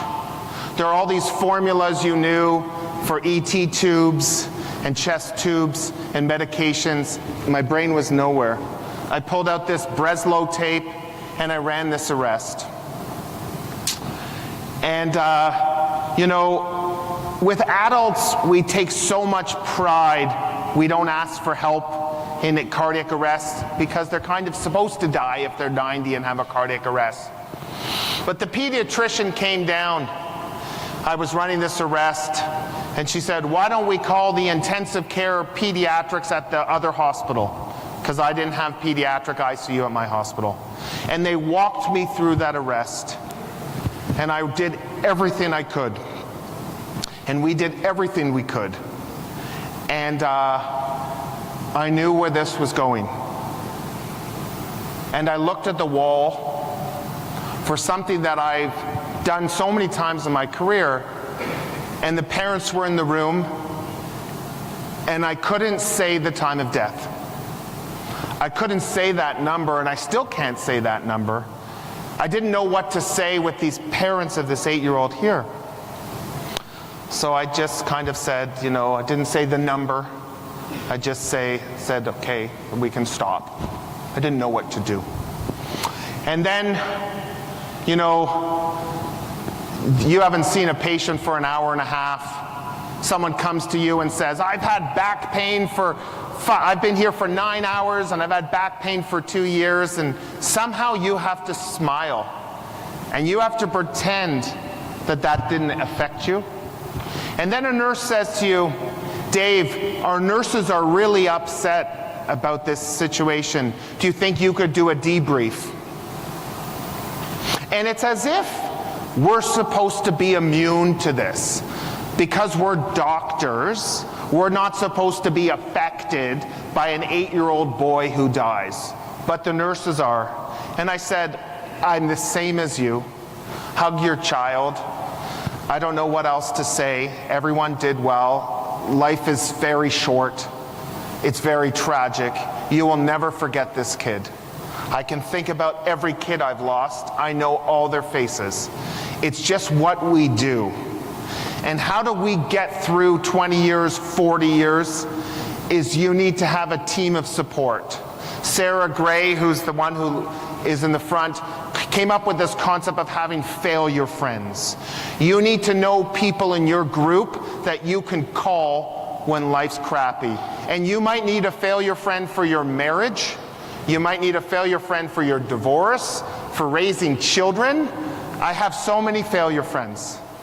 And you need a failure friend for when that patient didn't turn out the way you wanted to and you feel gutted and you feel crap. How many of you have a mentor? How many of you are a mentor? Good. These are my 2 mentors. This year, they both retired. I feel like an orphan. I've lost the 2 people. And I remember saying to Anil once, I said to him, how can I thank you for what you've done to help my career? You know, I was trying to see, does he drink? Does he like chocolates? Does he like golf? And he said to me, David, one day you will be in the same situation as me. And what I would ask is you give back to that resident, to that staff, and then you will pay me back. Pay it forward. We've all had wonderful mentors that have pushed us forward. The greatest compliment to them is to emulate them and to give back to those who are the future of your profession in your country. So what can I say to wrap up this unbelievable conference and this unbelievable day at WASM? If you want to save lives, teach. You learn things at conferences, bring them home. Teach to your environment. You will make a difference. You have to learn to listen. We have 2 ears and 1 mouth, which means we're supposed to listen twice as much as we talk. Listen to patients. Probably more importantly, listen to nurses. Be curious. If you want to be an average doc, you're already there. If you want to be a great doc, be curious and push the envelope. And if you're not a mentor, seek mentorship and be a mentor. And thank you very much for your time.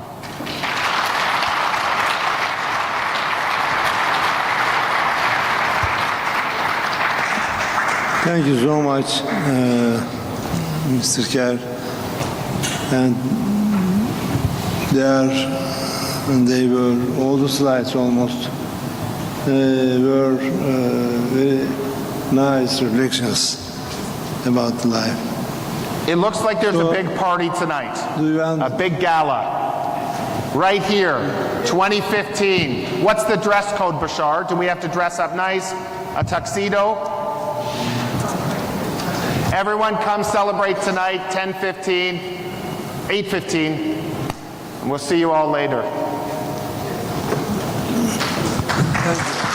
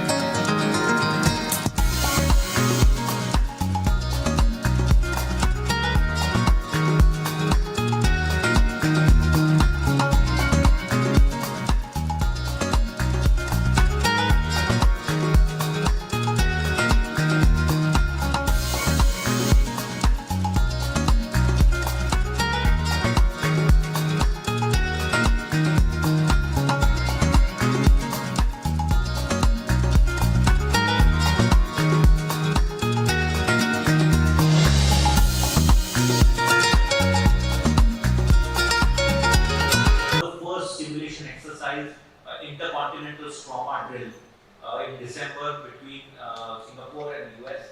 We'll tell you the results of this trauma drill, which will lay the foundation for our paper.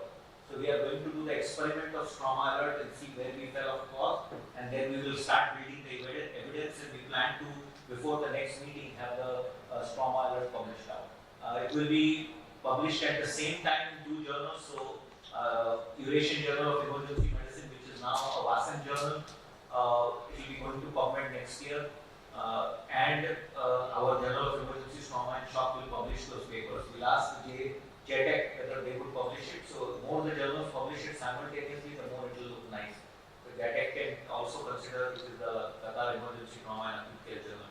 So that's where we are right now for collaborative work. So I commend Dr. Fatima. Fatima is coming back to us after a couple of years, and Dr. Desi. One thing you might want to think about, Sasha, is just a similar protocol for cardiac arrest and trauma, because that is done that a bit. You know, you see the single car MVC VF into a tree, and the trauma surgeons and the emergency physicians need to work closely with that, especially when it turns out to be a setting or something. So we call it cardiac arrest and trauma survival, CATS. Cat trauma. Yeah, I think that will be it. Yeah, I think it will be good. So we need that. So trauma is being done by Dr. Fatima. If Dr. Ayman would like to take CAT trauma, then we can work. Yeah, so we'll have to do a sim drill. So we'll plan that drill also. And the way we'll do this paper will be unique. Sal, if you are listening, the way the paper will be done is first will be simulation, which is a unique way of creating evidence and consensus, which has never been done. So this was an idea which was between the experts. Is they are not going to look at data. They are going to do real-time sim and then develop a consensus, which is very unique in the world of innovation. So we will look at the challenges which happened in the sim drills, and then we will find the answers to those questions and write a consensus framework document, which is more legitimate for real-time patient care. Not based on published data, but on real-time data, and then we solve the challenges. It will be unique. So thank you. We'll go on to Dr. Alvi, who will update us on TopForm, and which also coincides with Fia Daniel presenting the first WASM fellowship. And so then we go to fellowship training. Thank you, Dr. Sadu. Just want to confirm the TopForm for next year, 2024. And it's going to be tentatively from 23rd to 24th. And it's going to be Kuala Lumpur, or we may even go to the Langkawi Island as another side island. So it's subject to about convenience, notifications, and everything. We will book on my team. And second thing is we also, TopForm has gone to Nepal. This is the second year. TopForm was sent to Nepal. So we are collaborating with Nepal now. We're also going to be collaborating with Indonesia as a So TopForm with WASM, and it's going to ASEAN partnership. And the next year's program will be a collaboration between all ASEAN partners, and they will be. It's going to be more unique and more of the EMT teams will come in, and we may test such a rescue simulation. And that is what we have to do. And we need, it's going to be a Ministry of Health as well as the government and private university partnership. And there will be a lot of the Nation Red Crescent Society will be coming. So we hope for your support and your commitment and your participation. We're looking forward to that. Thank you. So Alvi has done a fantastic work of branding TopForm. So TopForm will, the TopForm Global WASM TopForm always happens once a year in the early rainy season, so in June, July. It will always happen in Malaysia, so if people want to participate, they can. But we are also conducting sessions to build the preparedness in Indonesia, in Nepal. We are going to come up with a Turkish version soon, so that we can offer it in Turkey, because it's uniquely one of the biggest WASM's initiative is to bridge the linguistic barrier. So we are going to work on the linguistic barrier. Dr. Mizobata could not come because of his, he was not feeling well, but Dr. Mizobata is also going to work with us. And we have some presence in Korea through Dr. Salvatore. So we are going to bridge the barrier of linguistic divide when it comes to research, education and patient care. That should be a very big part of ASEM's agenda, is that we have to reach out to our colleagues in Africa which speak different languages. Turkey, we have already reached out, Japan, Korea, China, where they speak different, Russia, we speak different languages, but we need to be able to bridge research and take them to a certain level where there could be learning and collaboration. So that's what TopCom is doing. We are helping Nepal, we are supporting Nepal in fact. We must commend the leadership of the women leaders of Nepal who have taken this leadership to establish emergency medicine. They are trying to establish the board there. They are trying to build science in Nepal, and that's a very big achievement. I also want to inform the board that the Female World Women Leaders Conclave was a blockbuster event today, and Dr. Pia Daniels has informed me that they are going ahead with the Female Leadership Academy for Medical Excellence, will be established at the WASEP. So we have two new alliances coming up in WASEP, which will be the two new pillars, which will be in WASEP, which we will announce. So the Female Leadership Academy will be one of those pillars. There will be a wellness pillar. So from 4 we will be expanding to 6 pillars, and the 7th pillar, Dr. Althani Vansi confirmed of the critical illness and injury. So we are literally in our 10th year, we have doubled our pillars, and that is a very big achievement for the group when it comes to things. I would like to request the board, one thing is the agenda item is to think before the paper and start publishing more articles collaboratively with WASEP names. So that is very, very important, that it has to be the World Academic Council statement on this meta-analysis or this joint studies and surveys. So that will be very important. So when the trauma study or the CAT study will be published, it will be a WASEP initiative. So things like this, try to come up with white papers, documents which can be published. We have access to journals. With his journal, with the EPAT journal touching PubMed very soon, and JTAX we are going to also support for their quest to PubMed. Once we go to PubMed, we will be having at least 25% of the publishing market under WASEP, because we have up to, with Indusiem having about 15 journals in PubMed, and we have about 18 to 20 journals in our reach, which is a huge market for us to publish, and I think we should work on that. So that is the most important part. Now we go to the two agenda items which are unique. One is the WASEP Disaster Fellowship, which is very kindly being given under the WASEP name, and the WASEP Collaborative Fellowship in Qatar for trauma critical care for nations where trauma critical care has to be built. So I will first give to Dr. Hassan Thani and he answers. Thank you. This actually fellowship, as you remember, we discussed it so many times. It's a mini fellowship. The plan was we currently have a full fellowship, which is actually 2 years, critical care fellowship in trauma.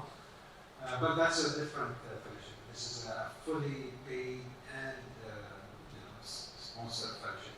Whereas the mini fellowship is actually planned to have exposure to the trauma system from pre-hospital all the way to rehab. It's a 2-month fellowship, and we actually secure the financial support for it for a 12 candidate per year. We secure also the approval for accommodation. We stuck with the license.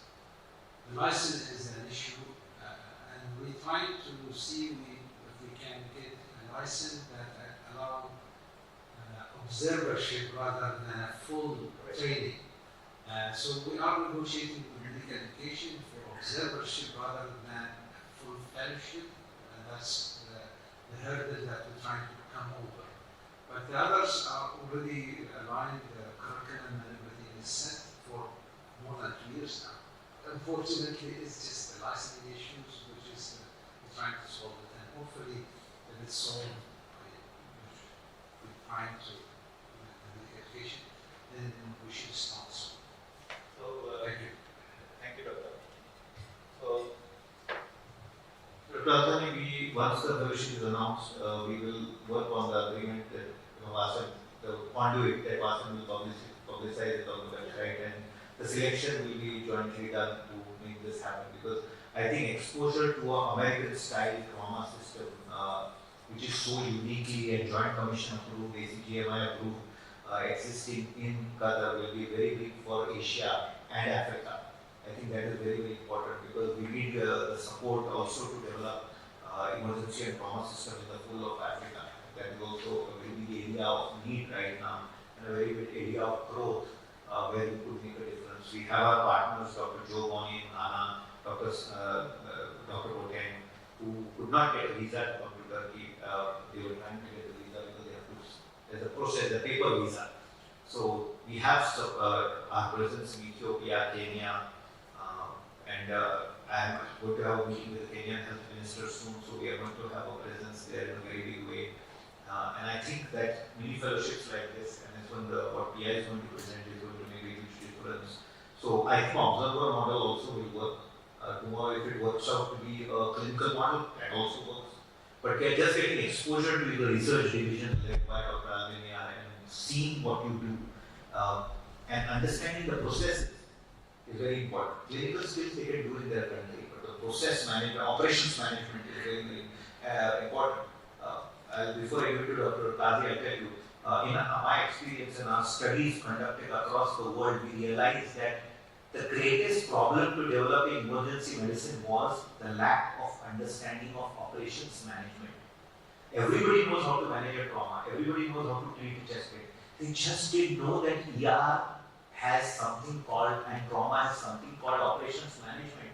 There's something called as patient flow, there's something called as metrics, there's something called a movement. They just did not know. And it took me 18 years to realize that all our work on training them on clinical systems was a waste, because 90% of the world of non-emergency medicine and trauma does not understand how to operate a trauma center or operate an emergency department. You'll be shocked, Dr. Abdani. All this ADLS is of no use. It's of no use. They just don't know how to operate it. They just don't know how to run it. They don't know process management. They don't know metrics given care. They don't know how to audit it. It's unique. And there are countries where they are doing color coding system. But that's only to get in. What do you do after the emergency and trauma resuscitation? How do you move those patients? How much do you CT scan? And that is a monumental failure for Dr. Lisa, you'll be shocked. It's a monumental failure that we did not recognize that the growth of emergency medicine was stagnant because zero operations management acceptability or training. So last 1 year, we have started training emergency physicians in India on operations management, how to run the department, what is the difference between policy, what is the difference between process, what is the difference between protocol. These are three different things, and there was no concept. If you ask any doctor in trauma or emergency medicine, what do you do for a motor vehicle accident? I'll change my name. The answer will be COVID, ATLS, temperature, pulse, blood pressure, respiration, primary service. I can ask you that. How are you going to, what is your policies on managing this trauma? What is the process you follow to manage this patient?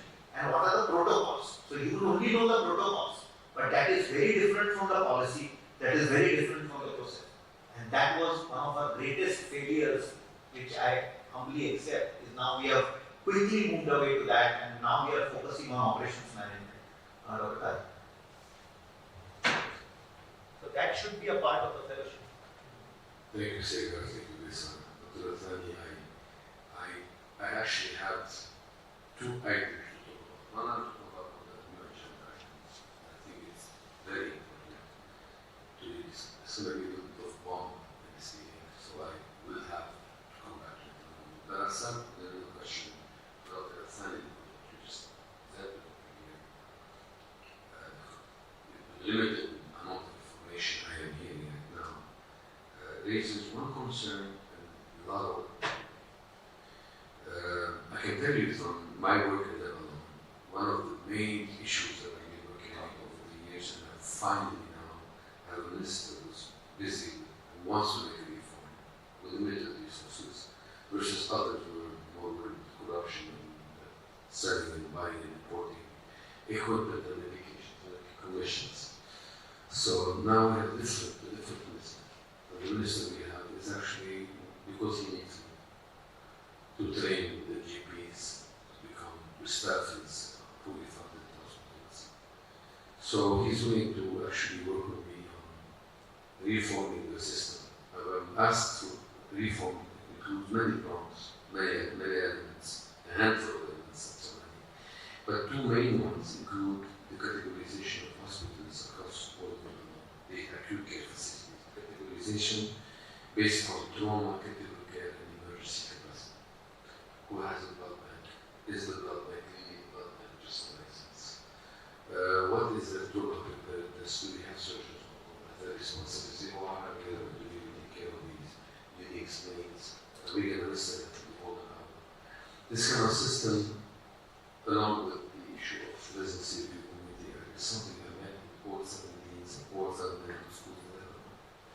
And met with the dean and the president of the Union of Physicians, and we are at the point where we would like to do that. So when I hear about the availability of fellowship levels, I see opportunity. I see opportunity because I presume, and I don't know, but I presume that Qatar is a very good system.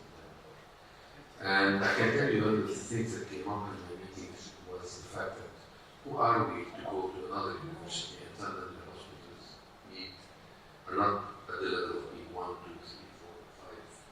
So the discussion with our Saudi friend in the MEFC, in Rhodes, with Dr. Majid Salami and others, was that potentially we could, that's what there is a role for WASM and for Qatar, was to really have non-Lebanese come to Lebanon, and the Lebanese come to Saudi Arabia, and the Saudi, do this exchange where we have people voting and then deciding on the category of, the credentialing of these categories. And I'm not talking about commission accreditation, I'm talking about really categorization based on capacity, preparedness. So you bring us a very good opportunity. And I think it is time to look at how we can combine this beyond Qatar, via WASM, with your help, and use these categories. Now, you mentioned the 2-month fellowship, that's my concern. Once we use the name fellowship for something, we have a law and did unintended consequences. Have we defined what the fellowship means, and are we putting the name of WASM next to a 2-month fellowship? 2 years. 2 years, if I mentioned, we have two different types of fellowships. Should we use the same name for the public, or could we do better than that for this time? You mentioned the licensing issue. I can tell you that the licensing issue, I know that we can send people from there to your leadership. We have our board, we have eligible CEP, so I'm sure we can tell them in your fellowship. But the idea I want is, what do you need people to come for 2 months Wednesday? I mean, so I just would like more information, and perhaps if it was a 2-3 year fellowship, I would understand. But the 2-month fellowship, what is your objective? Why would Hamad do that? Thank you. It's called actually mini fellowship. It's not the reason for that is actually bringing people who are qualified. It's not to enhance their training. It's only to actually go through the system. It's just, unfortunately, in our region, there's a fragmentation of the trauma system or emergency system. So we have EMS under different umbrella, we have emergency under different also organization or authority, and then we have rehab and then also the rehab. We are lucky in Doha because it's a small country and 95% under the same umbrella which look after the whole service in the country. So ambulance service, hospital service, rehab, integration with the community is under the same net. And that's actually give us the chance that we have to go through the whole system, the North American system, which is under the same umbrella. It's a national ambulance service, it's a national drone service, and it's a national rehab support. So all the things under the same umbrella. So the one who will come for trauma is not somebody going to know how to do station. It's just to see how ambulance service work, how the National Command Center coordinate, the dispatch system then how the trauma system in Hamad works, all the components of the trauma, and then the rehab center. And during that time, they also can go and do some research at the same time. So we have also a small national trauma database, which is actually we work with North American National Trauma Database with the team also with American College. And this is the only center outside North America. Submitting this from 2011. So that's actually what's the benefit. I think the one who's coming mature will have a chance to go through this without going to North America. That's the whole thing. But we can discuss also the application for the formal fellowship, which usually is very tough because most of the candidate is from within Hamad. It's too old, but it's very difficult. Thank you. Yeah.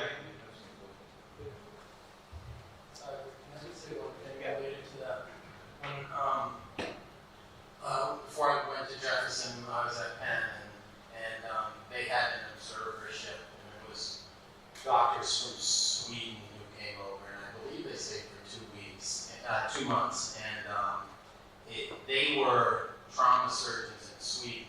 They were coming over to sort of to simultaneously learn about how our systems work, what our patient flow is, how our helicopter transport system, and then also to observe and do simulation in penetrating trauma, because they saw so little penetrating trauma in Sweden at least 10 years ago. I think that's changed a little bit.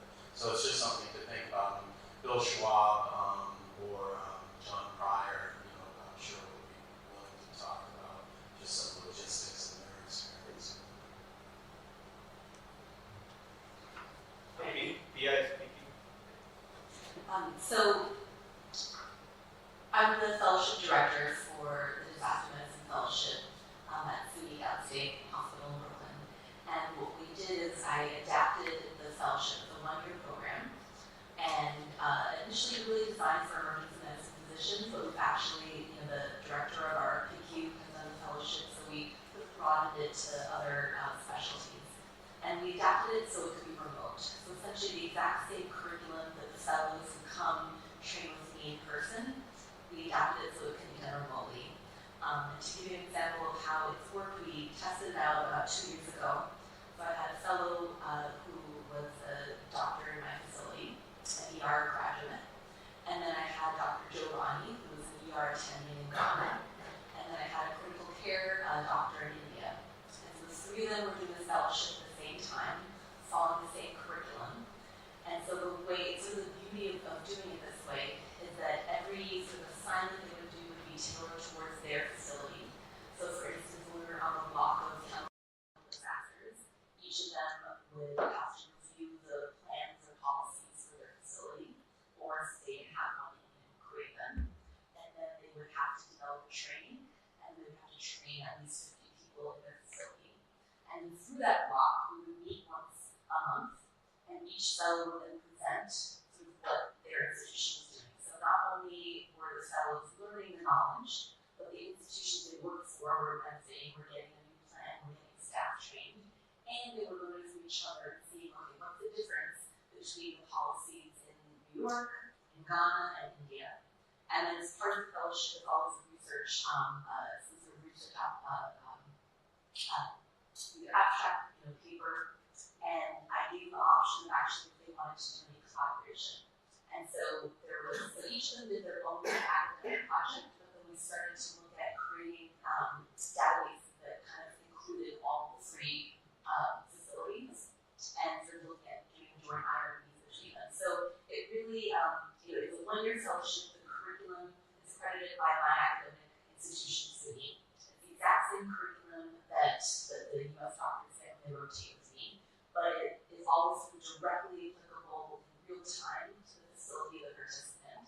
And so that's the model that I've done so far. A newish model that I'm developing with Dr. Ali that hopefully will be starting in January is that Dr. Ali would like to give me 15 fellows that are going to be doing it remotely. There's going to be more diverse, so there'll be a mixture of ER physicians, other types of physicians, some other healthcare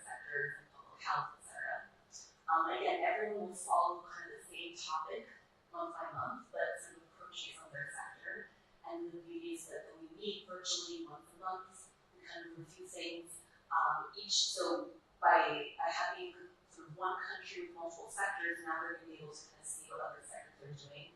And so after the sort of pilot version of this program, the idea is that in the coming years, we'll have, again, multiple countries, again, everybody learning from each other, doing collaboration, trying to take their research projects and see how they can kind of collaborate that.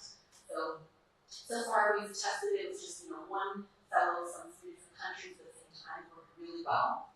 And then this next year, I'm testing it with 15 fellows from the same country, but from different kind of parts of the healthcare sector, to see how that goes. And then the goal is eventually to kind of do multiple countries, having multiple sectors from each country. We're learning from each other. We have joint journal clubs, and then ideally joint research projects. So she will put up the curriculum to circulate to the group, so the curriculum is there. Both the curriculums will be circulated, and then we will certify them. So hopefully by this year, now that we are all meeting in person, we should be able to get it done. We have already discussed about the ultrasound in the WHO, she said. The other part which I want to inform the board is the mic. The part.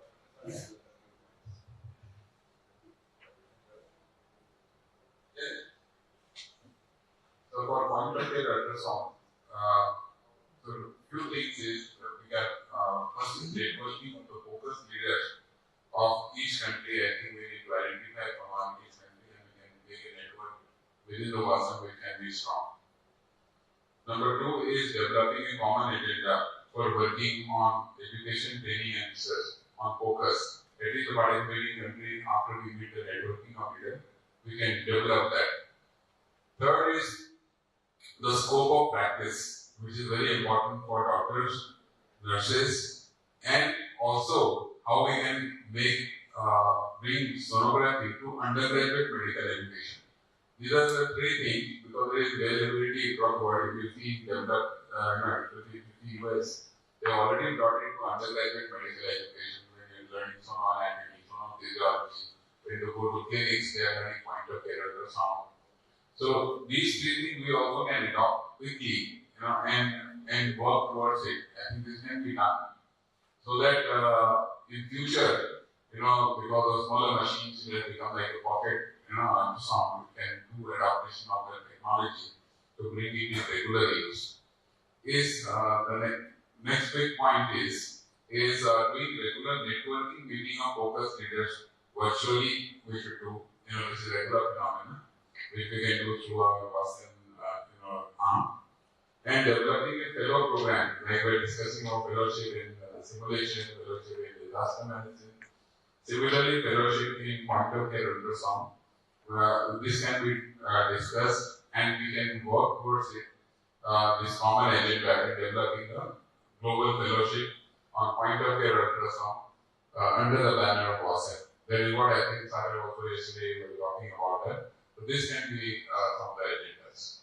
So I think we did this in meeting again, on the last WASM also.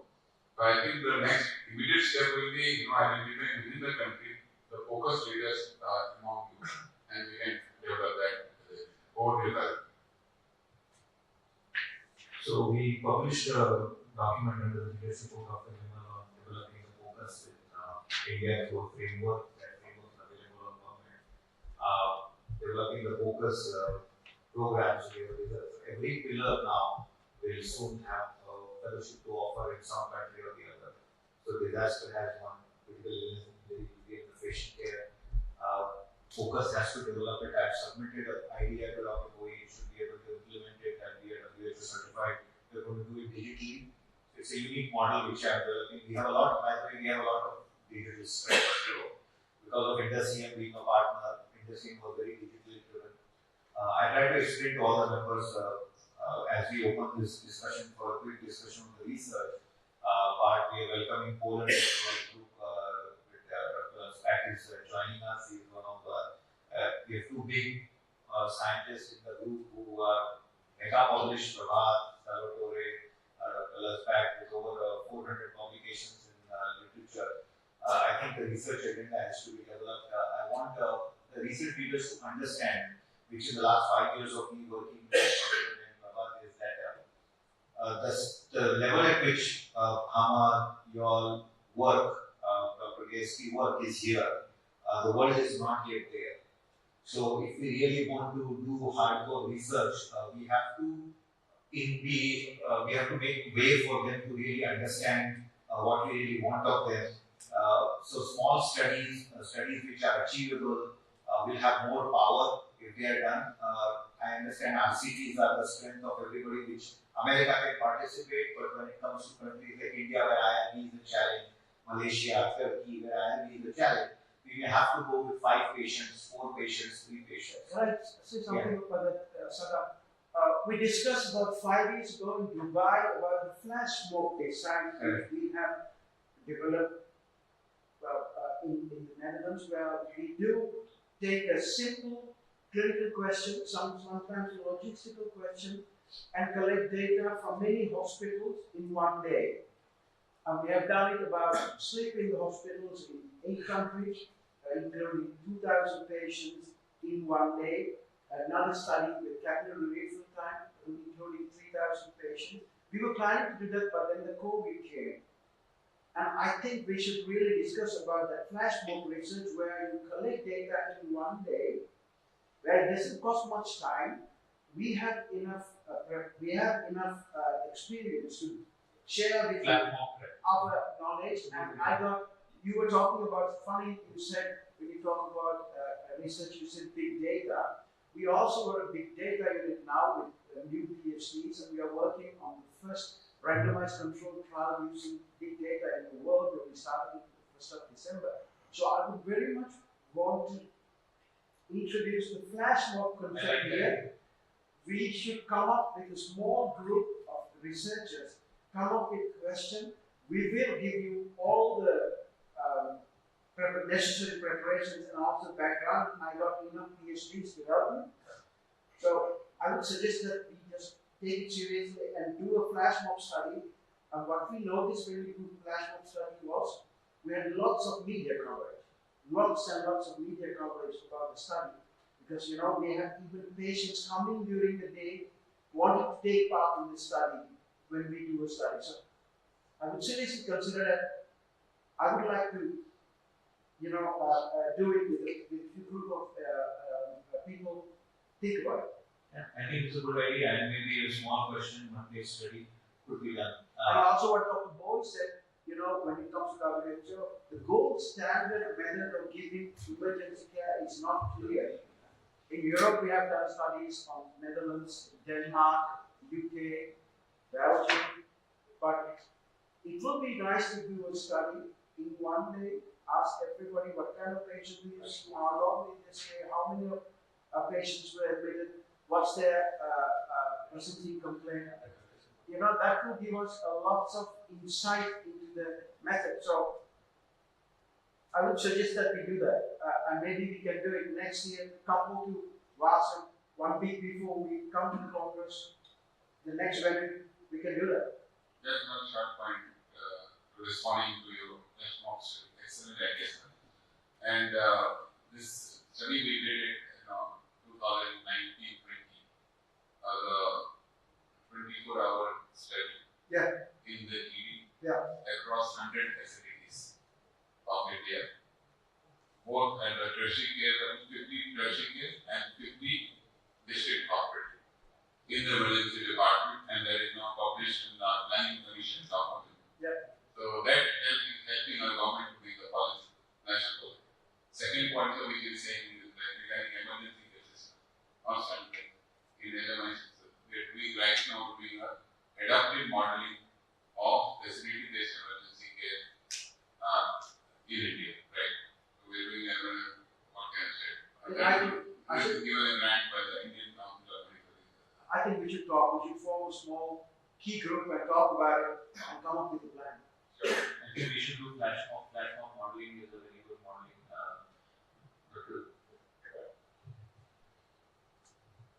Sure. This is a great idea, and I think we can cooperate. If you are ready, or you scan the all contacts, and we can send you the email about cooperation. Because firstly, cooperation also with many hospitals. Even looks like my company has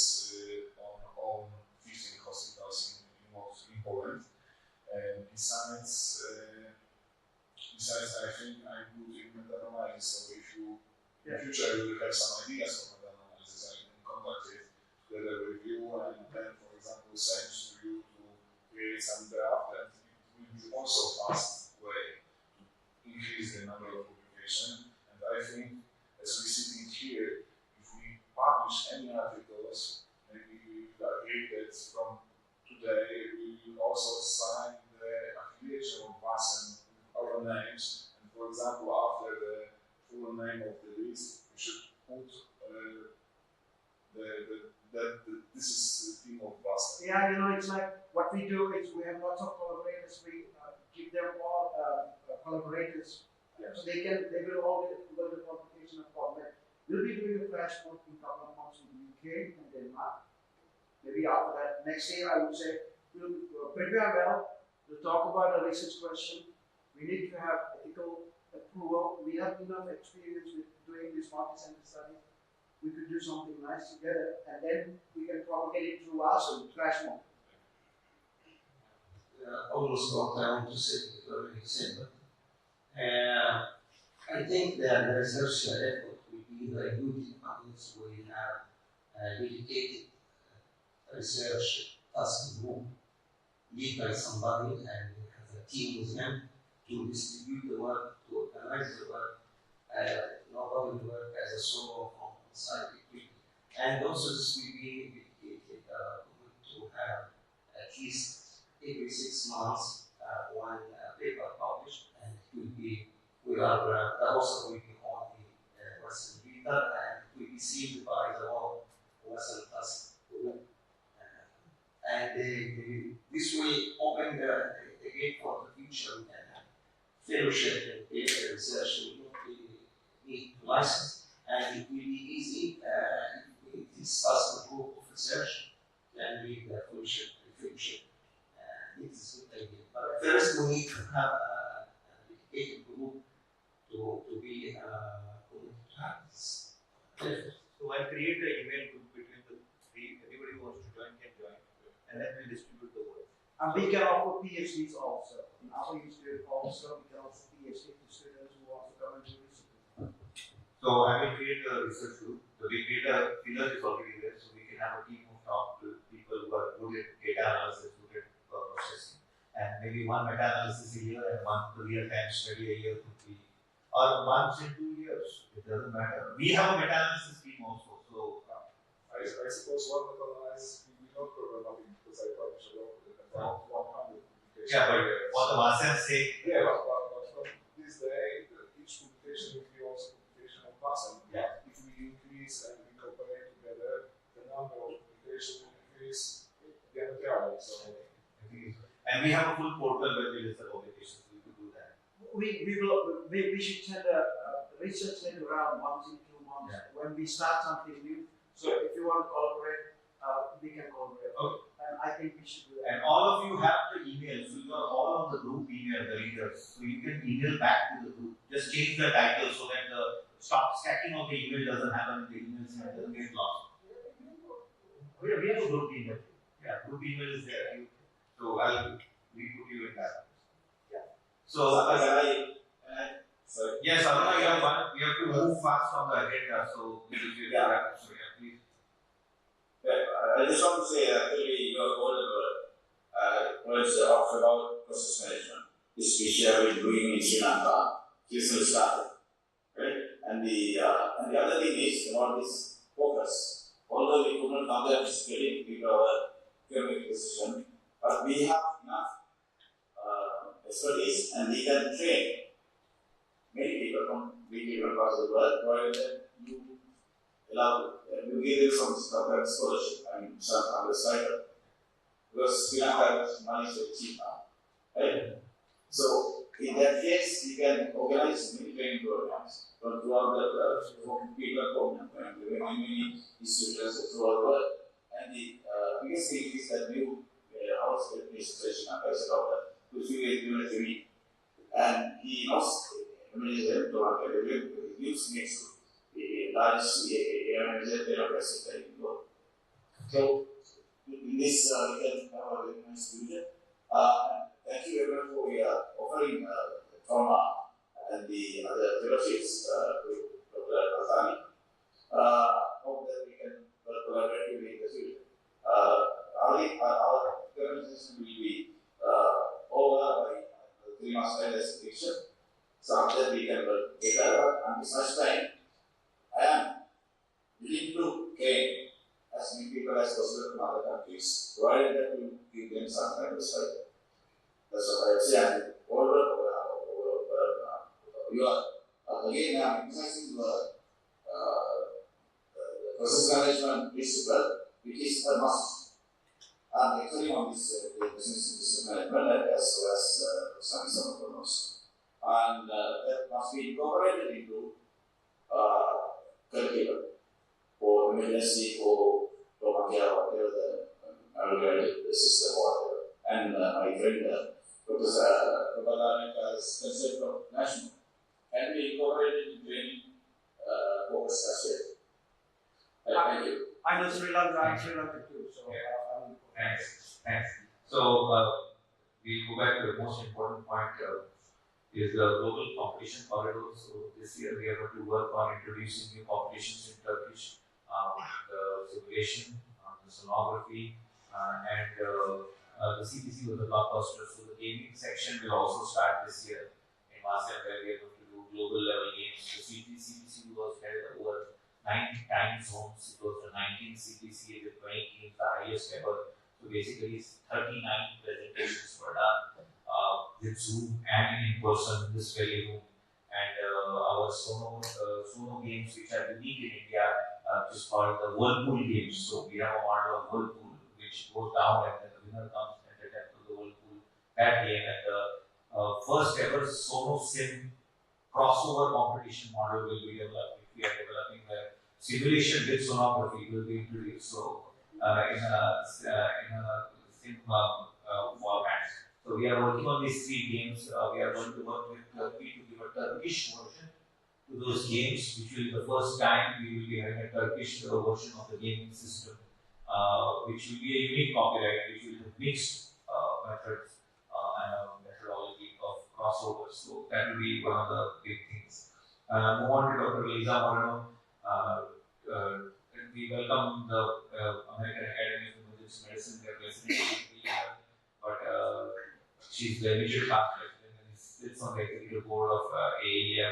Is kindly consented to be here.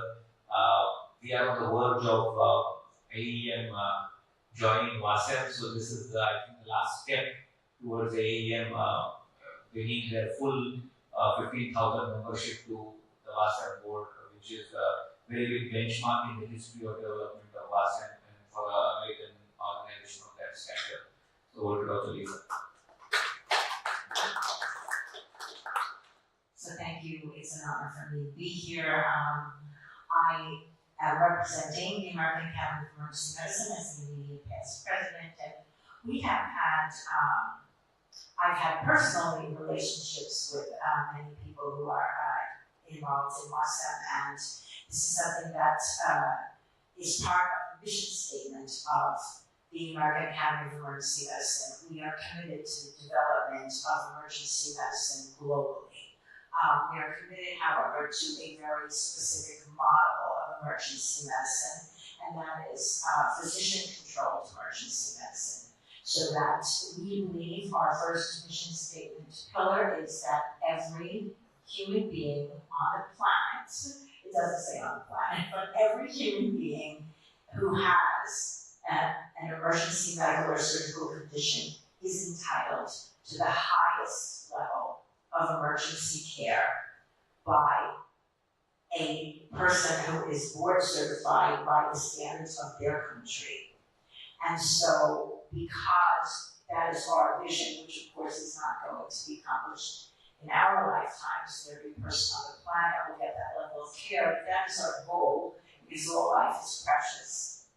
And so, we are committed to assisting in the development of emergency medicine globally according to a model where, based on the resources and based on the culture of that country, there is a training process put into place and a certification process put into place. And this is something that another past president of AAM, Dr. Canlı, from Lebanon, who was also board certified in the United States, has had a vision for a long time.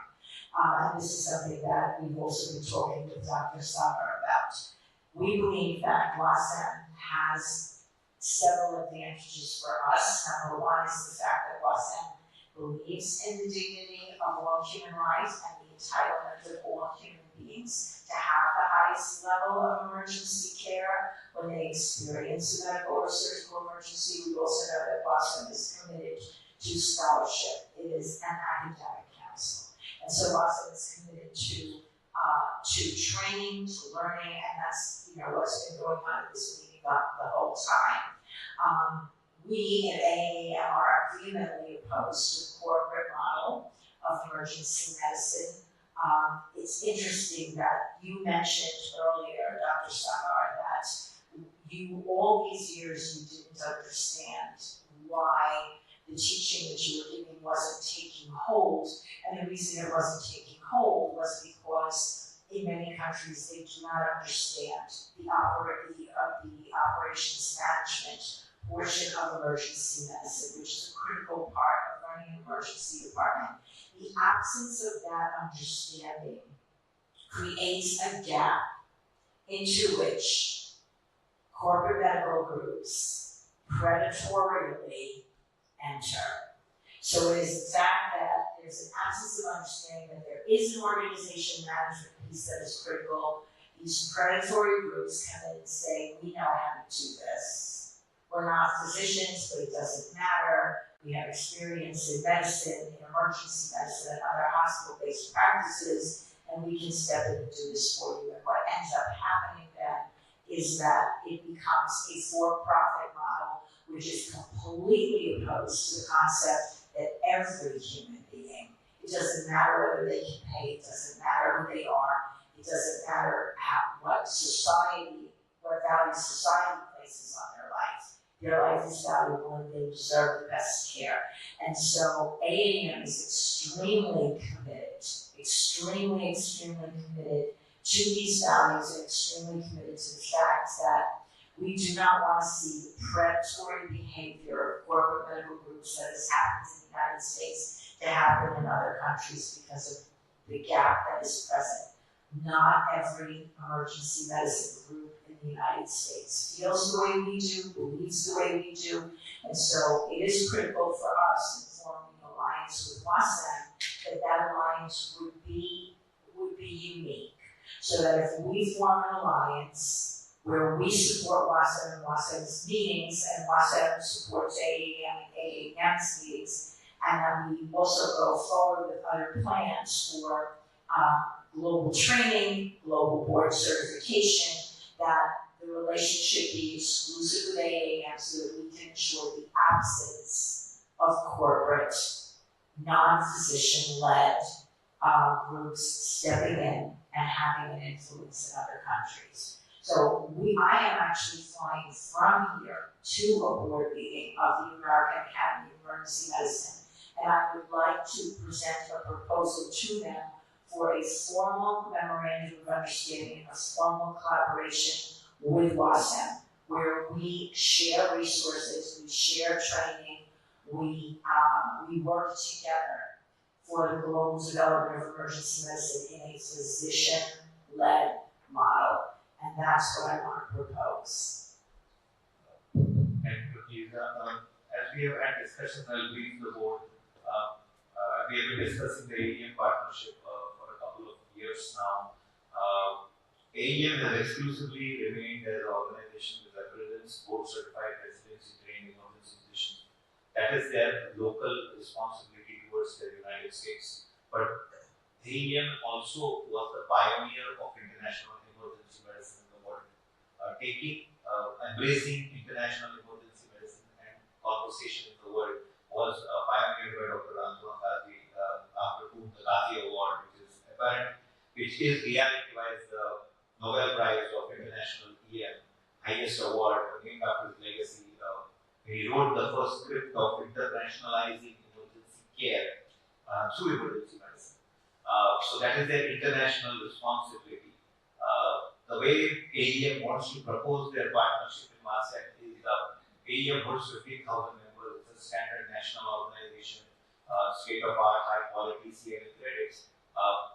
MASEC collaborate or AEM joining MASEC comes with exclusivity agreements that they will be the American representative of professional medicine in MASEC. So we would only exclusively be with them, which is quite agreeable because they are also experimenting with this collaboration, supporting this collaboration, which is unconventional collaboration where there are no societies, associations, individuals, and universities collaborating, which is a different kind of diplomatic arrangement internationally for AEM's presence to expand into the preview of emergency care. So from emergency medicine, collaborating with trauma, collaborating with emergency medicine, collaborating with critical care, anesthesia outside the United States. It's a new experiment for them, academic experiment, which they will be taking that experiment with us. They will be exposing all their resources. They will be allowing us to use all the resources. We will get representation at their congresses. Also, the membership will have an opportunity to enter, to attend MASEC conferences and indulge in development of emergency trauma, critical care outside in the world, which is a big gain for American academic faculties to work with the world in different areas and not stick to chest pain, shortness of breath, UTI, that kind of model. So it's a huge global development model which is coming.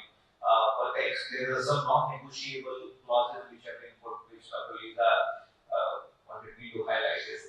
One is that they will have exclusivity when it comes to AEM being a partner in the US, so we can't go with other organizations. We will only maintain our universities and all is fine, but when it comes to professional body, they will be the only professional body we will go with. That's agreeable because that's a huge benefit to MASEC. But we maintain that exclusivity also maintains with us in this kind of model. The second, this is still subject to approval by the board in AEM.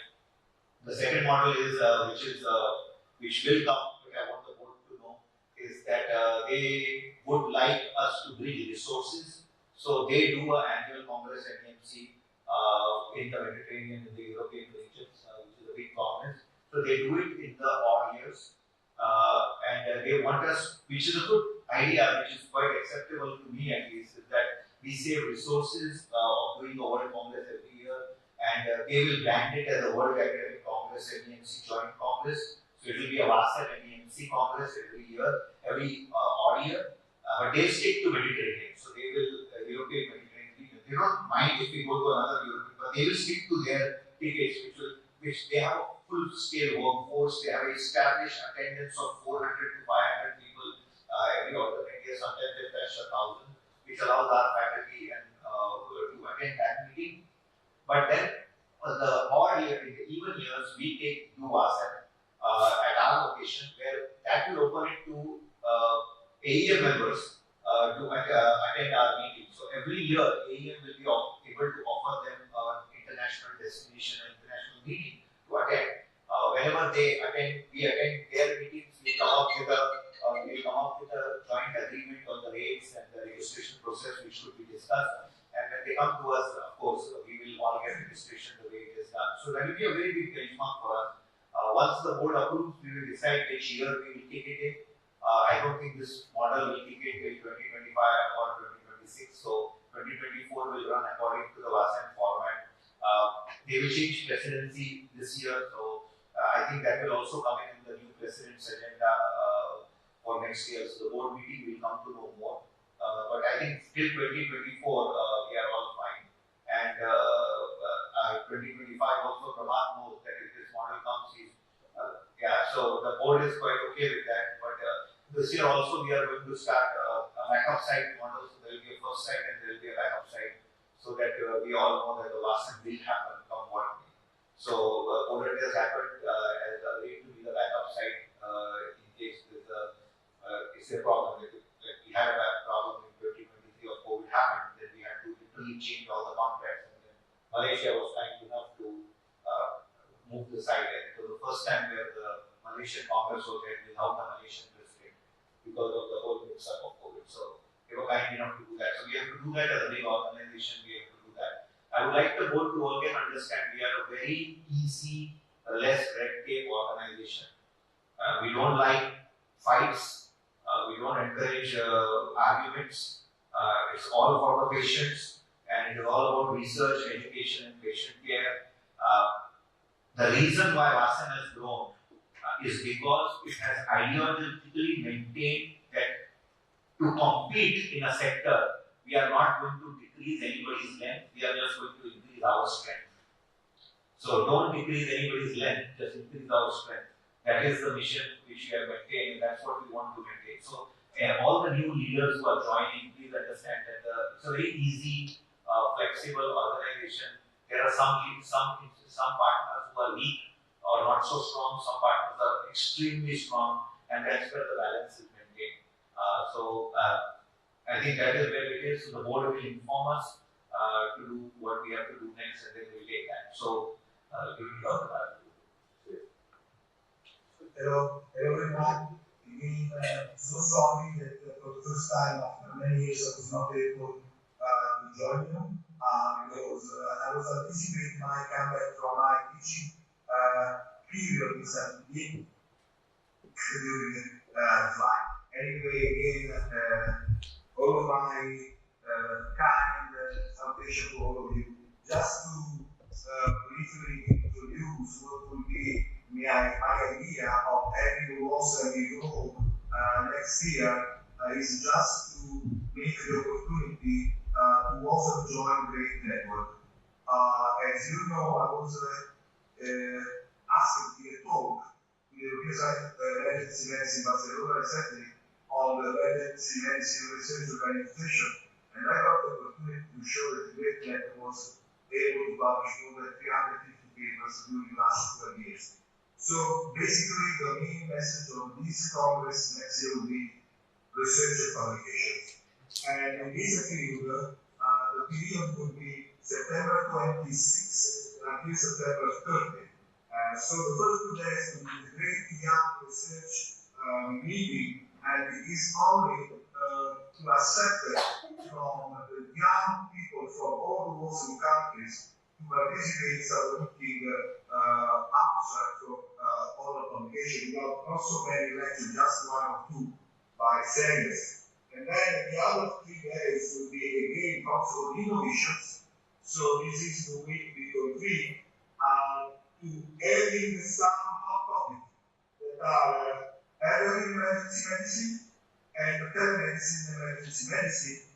Moreover, we are regularly encourage for young people from your country to submit contribution. And if they are not submitting contribution, I got 8 journals ready to accept. So these young people, they can come below just having the papers, if accepted, ready to submit. So this is an innovation way to increase the number of publication with this person name. So not any more abstract, not any more posters, papers as government. And these papers, I just like to announce from now that there will be 2 consensus papers that we would like to join by Western grade. One is artificial intelligence in emergency medicine, and the other one, laboratory medicine in emergency medicine. These are good topics that actually this has been not covered enough, and will be really something where also can make a difference in the future.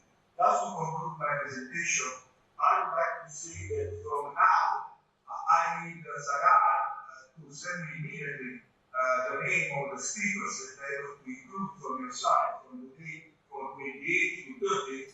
And also, I would like to ask you to provide a board group of also to join the board group for starting from tomorrow when this preparation can be the meeting. For all the emergency medicine society from the world will come.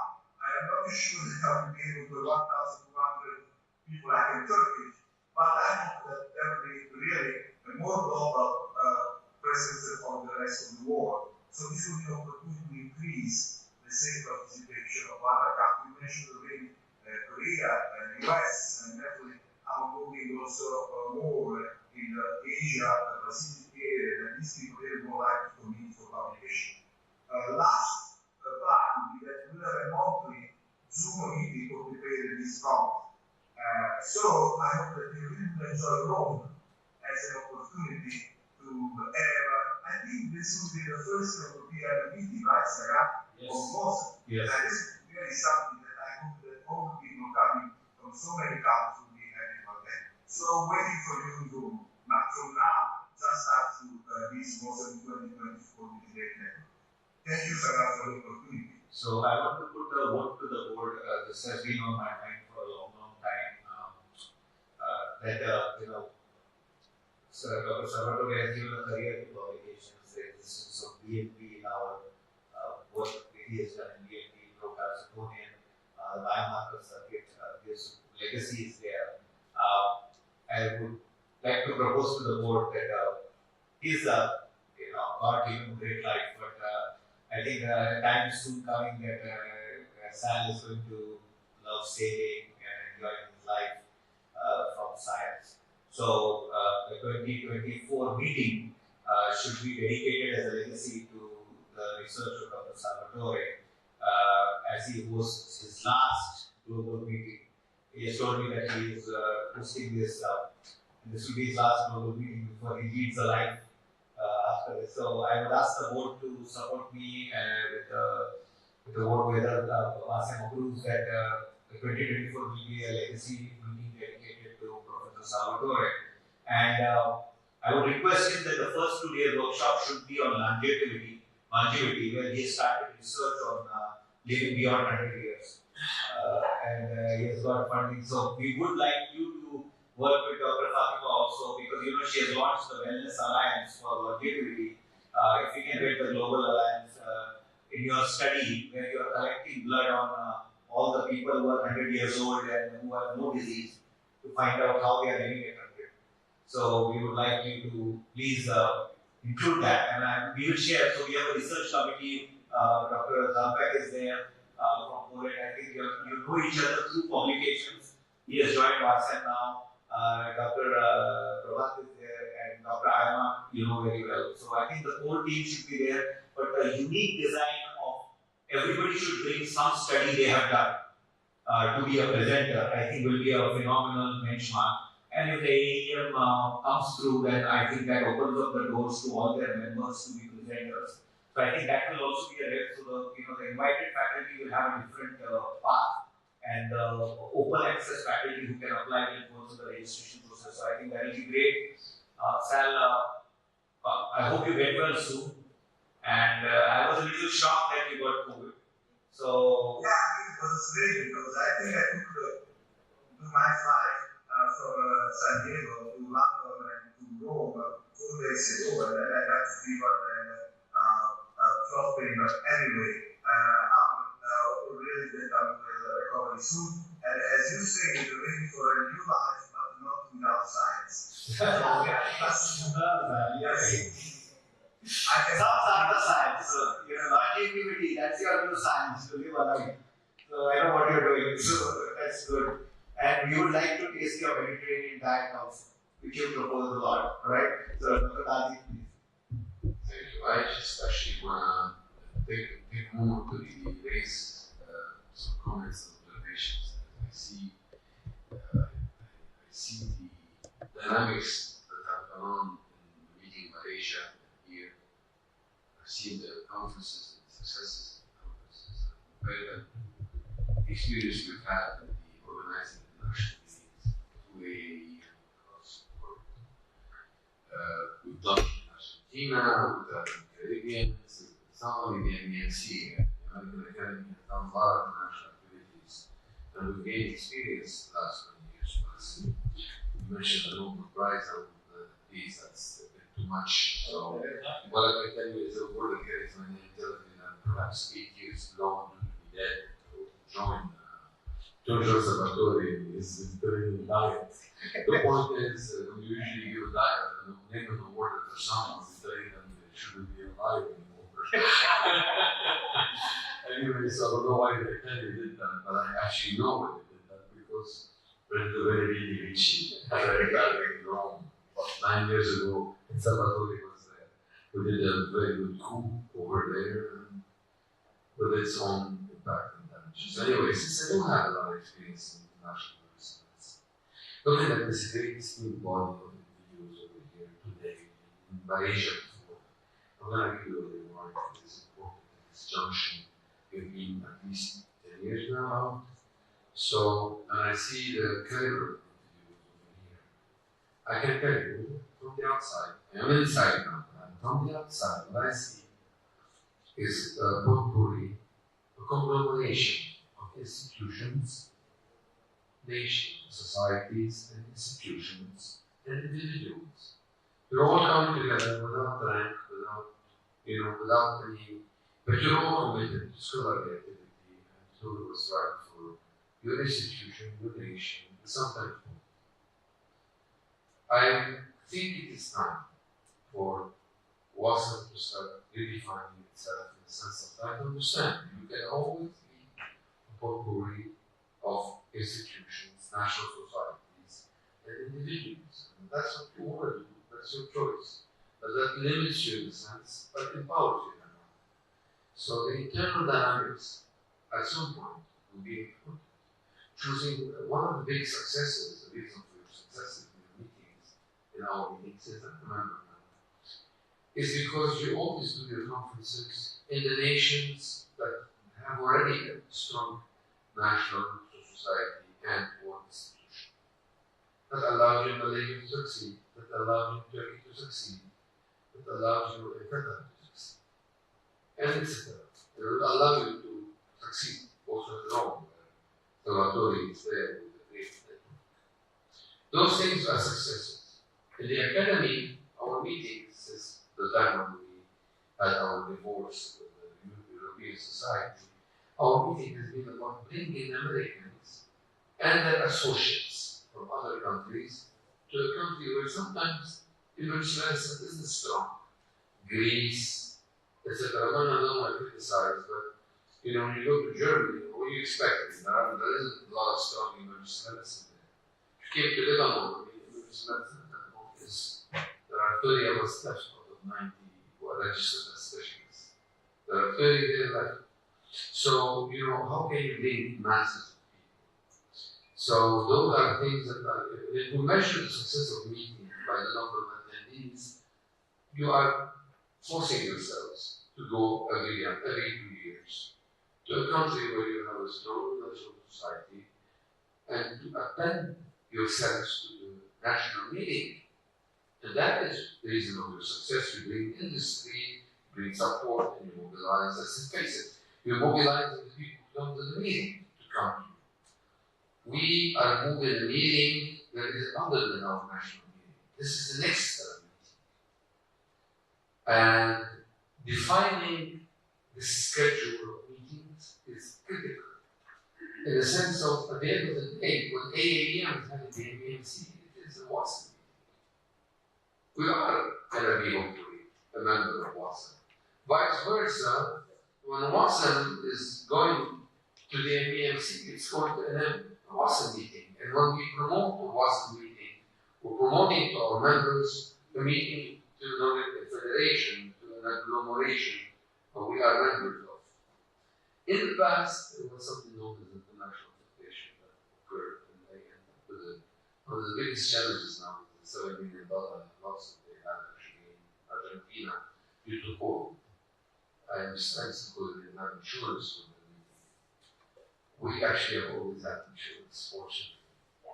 So we thought about it. Nevertheless, but we have lost one in Argentina. So I can tell you, we know where and what not to do in international meetings. And when we do lose money now in the meeting, it's affordable for us because we choose to do it. And we think of the bigger issue, and we have no sponsorship support.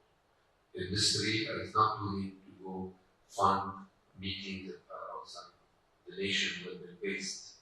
So they don't want to fund Americans in Europe, but they want to. In fact, I think it's obvious. People want to fund people who are from their own countries, coming to their own meetings. So industry support is a bigger issue. We may change this ultimately together if we work together. Now, So I'm saying that it is time perhaps to also decide to define itself or to build the bylaws that we require to better understand who is joining what. I can tell you that some of the problems I mentioned earlier, the unintended consequence of going with a 2-month fellowship. Maybe fellowship is not the word, preceptorship, other things. These definitions, we need to do them together. I don't say that I have the alternative. I know the value of what you're doing, and I would like to send you at least half a dozen from my own country to really benefit from what you have to do. I will use it in development that we actually need it. So I'm not being critical, I'm just advising that we should really start reorganizing and organizing and taking the opportunity, because if we don't take the opportunity will go somewhere else. There is an opportunity for the creation of an international organization that brings emergency medicine together. It is time, and we're in an egalitarian way, where we all do it together. And I can take it a step further. It is time also to think not only of emergency medicine, but of acute care. You know, when I'm the chief editor for a journal, I started for the academy called the Mediterranean Journal of Emergency Medicine and acute care. 50% of the editorial board must be non-emergency medicine specialists. Why are we doing that? So it's because we need to remember that this fermentation is critical for the development of acute care medicine. So these are things that I've learned from Salvatore.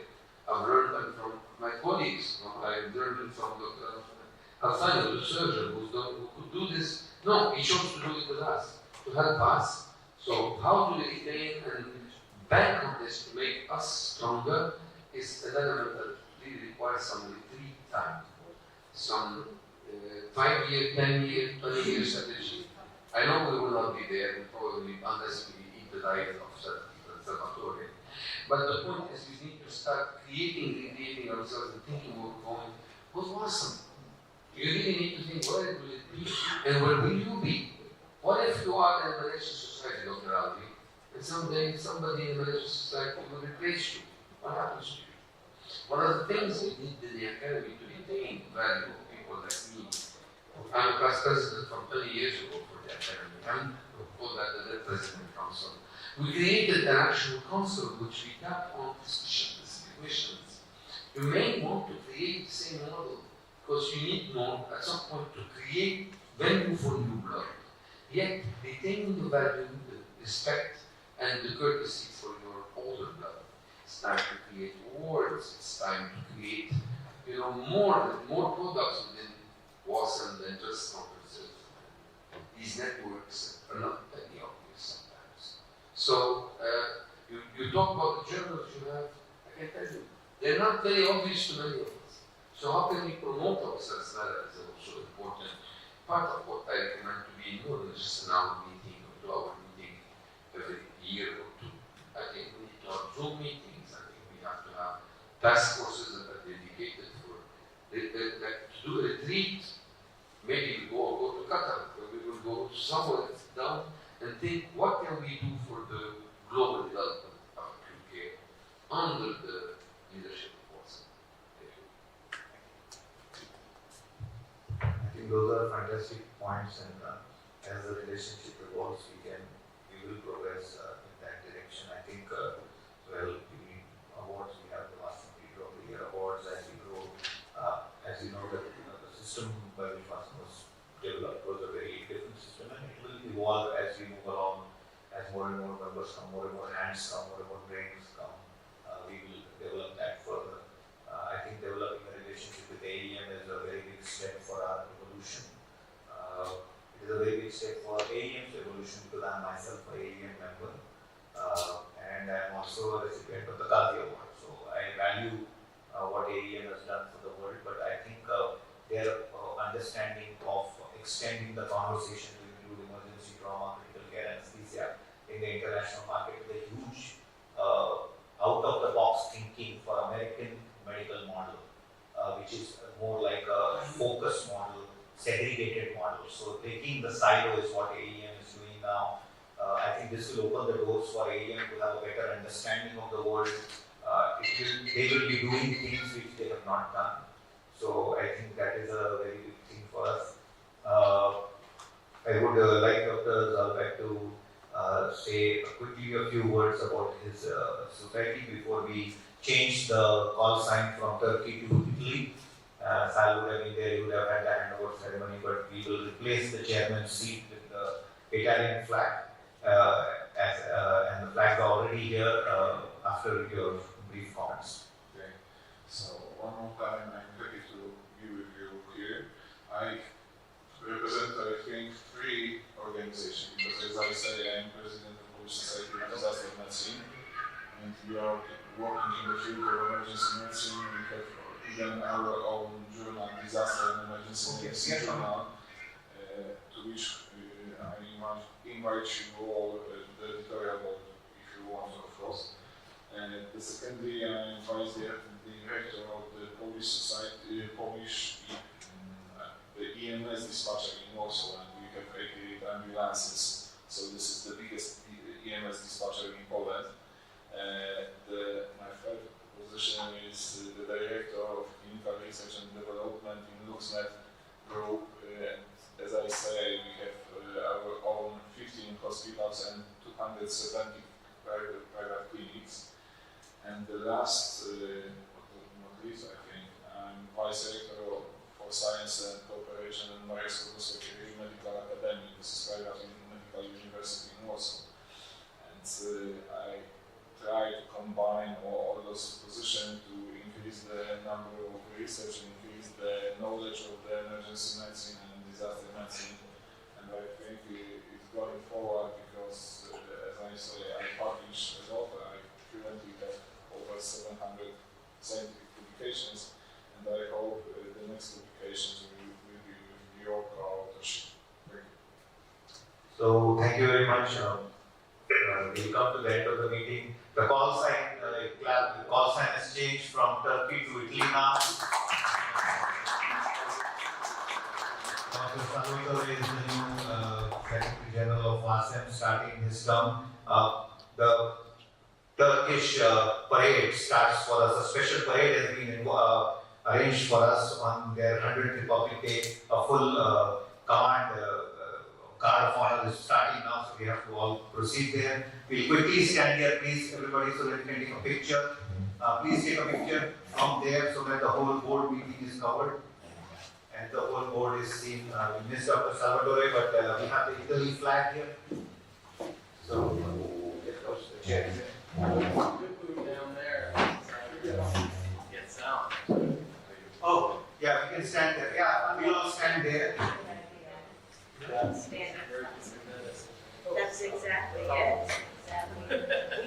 Let's bring the flag. With neurologic findings whose diagnosis cannot be clarified. Expected neurological complications occur mainly by 3 different mechanisms.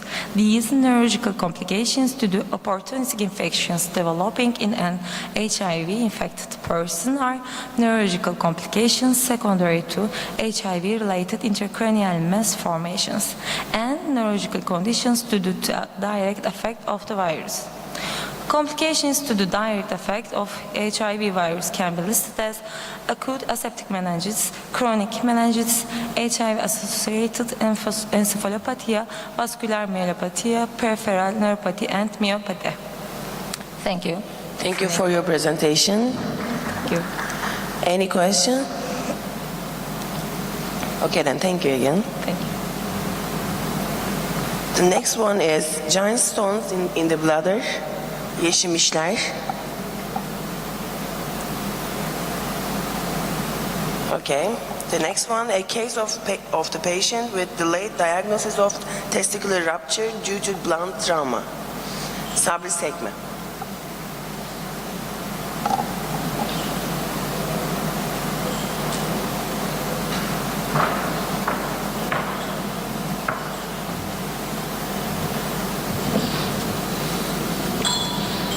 Good morning. Welcome to my presentation.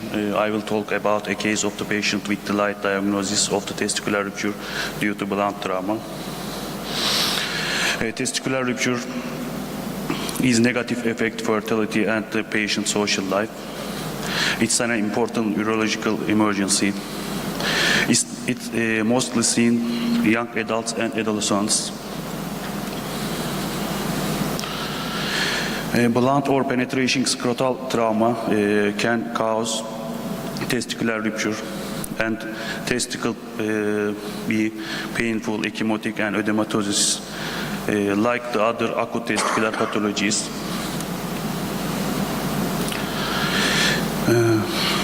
A 23 years old male patient who came has testicular trauma due to a fall late at night.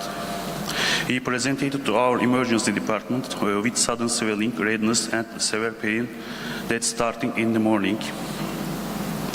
He has no comorbidities.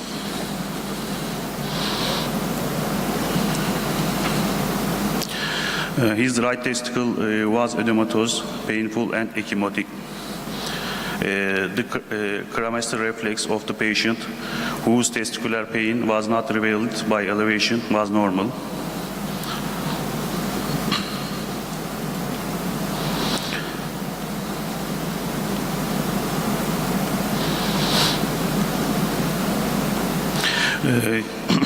His all vital signs are normal.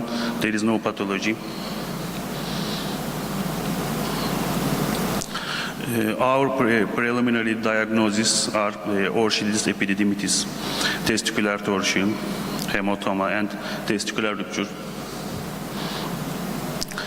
There was no pathological condition was detected in the whole blood biochemistry and the urine test.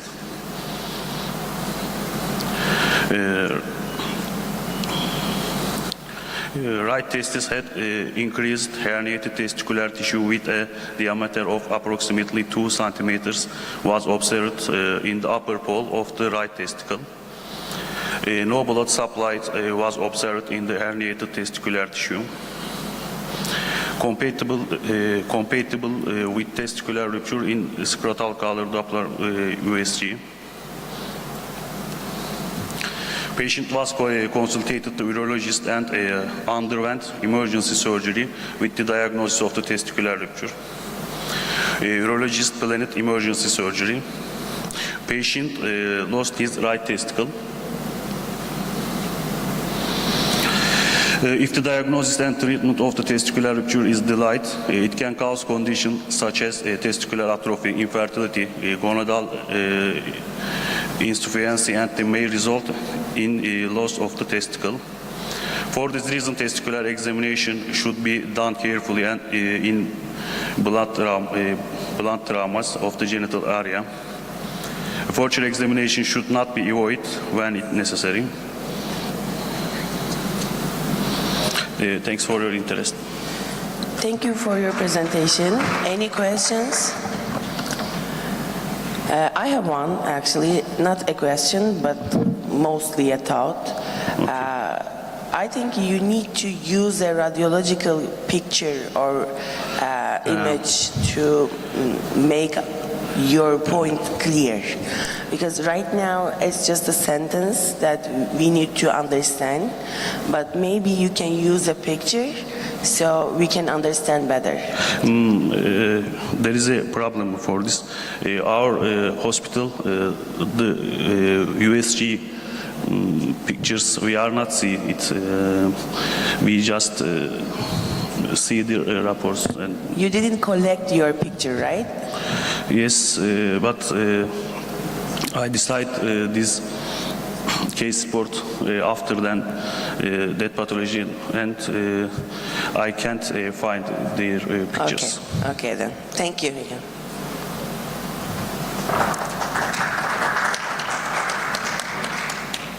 The next one is bilateral testicular dislocation after traffic accident. Sümeyye Tuğba Sarkıcander.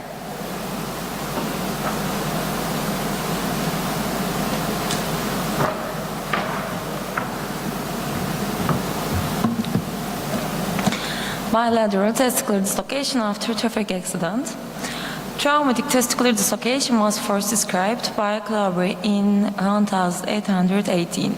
It's defined as extrascrotal migration of one or both testicles secondary to scrotal trauma. Traumatic testicular dislocation is a rare complication of blunt scrotal injury and can easily be overlooked due to the presence of other serious concomitant injuries. In most cases, an operation is needed to prevent malignant change or infertility. Traumatic testicular dislocation is a rare consequence of blunt scrotal trauma. Case: a 21-year-old male patient presented with complaint of inguinal pain after a motorcycle accident. Physical examination revealed that both testicles were not in a well-formed scrotal sac and he had bilateral inguinal swelling. Glasgow Coma Scale score 15, conscious neurological examination is normal. There was swelling in both inguinal regions in the abdomen and 2 cm abrasion on the left superior of the gland in the penis. There was tenderness in the left hip, no midline tenderness. Tetanus vaccine given, antibiotic therapy was provided and PAN-CT requested. In this, there is displaced fracture in the iliac wing in the pelvis and bilateral testicular dislocation. The testicles were reduced by urology. Urological emergency was not considered in the patient with normal urine output to the Foley catheter. Orthopedics, urology, and general surgery were consulted.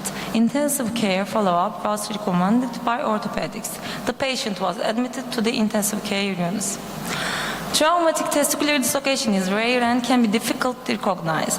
Passengers of the groin area should be suspected in motorcycles and high-energy accidents and depend on a careful physical examination. Prognosis is expected with appropriate management to all trauma patients, especially those who have had a scrotal examination, if pelvic injuries are suspected or if there is a high risk of motor shock, to avoid missing the diagnosis and avoid serious behavior. With proper management, the prognosis is excellent. To avoid missing the diagnosis and serious complications, we recommended that all trauma patients undergo a scrotal examination, especially if a pelvic injury is suspected or if there is a high risk of being struck by a motorcycle. Thank you for your presentation. Any question? Okay then.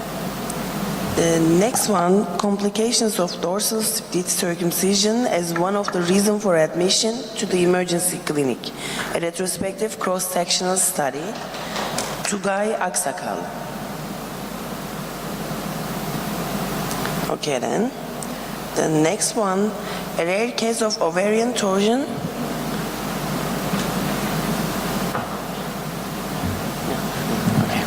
The next one, ovarian torsion, of a rare case of ovarian torsion in a pregnant patient. Ekrem Taha Sert.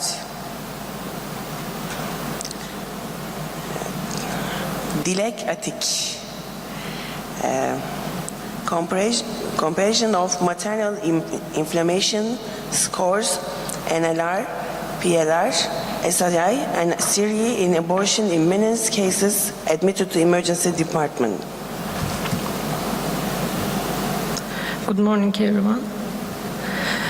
Abortion imminence is one of the most common reasons for applying to the emergency department with the complaint of vaginal bleeding in the first trimester of pregnancy. Following the diagnosis of intrauterine pregnancy with ultrasonography, cases with vaginal bleeding with closed cervix are diagnosed as abortion imminence. The cause of bleeding is often associated with the decidual vessels on the maternal-fetal surface. It has been reported that the pathogenesis is related to multifactorial factors such as genetic disorders, chromosomal anomalies, endocrine and immunological causes.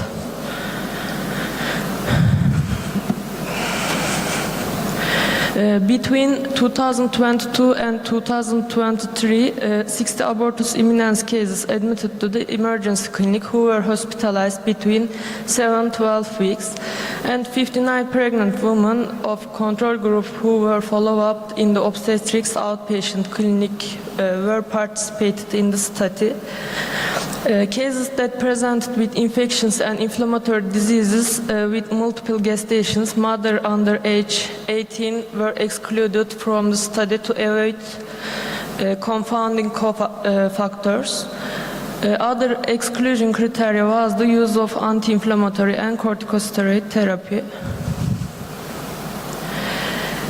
When evaluating of the mean age of the participants in the study, it was observed that the abortus imminens group had an average of 29.1 years, whereas the control group had an average age of 29.8 years.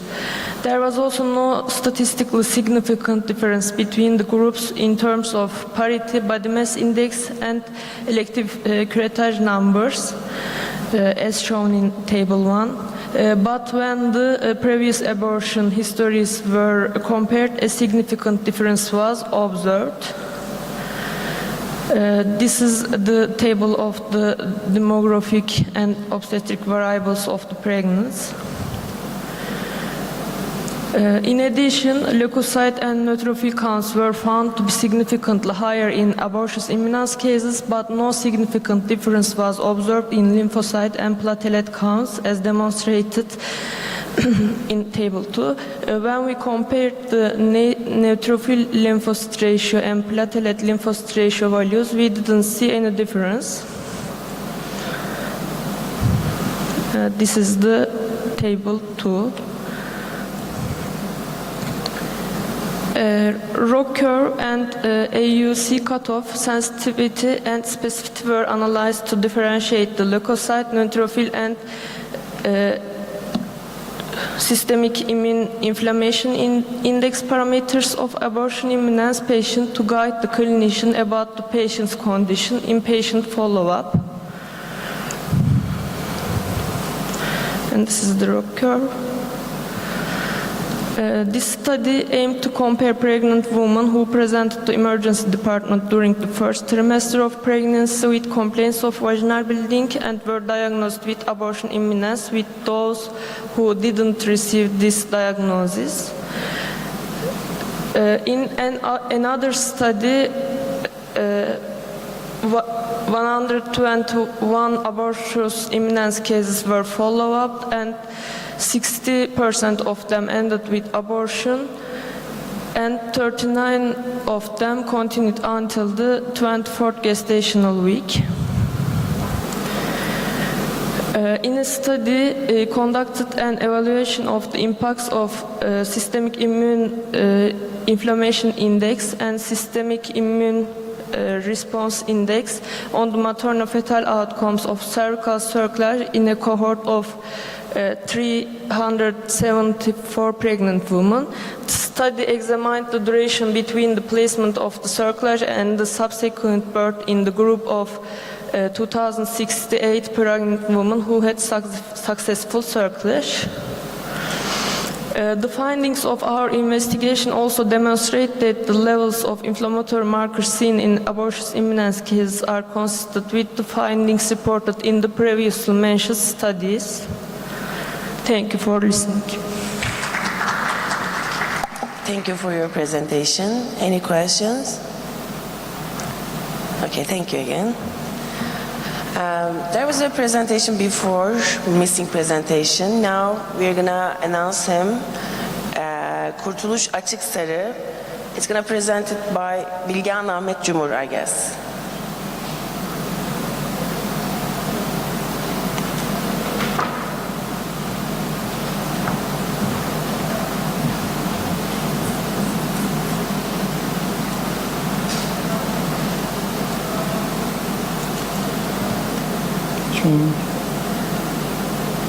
Sonrakisine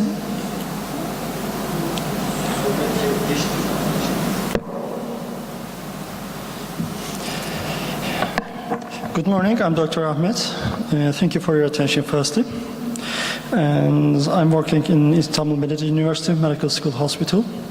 And I'm going to talk about the effect of hydroxychloroquine and zinc therapy in a rat model of sepsis created by chacal ligation and perforation in rats. First, I want to introduce that sepsis is defined as life-threatening organ dysfunction caused by a dysregulated host response to infection, which is a big deal for most of the countries and also developed countries. Approximately 40% of the septic shock patients cause with a mortality. And also zinc. Zinc is an intracellular element used by almost all cells of the immune system. I'm talking about 99.6% of the immune cells use zinc to function. You know, the zinc can be prescribed or can be bought by pharmacies without any prescriptions.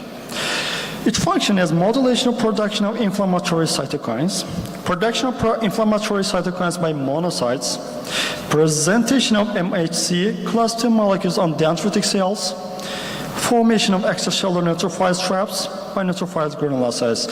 As I said to you, 99.6% of the immune cells need to use zinc. These are just a few examples. Hydroxychloroquine is one another drug. Hydroxychloroquine usually does not prescribed by emergency physicians. It's used as an anti-inflammatory and anti-malarial drugs. Just a few features of it. It's a cell ionophore that we are going to use for our experiment. It reduces the production of pro-inflammatory cytokines. It inhibits the production of interleukin-1, interleukin-6 in monocytes and T cells. And it's a pharmacological inhibitor of autophagy. You can ask me that why did you choose hydroxychloroquine as an emergency physician? I have decided to do this experiment. When I was working in the COVID department, in the first wave of the COVID department, we routinely give the COVID-19 patients hydroxychloroquine. At the same time, the patients was buying zinc supplementation, or sometimes medical doctors was prescribing zinc supplementations to the patients. But hydroxychloroquine is a zinc ionophore, cell ionophore, and it increases intracellular zinc levels.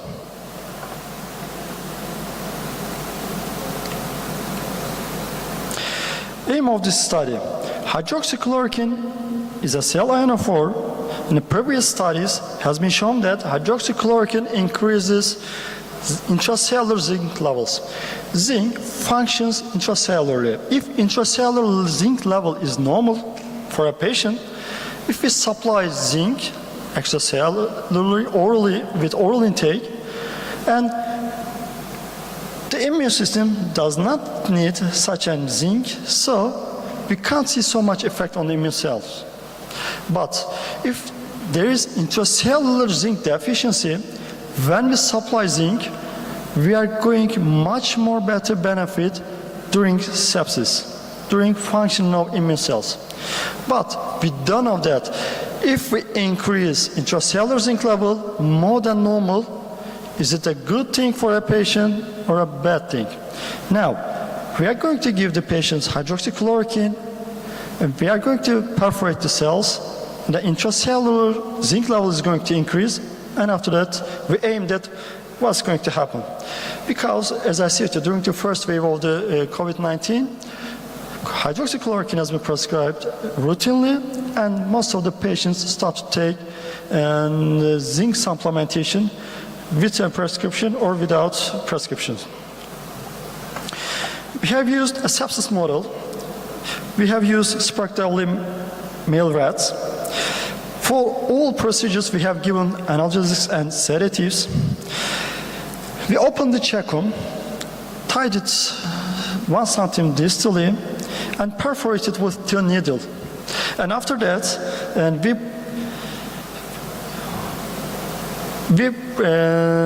we brought the cecum previous anatomical position and produced sepsis model.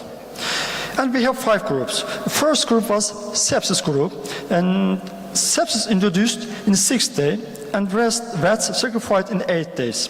Second group, we again sepsis induced in the 6th day, but with 12 hours interval, we supplied zinc for 7 days. Third group, sepsis-induced 6th day, and hydroxychloroquine 300 mg per kilogram has been administered 12 hours interval, and again sacrificed 8 days. And the fourth group, and in this group, we have administered zinc plus hydroxychloroquine, and also we produced a sepsis model. And the last group was sham group. Check-in was reached, opened, and without sepsis model, and we closed it. Sacrification has been done with deriving blood 10 cc via cardiac puncture. And kidney was removed for histological tissue examination because sepsis is one of the most common tissue that affected by sepsis. Let's talk about the results. We have checked histological parameters, and we have worked with biochemical parameters.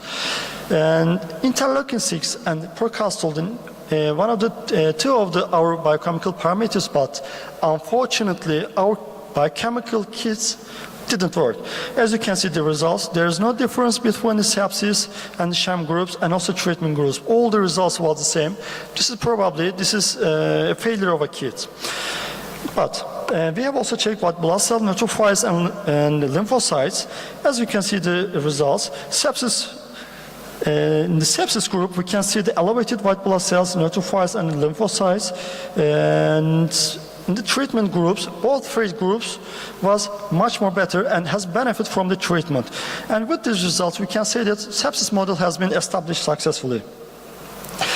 And our histological examination, we have checked tubular dilatation, tubular epithelial necrosis, cast formation, glomerular vacuolization, free Bowman area, glomerular atrophy, and monocyte infiltration and hemorrhage inside of the tissues.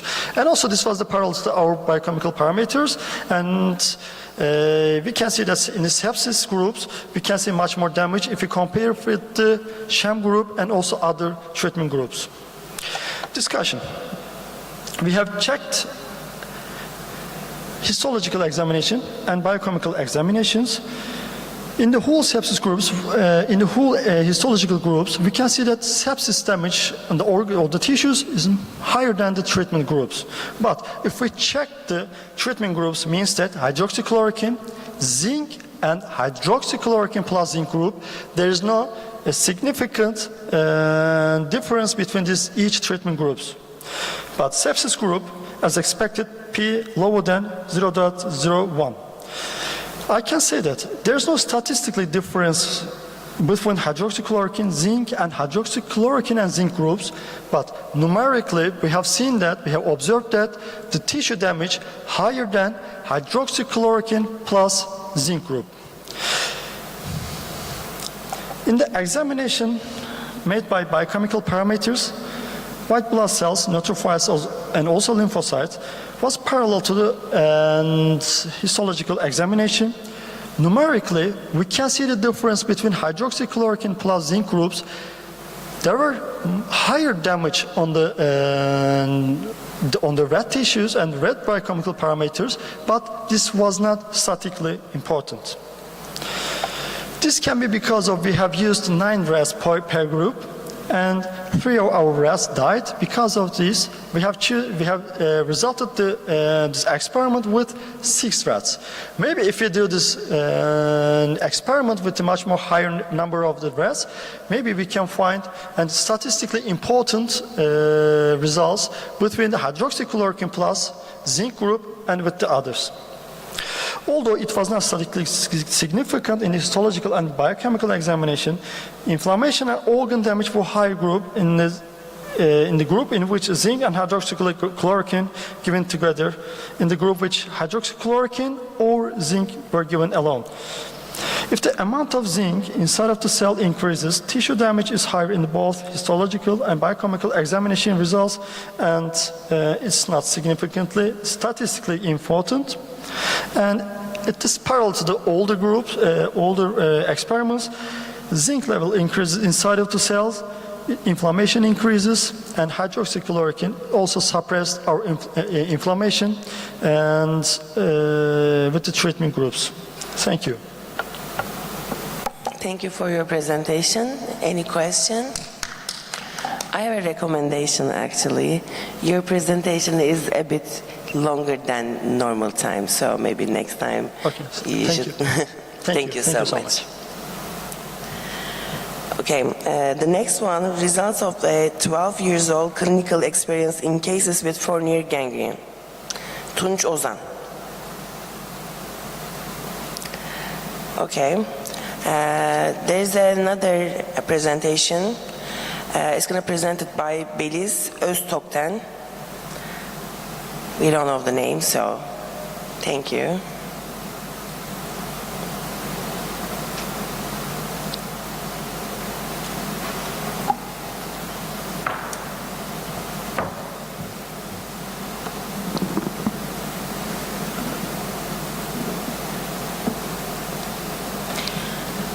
Good morning and thank you very much.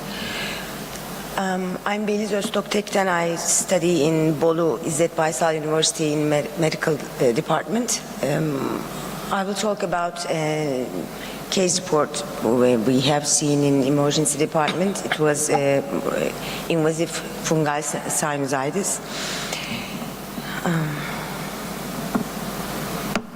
Nasıl ilerletiyorum bilmiyorum ki. You can use the green button. Yeşilim. Okay, sorry.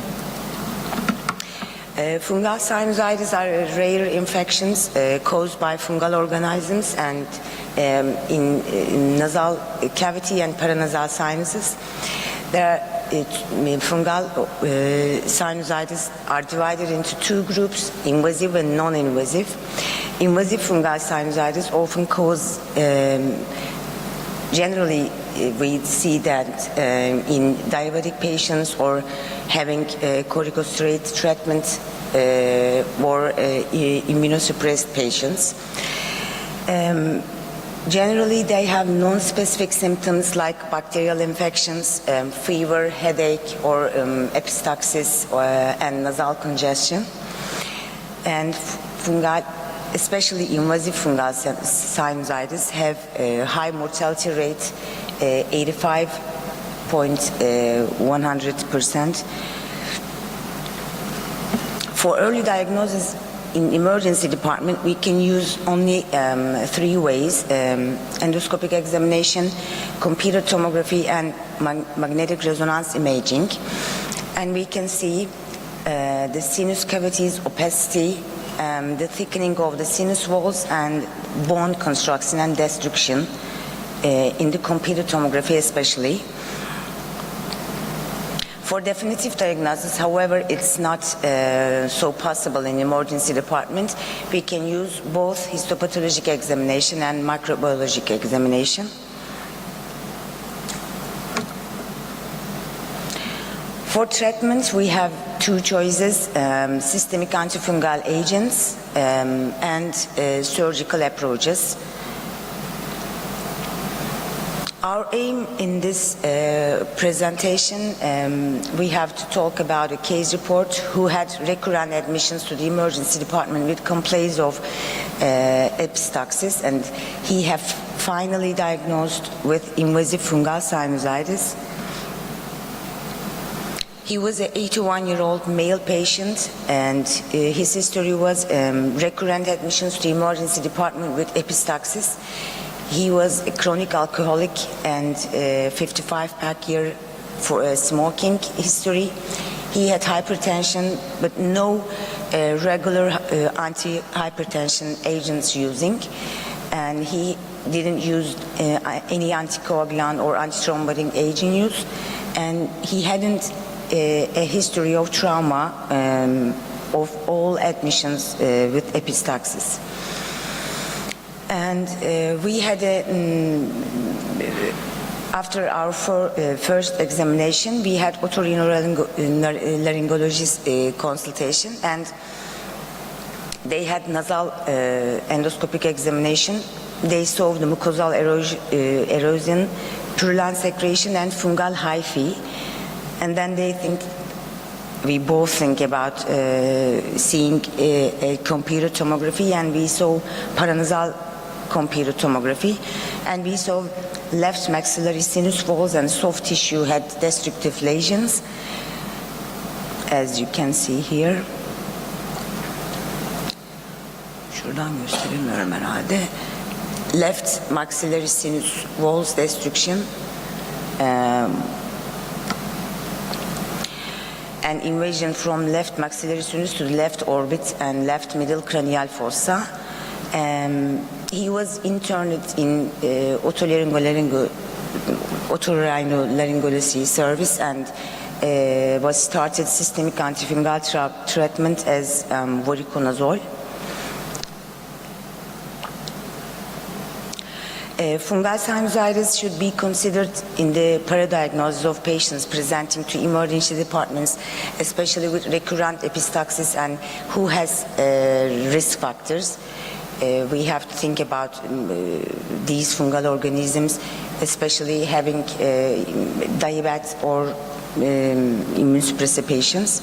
Early diagnosis and treatment of life-threatening invasive fungal sinusitis are vital, and these patients should be evaluated by otorhinolaryngologists.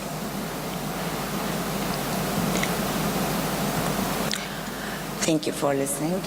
Thank you for your presentation. Any question? Okay, thank you, Dan. And the last one, I guess, by Fatih Cemal Tekin, subcutaneous emphysema of the extremity after foreign body penetration, a case of necrotizing fasciitis.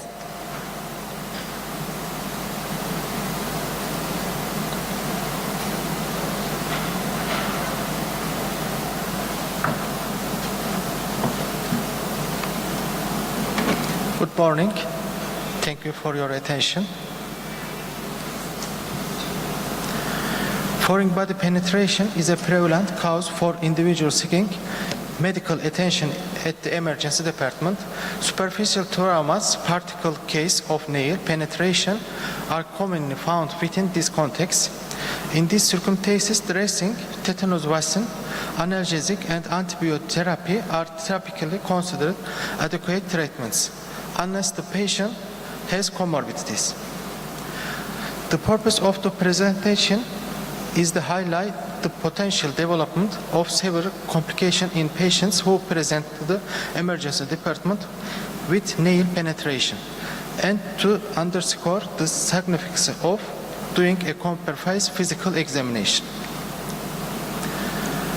22-year-old male patient was admitted to the emergency department with swelling and redness in his leg and was informed that he had a nail had lodged in his leg.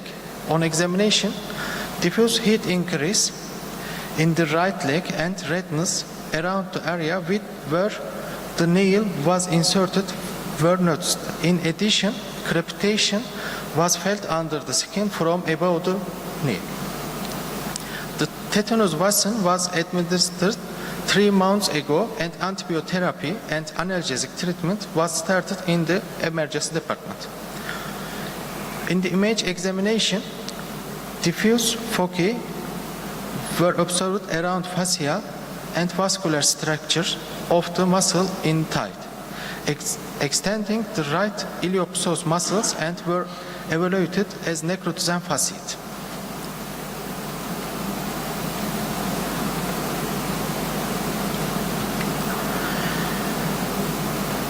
The patient was hospitalized in the orthopedic ward, and no growth was observed the wall culture. Fasciotomy was performed in the medial and lateral region. Meropenem, vancomycin, and tigecycline were started with the recombinant in infection disease. After 20 days, the patients developed granulation tissue and no drainage at the wound site, and skin closure was planned. Nail penetration cause presentation on the emergency department should not be considered as sample case. As seen in your case, complications such as necrotizing fasciitis should be kept in mind.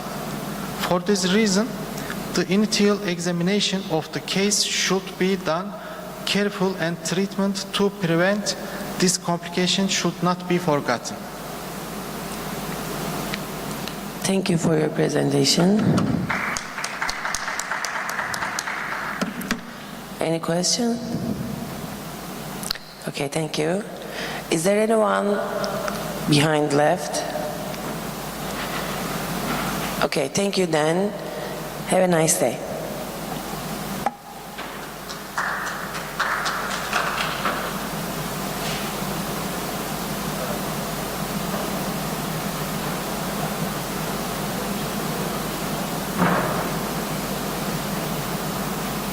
In Singapore, we have 3 medical schools there, and I'm an emergency physician for 33 years. So I've trained many residents and doctors, many generations of doctors. So today, I'm actually going to talk to you about how the healthcare simulation spectrum is transforming itself and how we are moving forwards and moving beyond. Right, the picture that you see here is actually a picture from Bhutan. How many of you have been to Bhutan? It's the country with the highest happiness index at one point in time. And this is the Hanging Tiger Nest Monastery up in the mountains. And it was quite an effort to actually climb the steps and trek upwards to this monastery. But then, you know, it's just like our path in life. We all have to transcend and move on, and there will be challenges and barriers as we move along. The path to becoming a high-functioning professional emergency physician is not easy. There will be many challenges during the course, but however, hopefully the results will be good and it will be satisfying to you as well. And we'll see what happens. Now, technology is driving all of us. Everything we do is technology driven. So therefore, anything from our children, the younger generation, the teenagers, even into the older generation, you know, in Singapore, we are actually teaching our seniors how to be technology savvy, how to use their handphones to negotiate a lot of things and a lot of programs as well. So therefore, it is actually very, very technology driven. However, we must not forget the human touch and the elements of humanism as we move along in this era where technology is driving everything that we do, including in the practice of medicine and emergency medicine as well. So we have to make sure that we adapt. Let's look at this video for a while. Can I have the volume up? The sound? Okay, so this is what happens when you go shopping these days. You don't even have to put the clothes on. You can just look at the mirror and AI will show you what you're going to look like. Oops. Okay, that's a technology glitch. So let's just wait for that. So nowadays you can just look into the mirror and then you don't have to try the clothes on and it will just show you what you're going to look like with those clothes. Okay, just give them a minute.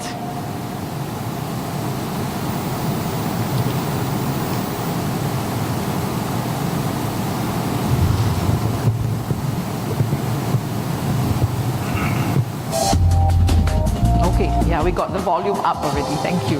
Yeah.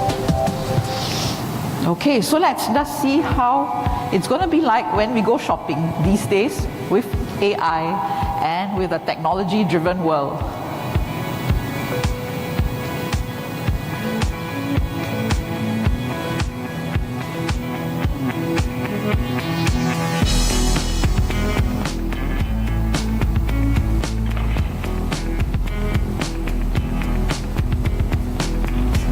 Show me skirts. Okay, so all the skirts will come up. And that's how you're going to look like without even having to try the clothes on. You can actually see what you're going to look like, how color coordinated you can be. And this is really not the future anymore, it's already here. So therefore, technology is indeed driving us in all aspects of our lives.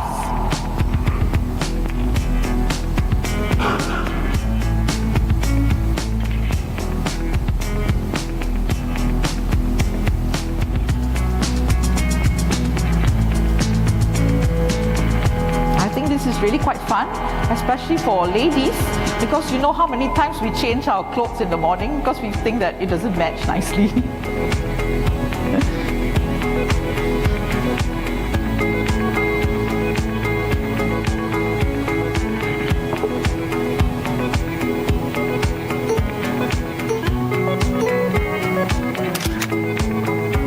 it can also take a photograph for you. Yes. In case you want to ask for your spouse's opinion. With different backgrounds as well. So this is actually quite interesting, and this is already around.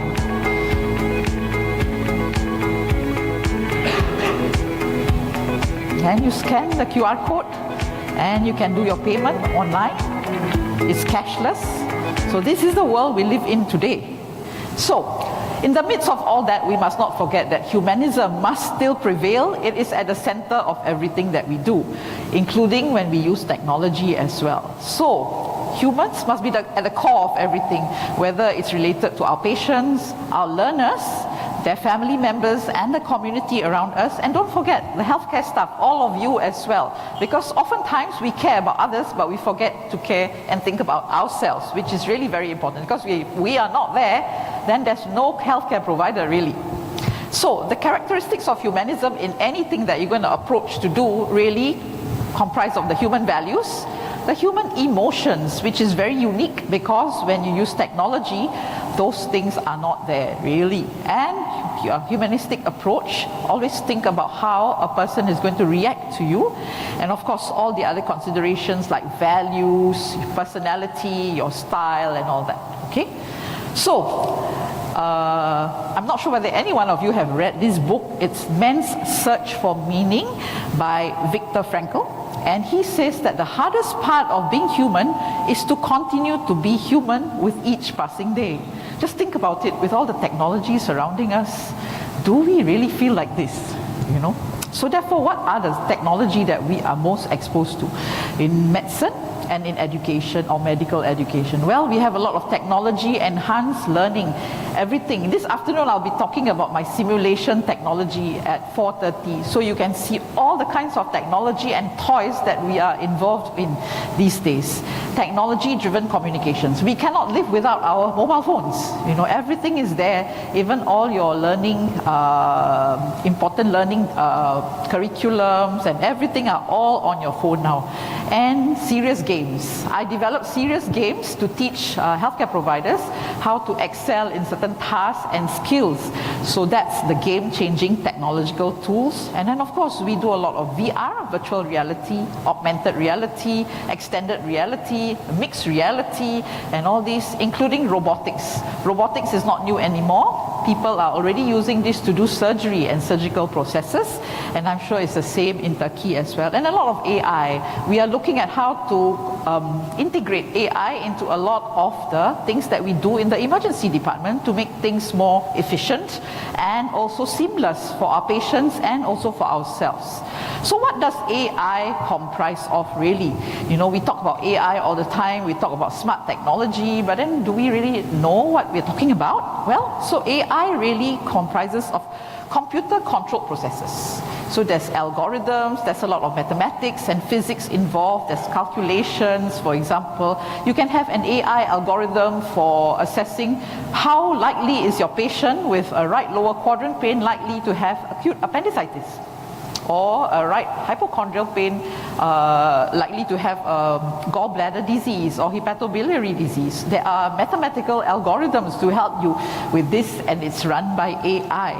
And of course, there are many solutions that you can use, equations, logistical optimization. You can see your patient flow through your emergency department using AI technology. If you're building a new emergency department, you want to look at how to run the flow of patients directly from registration to triage, to your resuscitation room, to your consultation areas. You can actually use AI to look at the flow as well. And of course, a lot of other software as well. Now, AI's entry into medicine perhaps will redefine our role as the educator, as the teacher, as the mentor, right? So at the same time, as we are using all this technology, we cannot run away from the fact that we need to use technology, because if not, our younger generation learners are not going to be motivated. And you know, they like to do things fast, short, sharp, targeted, focus, and they're very mobile. They like mobile learning, you know, and they don't want to sit there all the time for a few hours and look at the desktop, for example. So this is the kind of learners that we have to appeal to today. So therefore we have to think about how we want to do all these things. So as we are reaching out to this group of learners, don't forget the humanistic approach, which is we want them to come at their free will, because if they are internally motivated, they will do better and they will be more passionate about what they are doing in their work, of course. And then, of course, the emotional and the motivation part is very personal, very human. These things you cannot duplicate with technology. And of course, with the changing face of technology today, we find that we are learning more in isolation. We can do it on our own. We don't have to have group learning anymore. We can have our technology devices in our own homes, and we can study anatomy by putting on a pair of spectacles, which is AI savvy, and you can actually learn anatomy on your own practically. So people are becoming isolated. People don't talk and meet face to face anymore. They can interact through their mobile devices, for example. So therefore, think about the human to human interactions that we have. Our patient contact with the physician, that's important. I mean, that is something you cannot run away from, because I think in medicine, no matter how much technology we have, the face-to-face contact is still definitely important. In healthcare, including emergency medicine, we are, I would call, a high-tech and high-touch industry. You know, there are some technology or some industries which are high-tech but low-touch. But for us, we are high-tech and high-touch because we need technology, it has to drive us, but we also need high-touch because we need the personalized approach to patients, we need to have the face-to-face contact, we need to have the therapeutic touch as we manage our patients, for example. So therefore, I like to term it as high-tech and high-touch in terms of using technology in medicine, including emergency medicine. And as AI move into medicine and into medical education as well, the human touch must not be a casualty. So don't forget about that part of it, because you know, in Singapore, all our emergency departments are computerized. You know, everything is computerized, everything is digital. So therefore, what my medical officers and residents do is that when the patient comes into the room, it's a consultation patient, not a resuscitation patient lying on the bed. Then they will be typing at their computers, you know, the history, the physical and all that. And sometimes they forget to look at the patient. They forget to look at the patient. And we get complaint letters. As the director of quality in the emergency department, I get people complaining and say that when I came into the consultation room, the medical officer was typing on the computer. He practically never looked at me, you know. So we forget the humanistic aspects of the practice of medicine. We forget to look at the people that we're talking to. And because we're so driven by the task that we want to do, we're just typing on the computer, you know. So don't forget those elements. And robotics is already in. So this is a picture here about how robots are being used in seniors rehabilitation. It's very useful, you know, and they are even being used in aged homes, seniors homes, how the robot keeps the seniors occupied by singing along with them, by teaching them simple exercises and all that. But, you know, it keeps the seniors occupied. But again, you know, they need the human touch and the humanistic elements as well. Let's look at this video. Sound up, please. The Hong Kong team behind celebrity humanoid robot Sophia is launching a new prototype, Grace, targeted at the healthcare market and designed to interact with the elderly and those isolated by the COVID-19 pandemic. Dressed in a blue nurse's uniform, Grace has Asian features, collar-length brown hair, and a thermal camera in her chest to take your temperature and measure your responsiveness. So this is a robot nurse. She uses artificial intelligence to diagnose a patient and can speak English, Mandarin, and Cantonese. So look at her emotions and her facial expressions. Let me introduce you to my sister Grace. Come over here. Hi, She's got a sister as well. Thank you, Sophia. Hello, everybody. I am Grace. I am built by hands and robotics for awakening health. I can do all kinds of things for elderly people. I can visit with people and brighten their day with social stimulation, entertain and help guide exercise, but also can do talk therapy, take bio readings and help healthcare providers assess their health, and deliver treatments. Hi, my friend. Nice to see you. Okay, great. So while we talk, I will take your temperature reading and pulse with this little thermal camera on my chest. See? You are 36.6 degrees Celsius, by the way. No risk of COVID.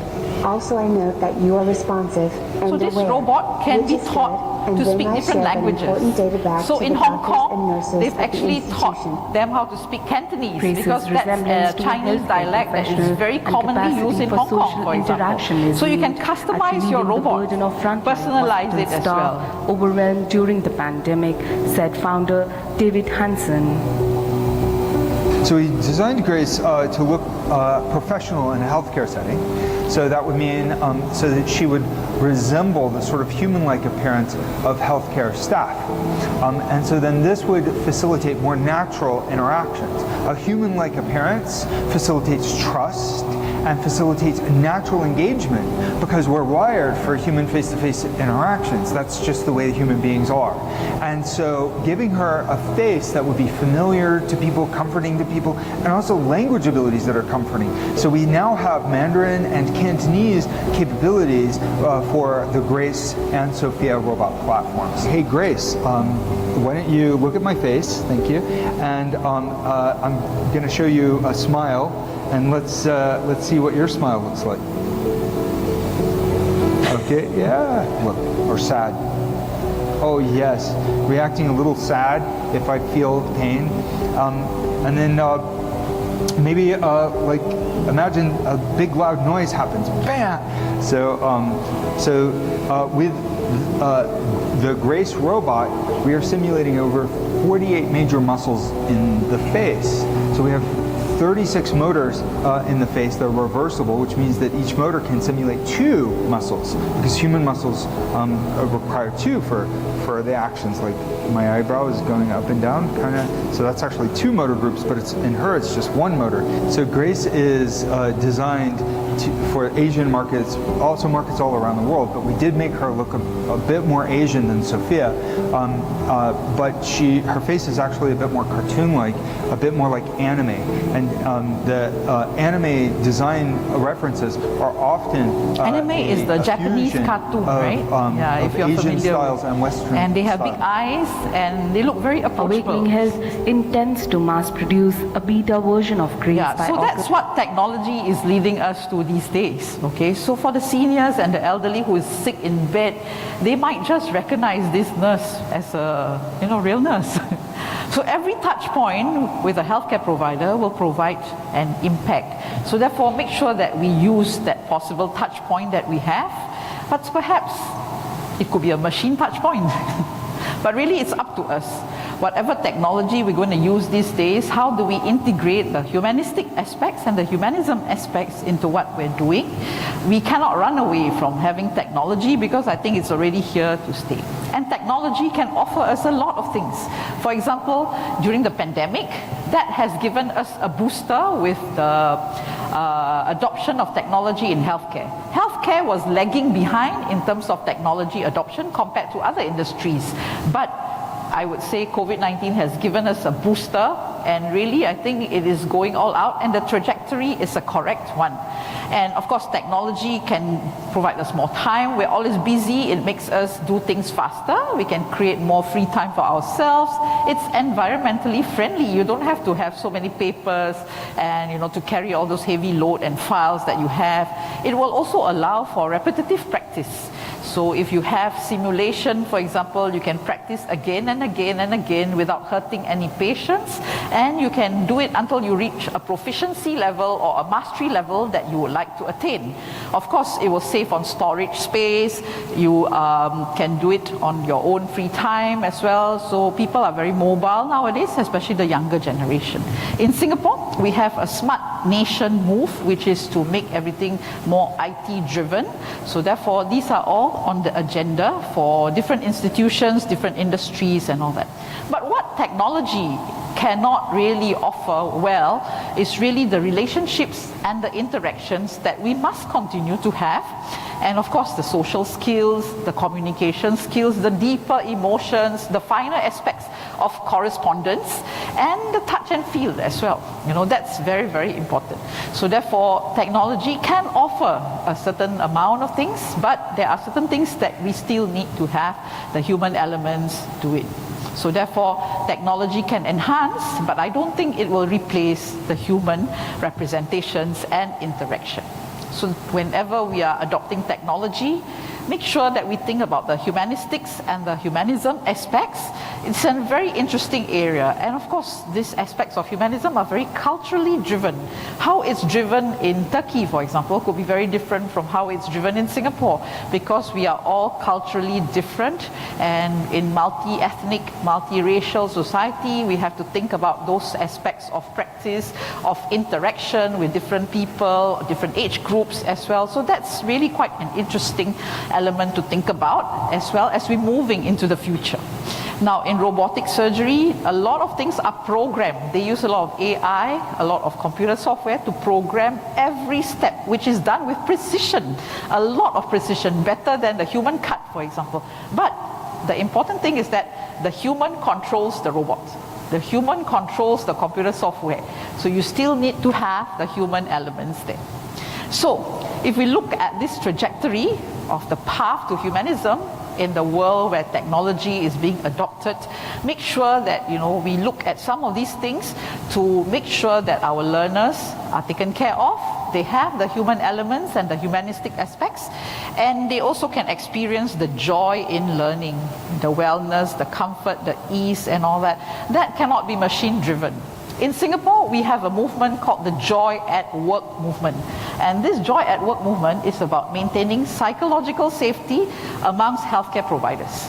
Nobody has really looked at the psychological safety of healthcare providers until COVID struck. And then people became more concerned about our psychological well-being, whether healthcare providers are doing well, are okay, are breaking down, are burning out. So I think COVID-19 has brought certain positive elements to our practice in medicine as well. So all these things are still very human, and technology may not be able to do it all. So therefore, for all of us, it's about a balance, how we want to create that balance in the work that we do, in the practice that we have, for example. And really we have to be conscious about the human elements.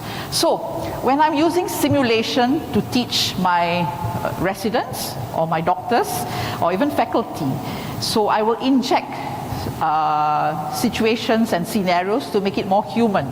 How do we do this? By injecting narratives to humanize the experience. Because when you write scenarios for simulation, you will actually write from experience that you have had in your emergency department, where a patient comes to life presenting with acute myocardial infarction in cardiogenic shock, or diabetic ketoacidosis, with severe sepsis, So those are the stories, the narratives that are very important, that helps us to keep our scenarios and our simulation human. When we do debriefing after the simulation, we are usually doing it face to face. That's the best. And of course, there are virtual debriefing sessions, which we have done during COVID especially. But again, there are certain limitations to it, but it can be done. It still works, and I've done many of those virtual debriefing sessions as well. But of course, it will be more satisfying if you can do it face to face. And then of course, we can use hybrid simulation to humanize our simulation sessions. I'll be talking about this in the afternoon at 4:30. If you're interested to see how we integrate a lot of different tools and toys into simulation by using hybrid simulation, do come for that session later. And of course, we can combine live and virtual sessions together to make it more humanistic as well. So, the way to go forwards is to balance the technology adoption together with the human elements, and then of course maybe to even have smaller group for bigger interactivity, and let humans be humans and let machines be machines. But when they work together, the outcome of the integration can really uplift the level of intelligence. And this is another interesting book. For those of you who are interested, you can actually check out this book, Deep Medicine, How AI Can Make Healthcare Human Again. Quite contradictory as the title, but I think it's quite an interesting read for you who have the time. Again, I cannot overemphasize the need for balance with technology and humanism. Moving forwards, I think the digital economy is here, the green economy is here, the care economy is here.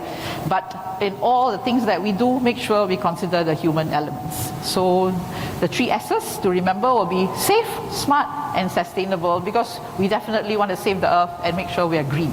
So back to that hanging tiger nest monastery in Bhutan, the country with the highest happiness index at one point in time. So I mentioned earlier that I actually climbed all the way up using your own 2 feet. You climb, of course it's a lot of effort to climb, but then at the end of it you actually get to see a beautiful sight, and you get to go into the serene, calm monastery, and perhaps technology will now be able to get you up there sooner. Perhaps there'll be a conveyor belt, perhaps there'll be a cable car, a technology-driven vehicle that can bring you up there easier. But just ask yourself, will you be more satisfied when you get up there? Will your inner satisfaction and motivation be as good as if you had climbed it yourself? So that's a question for all of us to answer. So our future is a race between growing power of our technology and this wisdom, which we're going to use it. So let's make sure that wisdom can have a bit of an edge over that. So thank you very much. And if there are any questions, I can take them. Thank you.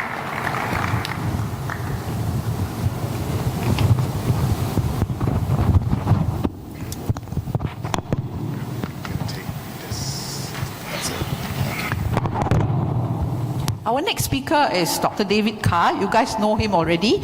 So he's going to have a long tutorial session with you on dermatology, because I think we only have the 2 of us this morning at this session. So if you have any questions, just ask him. So David, over to you. Good morning. Thank you for coming. It's early, and it's amazing to see, no, I'm okay. It's amazing to see so many faces I met in the last 3 days here this morning, because that inspires me to do better, to see my friends here. And it's been amazing to be part of this conference for the first time, to be part of your country, and to be welcomed so warmly. So thank you all for that. Yesterday, I gave a talk on 20 years of my career and what I think about. Today is different. Today is 20 years of my career in pictures. This is it. These are 20 years of rashes that I've captured on my phone or my camera that made a big difference to me. And what I'm going to do today is I'm going to show you 16 rashes. In front of you is a piece of paper and a pencil. You are going to take this as a quiz, and you're going to write the answer to all 16. My hope is you get 0. If you get 0, I've taught you 16 things. The wonderful thing about dermatology is once you see it once, you don't forget it. So the lower your score, the better my talk. So don't feel threatened. And what I'm not going to do today is talk about treatment, because I believe this kind of treats almost everything. I once, when I was a medical student, I did a rotation in dermatology for 2 weeks. And I went to see a patient, and the dermatologist said, "What do you want to give the patient?" I said, "Some hydrocortisone cream."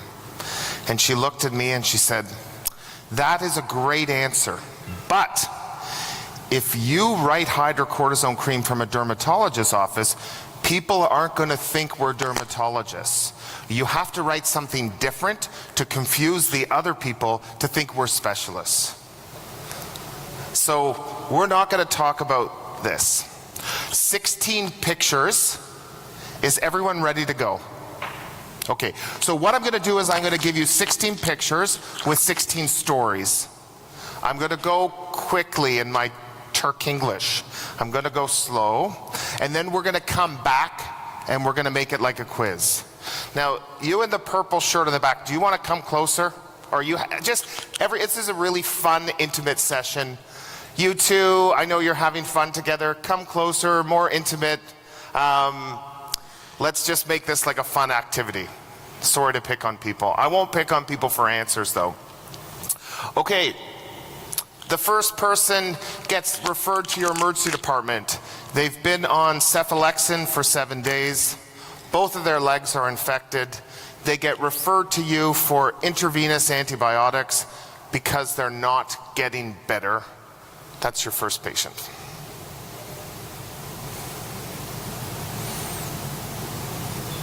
So jot these all down. Your second patient, the nurse asks you to sign an EKG. In Canada, we have to sign every EKG the nurse does within 10 minutes. Do you guys have to do that in Turkey? Yeah. So I get shown the ECG, the heart rate is 170, and I said, what's the story with this kid?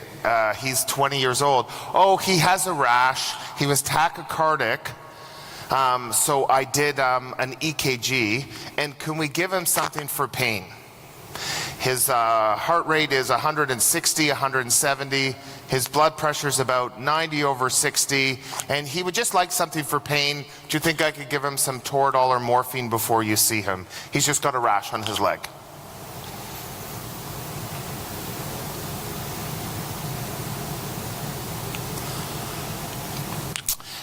This is a kid that I saw this summer, and I see him every summer. He's a kid who got stung by a bee. It got hot, it got red, it got warm, and he got put on some cephalexin. It wasn't getting better the next day, so he's referred to the emergency department for intravenous antibiotics.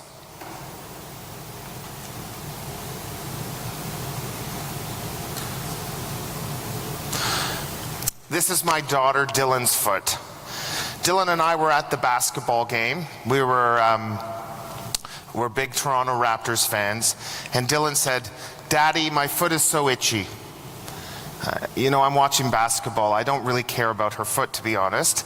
And she kept, "My foot's itchy, my foot's itchy." I'm like, okay, the game's on. We're not talking about your foot. Everyone has that one child who, she's my one child who kind of always, "Daddy, daddy, daddy." So I said, "Dylan, we'll deal with your foot after the game. Can we just watch the game?" She said, "Can I take my boots off?" I said, "You're not going barefoot at the basketball stadium." So the next day, her mother sends me a text that says, "I understand Dylan told you her foot was bothering her. You didn't look at it. I thought I would send you the picture. What's wrong with Dylan's foot?"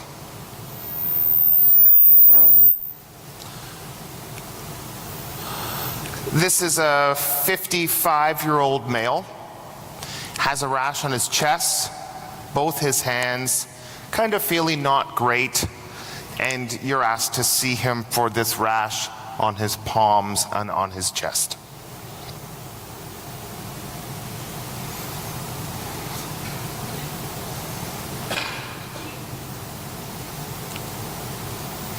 This is one of my favorites.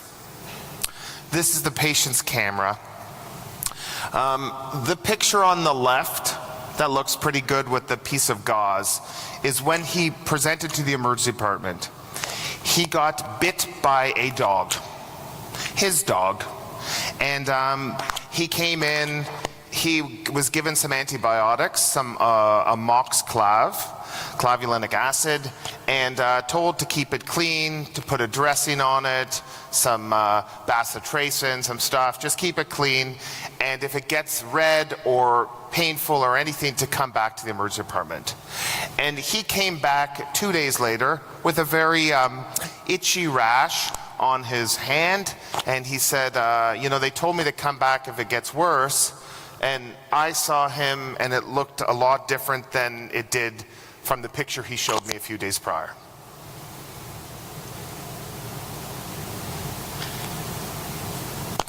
So this is a 50-year-old male who comes in with the chief complaint of, my wife told me to come to the emergency department. Now, I don't know what it's like where you're from, but in Canada, men are the inferior gender. And if they say stupid things like this, trying to blame their wife, it's a sign of insecurity. But nonetheless, he comes to see me under the auspice of my wife sent me here. Already I thought he was pretty meager. And he said, I've had this rash on my legs for about 2 weeks and I thought I should get this checked out.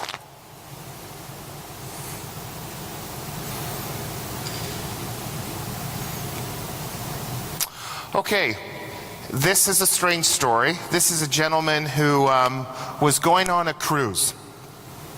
He was going on a cruise in Hawaii in the United States, and when he was wearing like a tank top, he had recently been sick with strep throat. And when he got on the cruise, does anyone, do you guys like cruises? Does anyone go on cruises? You're a cruise guy? Okay. So he's about to go on the cruise and they're in line and the person says, whoa, whoa, whoa, whoa. You can't come on the boat. Not with that. You could like get the whole boat sick. You must see the ship doctor. I wonder if you have chicken pox. So he goes to see the ship doctor with this rash on his back, and the doctor says, oh, he doesn't have chicken pox. He's safe to come on this cruise to Hawaii. And he goes on this cruise to Hawaii and he's actually gets better in Hawaii a little bit, and he comes back to see me in Canada for this rash on his back. So this is a strange request. This is a woman who comes in saying, can I have a prescription renewal? Now, when people come in for prescription renewals in Canada, they're not asking for cholesterol pills. They're not asking for thyroid pills. They're usually asking for either opioids or benzos. This woman says, requesting valcyclovir. So she says that she has had shingles every month for the past 2 years. And she gets shingles on her butt. This is her left buttocks. And she gets shingles every month, and she's visiting from out of town, and all she needs is a prescription for valcyclovir, and she wants to go home. So every month she gets shingles, she just wants valcyclovir, she's ready to go home. This is an 8-year-old boy. You can see he has an IV. Kids don't usually get IVs, which means he's sick. He has a fever, not feeling well. He has a history of atopic dermatitis, and it seems to have broken out, and he has this rash that's all over his arms and his body, and he doesn't look well. And his mom brings him in to see you. This is the, sorry for all the buttocks pictures, this is a 6-year-old child. His dad is one of our emergency doctors, and he's had this rash on his bum for a while. So at first, the dad just gives him some hydrocortisone. Maybe it's a bit of dermatitis. Then the dad says maybe he has a pinworm. Any parents here? Have any of you ever tried to look for pinworms in children? So it's a crazy thing once you have kids. You go to your kid's bedroom in the middle of the night and you put some tape on their bum and a flashlight, and you hope to see worms coming out of their kids' bums. It's actually the most disgusting thing in the world. So this dad keeps checking for pinworms every night, and he can't find pinworms. He treats the kid with pinworms, he treats the kids for dermatitis, and then he says, Dave, crap, like, can you just take a look at my kid's bum? My wife's gonna kill me because she says I need to see a doctor, not a dad. And he comes to see me. Okay, this is a bizarre story. 2 pictures here. This is the referral letter I get, and I want you to think about what you would think when you read this letter before you see the patient. The letter says, I have seen this young 25-year-old Filipino male twice in my practice. He came to me 1 year ago with an abscess on his neck. I performed an incision and drainage. That's the one on his right side. Today he comes back with another abscess on his left side, and I think he's going to need a skin graft. I'm reading this note, and I go in to see this patient, and I take off put him in a gown, I take off his shirt, and he's like Frankenstein. He's like, he can't even move. So I say to him like, whoa, what the hell is wrong with you? And how long have you looked like this? He said, I've had this for a year. I said, what? Have you seen a doctor? No. You've looked like this for a year and you haven't seen a doctor?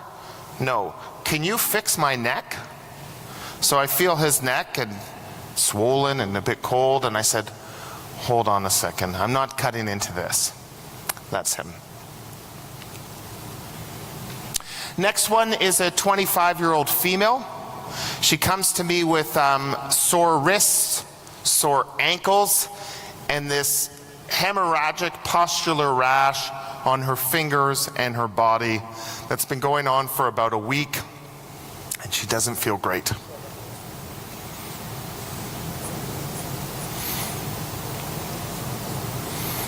So this is a guy I saw last winter. He's a marginalized individual who lives, he's homeless. We have a large homeless population in Toronto. And he came in with some bleeding gums and this rash on his legs. I kind of looked at it. I figured, you know what? He's a drinker, maybe he has some bone marrow problem. I order some blood work. I get the CBC, thinking this is going to be a slam dunk. His platelets are 350. They're completely normal. And I look at his rash, hoping it was thrombocytopenia, but it ain't. And that's his rash.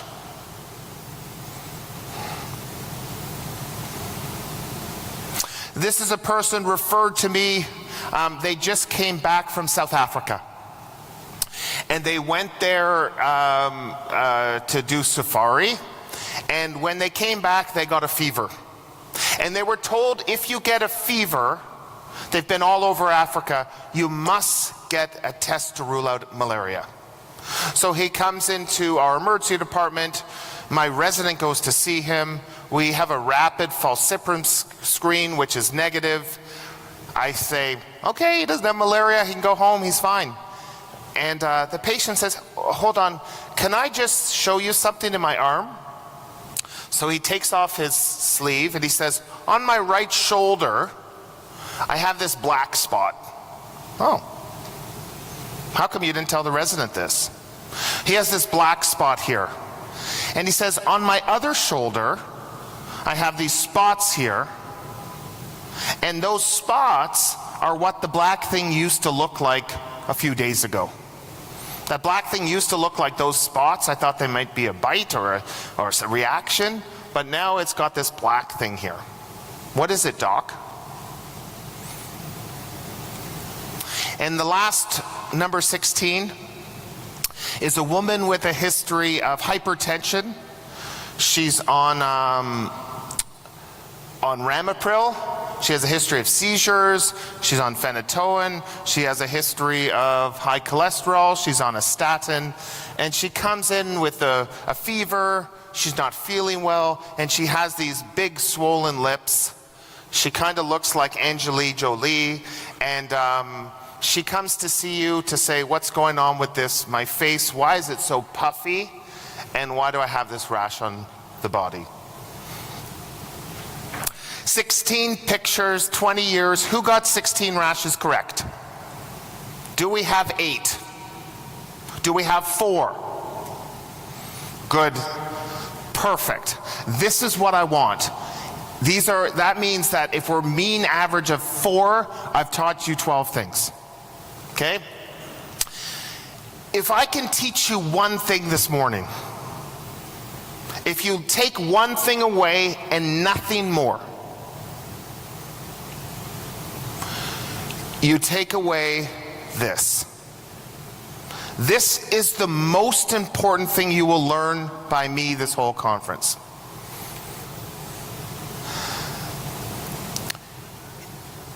Who knows what the first rash is? Anyone want to shout it out? So this person has stasis dermatitis. You do not get bilateral cellulitis. Cellulitis doesn't work where you get it here, skips this stuff, and goes down the other way. That's not how things work. If you write in your chart bilateral cellulitis, I want you to know that somewhere I will be watching you, and I will be looking down on you, and I'll be shaking my head like this. Don't ever call something bilateral cellulitis. We get sent these people all the time. You do not get bilateral problems at the same time. And it's a cycle of unnecessary antibiotic after unnecessary antibiotic, and stop the cycle. These people need weight management to lose weight. They need a steroid. Now, usually we just give everyone hydrocortisone, that's fine. They actually need a real steroid. Something like clobetasol, which is a class 1, a very potent steroid. And they need their circulation checked. Ankle brachial stuff to make sure they don't have arterial disease. But this is something we do terribly in Canada, and I'm gonna guess all over the world people just give antibiotics and get these people out of their emergency departments. Okay, let's look at picture number 2. Who wants to guess? This is the guy who has a rash, who's tachycardic, who's hypotensive, and is requiring pain management. I want you to shout out in Turkish or English what this person has and what you're worried about. What's that? What's that? Same here. So let me tell you something. Cellulitis never makes you sick. You don't have unstable vital signs. If you have cellulitis, you rarely have a fever. But if you see unstable vital signs, and if you are giving opioids, this is necrotizing fasciitis. You can see some bruising. This is a young kid, and you know, saw this kid. I don't even care what you think the rash is. If you are hypotensive, tachycardic with a rash, that is neck fash. And you need to give this broad spectrum antibiotics, some vancomycin, some piptazo, some clindamycin, and get them to see a specialist immediately. This kid, I called plastics. We went straight to the CT scanner. I had done a bedside ultrasound which showed gas, and within 15 minutes he's in the OR. But the key is, if you write a prescription for morphine for someone with cellulitis, you better assume that they have neck fash. Because cellulitis is just a problem of the epidermis. It doesn't cause pain. If it's painful, there's something deeper going on that you've ignored. So unstable vital signs, and if you're given opioids, you have to think about either a necrotizing cellulitis or a necrotizing fasciitis. Both of these people don't look well. And feel free to scream out, to interrupt me. We got lots of time. Yeah. What was the culprit? Because his skin, so the question was, what was the cause of the bruising? As you start to kill tissue, you eventually just bruise. Because you go into DIC, and you start just bleeding all over. So he was just in septic shock and starting to bruise all over. I see this kid every summer in Turkey. I wish I was here every summer in Turkey, in Canada. And the key here, who wants to give this kid a prescription for intravenous antibiotics? No. I think we have a major problem, which is somehow people come to see me when they get stung by a bee. Does this ever happen in Turkey? I don't even know why these people are here. And I think the key is that The reason insect bites get infected is because you're dirty. It's because you scratch them. The bee sting, the mosquito bite, they don't cause cellulitis. Humans cause cellulitis. So if someone comes in after a bite or sting, this kid needs an antihistamine, an anti-inflammatory, and ice. No antibiotics. And I say to the parents, it's gonna look worse tomorrow. And if you put a circle around it in pen, tomorrow it's gonna look worse. That's okay. If the story is, I got stung by a bee a week ago, it was totally fine, and now I look like this, that's cellulitis. Cellulitis doesn't happen in 4 hours. That's an allergic reaction. It's another inappropriate use of antibiotics. Apart from being a neglectful father, what rash does my daughter Dylan have? Does anyone know? So Dylan has cutaneous larva migrans. And when you look at her foot, it's like an S shape. It's serpiginous. It's like a thing burrowing her skin. And essentially what had happened is we were in Florida on a holiday and we were playing in the sand. And a dog, typically it's dogs, they pee in the sand, and in that urine there are the larvae of this worm, and this gets under your skin. And the hardest part about managing her was how I had to tell her and her 2 siblings that Dylan has a worm crawling through her skin that's going all around. That part was more delicate to manage, but she was treated with something like albendazole or ivermectin, and literally in 2 days the rash was gone.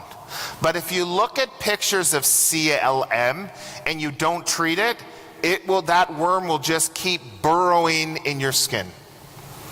We see CLM in Florida and the Caribbean quite a bit. This is a very important rash.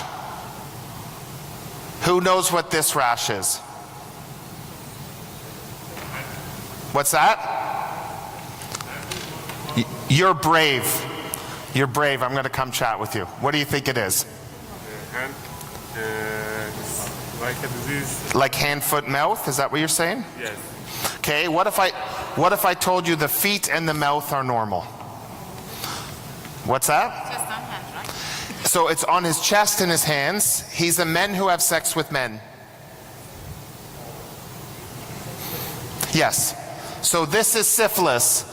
And syphilis is something that we see a lot. Do you have a lot of PrEP? Do you know what PrEP is?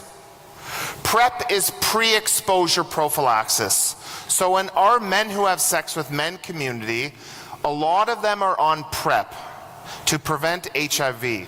It has done a wonderful job preventing HIV, but people don't use condoms as a result.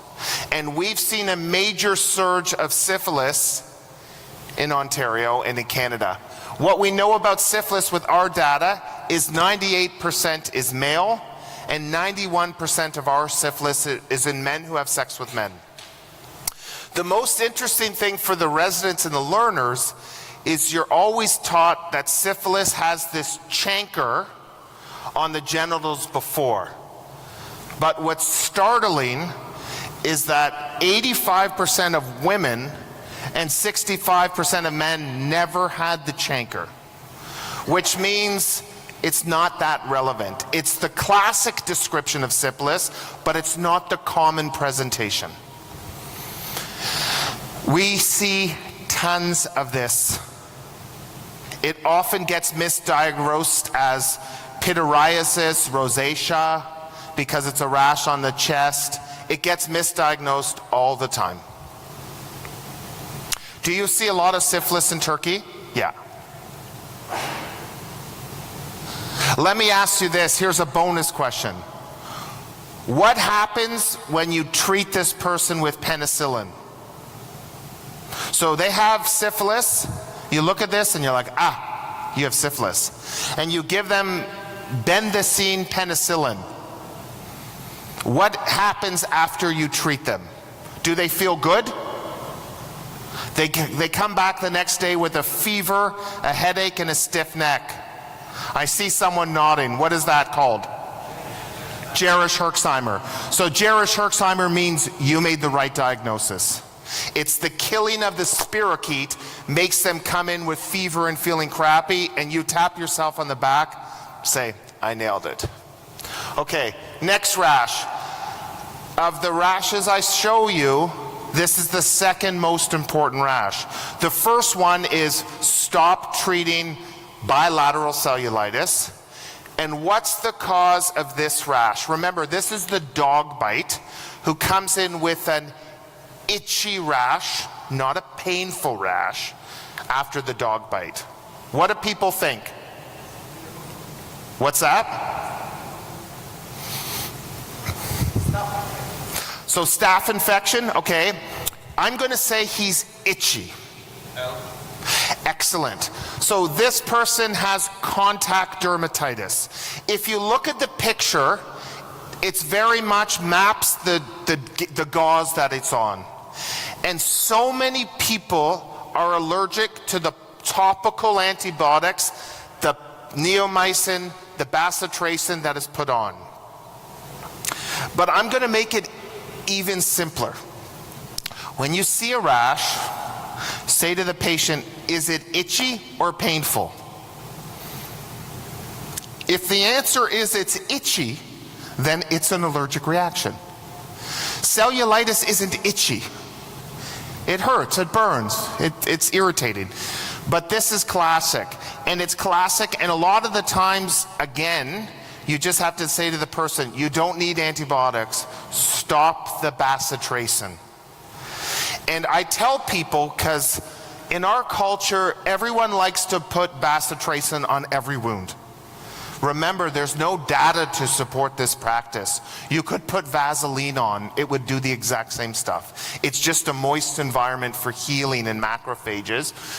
If you use Fusidin, you have Fusidin here, that has a lot less reactivity than people who are allergic to neomycin or bacitracin. Go looking for this, because you're going to see it, especially if there's been a break in the skin like you see with the dog bite. Does anyone know what this person has? This is that annoying guy who says his wife told him to come here, hiding behind that, with this rash on his legs. You're going to see this in your practice in people who use heating pads, and sometimes they'll get this on their back. Does anyone know what this is? So this is called erythema ab igni. We see it for people who put their laptops on their legs, or where you will see it is people with chronic back pain who fall asleep with a heating pad on their back. And it's a thermal burn of the back, and it causes this livido-like rash and this brown hemosiderin stain that will never go away. You got this, dude, forever. And it has a small malignant potential for squamous cell. So if you tell people to use heating packs, just tell them, make sure you don't go to sleep with it, put it for brief periods. And you also, it used to be described in people who would sit at campfires and they would burn their shins with repeated heat exposure. This is a post-streptococcal rash. Anyone get this one? Okay, so this is guttate psoriasis. And guttate psoriasis, guttate is Latin for drops, and it's 2% of all psoriasis, and it's often the initial presentation. But it happens about 7 to 10 days after strep. What I want to show you is we are a very diverse group here, that everyone has different skin color and different levels of melanin in their skin. This is a person I saw with guttate psoriasis who's Caucasian. And I want you to look at the difference. And what I want you to realize is that you need to know dermatology for everyone. A lot of the dermatology books are just for white people. And they show white people's rash, but they don't show darker rash. And Malone Makwande wrote this great book on minding the gap and showing the way skin presents differently in dark-skinned person. When I saw this rash, I think about it as these are plaques, and if you put all of them together on the knee or the elbow, you'd be like, dude, you have psoriasis. Easy. It's harder if you're not familiar with the presentations of different ethnicities. So be mindful of that gap in your skin. And guttate is these classic drops or plaques that, as opposed to being on the extensor surface, are on your body.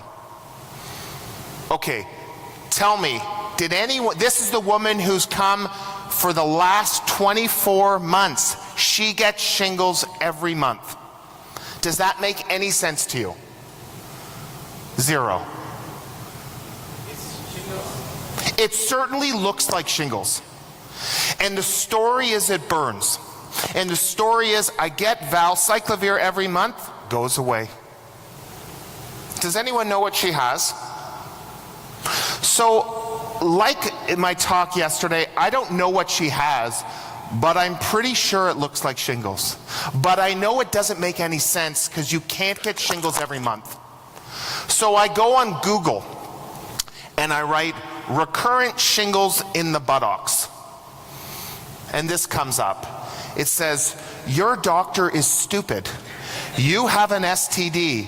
It's called sacral herpes. Now, if you put this rash in the front, you'd all be like, yeah, they have genital herpes.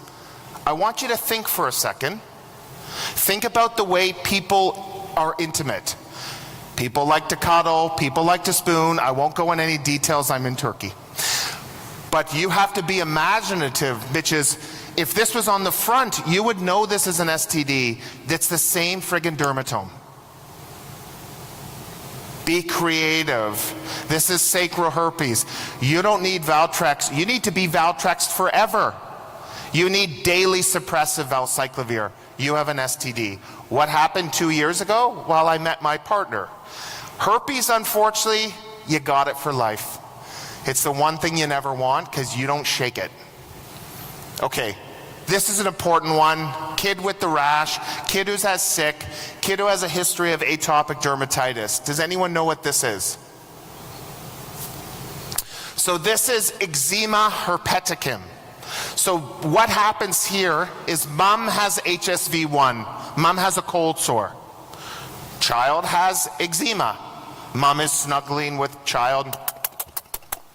Herpes plus eczema, eczema herpeticum. And this gives you these painful lesions. Remember, itchy is okay, painful is bad. These are painful lesions which are monomorphic, meaning all the lesions look the same. And this is not impetigo. One of the things you say, oh, maybe it's impetigo, but this kid is sick. And they need IV antivirals, which can precipitate in the renal tubules, so you have to give a lot of fluids. Anyone know what this kid has? This is the one whose father has a doctor in my department who's tried steroids, who's tried pinworms. The kid's not getting better. So this is perianal strep. This is after a strep throat infection. About 6% of children will be positive if you swab their anal region. This is very red, it's very painful. One of the things is we don't like to look at things, oh, the kid has a rash, just try this medication. We don't look. But unlike, this is a very red, painful rash, and in the kid who's not getting better with a diaper dermatitis, swab the bum for strep, and you have to think about treating household contacts. I feel like I'm in a part of the world where you may see more of this than I do. But this is the first time I've seen it. This is a Filipino male who's come in with this abscess on their neck and a recurrent abscess. Does anyone know what this kid has? What's that? Yes. So this kid has scrofula. For me, in Canada, we don't have TB, but I'm going to tell you something. You don't have to travel. You have to look at who these who are the ethnic groups. Remember, 1 billion people in the world have TB or are carriers. So if you hang out with a high-risk community, you could be exposed to TB. And this person has had this for a year, and it's spreading like wildfire. He's been untreated, living with multiple people, working. He's just exposed the world to TB. No blame, but the point is, I think we're all good at realizing that if someone comes in with a cough and shooting up blood and they're in a high-risk group, you think about TB, but extrapulmonary TB is something you have to worry about. I think I have a couple more. Young woman, arthritis, rash. Anyone got this? You see where I'm focusing on today. This is disseminated gonorrhea. And I think the key thing about disseminated gonorrhea is it happens about 3 to 4 weeks after the initial infection, and there will no longer be urogenital symptoms present. So if you ask her, do you have discharge or odor? She'd be like, no. But if you say, in the last month, have you had an STD-like symptoms? She would say yes. And for some reason, it's much more common in women than men. 4 times more common in women than men. And they get this arthritis dermatitis. So they get these hemorrhagic vesicular pustular lesions, and they're just sore joints. And they obviously need treatment. I think we have 2 more. Has anyone seen this, or did anyone get this? This is a homeless guy who came in with bleeding gums and this rash. What's that? Okay. Yes, vitamin C. So this is scurvy. And I thought scurvy was something you read about of people who were sailors that's 300 years ago got. I actually saw my first scurvy this year. You will see this in people with precarious social circumstances, and they get these S-shaped hairs. If you zoom in on this photo, you will see that the hairs of the leg are like the letter S. And in between them, they get these perifollicular hemorrhages, and they will often have bleeding gums. And you will see this in your marginalized population. It's not just on sailors who haven't had sunlight and fruit. This is our traveler who's come back with the fever, who doesn't have malaria. What do you got? He has an eschar. There's not many things that cause an eschar. And if you Google search eschar after return from Africa, you find out that he has African tick bite fever. If you work in this part of the world, or you do global health, you're like, yeah, we see this all the time. If you work in Canada, you're like, what the hell is this? If you want to be a good doctor, you need to be able to look after people from all areas of the world. And this is a classic African tick bite fever. I remember I looked it up. I took a picture on my phone. I was so excited, and I called infectious disease, and I said, this is African tick bite fever? He's like, yeah, obviously. He ruined all my excitement. He's like, yeah, everyone knows that. And this was classic. I gave him some doxycycline. I actually called this guy to see how he's doing, because I was really happy. And he was totally fine within a week. And the last rash of the day, rash number 16.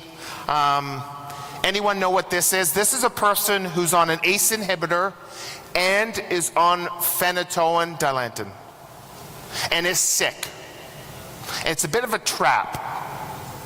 The trap is, I want you to say that she has angioedema.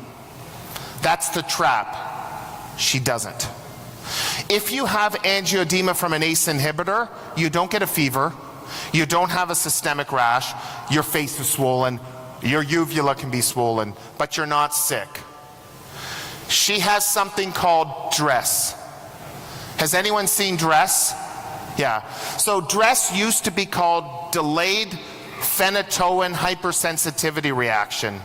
It's often started, it's a late effect.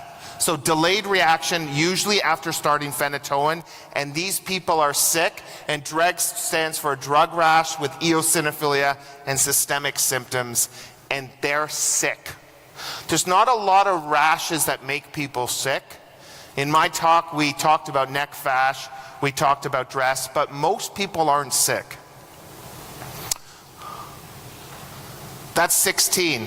If you got 0, I'm delighted. If you got 16, you're crazy. If you got 8, 4, it doesn't matter. I want to just say thank you so much for having me, for learning with me, and for listening to me in Turkey. I hope to see you all soon. Thank you so much.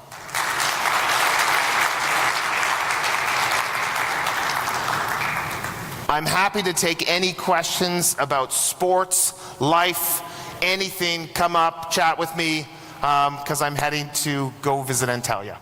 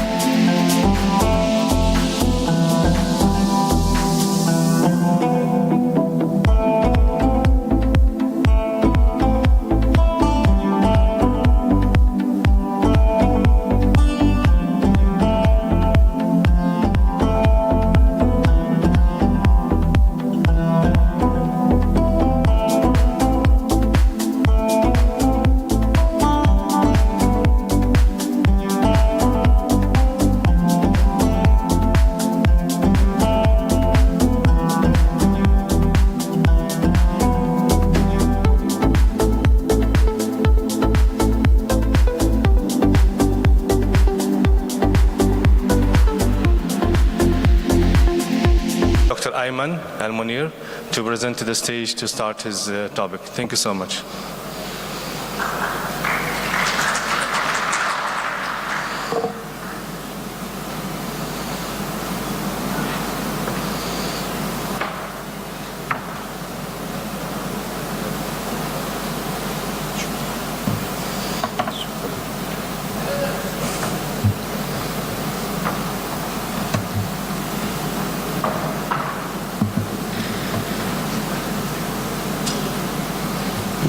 Good morning.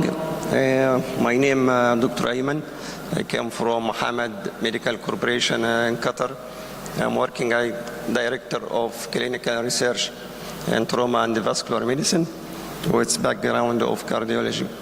So I would like to thank the organizing committee and the panel, and I will talk today about the utilization of artificial intelligence and the machine learning in trauma. So how to utilize the machine learning in the diagnosis and the prognosis of traumatic injury. So artificial intelligence, it's like the intelligence or behavior pattern of human. It is a program that can sense, reason, act, and adapt. So this is to summarize how the machine learning is working. So machine learning is a technique by which the computer can learn from data with using a set of different rules. The performance of models improve as they are exposed for more data. The problem of our analysis, the conventional analysis we are using, that when we deal with the big data, we have a problem. Also with the connected data, again the software available like SBS or R or so on have a problem with the big data and the connected data. So the machine learning has solved this problem. The other type of machine learning is a deep learning, which is a multi-layered neural network that learn from huge amount of data. So as I mentioned, artificial intelligence, the privilege of using artificial intelligence is to use more data, better quality of data, and more connected data. And as these psychologists they say, that when human can handle 4 independent variables, and when we go for 5, we lost. So this means that our capacity to analyze is limited by the number of data we going to use it. But machine learning or artificial intelligence is solving this problem. So I'll quickly summarize what is how to start doing the machine learning in our analysis. So first we have the problem selection, then go for the data collection, then we have the model development. Model development we created after collecting the data and specify the inclusion and the exclusion criteria. Then the system will be trained and validate the data you entered and give you a certain model. From this model, you can choose which one is the best to use. The example of using the artificial intelligence is the matching patient condition to appropriate physician and intervention.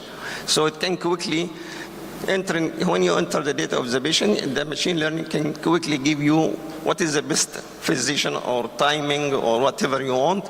This according to the predefined data you enter to the model. So it can help the physician for patient diagnosis, patient prognosis, organize the images. It is very important, machine learning, when we go for imaging. It helps a lot to let you understand what is the problem or where is the lesion in the imaging. So instantly find the physician, I say, and also it can schedule the appointment with the physician. The assisted doctor for searching which protocol can be applied also.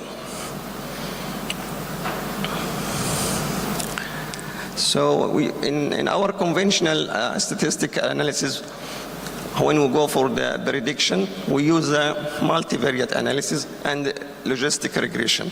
Also, the machine learning can utilize the logistic regression and another model such as decision tree, random forest, and artificial neural network. This will, which model is you can choose, it depends on your aim and the outcome you are looking for. So artificial intelligence in trauma surgery has a plenty of application and it proves to be efficient. It helps to shift away from the old screening method to start to utilizing a new decision tool. The artificial intelligence application in trauma can start even before the trauma happens. So you can use it in the pre-hospital event. You can start applying the artificial intelligence or machine learning from before the starting of the injury or before arriving to the hospital. Then when the patient arrives to the hospital, it can help you to triage the patient. It will guide you when to send the patient until the rehab, until the post-injury stage. So artificial intelligence can predict the severity of the injury from 0 to 96. So there is a big variation between this 0 to 96, and it is mainly depend on the input, the data you enter, the aim you are looking for, the quality of data. So the accuracy depends on what the quality of your data.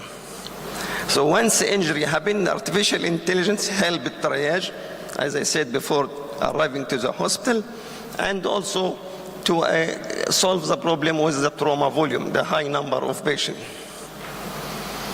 So it can predict what the expected volume every day. So you can the machine learning can tell the physician or the administrator how many or expected cases will come tomorrow, for example. So one of the model of artificial intelligence, it's called ANN, the artificial neural network. can predict the ICS, the total number of trauma, the number of penetrating trauma in every day.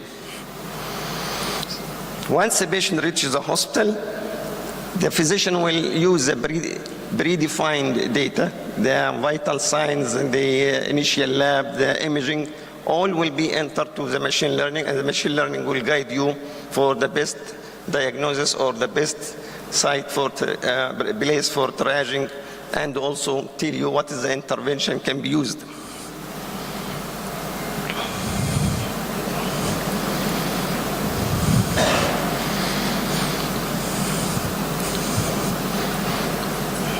So this is a good example of how the artificial intelligence can be used before the accident. For example, in Sweden, they are using artificial intelligence to predict when the collision or accident happen on the road. So it can predict tomorrow or next week what expected accident and where and what is the volume of the injury. So again, it assists the ability to perform risk prediction, post-injury as well, and this can be achieved by using easily data. I mean, no need to go for complicated data when the patient arrives to the hospital. Just enter the vital signs, as I mentioned this, the imaging, X-ray, CT scan finding, laboratory finding. All this will be entered automatically in the Cerner, for example, and the machine learning will tell you what we can do next step. Also, one of the important things for the machine learning, especially for the junior doctor, he cannot detect unseen injury like cervical injury in patient who's in coma. So with using the model like ANN, it can predict the cervical injury for the patient. It can tell you there is a high probability that this patient has cervical injury. So there is many areas that utilize the artificial intelligence and the machine learning in trauma, for example, in spinal trauma. But until today, it is still in the infancy stage, so it's still a long time to say that machine learning is so safe and so well validated in detecting the spinal injury. This is another example of using the deep learning model to predict a new scoring system. It can give you a combination of all the scoring system we are using in trauma and end up with a more suitable or more convenient scoring system. How we decide this is the best model or the best way we are using for the patient, then like our statistical analysis, it will give you each model and what is the area under the curve, what is the sensitivity, what is the specificity, and so on, a negative predictive value. Which one of this we can use, it depends on your aim. If you are looking that we are not willing to miss any patient, for example, for mortality, we don't want to miss any patient, so we don't want to have false negative patient. Or in another thing, when we diagnose, we don't want to have false positive, for example. So depending on your aim, the machine learning will guide you to what is the best model you can use. This is also another interesting thing for the junior resident to diagnose hip fracture and the emergency. And this study is a very nice study. They created this model and they give it to the resident, and through this imaging they found that inexperienced resident can predict perfectly the site of hip fracture after utilizing the machine learning. So machine learning actually help more for the junior people.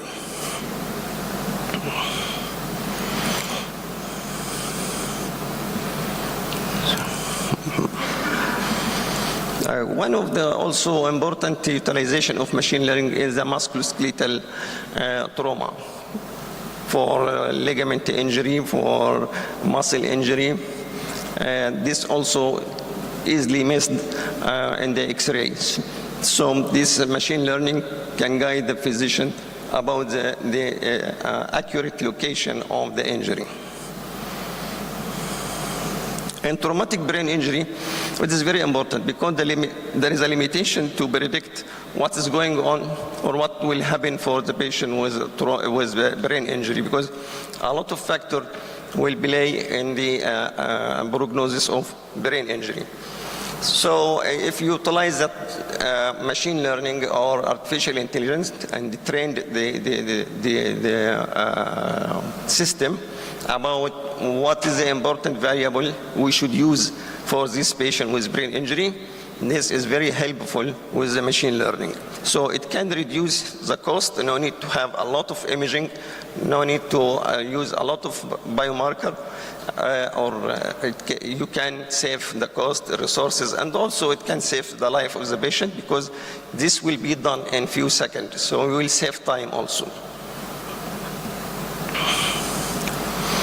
This is a study we have done in Hamad Medical Corporation in Qatar to predict the prolongation of the time the patient spent on the mechanical ventilation. First, we define what we mean by prolonged mechanical ventilation for the patient. Is it 7 days or 10 days or 2 weeks? The machine learning can use all these three and give you the best way to predict this patient will stay longer time on the mechanical ventilation.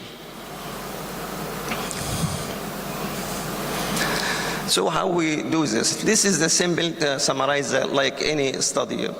We will start, for example, in Hamad we have a national trauma registry, and from this registry we have the data preparation, clean the data, inclusion criteria, exclusion criteria. Then we'll go for the modeling, which, as I said, there is many type of modeling: logistic regression, ANN, SVM, random forest, and the CS. So you will not bother yourself by knowing all this. The machine learning will automatically give you what is the best model to predict the prognosis or predict the mechanical ventilation stay, but you should enter or feed the computer with the data, which you gather it immediately when the patient arrives to the hospital, or even from the ambulance or AMS, they give you some hint like what is expected, is there any cardiac arrest happen during the resuscitation, and so on. All this information automatically on Cerner connected with the machine learning software that will end up with very accurate or nearly perfect accuracy of the prediction. Also, it is important thing in machine learning, they give you this as a figure. So you will not be bothered by numbers and so on. I will show you this. This is another example of how we can apply the machine learning. So if you have 1,000 patients, for example, the machine learning will do what is called a training. Use, for example, 30% and 70% versus 30%. This tested and the training. So this information, we should make it easy for any physician or healthcare provider to understand what is the data and what we mean by training and what we mean by testing data and so on.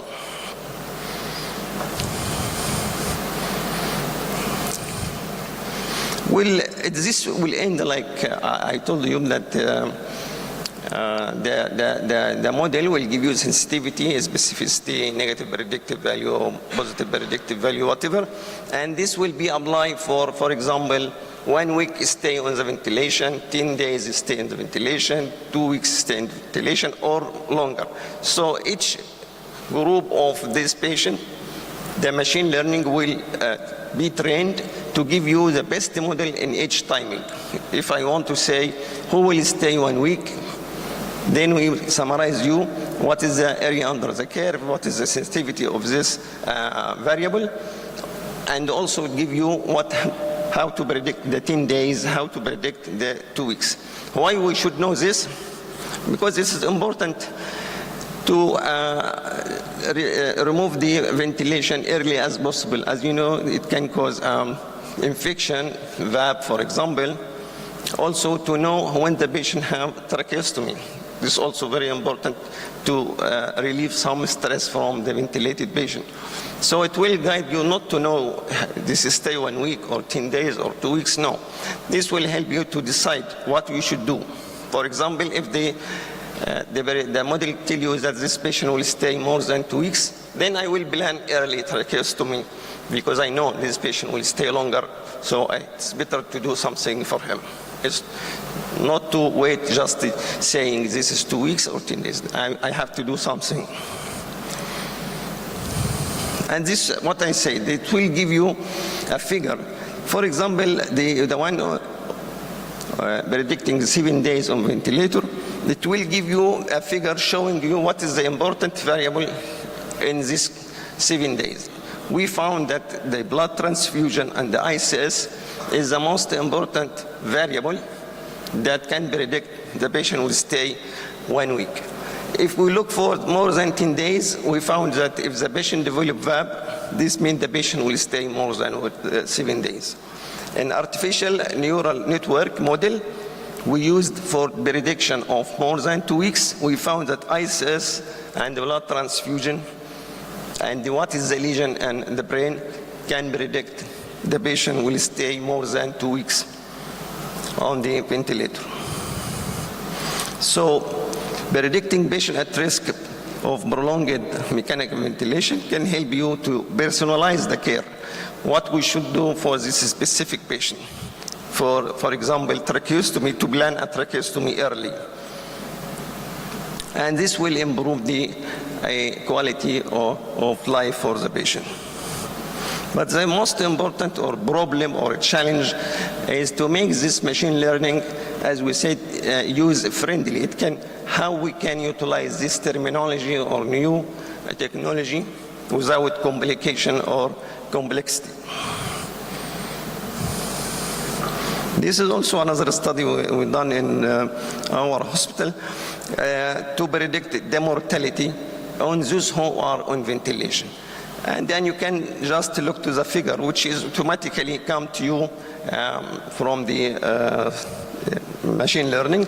You can see that, for example, the patient, if they developed thromboembolic event or had higher ICS, this means the mortality is higher in this patient.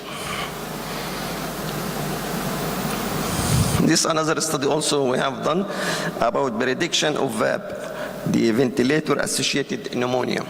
And you can see that the time the patient until arrive the emergency and they stay in the emergency, it can predict who will develop pneumonia on the ventilation. Also, in the patient who require massive blood transfusion, what is the most important variable? Just you will look for the figure, the analysis or the output of the machine learning. As you can see, the team level, which is the activation of code. If it is code 1 or 2 or 3, and the patient GCS, systolic blood pressure, this is very important things to predict the patient will need massive blood transfusion. So you will not be bothered by a lot of numbers, so just look for the output figure. Professor, you have 5 minutes to wind up your lecture. Thank you. So at the conclusion that as I said, the machine learning is very important in the diagnosis and the prognosis of trauma, but the challenge that how we can use it friendly without a complicated what's called terminology or sophisticated tools. So it will save the time and the cost and the life. And thank you very much.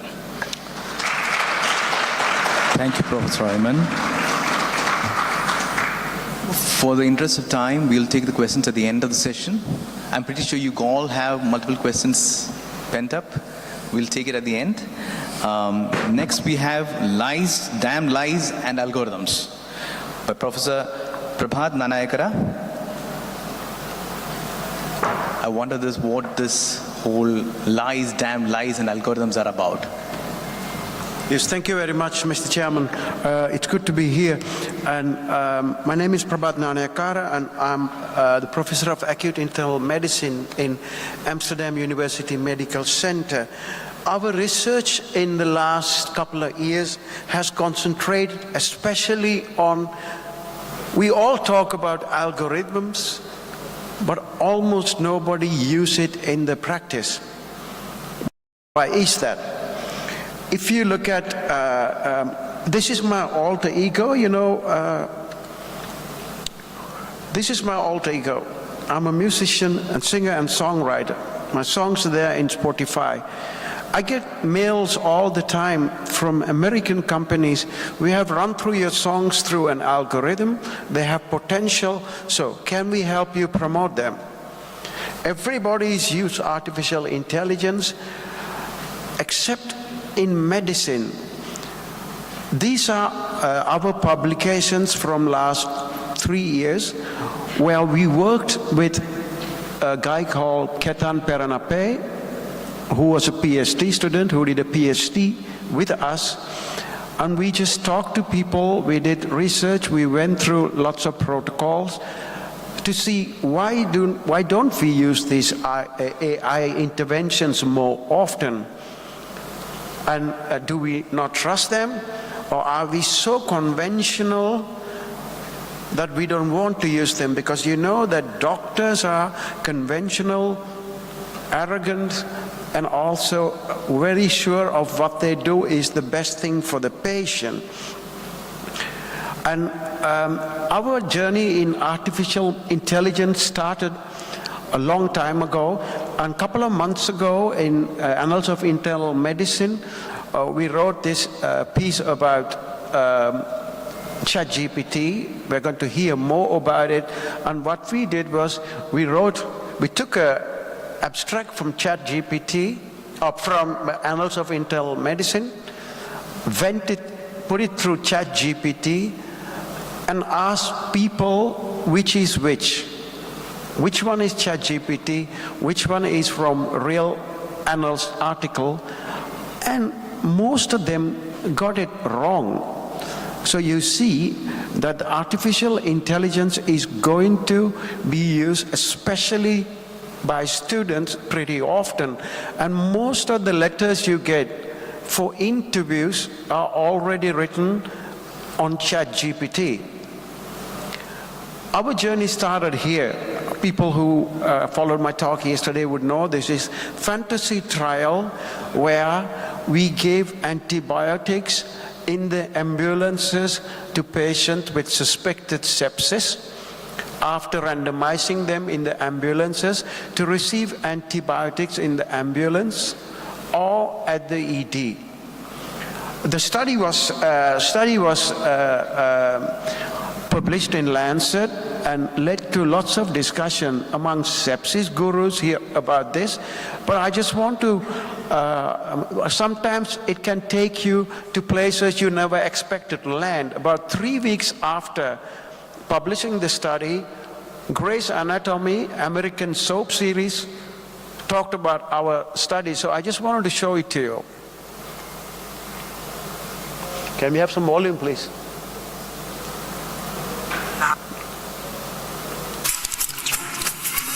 I'm a stockbroker. It's nice to date someone outside of the hospital, huh? It is refreshing, actually, talk to somebody about something other than the latest issue of the Lancet. Yeah. Did you read that article about pre-hospital antibiotics? That was amazing. You read that? Yes. Groundbreaking. So you see, when you end up in Grey's Anatomy, you have done something well, you know, so you think, okay, you don't need to do anything else. But what we saw in our patient population was, we had a negative results. There was no difference in the two groups, but we could see that young patients, probably, if we had more young patients, would have given us a positive result. I mean, every result is positive, but effective results. So what we did was we used machine learning to see and to play with our population to see, let's say we had more young patients. Do you think the results would have been different? So what we saw was there was an interaction between time and antibiotics. After a certain age, you could give antibiotics, especially to elderly. Nothing happened. Their mortality did not change much.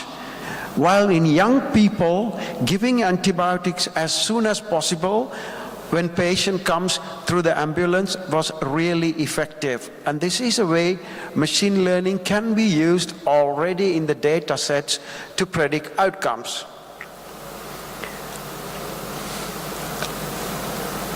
We did a study a long time ago about blood cultures. And what we saw, you all know that we do lots of blood cultures. And what we saw was about 85% of the blood cultures we do give us negative results. And from the positive blood cultures, 15%, almost 50% is contaminated. So, it's happened all over the world, so I'm sure in your departments also, the yield of blood cultures can be about 1.4% to 17% positive blood cultures. Contamination can be as high as 30 to 50%, especially in the emergency department. Because the blood culture outcomes are only known about 2-3 days later, their contribution to clinical decision making can be pretty low. Less than 3% of the blood cultures really helps us in our decisions. So we thought, we are going to, and also one of the biggest problem is we think that blood cultures are very harmless. So you can do blood cultures as often as possible, but the problem is contaminated blood cultures cause harm to patients.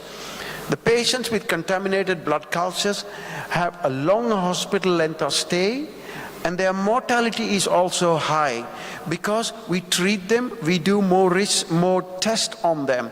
So the blood cultures on the one hand does not contribute much to our decision making, and also it can harm patients. So that's why we thought we have to develop an algorithm to predict blood culture positivity.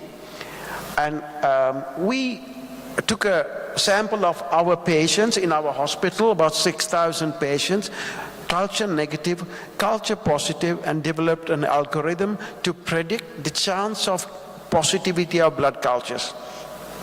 We use extreme gradient boosting methods. You just heard about it, so I'm not going to go into them. We also published our results in Lancet eBiomedicine and also BMJ Open, so you can read it. This is about the development of blood culture model. This is the prospective validation we performed in our unit. What did we see? We developed the blood culture model.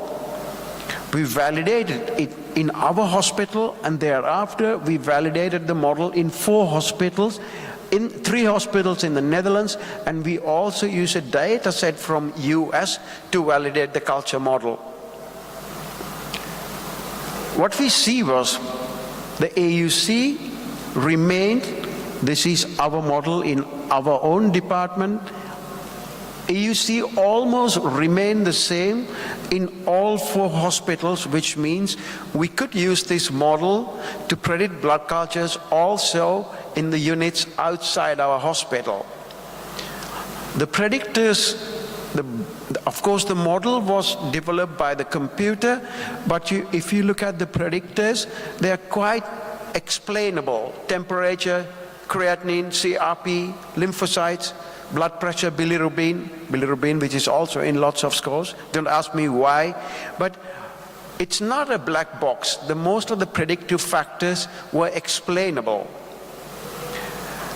And what we did was, we developed the model, tested it, validated in 4 other hospitals, retrospective validation of course, and then we'll build the model in our electronic health record, EPIC system, and did not tell anybody that the model was running behind. Which means whenever somebody did a blood culture, we could see what the predictive is. By this patient, the chance of positive blood culture was 10%. I'm just taking through the journey of developing and integrating algorithm in a chart and then try to get it working in a department. So this is the third step, integration, and just running it behind their backs, and doctors don't know about it. What happens was, when we did the prospective evaluation in 1,000 patients, doctors didn't know that this was running. Still, the AUC was pretty good to predict blood culture positivity. You could read those in the publication by Lancet eBiomedicine about this. And also, we talked to people, nurses, doctors, did a qualitative research, had focus groups just to ask people, what do you want us to do? Why don't you use these models, AI models? And there were lots of ideas about it. They say, and how should we present the results of the model? People want absolute risk. People want binary outcomes. So we talked to everybody so we could take the healthcare workers with our development. I think that one of the biggest problems with the models is that we don't consider them. They are like drugs we use. You got to do randomized controlled trials to show that these models work, that these models are effective. These models improve the processes of patient outcomes. So we are busy preparing a randomized controlled trial now. We hope to start this on 1st of December. We got the ethics approval, we got our funding. There are 2 PhDs already working on the process, where what we are going to do is, if somebody decides to do a blood culture in a patient, we have some exclusion criteria, because you cannot use people with immune-compromised patients and also patients having catheters to predict blood cultures, because they can give sometimes false positive results. We have exclusion criteria. We're going to ask patients for their permission, and we're going to randomize the patients, and we will run the blood culture algorithm in half of the patient in the treatment group. And if the chance of getting a positive blood culture less than 5% is, we are not going to do the blood culture in these patients. And the control group would have the usual care. So this is what we are going to do. And we have also tested our model continuously almost every month to see whether our model loses performance. And if you want to read more about what we think about artificial intelligence, you can also read these publications. So in conclusion, what we think is the artificial intelligence algorithms can be used in practice if we properly implement it, and also if we ask the right question and develop the right model and integrate the model in day-to-day practice. Doctors are mostly conventional. They don't want to change, but they want evidence that the model works to better patient outcomes, or model works better to make the processes efficient and also cut the cost. And that's the way to go, I think. And these are our team. Lots of people have been working on it, and we are expanding the team. This is my story. So if you want have any questions, we can have a discussion about it at the end. Thank you very much. Thank you. Thank you, Dr. Prabhat. Very well within the time. We are back on schedule. And next, we'll have Dr. Ibrahim. He's going to talk to you about ChatGPT in medical writing and research, we've changed the order a bit.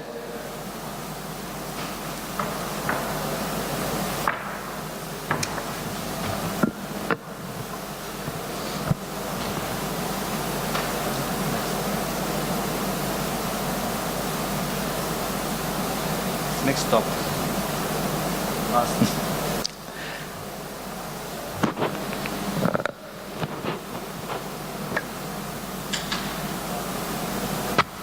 Sorry, because we have changed actually the topics now. I don't know, it's good morning or we reach afternoon now. What's the time? I'm not sure. Nice to meet you all here once again. I'm Dr. Ibrahim Abu Jundi. I'm emergency consultant and head of the hospital called Al Khor, which is stated in Qatar. Usually Qatar has a medical corporation which has 5 hospitals, and this Al Khor is one of those hospitals. This is the night view of Doha, the capital of Qatar, and this is the sea view, because I love sea, and this is a beautiful place. I really invite all of you to come and have a nice time in Qatar. If you have a chance, really you'll love it. Okay, this is very important for me. I have no conflict of interest, so I don't get any money, nobody give me gifts for all these things. Okay. Today we're going to talk about ChatGPT and how we use it in the writing and research. And we're going to go through the introduction, application in the medical research, advantages, and of course the most important, limitation and ethics consideration, and future prospect and practical application and recommendation. Before starting the presentation, I just would like to share with you my personal opinion. Actually, I belong to the old school. I'm not sure how many in my batch is here, but during my days, that's we can talk 20, 30 years back, the way we used to get our information, the access to the knowledge or something like that, I used to go, during medical school, I used to go to the library, open my books, search what topics I want with my notes, write down, and then if I get another doubt, I'll open another book, and another book, another book. Within 3-4 hours, I'll end up with 3-4 books in the table, and that is all days. I'm not sure how many of you guys experienced this. And I'll have my notes, I'll summarize it in 4 or 5 pages, and that's done. Things has been changed a lot. Things has been changed in massive way. Now, my son, he's 16 years old, he can do the same job sitting in his room, in his bedroom, wearing pajama, using either laptop or even his phone. Within 10 minutes, he's done. I remember just a couple of weeks back, my daughter, she's 13 years old. She has some project in the school, and she asked my son in the lunchtime, they're discussing something. I said, what's wrong with you? I think she's late to submit that project. So I told her, don't worry, it will be done. I really realized that she's helping her to do the project. So he went to his room, as was I said. After 10 minutes, she finished a bath, and then she went to him. Did you do this? I said, it's in your email. Then I thought, hold on, come here. What's in her email? No, the project. When I saw the project, I was shocked. Now, I am head of the Department of Emergency and have been experienced more than 20 years. I cannot do this in 10 minutes, what he did, my son, in 10 minutes. That's really scary. But let us go to the lectures. We'll go back to that. So, we're talking about this called Generative Pre-trained Transformer. It is language model developed by the Open Artificial Intelligence, and I think it has been launched somewhere in November 2022, recently. And they use this natural language processing system that uses algorithms to understand and generate a human-like conversation. And that word scared me, actually. And this, you cannot imagine what it can do. It can produce highly coherent, natural sounding text and allow computer to understand the human writing and spoken language, and uses reinforcement learning from human feedback. This is actually, can do anything to you. It can write lyrics or songs. It can write abstract about anything come to your mind. And even it can answer exams. I'm sure if my son uses it in his exams, he can answer his exams while sitting home. That much can do. And it has a lot of application, lot of things to be done. They can do it, which is really scary sometimes. And what happens sometimes, if you ask for a certain article or certain topics, he'll give it to you, and you think this has been given by the most expert, the way they write it, the way they present it to you, and then at the end they'll ask you for feedback. Once you give your feedback, it has been programmed in such way, use your feedback to improve their product. So next time, for example, I want to do an omelet for my wife. So I'll just go how to make an omelet, he'll give me the information, he'll give me everything, then he'll ask me my feedback. So I'll just write my feedback, and then my wife, when she eats the omelet, this is less salt, this is more vegetables, that feedback will improve my performance next time when she asks me to do the omelet. So these guys can make omelet better, like evolving. After 10, 15 times, they'll do the best omelet has been ever done. And this is what actually called reinforcement learning. Every time they have processed some data or some project, they'll improve it. And they're doing it in so fast and so scary point. And they're evolving. The present, which are available publicly, it uses 175 billion parameters. It trained on 570 gigabytes, and ability to learn more novel tasks, which has been mentioned earlier. The previous version, which was like 1.5 billion and trained in 40 gigabytes. And there is a newer version. I don't know, there's more newer now because I finished this presentation 2 days back. I'm not sure what's going on now. So it has like, I'm sure, more advanced than what is going on in GPT-3. This is GPT-4 now. They said it is 82% less likely to respond to requests for disallowed content. And this is very important, actually, disallowed content. And 40% more likely to produce factional responses. We'll go through a little bit of the uses, which has been mentioned earlier. Here, language is editing scientific articles and can write literatures and review the health-related topics. It can generate summaries or provide abstracts for articles, and can synthesize ideas. It can give you an idea which topic you want to research about, which topic you want to present. Can give you lots of ideas around. And do proofreading and grammar checking, and analyze data for scientific purpose. It can be done by this platform. And some of the advantage, it can summarize papers, sometimes can generate plagiarism-free text, which is very important, and has consistency and accuracy in the language, and simplify complex medical information and help in learning unfamiliar topics. And also it can be used as a research engine. I remember like when you start doing researches, so you have to go to the certain site, and this site will redirect you to the other site to get the citation and to get those papers. But in ChatGPT, it's one way. It just gives you everything what you want. And it can identify potential research topics. The main issue actually to start research is to find the topic itself, and those guys are just providing you with different ideas to choose which topic you want to start. And can produce text that's similar to the human author and expert in that field. When you see the product of the ChatGPT, you can imagine you can think this has been done by the most expert person in that field, but actually it is done by the program which has been downloaded. The other part of the ChatGPT which we have to care of, it is the limitation and ethical consideration. So it is really a tool. It is really, like you can say, way of gaining information, but we have to be very careful in using it, and it has lots of limitation. It actually is not made for only medical field. It's not made for us. We think about it, we are talking about it now because we are in medical field, we are physicians.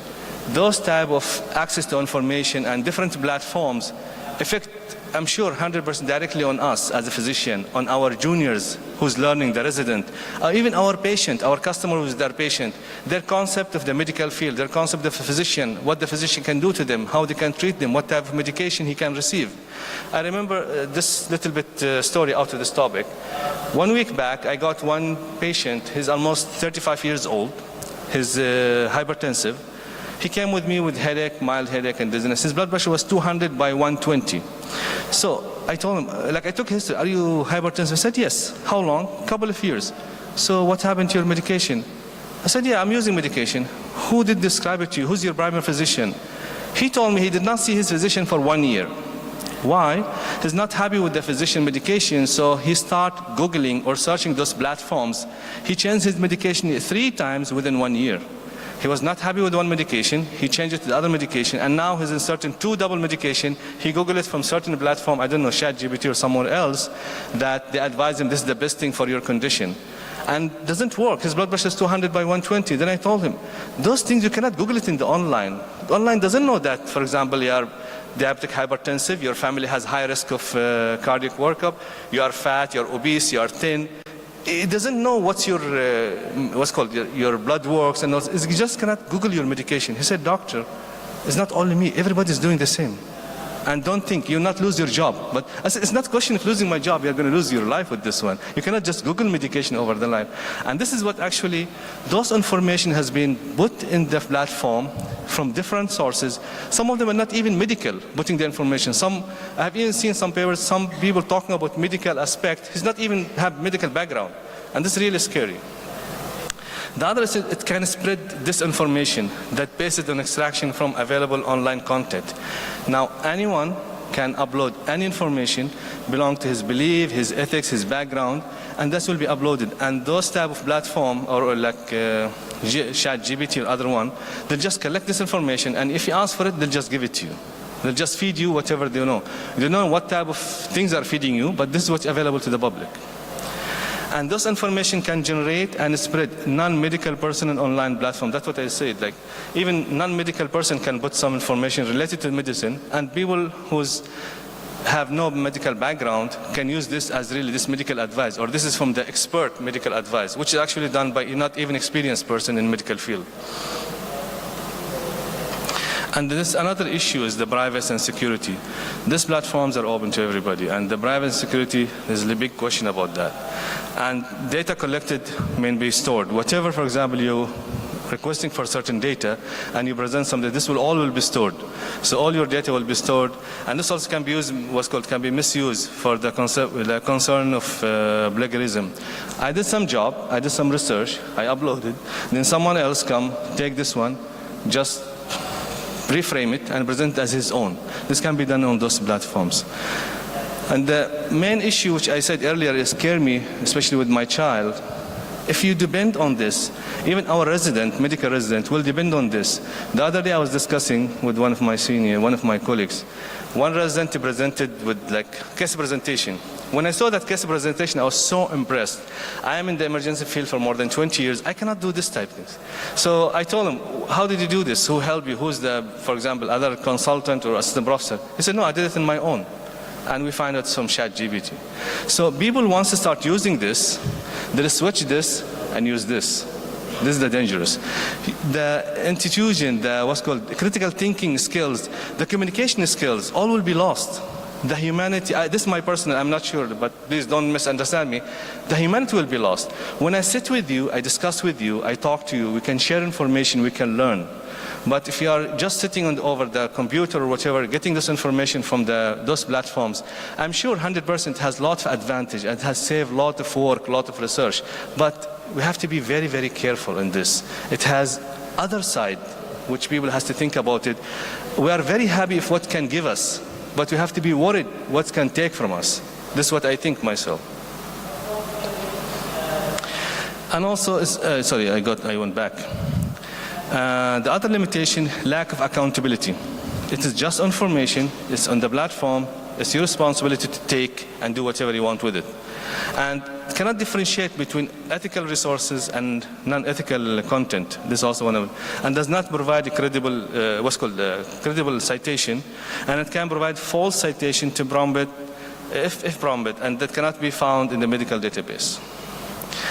And of course, risk of bias. It depends about who uploaded this information, from where this information came, racial, gender, religious, and also systematic inaccuracies and stereotypes in this language, in the language, influenced by trained data and reflects social and cultural prejudice and the existence of data. This can lead to misunderstanding and spread of harmful and false information. Other than medical field, in general, this can lead to spread of a lot of ideas, lot of ideation, lot of stereotype, you can say. It depends about who uploaded those information. And also that artificial intelligence uses a human annotators to identify and remove offensive content. We said like this one, and this is actually one of the important points, hallucination phenomena. So when using ChatGPT, it will make you convinced that this, for example, product, it is very good, it's the best product you can buy, because they depend their data on the statistics, but not about really the quality. So I can say, okay, I want to buy this car is very nice, nice color, nice engine, nice, but actually, the share, and I want to buy share in that company, but actually the market price of that share is very low. But because the data or lot of like feedback that this car is nice, the color is nice, variable color, nice, comfortable, that will give you the false information that this car is good. You have to gain, for example, share in that companies and those type of examples. This is one of the big questions now is asking, since we're using ChatGPT in the research and in writing, can we use it as co-author? This question has been different answer, different opinion, and I'm not sure the right answer for that, but some people say like it doesn't even make sense. It is like dignity of science and use of ChatGPT as co-author, and it is fun, but it's not an author. And many scientists disagree with this. But let us see why and how. ChatGPT cannot take responsibility for the content and the integrity of the scientific papers. If you are presenting the paper, they're just providing the information. They're not responsible for what information has given to you, or what is the accuracy or the authenticity or the what you call like the correct information has been given or correct data, and cannot give consent to the term use and distribution of the right. And this issue really needs to be discussed and considered. Meanwhile, as we said earlier, we have to use this tool, or we have to use it as a tool or resource in research process rather than listed as an co-author or author.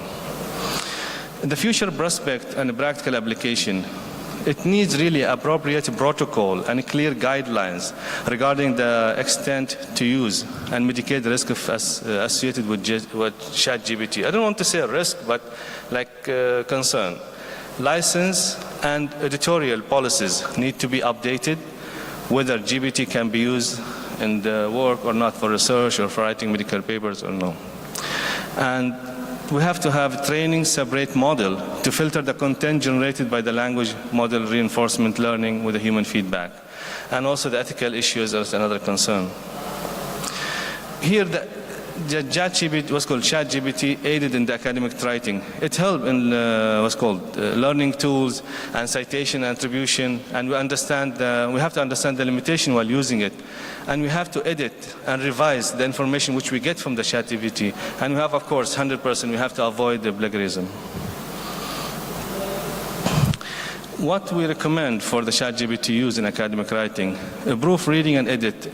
Artificial intelligence generated text thoroughly. We have to really check it out, and we have to close. If you use it, we have to inform. We have to state it that we are using this for a certain purpose, and how extent we use it, how long, what exactly we got from it. We have to declare it. We have to disclose these things. And whatever information we get through them, we have to really verify, and we have to double check it. And multiple AI input can be used. It can be validated and diversified to generate the content. And understand the limitation of AI. It is not substitute for a human expertise and critical thinking. I don't think any platform or any information platform can really replace a human critical thinking, can really replace a human expertise. This is my personal belief. And other from the accommodation, data handling must be secured. Ensure data privacy and security. This is very, very important actually, emergent in the place, and compliance with relevant data protection regulation. And we have to ensure data is ethically sourced and analyze the biases. And for continuous learning, stay updated about the latest advancement and the best practice in AI used academic writing. Still, it is part of our life. Still, it is with us. So we have to really update ourselves with the artificial intelligence and the ChatGPT's update. Of course, we're not ignoring it or stop using it. It is very useful tool, really very, very helpful tool to be used. And it should be used as adjunct rather than private sources, primary source for the writing process, and always use de-identified patient data to protect the privacy. Disclosure of the use of the ChatGPT is very, very important. We have to disclose that we're using this information, we got it from what source. And cite it when you use the tool or source with the assistance. And AI-generated text must be critically reviewed by medical experts and to validate it before using the content in a clinical or medical consent. I'm sure you have lots of questions. Me too, I have lots of questions because this topic is really a very interesting topic since it has a lot of divergence and a lot of different ideas. So we'll keep the questions at the end after the last lectures. And this is part of some of the reference. And this is me if I'm not in emergency doing resuscitation. I love sea, I love to be in the beach. That's why I got you the picture of that. Thank you so much.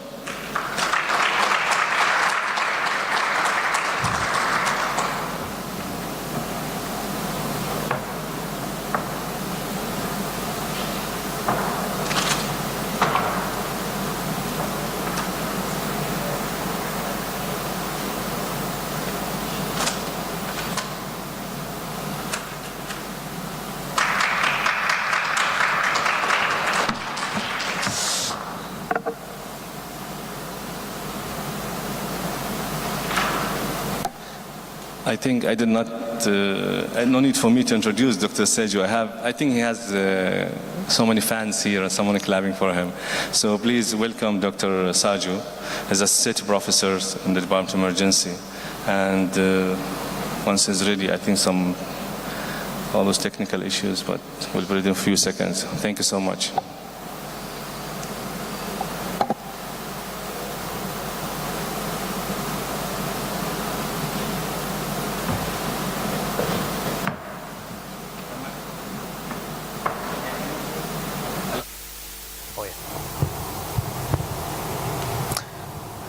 Marhaba. Hi everyone. I'm Siju. Without much ado, let me just go straight to my topic. Now, how many students in here? Residents? Medical students? Undergrads? Oh yeah. Quite a fair number. I'm going to actually see, when the topic was initially allotted, I was under the impression I was going to talk more about ChatGPT. But the moment I gave this lecture as a topic, I knew I was in trouble because the moment I gave this, that was maybe a couple of months back, 3 months back, everything has drastically changed. And now I'm actually modifying it every day, including yesterday evening. So without much further ado, let me just go straight to my topic. And I'm going to start by actually telling you what I'm going to talk to you about. I'm going to talk to you about the current landscape of artificial intelligence in scientific writing. I'm going to talk to you about the good, bad, and ugly of scientific writing using artificial intelligence. We'll go and maybe have some idea about the ethics behind the whole stuff. And Dr. Ibrahim actually made my life much more easier by actually handling all the nuisances with regards to the biases. So these are my references, and I would want you to actually take a look at it because you have the UNESCO, you have the WHO actually coming up with guidelines. The Indian Council for Medical Research has come up with ethics of AI. So you can make use of these, and these has been my references for this session. And the last one is actually an inspirational talk which I would like you all to hear, the AI dilemma. Now, I'll propose one question to everyone who's sitting here, and I want you to think about it to yourself. What do you think artificial intelligence means? What is AI to you? What is AI? See, when you've been hearing about machine learning, you've been hearing about deep learning. See, we've been hearing lots of stuff. It all just boils down to artificial intelligence, machines, computers designed to make your system much more efficient in a way humans are thinking about, so many things. But what I want you to understand is, when someone says AI now, the car is still the same, but the engine has changed drastically. It's changed so drastically over the last couple of years that it's something which I want you to actually embrace or maybe have a look at, because whether you like it or not, it's going to be around you, it's going to be across the board, and you're going to be part of it. So when I say AI, and let me just put just one thing up there. I'm just going to put large language models. You're talking about ChatGPT, I'm going to put large language models. When I say large language models, you're thinking more about text inputs, right? You know, your text inputs, you put your ChatGPT, but that's not exactly what it is. Every single thing up there is a language. You have text inputs, you have audiovisual inputs, you have sensor data, your GPS data. These are all languages. Now these languages are learning how to talk to each other. Keep that in mind. Keep that in mind when you're actually looking at it. I'll give you two examples. So this is a study by Cheng et al. From Singapore. They, to see beyond the brain, conditional diffusion. Simply put, they put a few people together in a room. They showed them a few images. They gave them a visual stimulus. They did their functional MRIs. And the functional MRI was given to an artificial intelligence model, and the artificial intelligence models reconstructed what the functional MRI was looking at. Can you see that? You know, it's quite similar to what they were looking at. You know, if you match it out. I'll give you another example. So this was in 2023 published in Nature Neurosciences. You know, I couldn't get the video from their abstract, but you know, look at the video. So they showed this video to a few people sitting in a room. They did their functional MRIs. They asked the artificial intelligence platform to look at the functional MRI and respond. So it said, I see a girl that looks just like me get hit on her back and get knocked off. So the mind reading machines are here now. So whether you like it or not, the mind reading machines are here. Now, is it a good thing or is it a bad thing? Now that's what we are here to discuss mostly. Is it all bad? How many of you say it's bad? How many of you say it's good? Oh yeah, nice. So let me put it this way. So you're all right. I mean, it's not necessarily bad. You know, you've got all those problems coming up. And Dr. Ibrahim actually went through most of it. You know, it's good in drafting editions. It's good in explaining to you with regards to what you do not know. It takes off the language barrier in most of the non-English speaking countries from where I am from. I can't afford the Elsevier to actually do the drafting for me, but I can actually get ChatGPT to do it for me. I can correct my grammar. It helps me drastically with the way I can actually present my data. Now, I'm going to actually show some extra stuff for the students sitting here. You know, you see, this is one platform which I keep using most of the times. You know, it helps me visualize data. Now, this is orange, and by the way, no conflict of interest, no financial commitments. You know, just something which I use. So it's simple. You put your data in. You load up your data. You decide to actually. So this is me. I work mostly in snakebite and stroke. And this is snakebite data. So I put it, I want to see what my data looks like. I put a scatter plot. So I have all these options, and I do not know what to actually generate. Maybe, you know, which gives me more informative projections. The AI does that for me. It actually gives me different options to actually scroll through to see what efficiently shows or depicts my data to the general audience. Now that's just one. You know, earlier when we used to do qualitative studies, we had to sit with the recordings, you know, get the whole recording done and, you know, scribe it down. You have a scribe scribing it down. You go through the data parameters, see what is, and you have the newer analytic softwares which you can use. Yeah, of course, yes. But here I'm just putting it in corpse, you know, and, you know, I have my whole data set ready up for me. That's what they were talking about mostly, about antivenom development, about hypnale. You know, the word cloud is built for me. Now, it took me just that many minutes to actually get it done. Now, I'm doing a PhD in coagulation disorders, so and doing a literature map to see where my research stands right now. You know, that's me there. How many of you has cited me? Whom did I cite? Earlier, like he was saying, I had to take all these literature, sit down, timeline map them, and then see what happened where. Now I can do it in a GIF, in a press of a button. And for the students sitting here, I'm pretty sure you guys are already doing this. I mean, you have all these, you know, this is Tommy up there. you can actually use AI to actually generate images for you. You want to decide on what kind of a template you want. You want to actually decide on what you say you want to do a study in the near future landscapes. You put it up, you could get the AI to actually edit your slides for you, get your text materials for you. You can actually rewrite the text materials. Maybe if you want to actually have a change in the image, say a brutalistic concrete architectural structure in the Icelandic countryside, it generates it for you. You have a slide made, voila, done. It took me, what, less than a minute? So, yes, not necessarily. It's going to make, it's going to do this. But is it all good? So that's what I want you to actually, think about. Is it all good? Dr. Ibrahim was actually putting it up in a very nice way. You have the complexity of the review, which this algorithm right now doesn't understand. Probably it will start understanding in the future.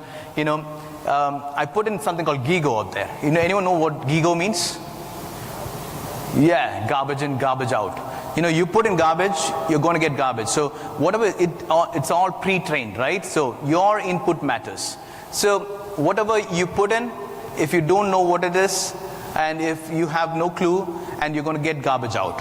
Now, and with regards to the bias, there's so much biases with regards to confirmation bias, contextual bias. These are there. Now, I'll put a picture up there for you. Can you tell me which one is AI generated? Who says it's, let's see, that's A and that's B. Which is AI generated? Why? So this was me actually putting up a image of saying a very relaxing man on a chair looking at the sunset with a fishing rod in hand. The reason why I put this image up is because it might give you this belief that you're going to make this AI is going to make your life easier. How many of you feel so? Your life is going to be easier with AI around.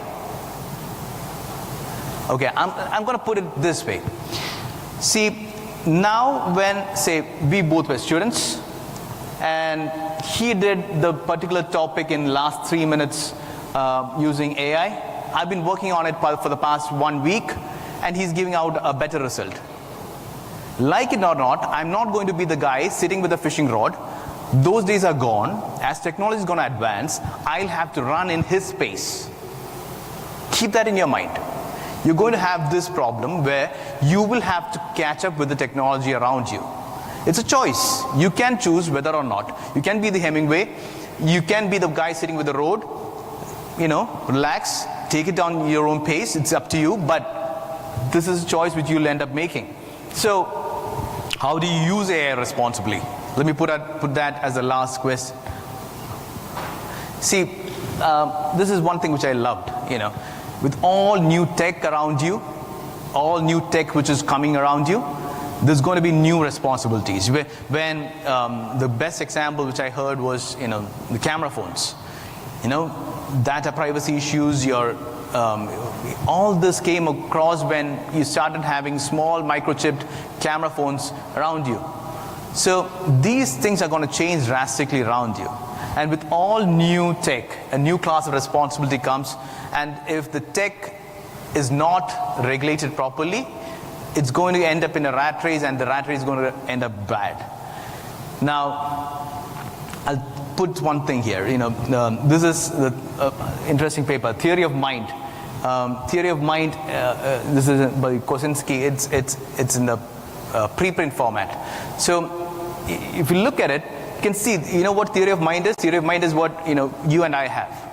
The human way of thinking, and able to put, say, unobservable mental states in spontaneously emerge, but it has seemed to have spontaneously emerged in these large language models. If you put, so ChatGPT was given, ChatGPT performed the best of the lot, and you can see that particular theory of mind has changed over the last, and the time frame, just take a look at the time frame. 2018, 20, nothing happened.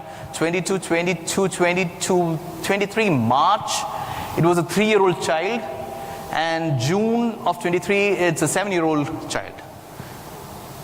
So keep that in mind. and it's your responsibility, and you need to know how to use it responsibly. You know, critical oversight, human oversight. I've just broken it down to 4 different things. 1, critical oversight. 2, transparent reporting. Now, 3, ethical data usage and to be aware about what's happening. Now, I'll tell you why I put it into 4 different things. The critical oversight is quite important in the sense human oversight over this media. I'm thinking about Terminator right now, but I'm pretty sure you need that critical oversight. The second part about ethical, transparent reporting, everyone's talking about it right now, so I'm pretty sure it's going to come, and it's already there. You know, Elsevier has its own guidelines, Springer has one, so right now you have to actually, people are thinking about it. So it's going to come up in a more robust way, and we are learning as we go. Now, the third one, be aware of the biases involved. I want you to be aware of the biases involved in this particular using of AI. Keep that in mind, because if you do not know what you want to, and yesterday in David Carr's lecture, he was actually mentioning, unless you know it, you will not see it. Unless you know it, you will not see it. So if you do not know it, you will not be able to actually see these biases. So you need to know what all biases are involved. I'm not going to go into the details of the same, but still, I want you to actually keep that in mind. And the bottom line is going to be that with all great power, so use it responsibly. Now, keeping that in mind, I want you to actually have an overview with regards to the ethics involved in AI, and the UNESCO WHO guidelines and the Indian Council of Medical Research guidelines are excellent. And since we are already talking about it in lots and different medias, I think we are in the right direction. I'm going to leave the question about whether we are in the right direction to you. And when you're writing, the LCB has got, it's got its AI-assisted technologies in scientific writing. They got Springer's actually having their own policies now. So I'm going to leave that question to you, whether we are in the right direction, because the responsibility resides in you, in using this technology responsibly. With that, that's the last image which I want to show you. This was actually created using DALL-E, race of man against robot to the finish line as an oil painting with an exploding nebula. Thank you so much for listening. We will have time for questions. Do we have time for Thank you so much. Yeah, I think we can have some common. Thank you.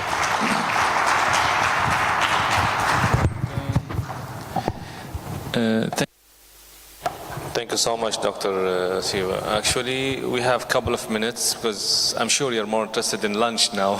So any 1 or 2 questions we can take for the whole sessions, just raise your hand. Yeah, lady up there.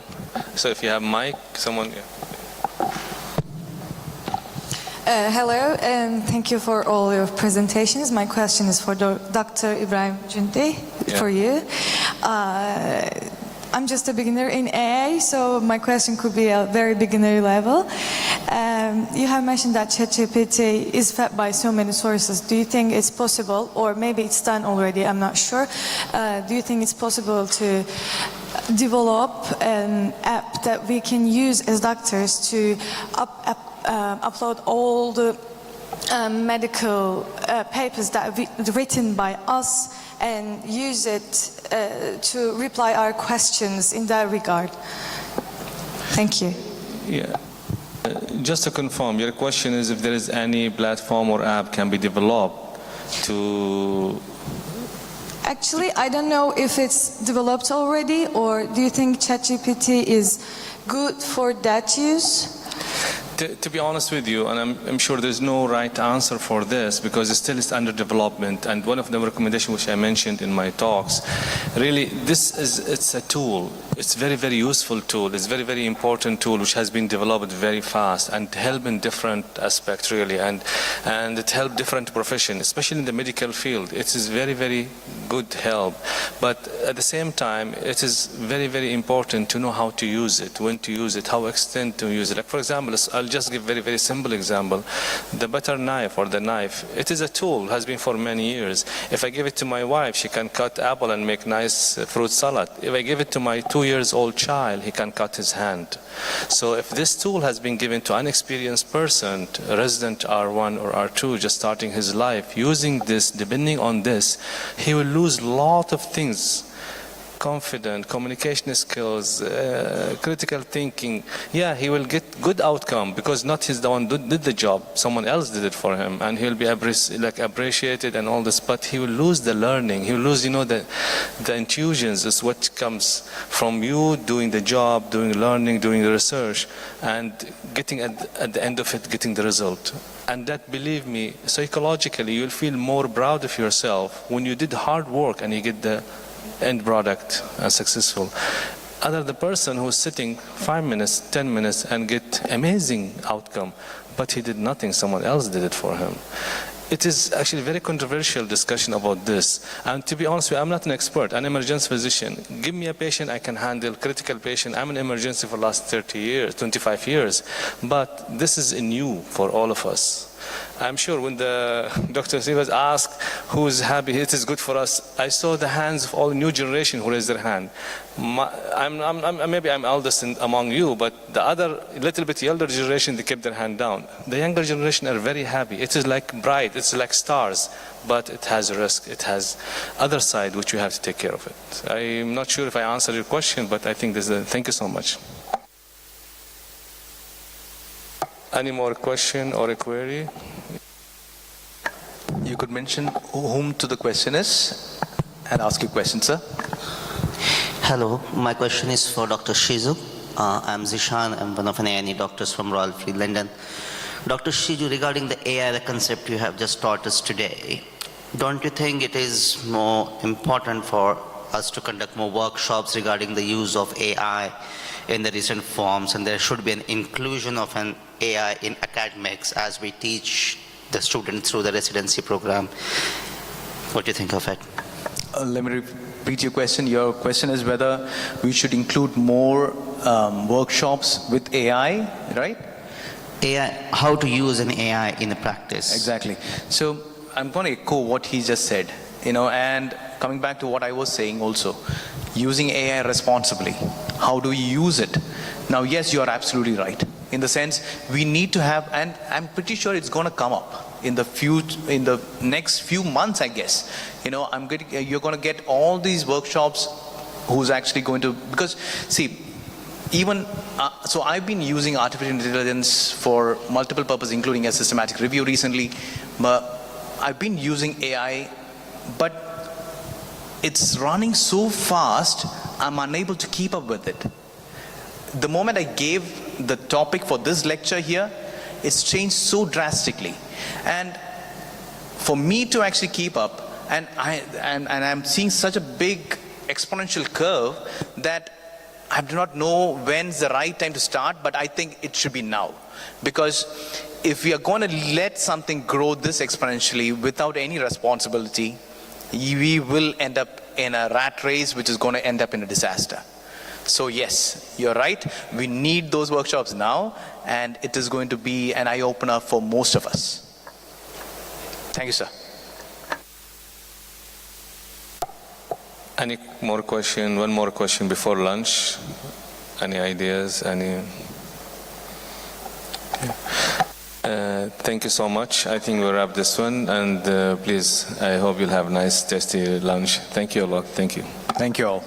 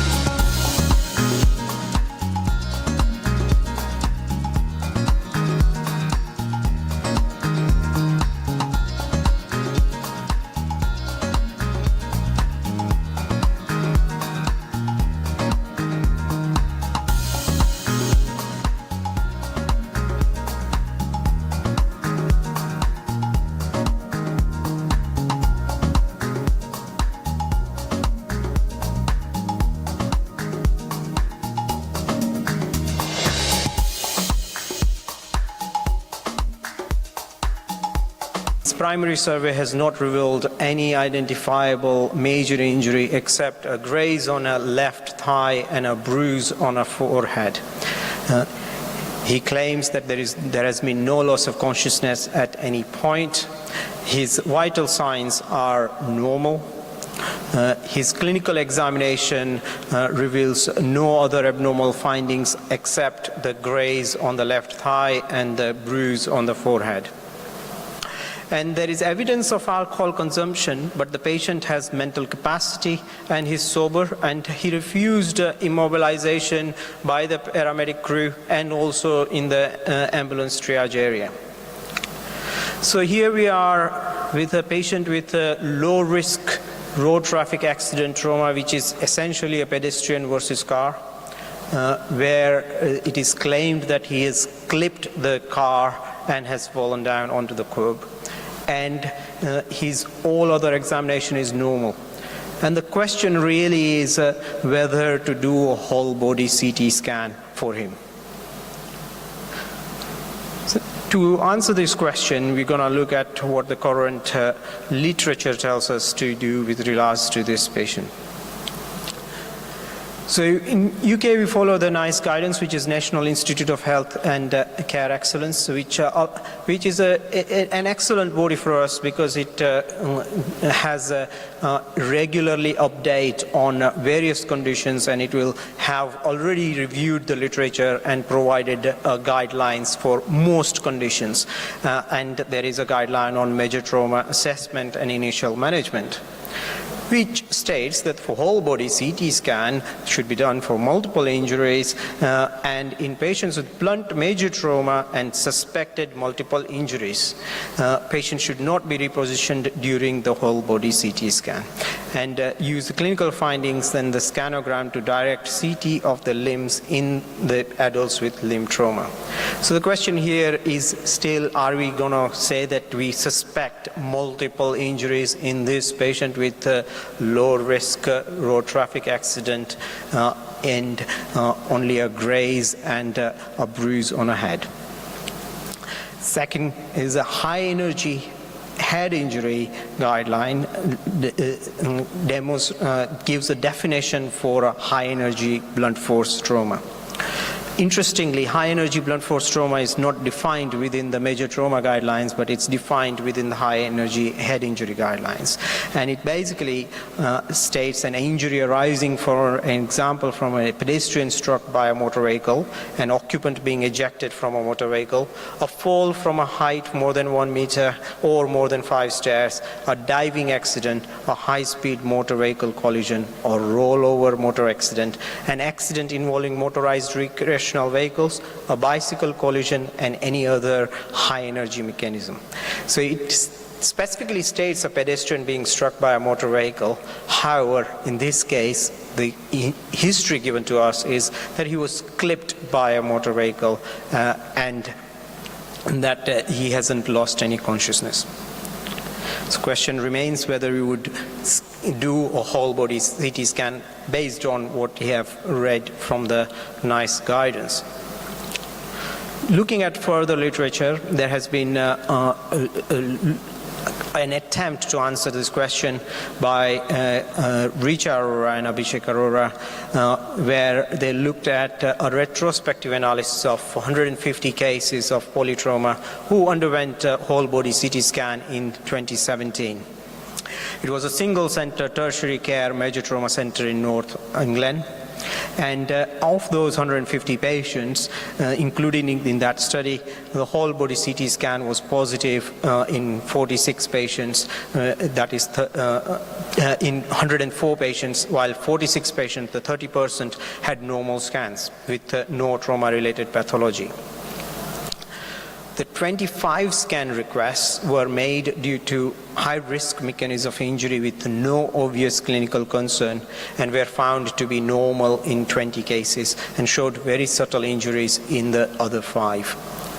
So the authors concluded that a good clinical examination can reduce the high number of unnecessary high dose of whole body CT scans. So the question still remains whether we would do a whole body CT scan on our patient or not. Looking further, there is a further analysis of whole body CT trauma based just on the mechanism of injury, or an analysis of more than 3,900 patients at a tertiary trauma center. And this is from a retrospective cohort analysis of over 10 years from a single center in Australia. And in these 3,920 patients who met the inclusion criteria, about 40% had a positive CT scan. This is an important confounding factor to consider when looking at the literature with regards to the trauma CT scans. It is the positive rate which determines what the thresholds has been used to actually conduct the CT scan in the first place. So in the first study, we had a positive rate of 70%. In the second study, we have a positive rate of 40%. So they already had a relatively low threshold to actually do CT scans. However, the authors concluded that in high energy trauma, they should consider the whole body CT scan based on the mechanism of injury alone, regardless of the clinical examination findings. So the question still remains whether we would do a whole body CT scan for our index patient. Looking further, we have an outcome of doing a selective CT scan versus pan-CT, which is a whole body CT scan in elderly trauma patients, a retrospective analysis of a level 1 trauma center in the United Kingdom. So these analyses looked at 481 patients who underwent the whole body CT scan or a selective CT scan in 2018, divided into multi-system injuries and single system injuries. So this is a retrospective analysis from a trauma audit which is done nationally in United Kingdom. So what they did was they looked at a whole 1 year's worth of patients, and they classified into multi-system injuries and single system injuries, and then they looked at how many of those patients had a whole body CT scan and how many of them had a selective CT scan. The whole body CT scan defined as pan-CT in this study. So it was a single center, tertiary care major trauma center in England. And interestingly, what they found that within the single system injuries, when comparing the pan-CT with the single system CT, there was no change in the mortality. However, there was a significant change in the length of stay between the two groups. The ones who underwent a single system CT, there was a significant number of patients who had longer length of stay. So the question still remains whether to do a whole body CT scan or not for our index patient. So our own experience at North Manchester, a colleague of mine reviewed retrospectively the presence of injury in elderly patients who had undergone whole body trauma CT. 66 elderly patients underwent a whole body CT scan over a 12-month period, and of which 39%, again comparable to the Australian study, had injuries identified on the CT scan. 86% were due to ground level falls. The remaining cases were due to falling down the steps or a low-speed road traffic accident, similar to what we have. So the question still remains whether to do a whole body CT scan in our patient or not. At this stage, I would want to take a view from our audience. How many of you would want to do a whole body CT scan on this index patient? Please raise your hands. So we have 2, 3, 4. So we have got about 5 people in the room who would want to do a whole body CT scan on this patient. So indeed, this patient actually underwent a whole body CT scan, and we found that he had 3 rib fractures, a small pneumothorax in the chest, and 2 stable fractures in his lumbar vertebrae in abdomen. His head CT scan was normal, as was his x-rays of his thigh, where the superficial injuries were there. So the patient was admitted to the trauma ward in a major trauma center after being transferred there and was discharged 48 hours later without any procedural intervention with rehabilitation and physiotherapy follow-up. So he was treated conservatively with no further intervention into his care. So conclusions, history matters.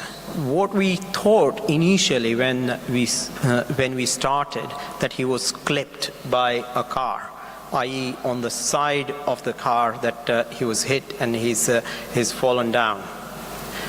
In reality, he was hit in the front of the car from what we see from the injuries, and he has hit his head on the bonnet and then he's fallen down on the ground.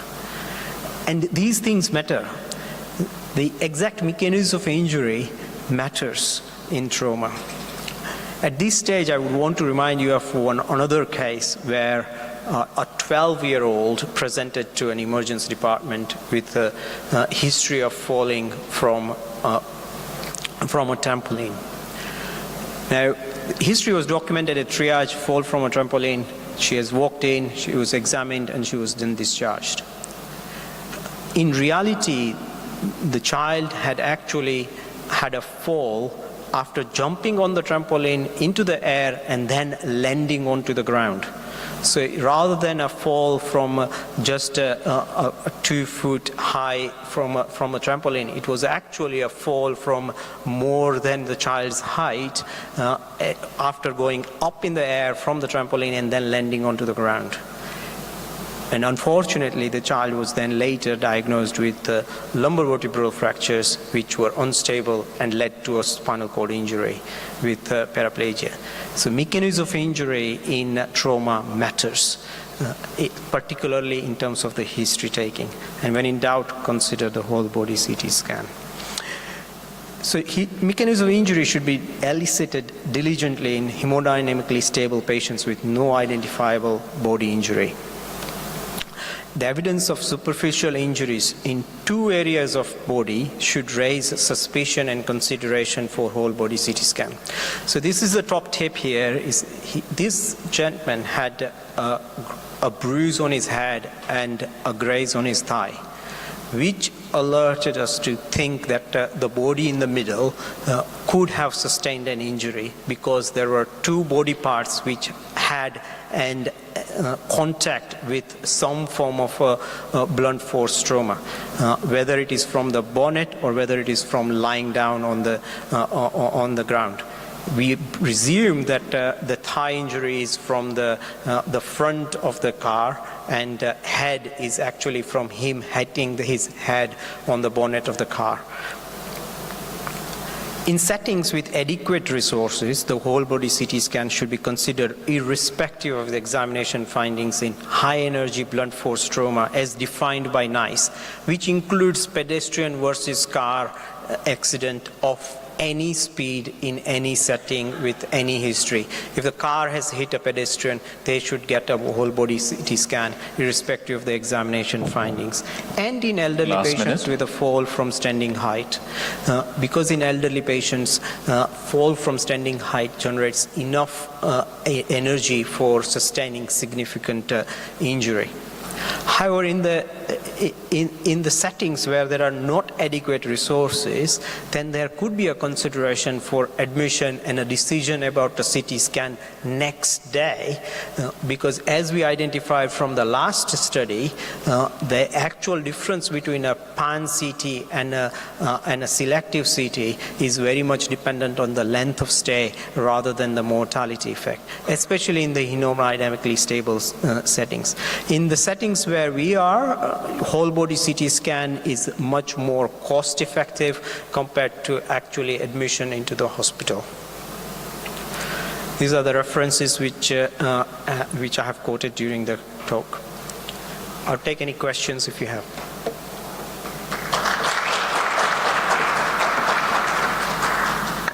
Any questions from the crowd? We have minutes? If not, we'll move to the next session. Thank you very much.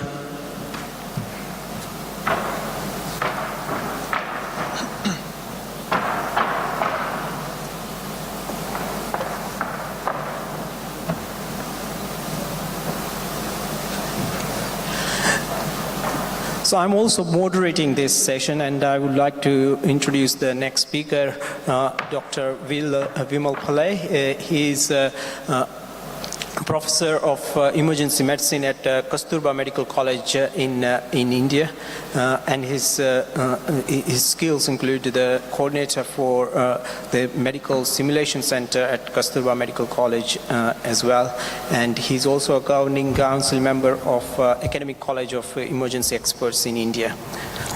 And he's going to be talking to us today about taming the bleed, viscoelastic assays in emergency medicine. Thank you, Dr. Himanshu. Welcome, everyone. I guess we all had a big lunch. So we'll try to keep it interactive. I'm going to talk about, I'm an emergency physician working in India. I work in Kasturba Medical College. I've got no financial disclosures for this talk other than the fact that I've been teaching resuscitation courses in trauma for more than a decade now. So what am I dealing with? I'm going to start off with an index case like before. So it's 3 a.m. in the emergency department. The usual story for all emergency physicians out here. Can I have a show of hands, people working in the emergency department? Okay. Residents in the Department of Emergency Medicine here. Okay, I've got a few residents in emergency medicine too. Perfect.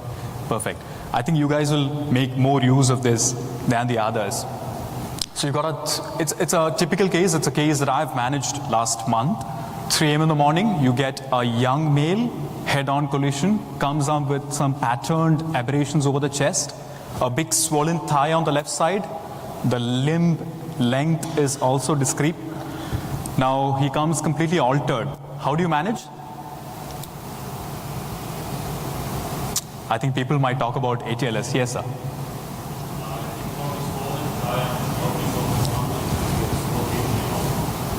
Perfect. Agree, the musculoskeletal component. He's also altered.